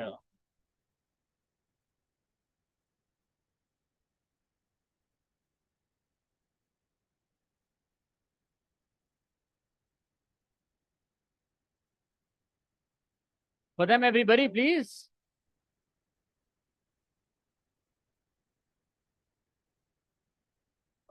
Congratulations. Congratulations. And the silver in campaign in not for profit category goes to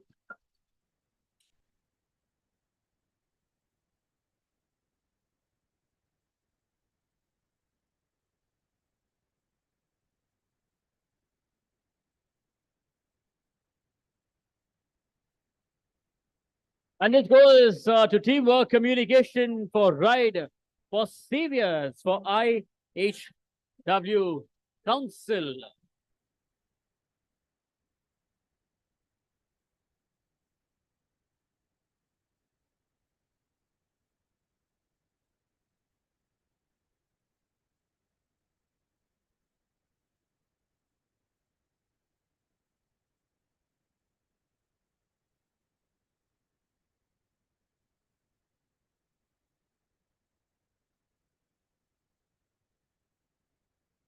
Everybody for them, please, for right for saviors, for teamwork, communication.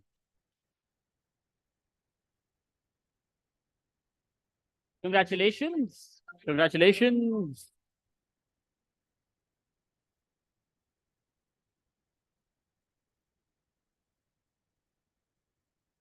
And moving ahead, our next category is campaign of the year.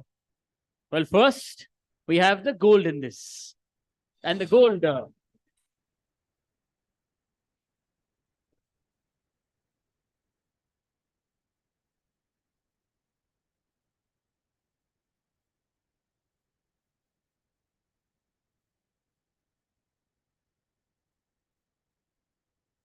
it was about little Axis Bank's acquisition of Citibank, India's consumer businesses. The wide factors, PR, and the client was Axis Bank in this. Well, the gold, once again, those wide factors, PR, for campaign of the year.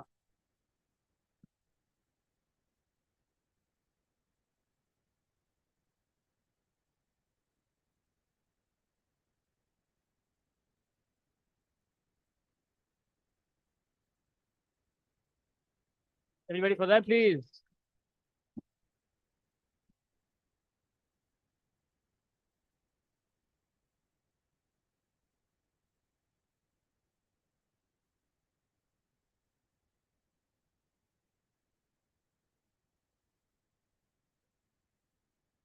Congratulations. And from gold, we now go on to silver for campaign of the year. And that goes to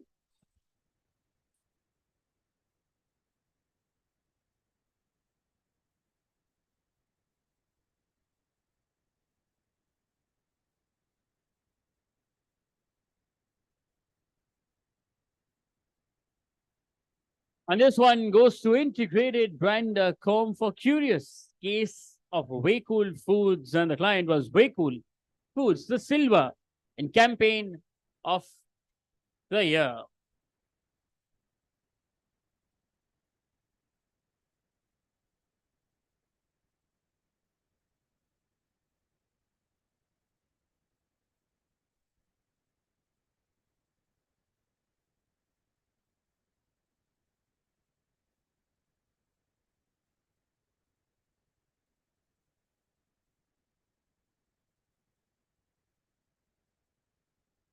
Everybody for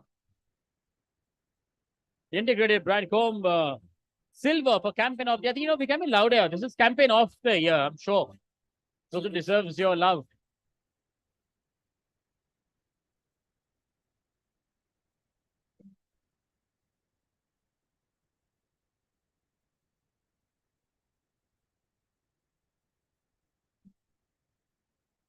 Gold is done, the silver is done, and now it's time for the bronze. And the bronze and campaign of the year goes to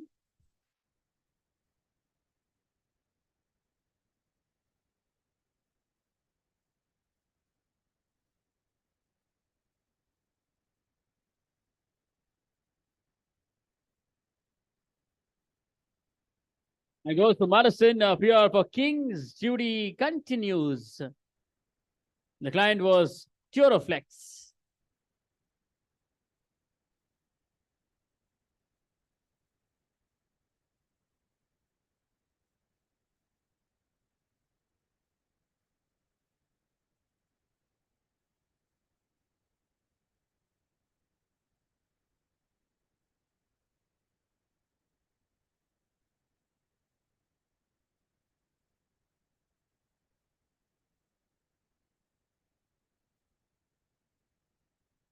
Everybody for them, please.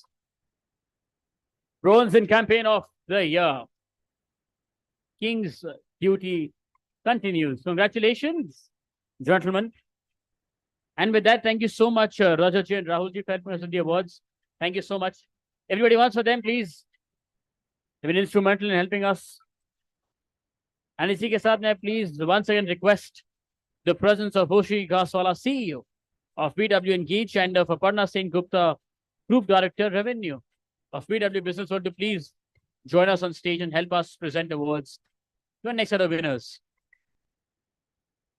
Ushisa and Aparna ji. Can we check?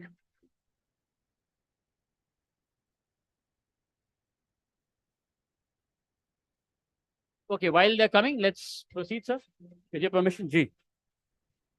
Okay. Our next category, it's persistent, long-running campaign. So please get a persistent Italia bajayega. And the gold in this category goes to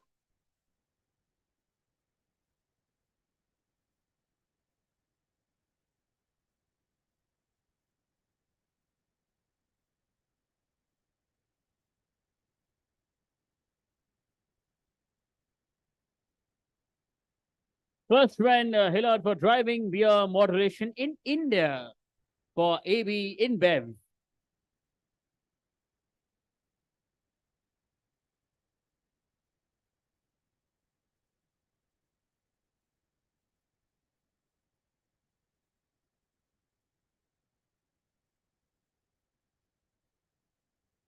Everybody for them, please. Yeah, I only see the first two tables of each column. That's it, clapping. Beyond that, hi, hello. Just to check, everybody, are you also present here with us? Our friends at the back?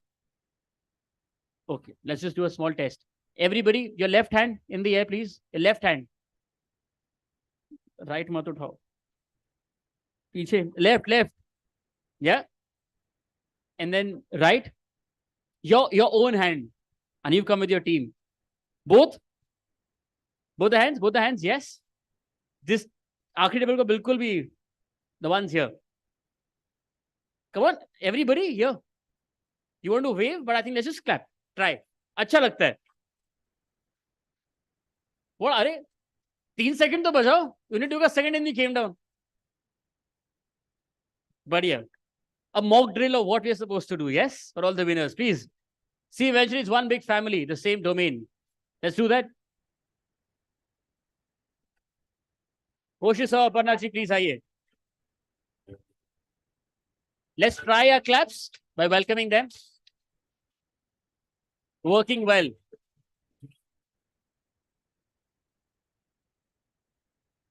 And then you also have the bronze winners on the screen. PR Hub, Integrated Marketing Communications for persistent, long-running campaign. Student work in your everyday life.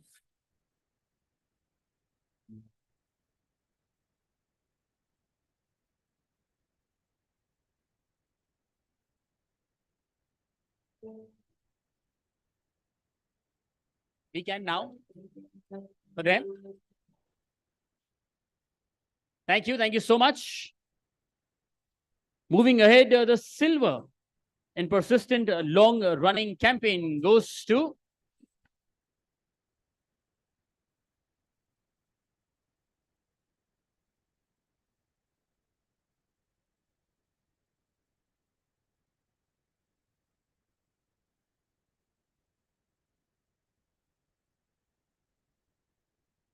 goes to Vizikeep, a newsmaker recognizing the visibility stalwarts.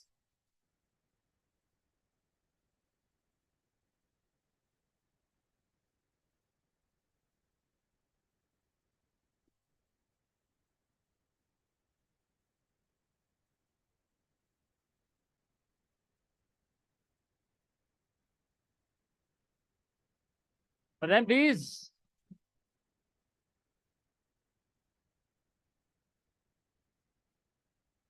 Congratulations. And the next category, we come back. It's now for use of content. And the gold in this category goes to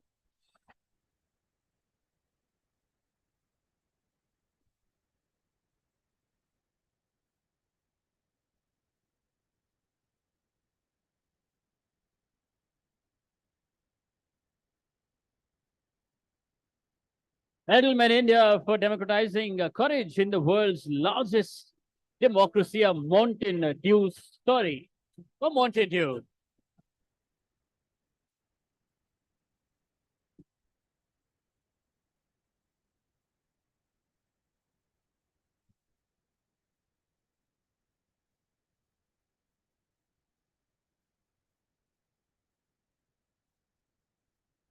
For them, please, for use of content, gold.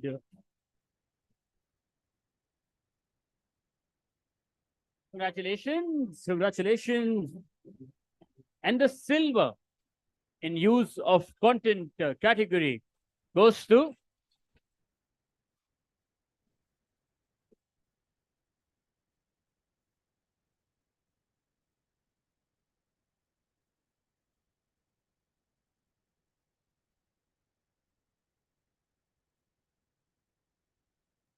Godrej Food Trends Report 2023, Godrej Industries and Associate Companies.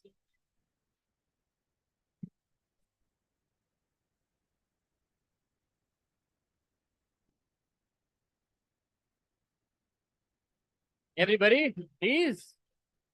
Use of content.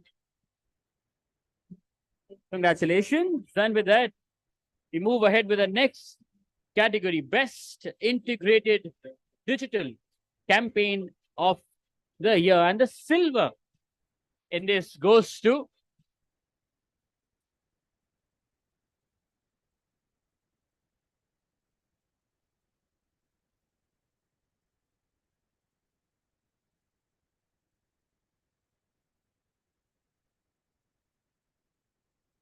Bang and the Boom for Jim Jam Pop's product launch biscuit of the future for Britannia. Jim Jam Pops. Another year. There you are. Aye.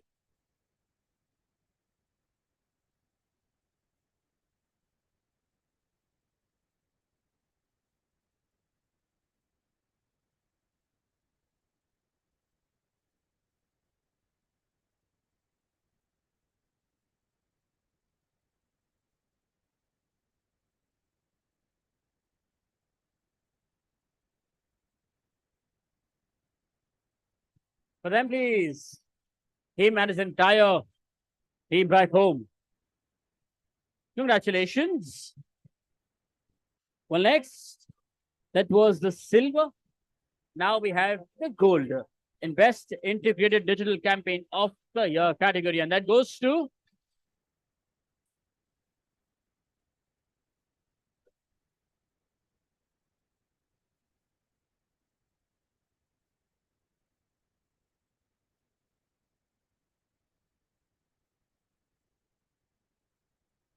Big City Promotions for Milk Vicky's nickname contest for Britannia Milk Vicky's.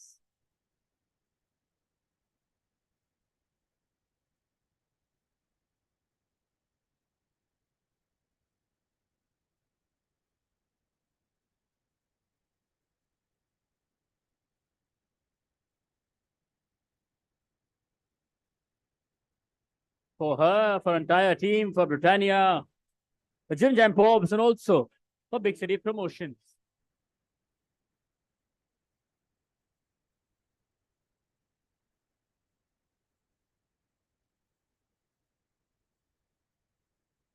Congratulations, and the bronze in the Best Integrated Digital Campaign of the Year goes to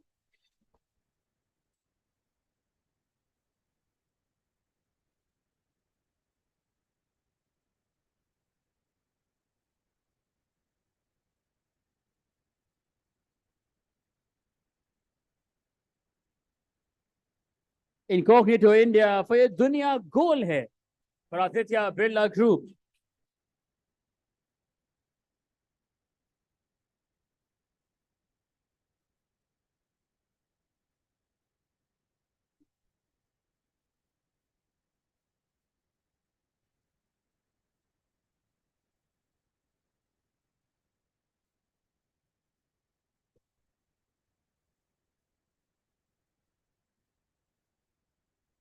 Congratulations. And with that, we have the next category, which is automobile, and the silver in this goes to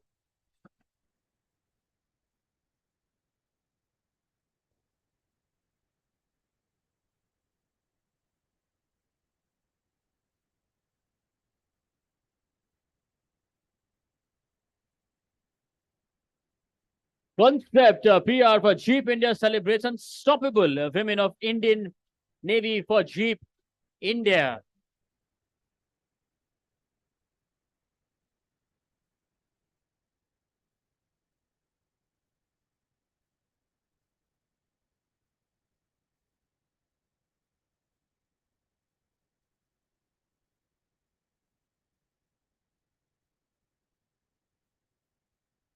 For concept PR, everybody, please.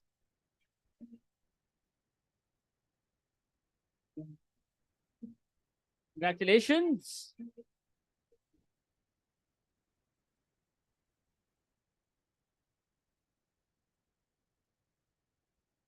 That was the silver. And the gold in the automobile category goes to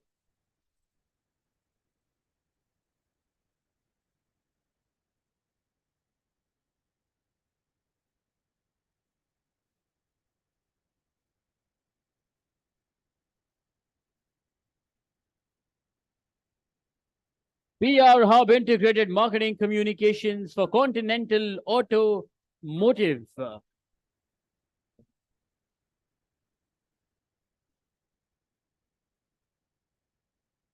For PR Hub, everybody, please.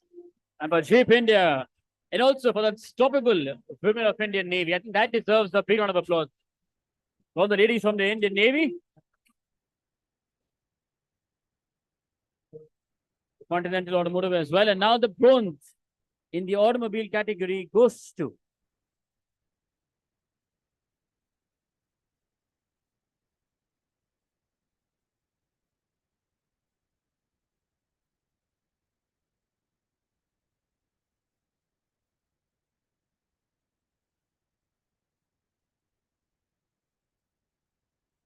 Media Mantra for a gateway for e-commerce businesses for Nimbus Post.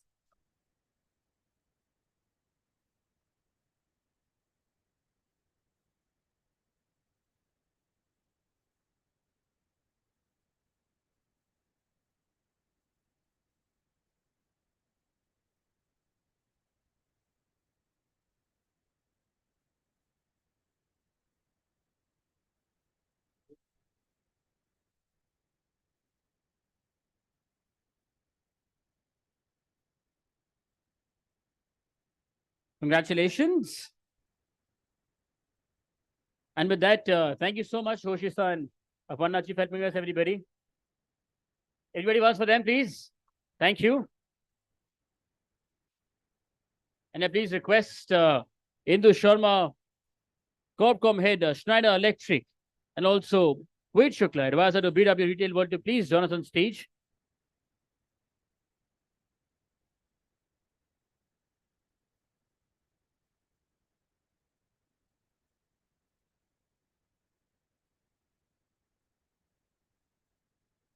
Please, sir. Aye. Okay, the next category is BFSI. And we'll first do the bronze and then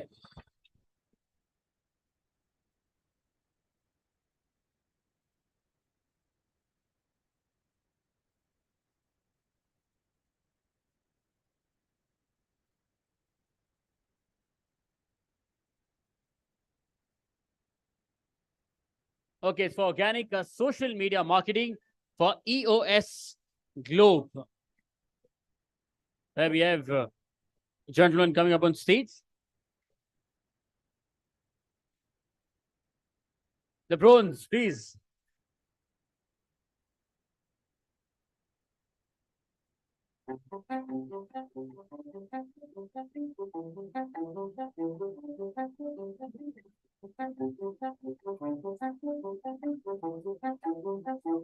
Everybody, please.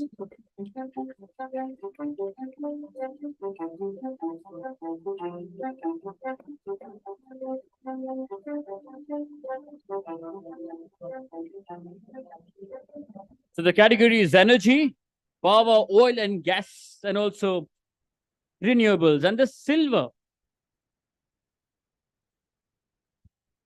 in this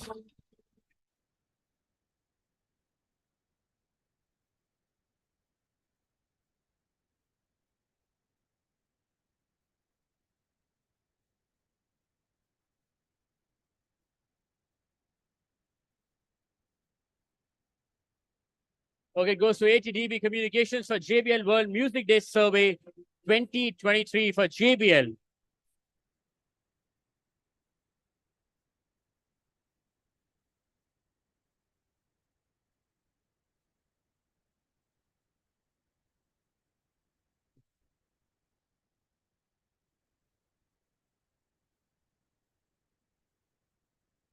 The category of use of digital social media, ATDB Communications for JBL World Music Day Survey 2023.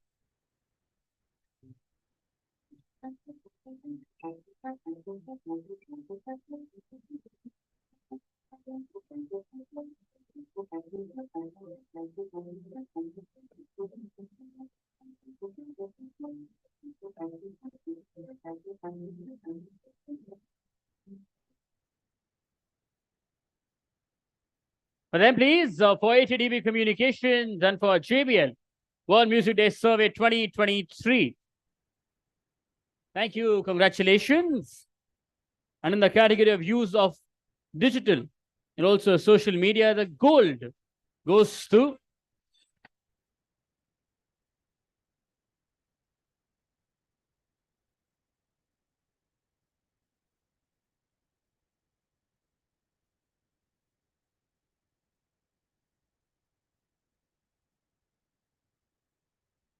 and this one goes to Adelman, India, for democratizing coverage in the world's largest democracy, a Mountain Dew story for Mountain Dew.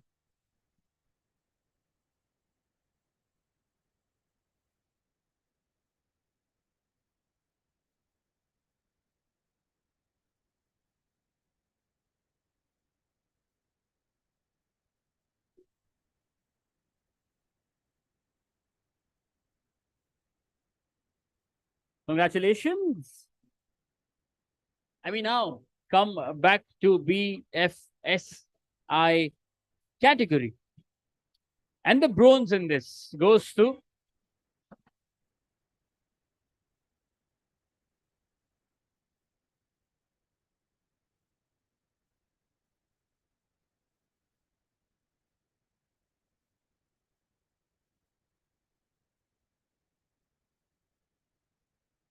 our family Hogi ensured the women team for policybazaar.com.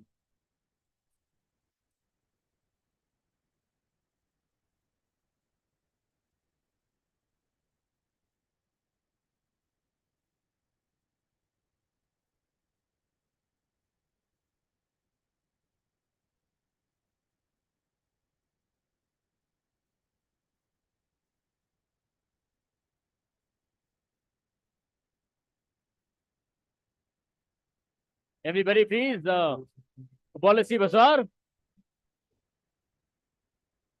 Congratulations. Moving ahead to the gold in BFSI category, and that goes to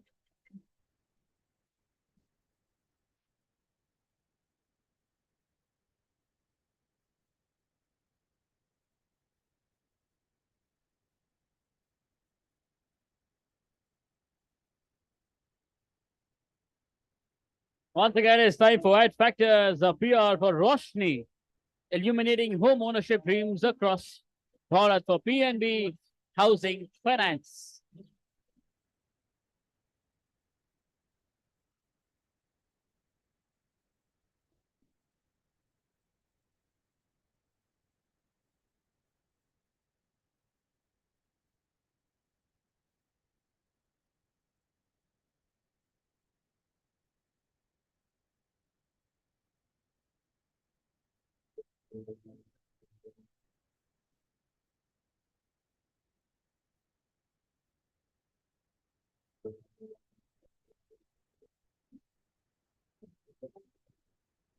For Ad Factors PR, everybody, gold, the BFSI category.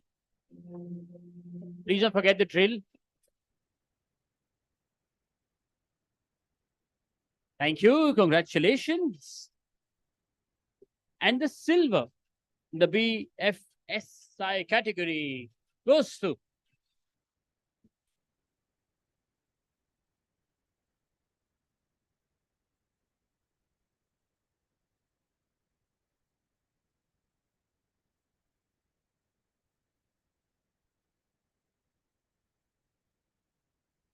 We are professionals for hashtag zero banking fee for IDFC Bank.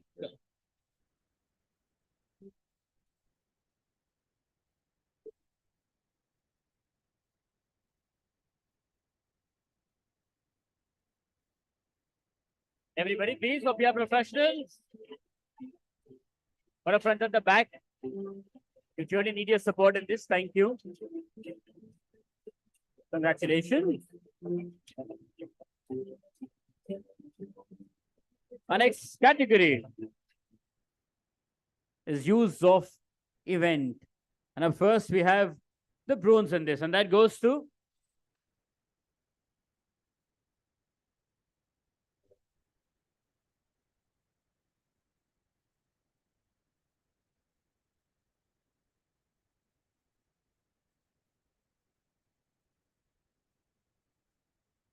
Big Four Partners, Strategic Consulting for Chat at Chetak for Bajaj Auto.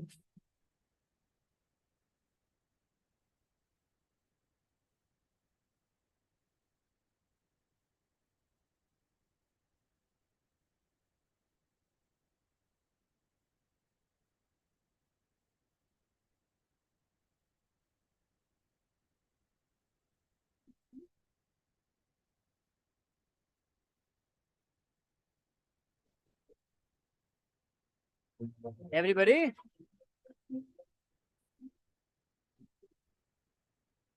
Congratulations.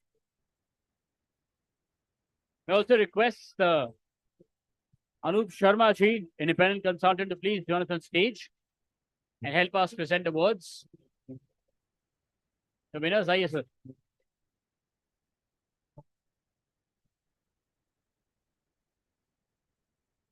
From bronze, we come to gold in the use of events category, and that goes to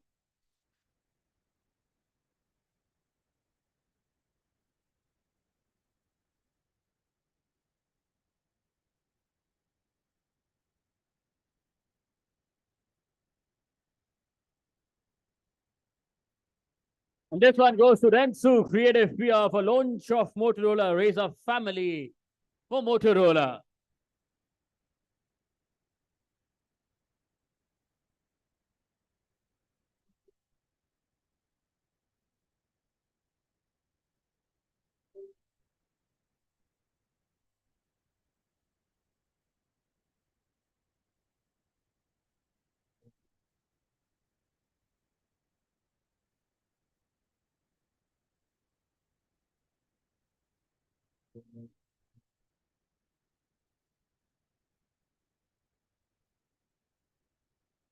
Everybody for Rensu Creative PR, please.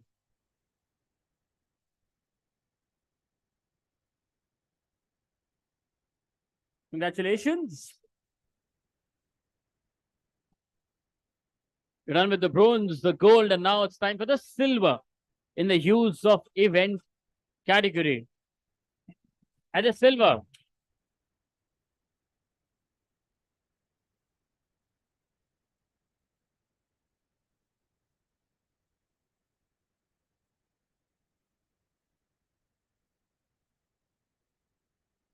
Value 360 Group for the lap of luxury. An experience meets thrill with Audi India.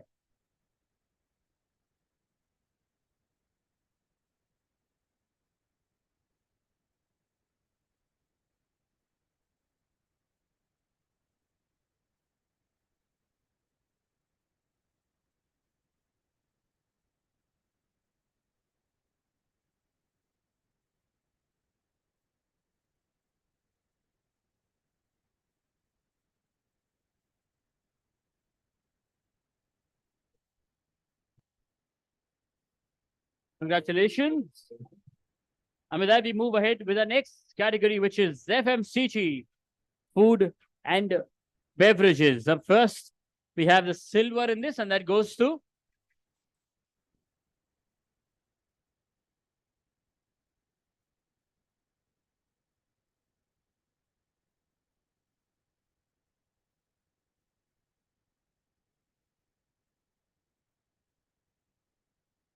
Godrej Industries Corporate Brand and Communication for a yummy use of research to introduce star-shaped crispy potato stars for Godrej Yummies.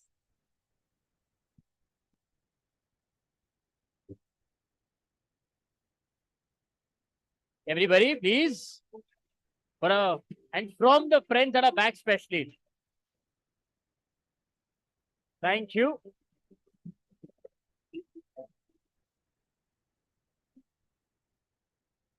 Well, next, we have the bronze in the FMCG category, and that goes to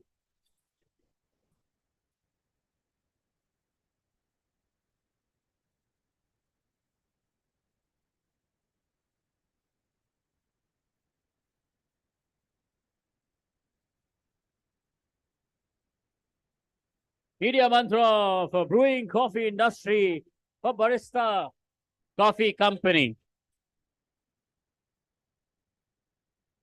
You know, it's the first time I saw the energy of your table. Just saying, which is nothing to be proud of. Now, but yes.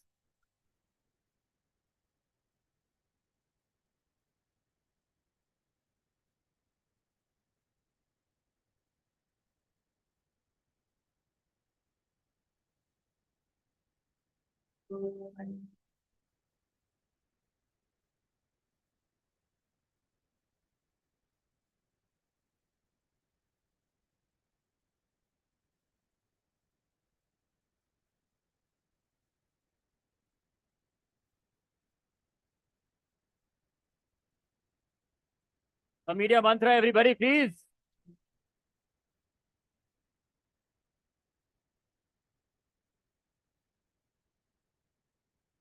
Congratulations.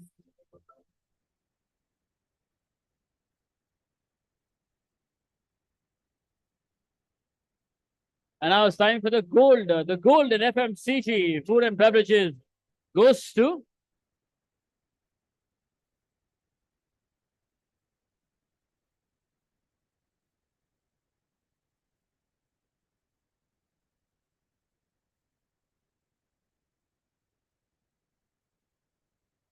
Media Mantra again for Indus snacking for samosa sing.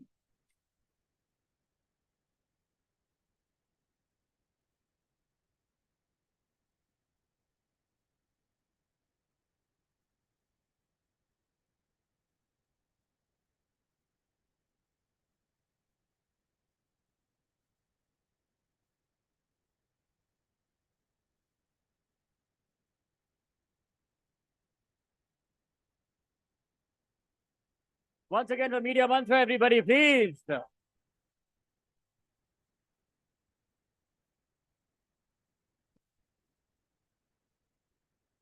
Congratulations. Congratulations. Also, thank you so much, Induji, for helping us with the awards.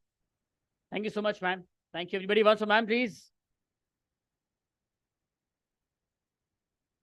The next is education as a category. And first, the bronze in education category that goes to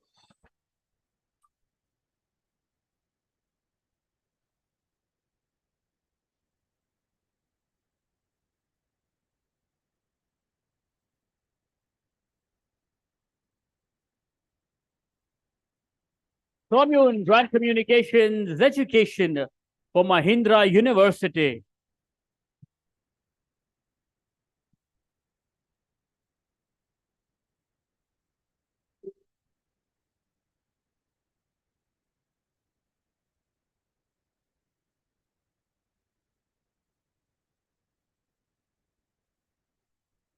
Everybody for them, please.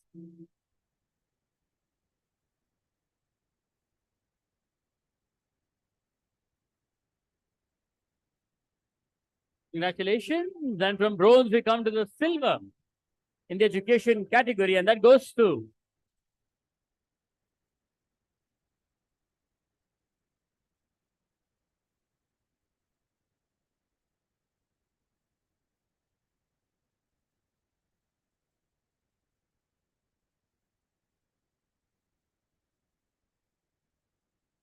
PR professionals, mitigation of false news. So Bihar School Examination Board for the Bihar Government Board.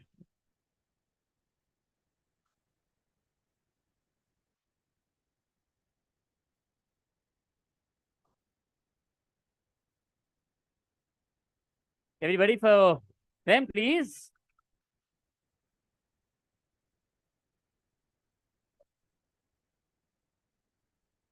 Congratulations. And the gold in the education category goes to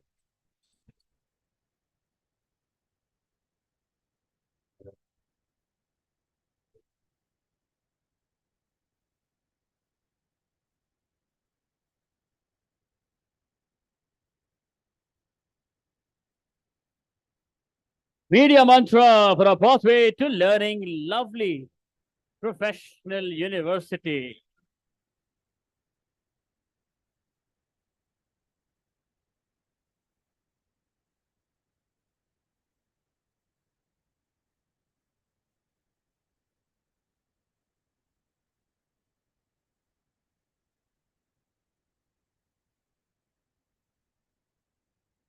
Media Mantra.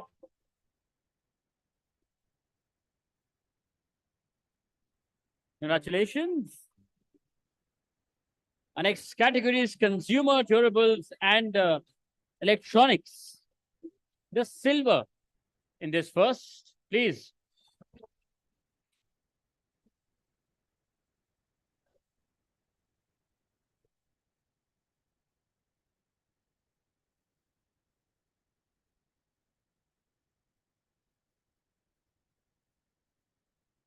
Let's have you back, Media Mantra. It's a rejoice every moment.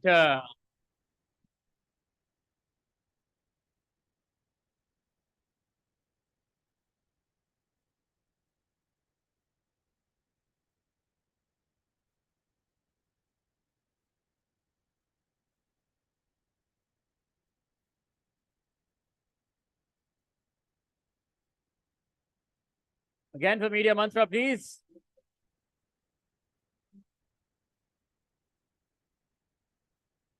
Congratulations. And the gold in this category, please.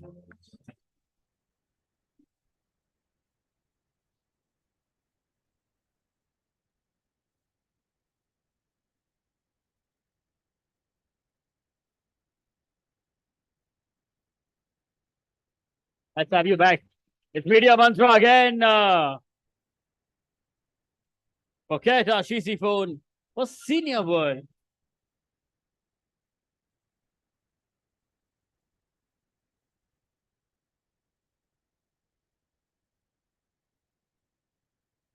You're all completing a 10,000 steps mark here, no? The entire team.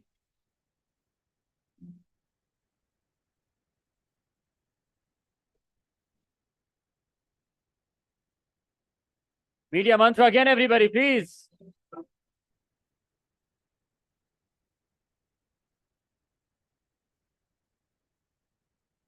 Congratulations. May now request Shruti Arora from BW Businessworld to please join us on stage and help us present the awards. Aaiye.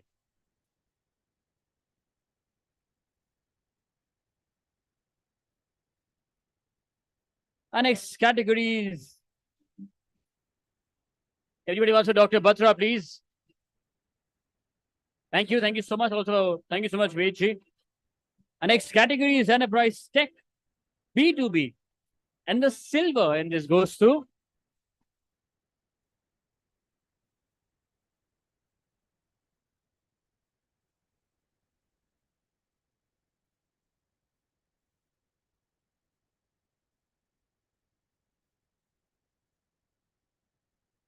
fifth edition of Newsmaker reports for most visible companies and startups 2023, Wiziki.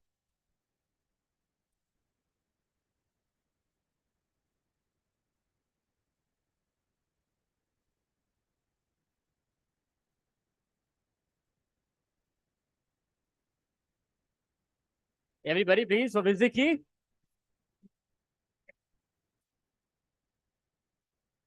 Congratulations. Hoshi, sir. Please.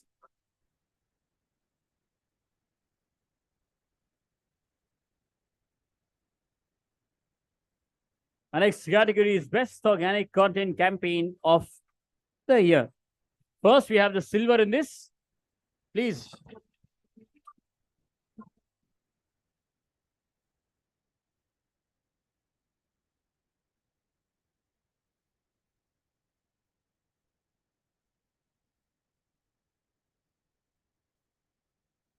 First step, PR for women in mining for Hindustan Zinc.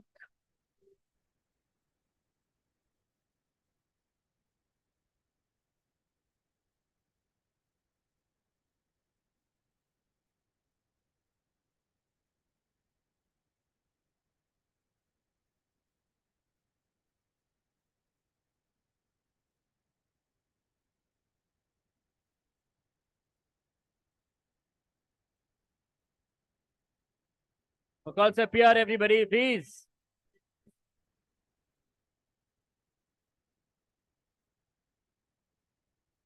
Congratulations from silver. We now go on to the gold in the category of Best Organic Content Campaign of the Year. Please.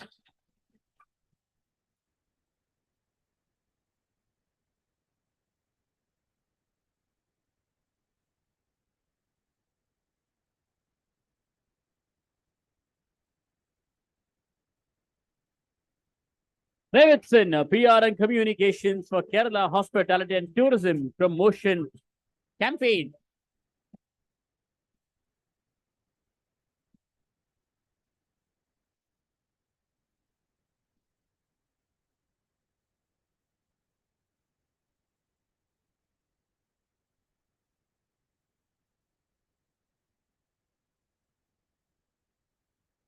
For Davidson, PR and Communications, everybody, please. They've come for the first time. We can show more love. Come on. You all been waiting, I know, for long. Congratulations. How does he maintain his cool? I thought fitness you meant. Cool also. He's asking that auntie feeling cold.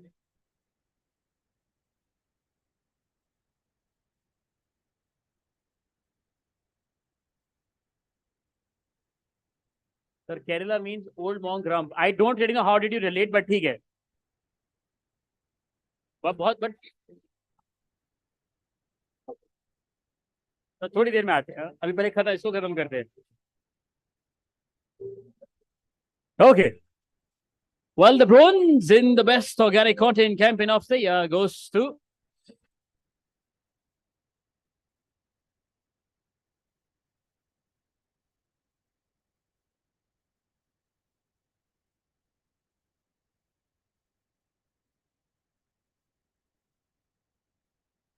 Madison. PR for King's Duty continues. This time for your effects.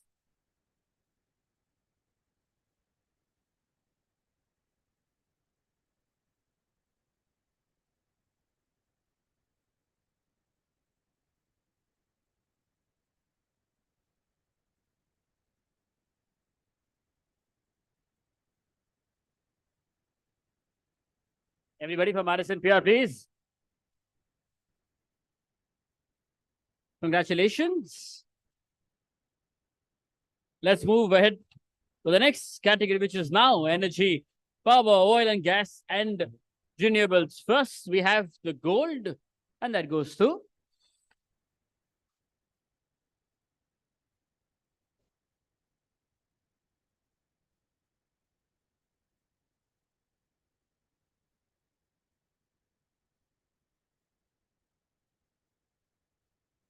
Adfactors, the PR for Green Yodha, a sustainability driver, Schneider Electric.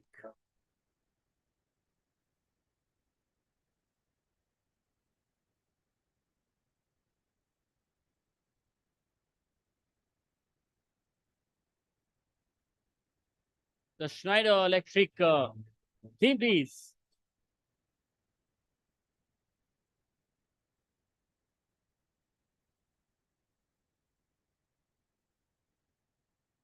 For them, please.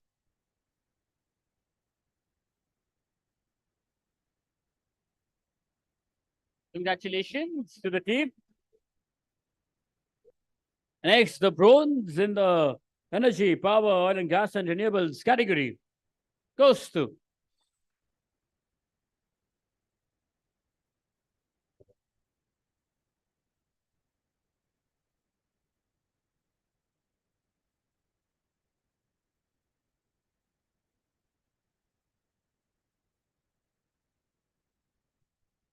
we are professionals of energy, power, renewables from Ministry of Power.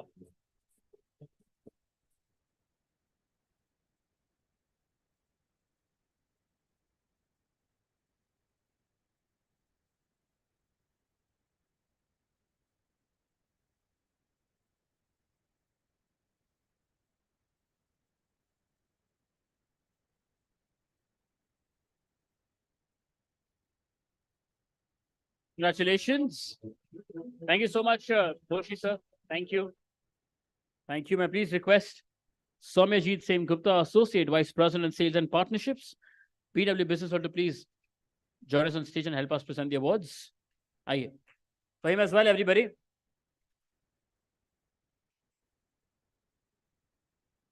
And the silver in the energy, power, oil and gas and renewables category goes to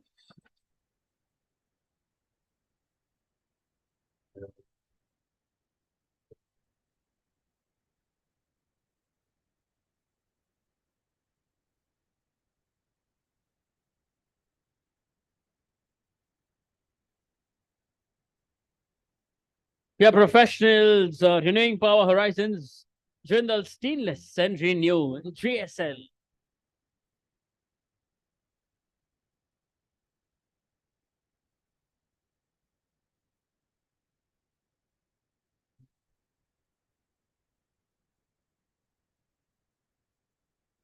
For them, please.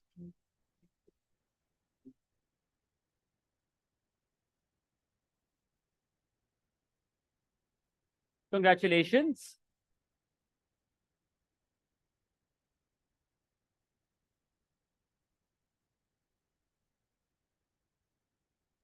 Our next category is small budget campaign. And the gold in this category goes to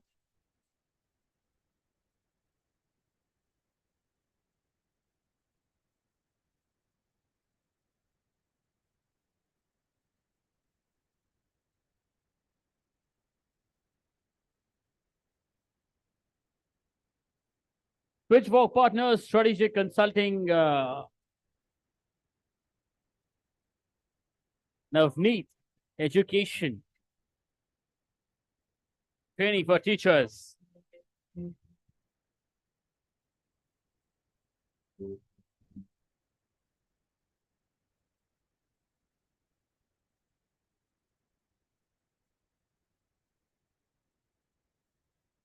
For them, please.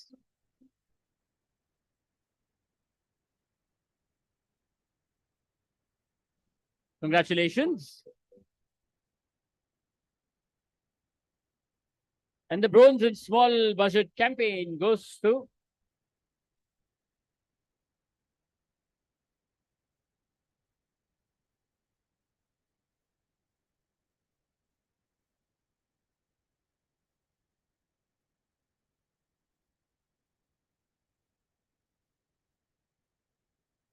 Concept Public Relations India for Guardians of the Heart, Manipal Hospitals.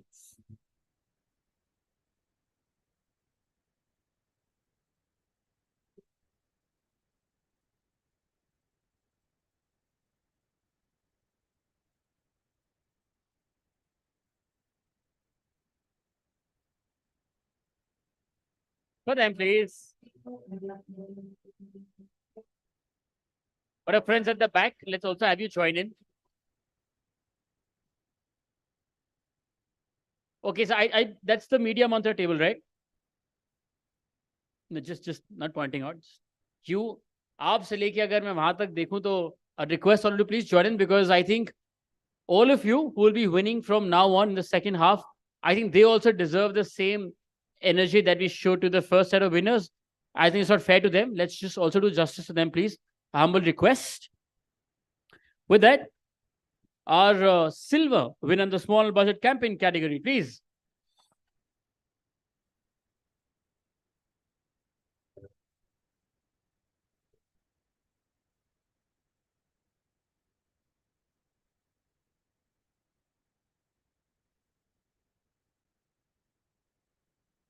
Teamwork Communications Group, I am a masterpiece.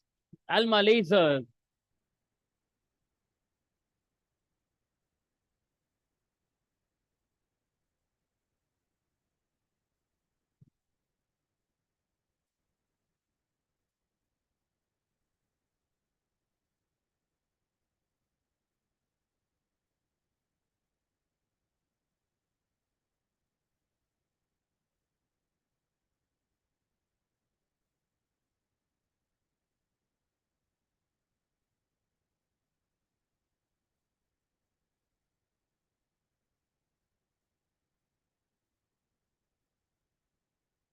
Congratulations. With that, we move ahead with the next category, which is Reputation Crisis Management Campaign.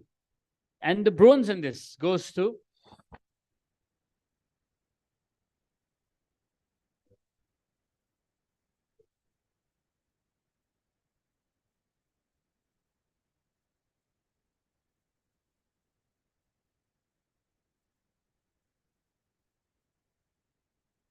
Media Mantra, India's first street racing league, putting India on the global motorsports racing map. Indian Racing League, IRL.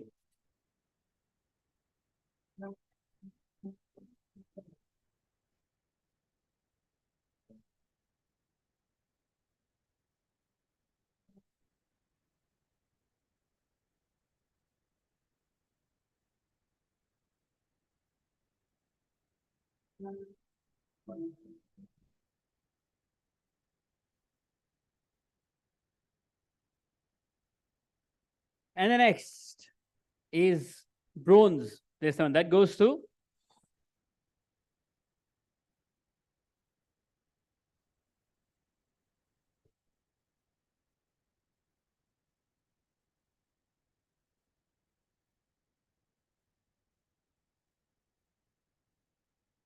we are professionals. Canada Visa Suspension Crisis Management, BLS International.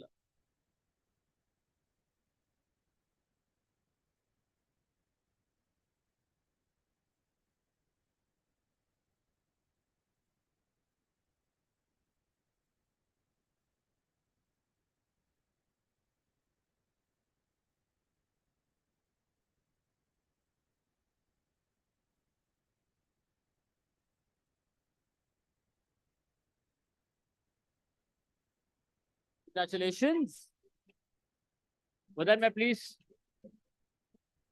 request Rahul Suri, founder of Love Balls, to please join us on stage and also help us in presenting the awards. Yes, sir, please.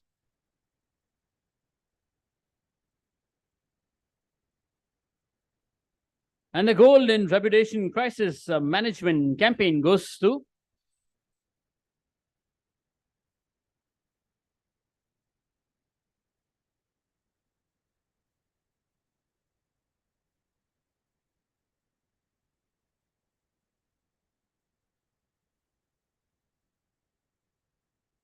creating PR opportunities in crisis, handling negative sentiment and positive messaging with Tata Sia Airlines.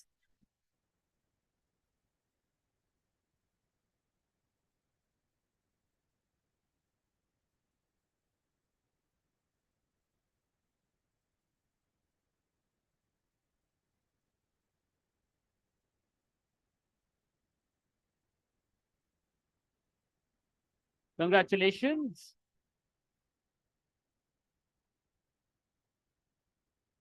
Thank you so much, Shruti, for helping us. Everybody wants to Shruti, please. Please once again request Aparna ji to join us on stage.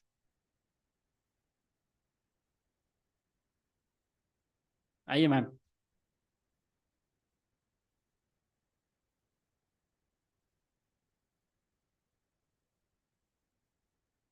While she's walking up, our next category is sports and leisure. And up first, the gold in this goes to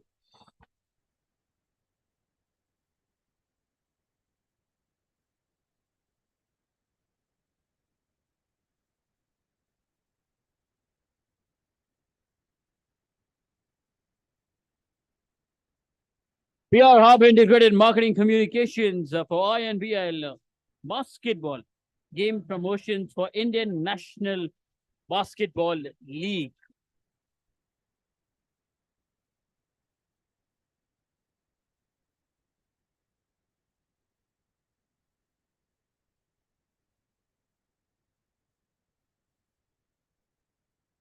Congratulations.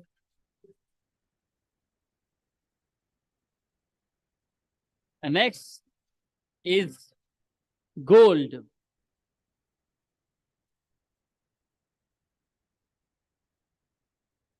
This is silver.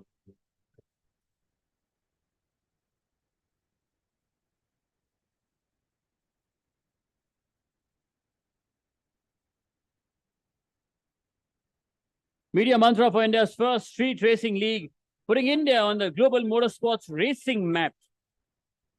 Once again for IRL.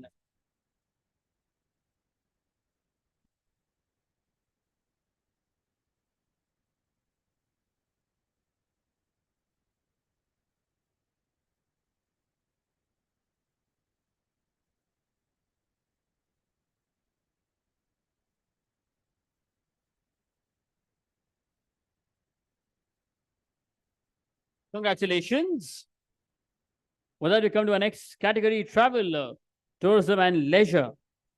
And up first, the gold in this goes to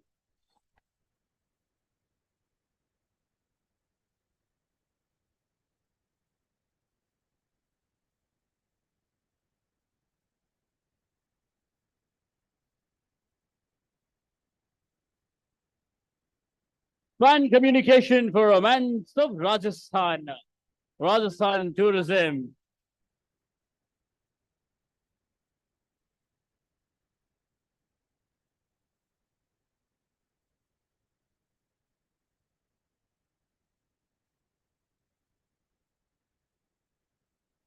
For them, please.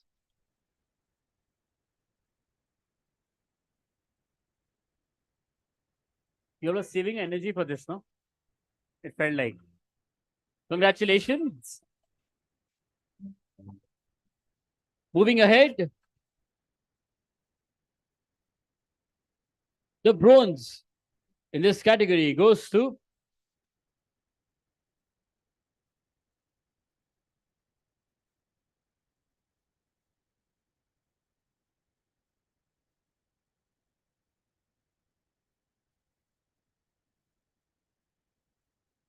Gentlemen, India inside cricket with Yuvraj Singh only on Air PNB.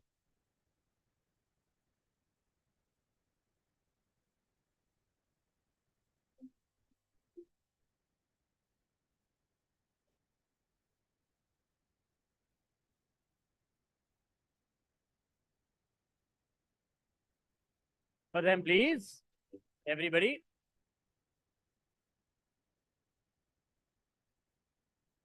Congratulations.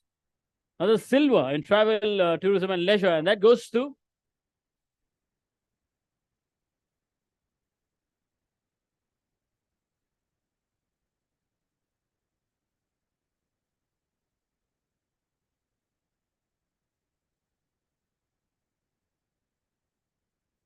Media Mantra for Take the Plunge, Champion Heights.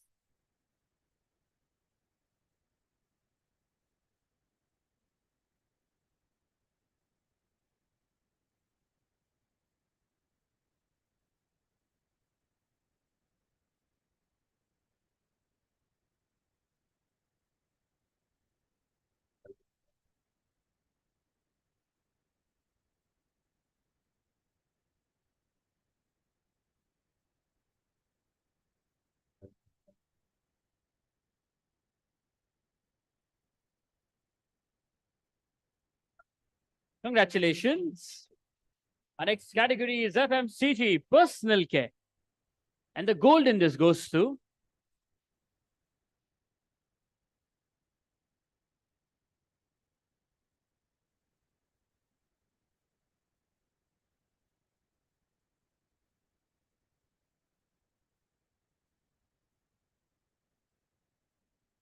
Kisan Fashion, highlighting the evolving landscape of men's grooming in rural areas for growth rich, expert, rich cream.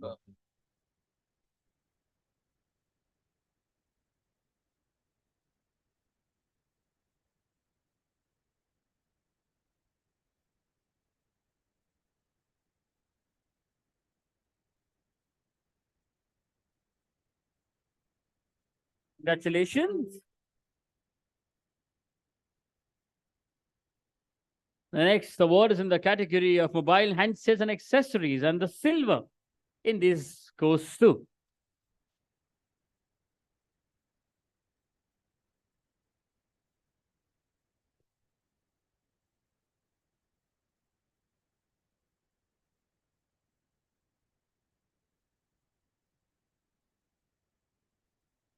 Media Mantra, choose the best. So Belkin India.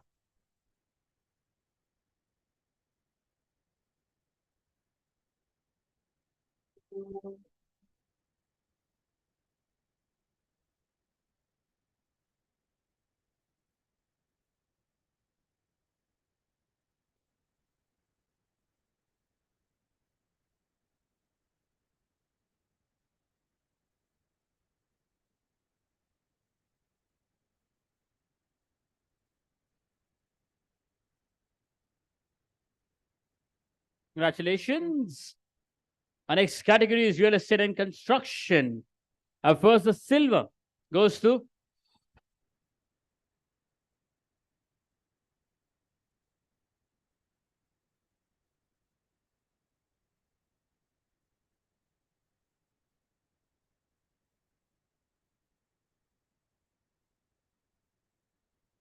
the right PR, unveiling a world of possibilities. Goyal Ganga Developments.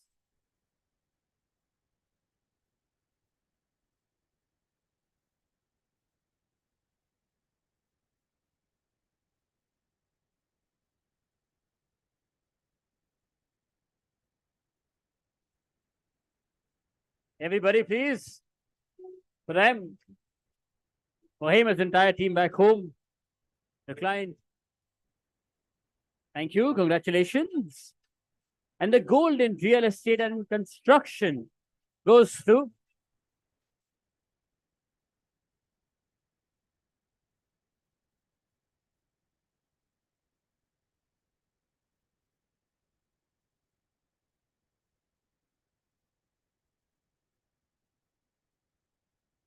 Select Brand and Corporate Communications team for We Inclusive, taking D&I to the next level for Godrej Properties.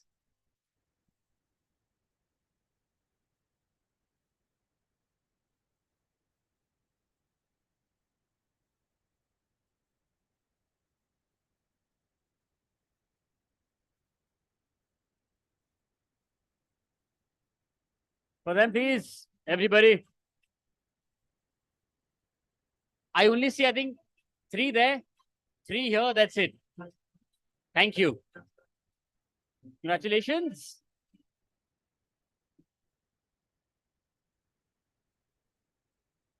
Our next category is regional communication campaign. And first, the gold goes to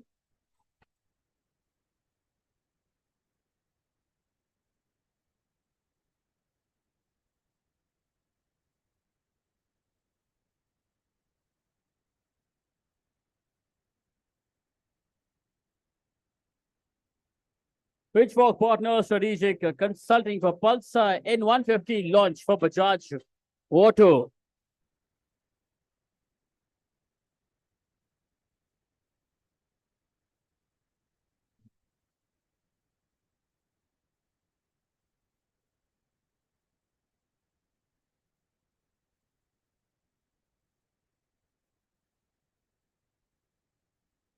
We also have the birthday boy, the founder of Pitchfork partner's birthday. What's his name? Jaideep. Yeah. You can all sing happy birthday during dinner. You will send me drinks then. Sir, I have seen आप old monks से आगे बढ़ नहीं रहे हो. Just signing. Lovely. That's after the award ceremony. Congratulations and best wishes to him. And now the silver in the regional communication campaign category goes to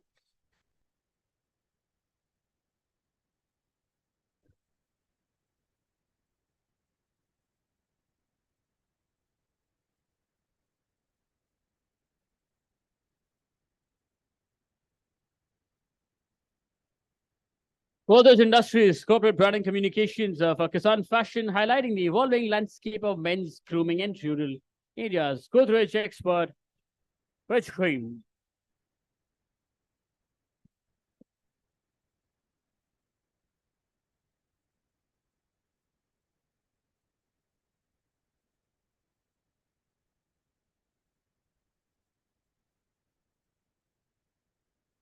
Congratulations and the bronze in the regional communication campaign category goes to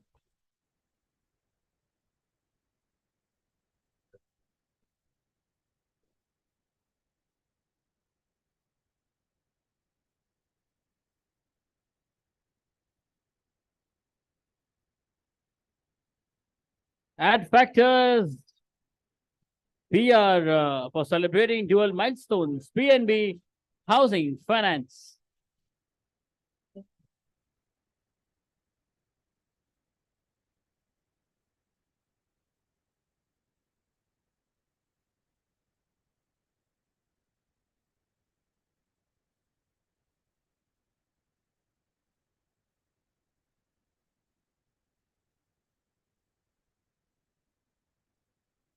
For them, please, ladies and gentlemen. Everybody for them, please. Thank you. Congratulations. Yeah, really, we should sort of divide tables. कि अगला number आपका है, उसके बाद अगला number आपका है. We should do that.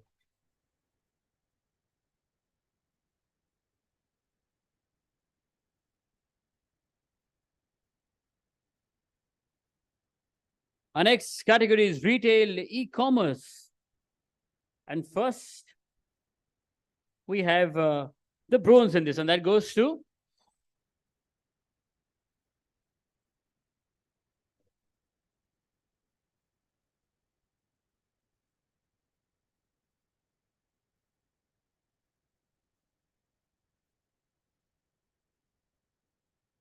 the right PR, Mr. Mantra for space. Mantra.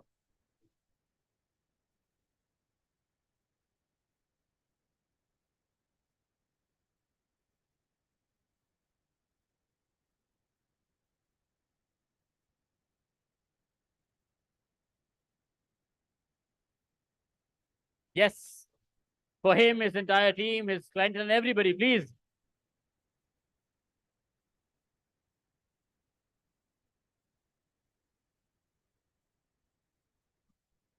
Congratulations. And the gold in retail and e-commerce goes to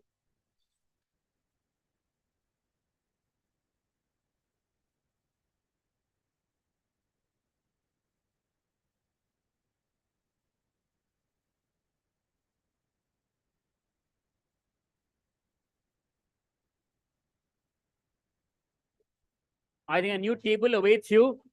It's Media Mantra again. The brewing coffee industry for Barista Coffee Company.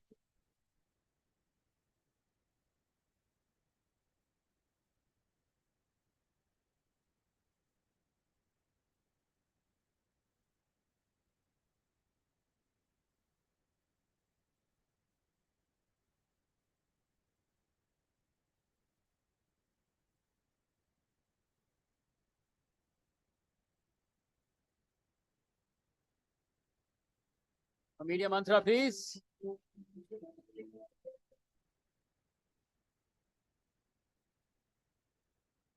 Congratulations. Our next category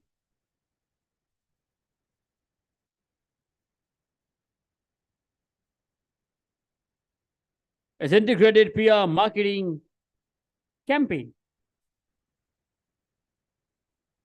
And the gold in that goes to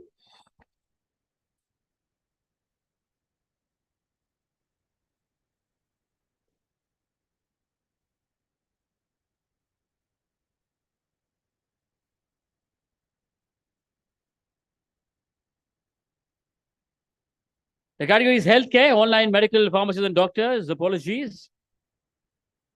And the goal goes to teamwork communication.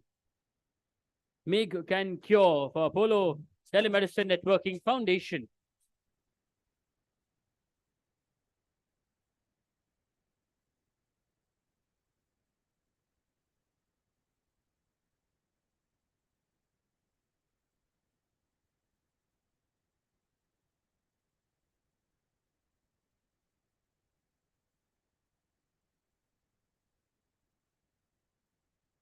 But I'm pleased for teamwork communication. For Apollo, for the campaign.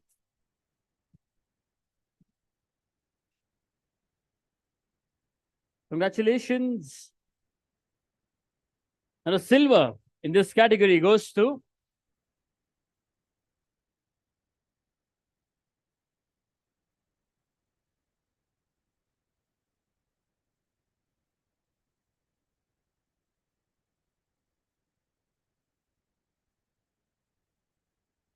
Media Mantra, powering next gen technologies for healthcare. Predomix.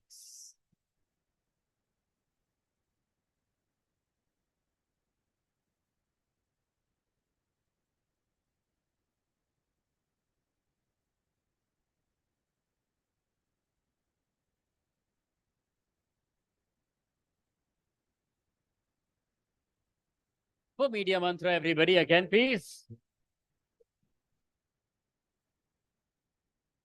Congratulations. Our next category is integrated PR marketing campaign. And the gold in this category goes to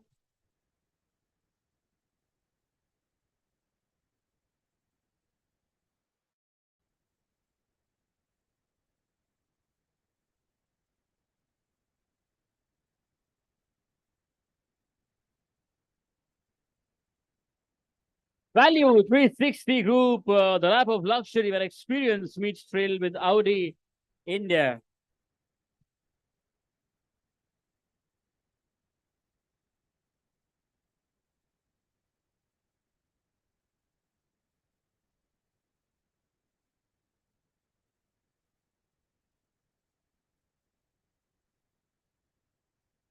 Everybody, please, Value 360 Audi. Thank you. Congratulations. The silver in this goes to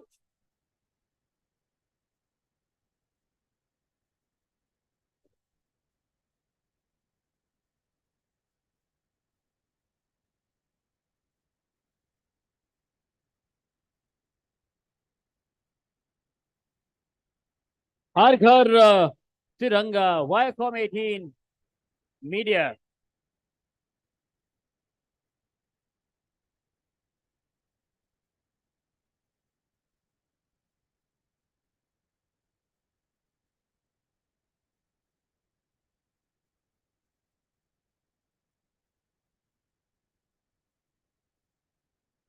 For the team. Everybody, let's please give it up.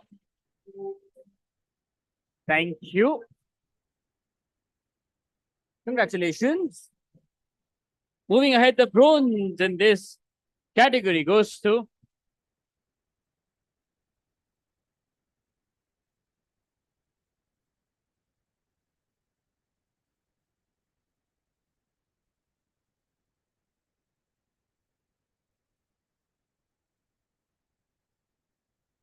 Media Mantra, India snacking samosa sing.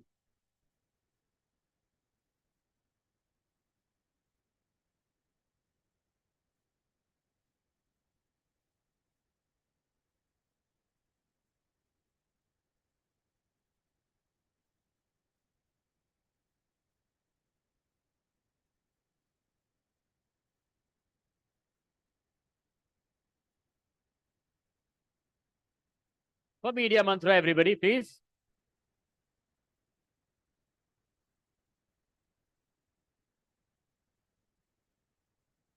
Congratulations. Our next category is media and entertainment. And the silver. And this goes to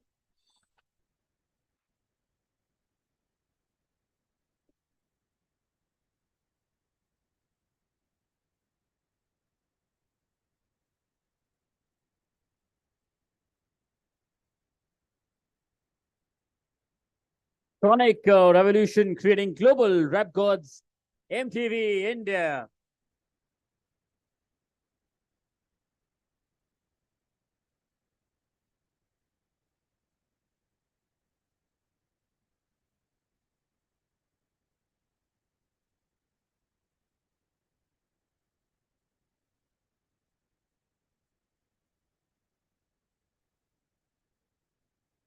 For them, please, for MTV India. इस मौके पे हम तालियां बजाते हैं अक्सर इन बातों पे. Just saying, congratulations. Moving ahead quickly now. Our next category is internal communication campaign.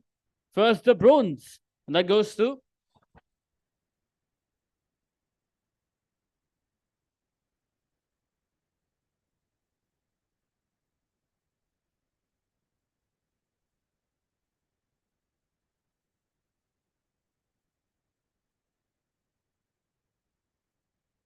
Vistara's Culture Credo, Vistara Tadasya Airlines.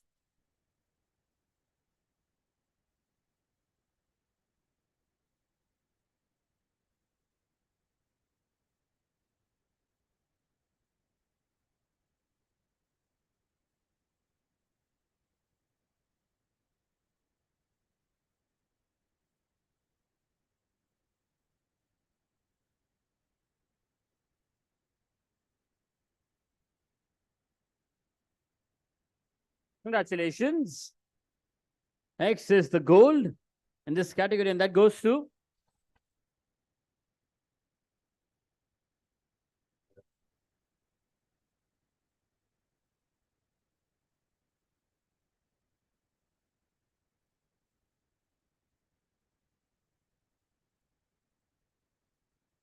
pitch for partner strategic consulting for Stride with Pride, Tata Motors.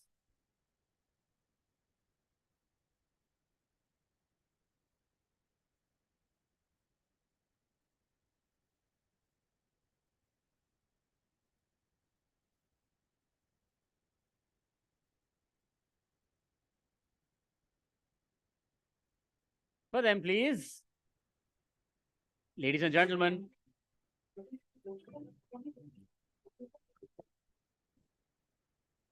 Congratulations. And the silver. And this goes to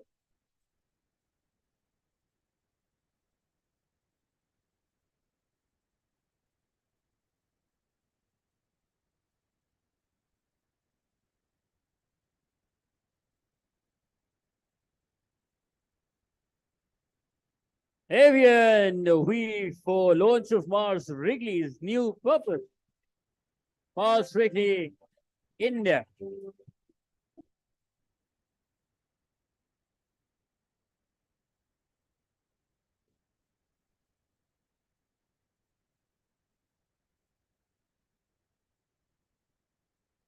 For them, please. They've consistently been clapping for everybody. I think they also deserve it.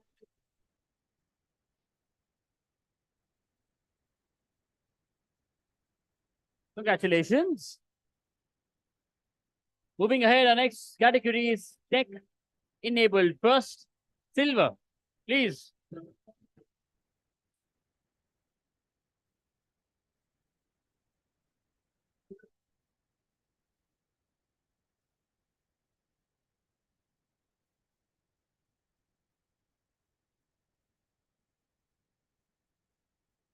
Godrej Industries, corporate branding communications for sensational experiences using mobile polygon technology. Godrej AER.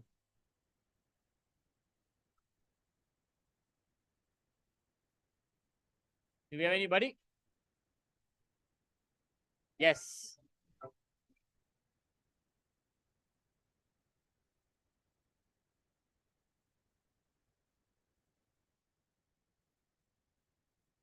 Everybody for Godrej again, please.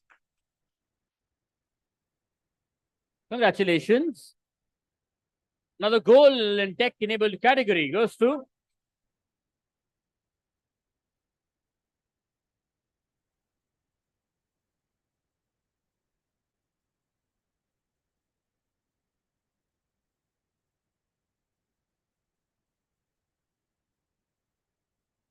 Wiziki. How Wiziki's AI launched AI solutions to help Mumbai Indians reduce time spent on manual work by 80% and increase efficiency by 3x.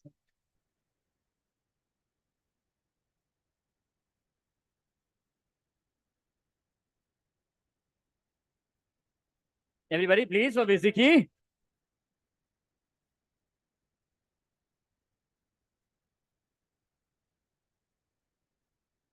Congratulations. Our next category is surrogate communication of the year. We only have the gold in this, and that goes to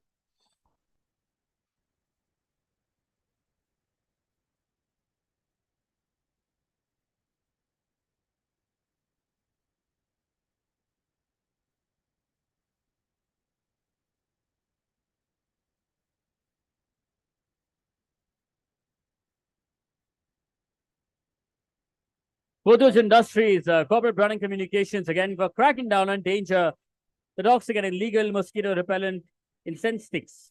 So good night.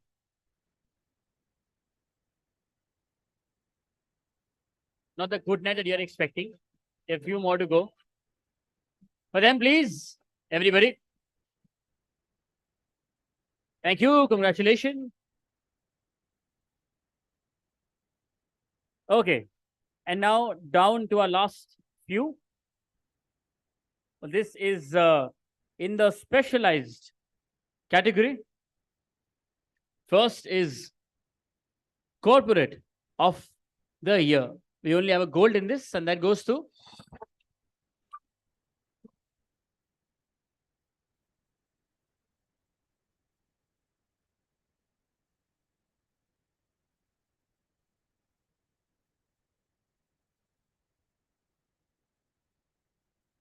PhonePe India. PhonePe India Private Limited manager, PR and Communications.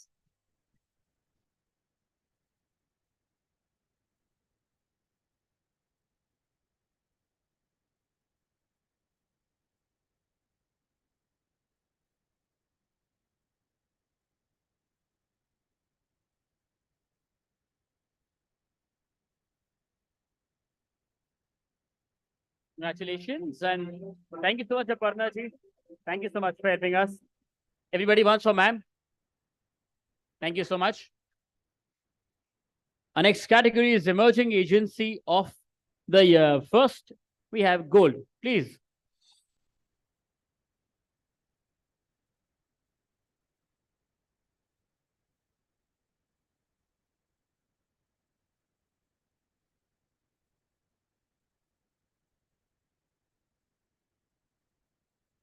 From Credible, Raman Dhal with us to receive the award.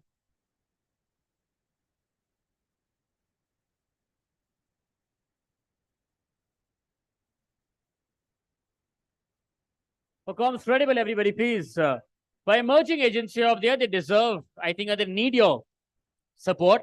Emerging ones. Congratulations. Well, the bronze and Emerging Agency of the Year goes to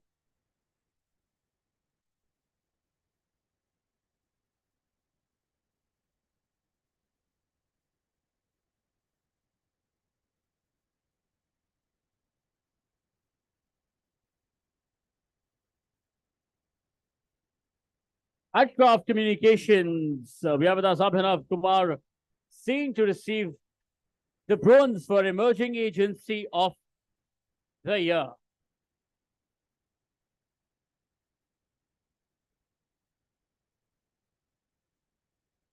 You know, while they walk up, they've consistently been making sure that they clap for all of you. I think they also deserve it now. The emerging ones, bronze in that. Abhinay and team.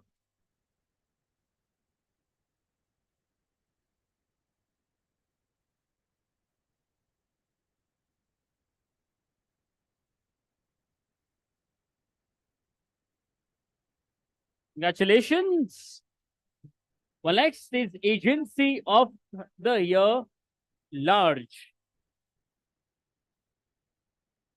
Up first, the bronze, and that goes to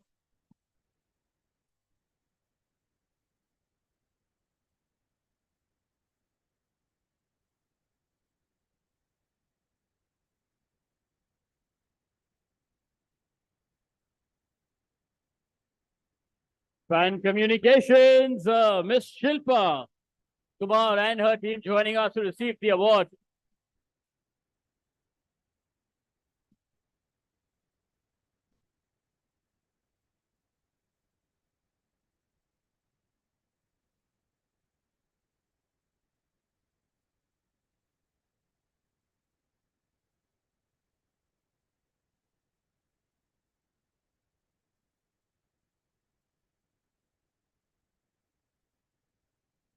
So they've hidden the name Piche, but everybody for Span Communications, please. They're louder than you for their own selves. ऐसे तो नहीं बनता. Thank you. Congratulations. We almost had half the hall here on the stage. Yeah, we'll give you 10 seconds to settle down. Okay, from bronze, we come to the silver in Agency of the Year Large, and that goes to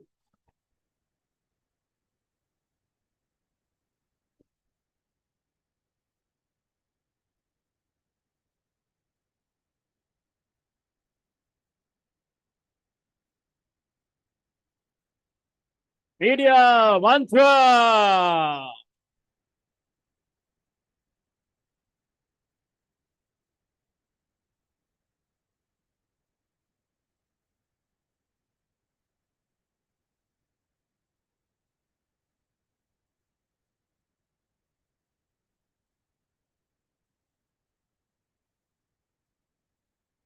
Has the entire office come here, is it?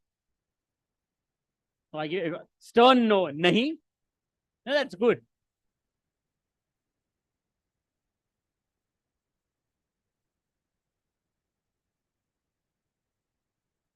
Everybody is silver.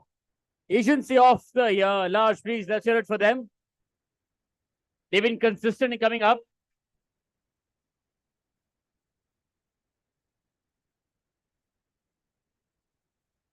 Coming up and not clapping. So that applies to almost half the hall today. It's okay. Congratulations to all of you. Congratulations. And now for the Golden Agency of the Year Large. And that goes to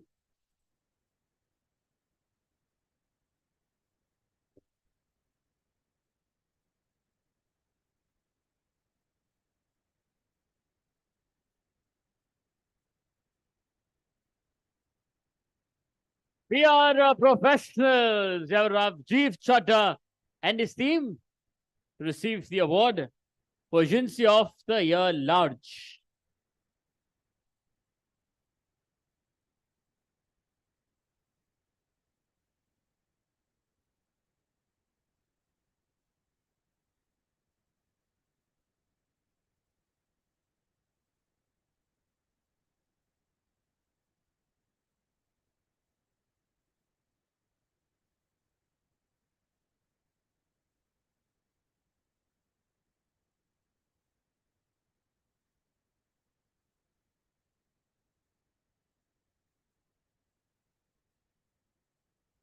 Everybody for Agency of the Year Large, please.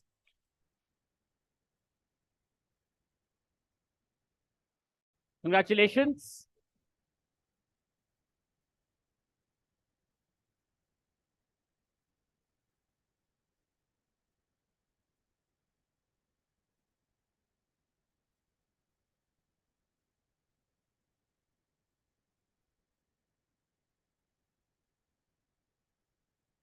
Congratulations. From Agency of the Year Large, we come to Agency of the Year Mid. And the gold in that goes to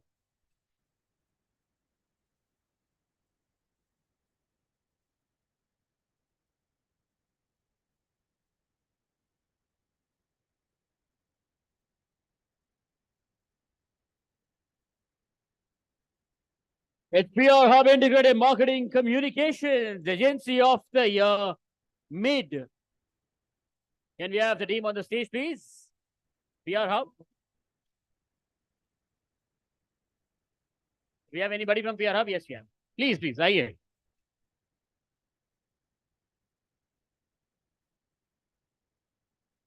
Along to the last 3, 4.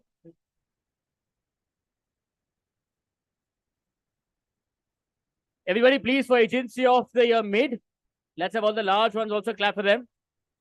They'll soon be there. Congratulations. Agency of the Year Mid, bronze goes to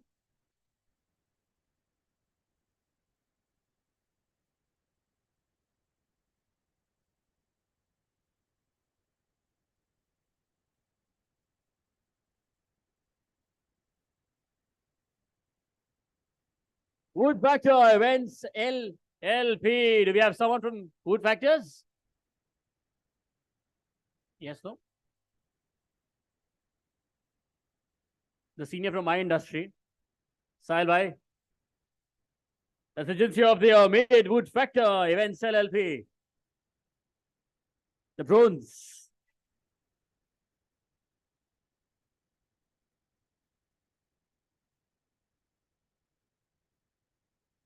Everybody for them, please. What happened to all the large ones? Where did they go? They're here. Thank God.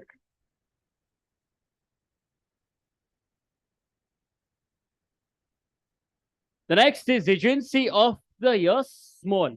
You will have a gold in this, and that goes to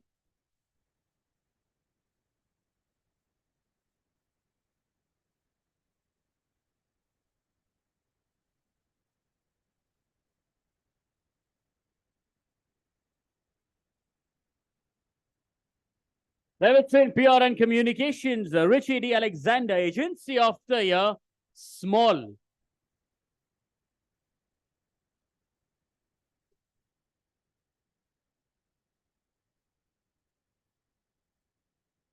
All our friends from the middle and the large ones, please. Let's give it up for Agency of the Year Small, gold.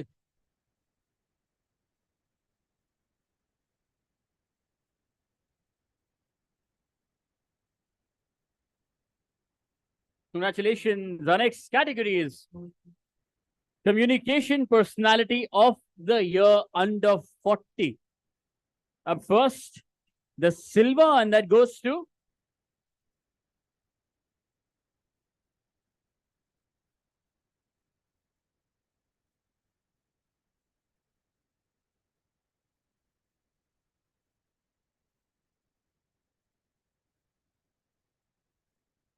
Pratibha Paul, founder, Dharma Media Consultants, Communication Personality of the Year under 40. Everybody, once for her, please. I think she deserves a bigger one. She's a Communication Personality of the Year under 40.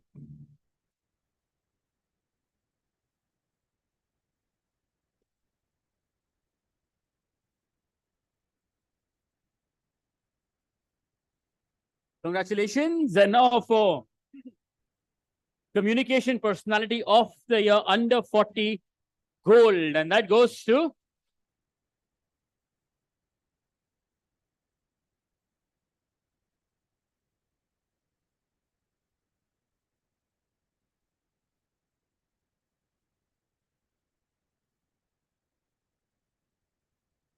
Dina Pawar, Executive Vice President, Concept, PR, Communication Personality of the Year under 40 gold.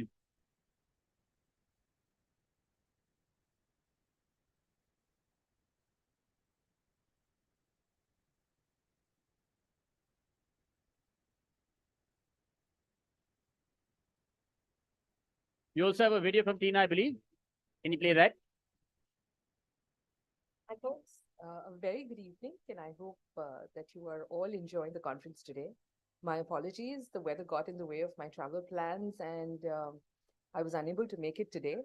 But I really wanted to take a moment and thank the entire Business World team, especially the eminent jury members, and especially Dr. Batra for this honor. I'm really proud of the concept group ecosystem and the platform that it presents. And it has enabled me to build one of the finest BFSI practices in the country. The Communication Personality of the Year, thank you very much. And I hope to rub shoulders with all of you very soon. Have a great evening. Congratulations, Tina. And from under 40, we come to under 30, Communication Personality of the Year, down to the last two categories. Well, the bronze in Communication Personality of the under 30 goes to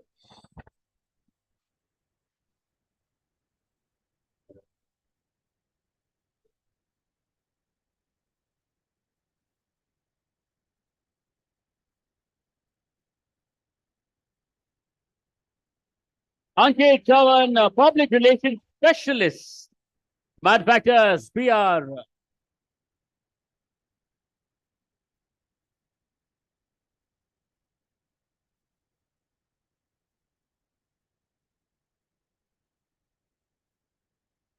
Everybody for him, please. Communication Personality of the under 30, bronze. Congratulations. And the gold in Communication Personality of the under 30, that goes to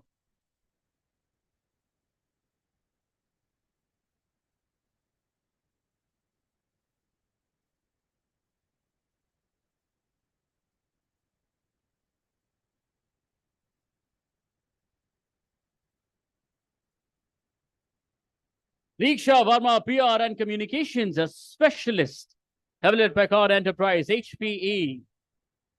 Please, sir, aye. You also have a video from her, I believe.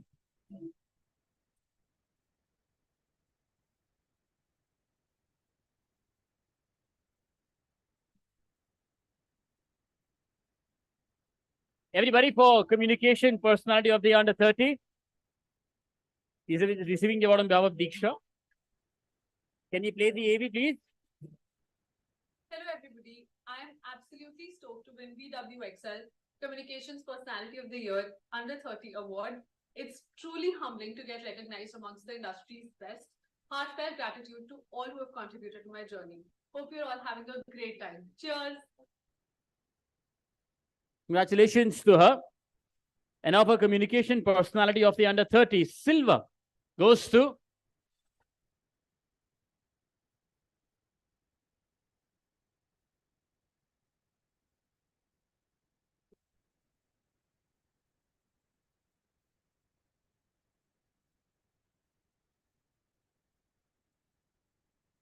It goes to Trushla Shah, Corporate Communications Specialist, Viacom 18.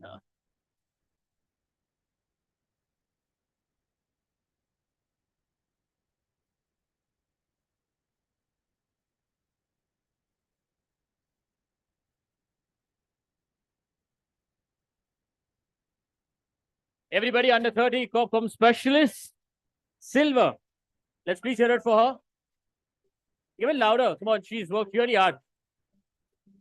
Congratulations to you. And now to our last category, Communication Team of the Year. First, the gold goes to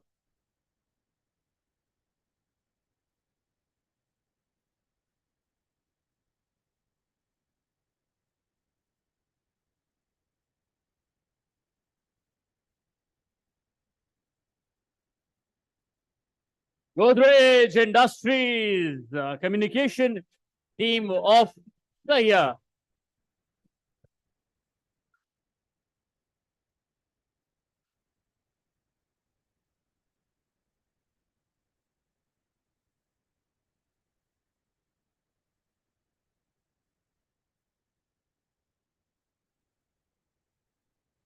Everybody for them, please.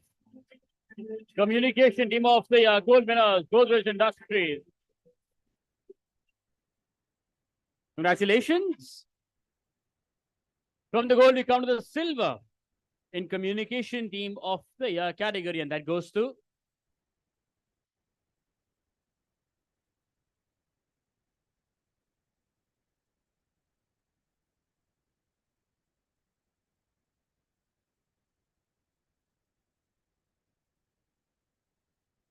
Schneider Electric.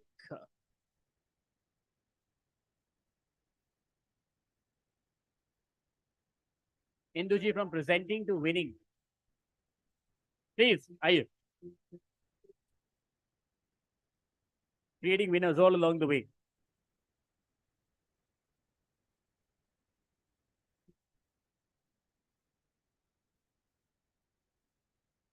For them, please. Schneider Electric. Communication Team of the Year, Silver. Congratulations. And now because this is the last one, from gold to silver, we'll go back to a gold again. And that goes to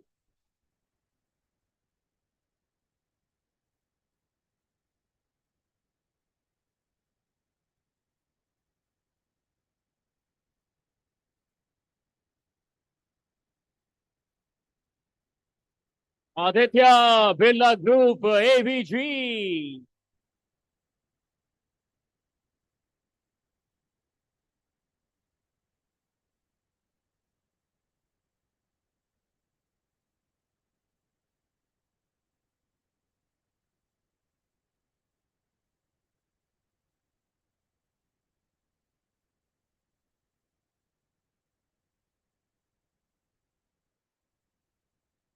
Thank you so much to all our presenters. Yes, thank you. And with that, we come to an end of the awards ceremony as well. A request to all the winners, please join us on the stage along with your trophies for a group picture. And collectively, congratulations to all of you. Winners, please, aye, with your trophies on the stage. And after that, let's celebrate with dinner and drinks. And then let's also welcome the weekend. Thank you. Winners, please, aye. My name is Aditya Malik. Been a pleasure. Winners, please.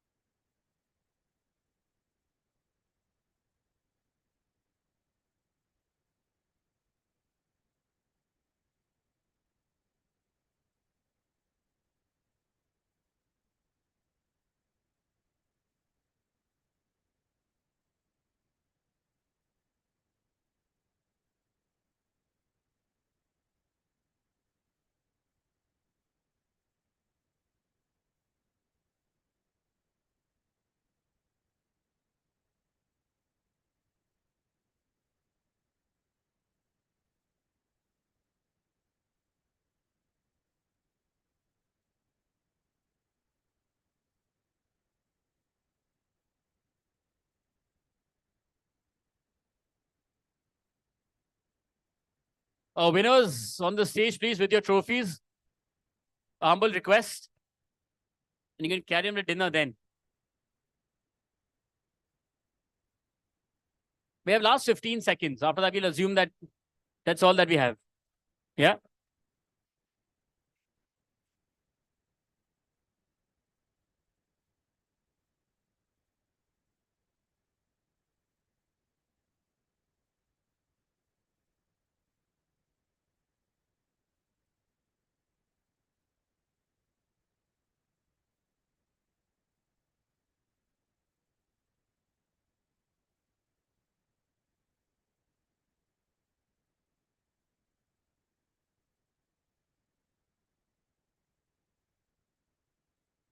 I'll also request the BW Business World team to please join us on the stage, the organizing team, for your group picture as well. A good show. Yes.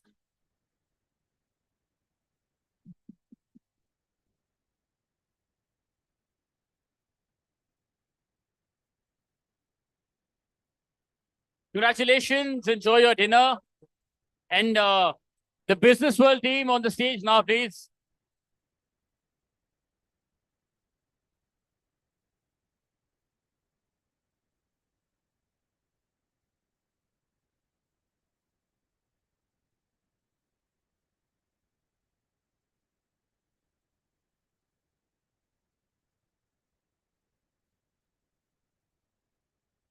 Hello.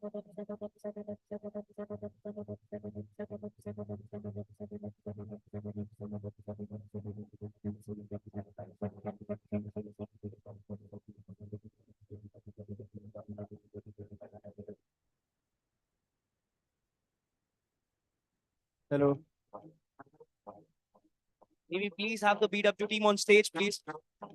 Everyone, Pratyaksh, Neha. Will you please get up? Abhishek.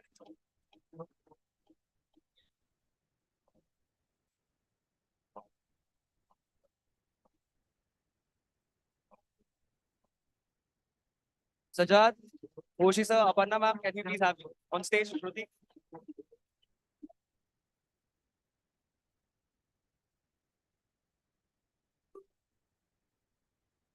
Is anyone missing right now?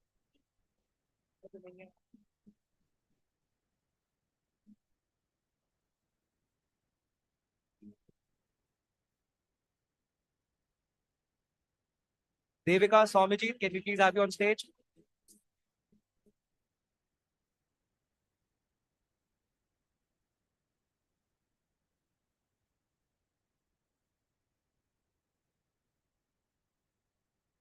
Prashant?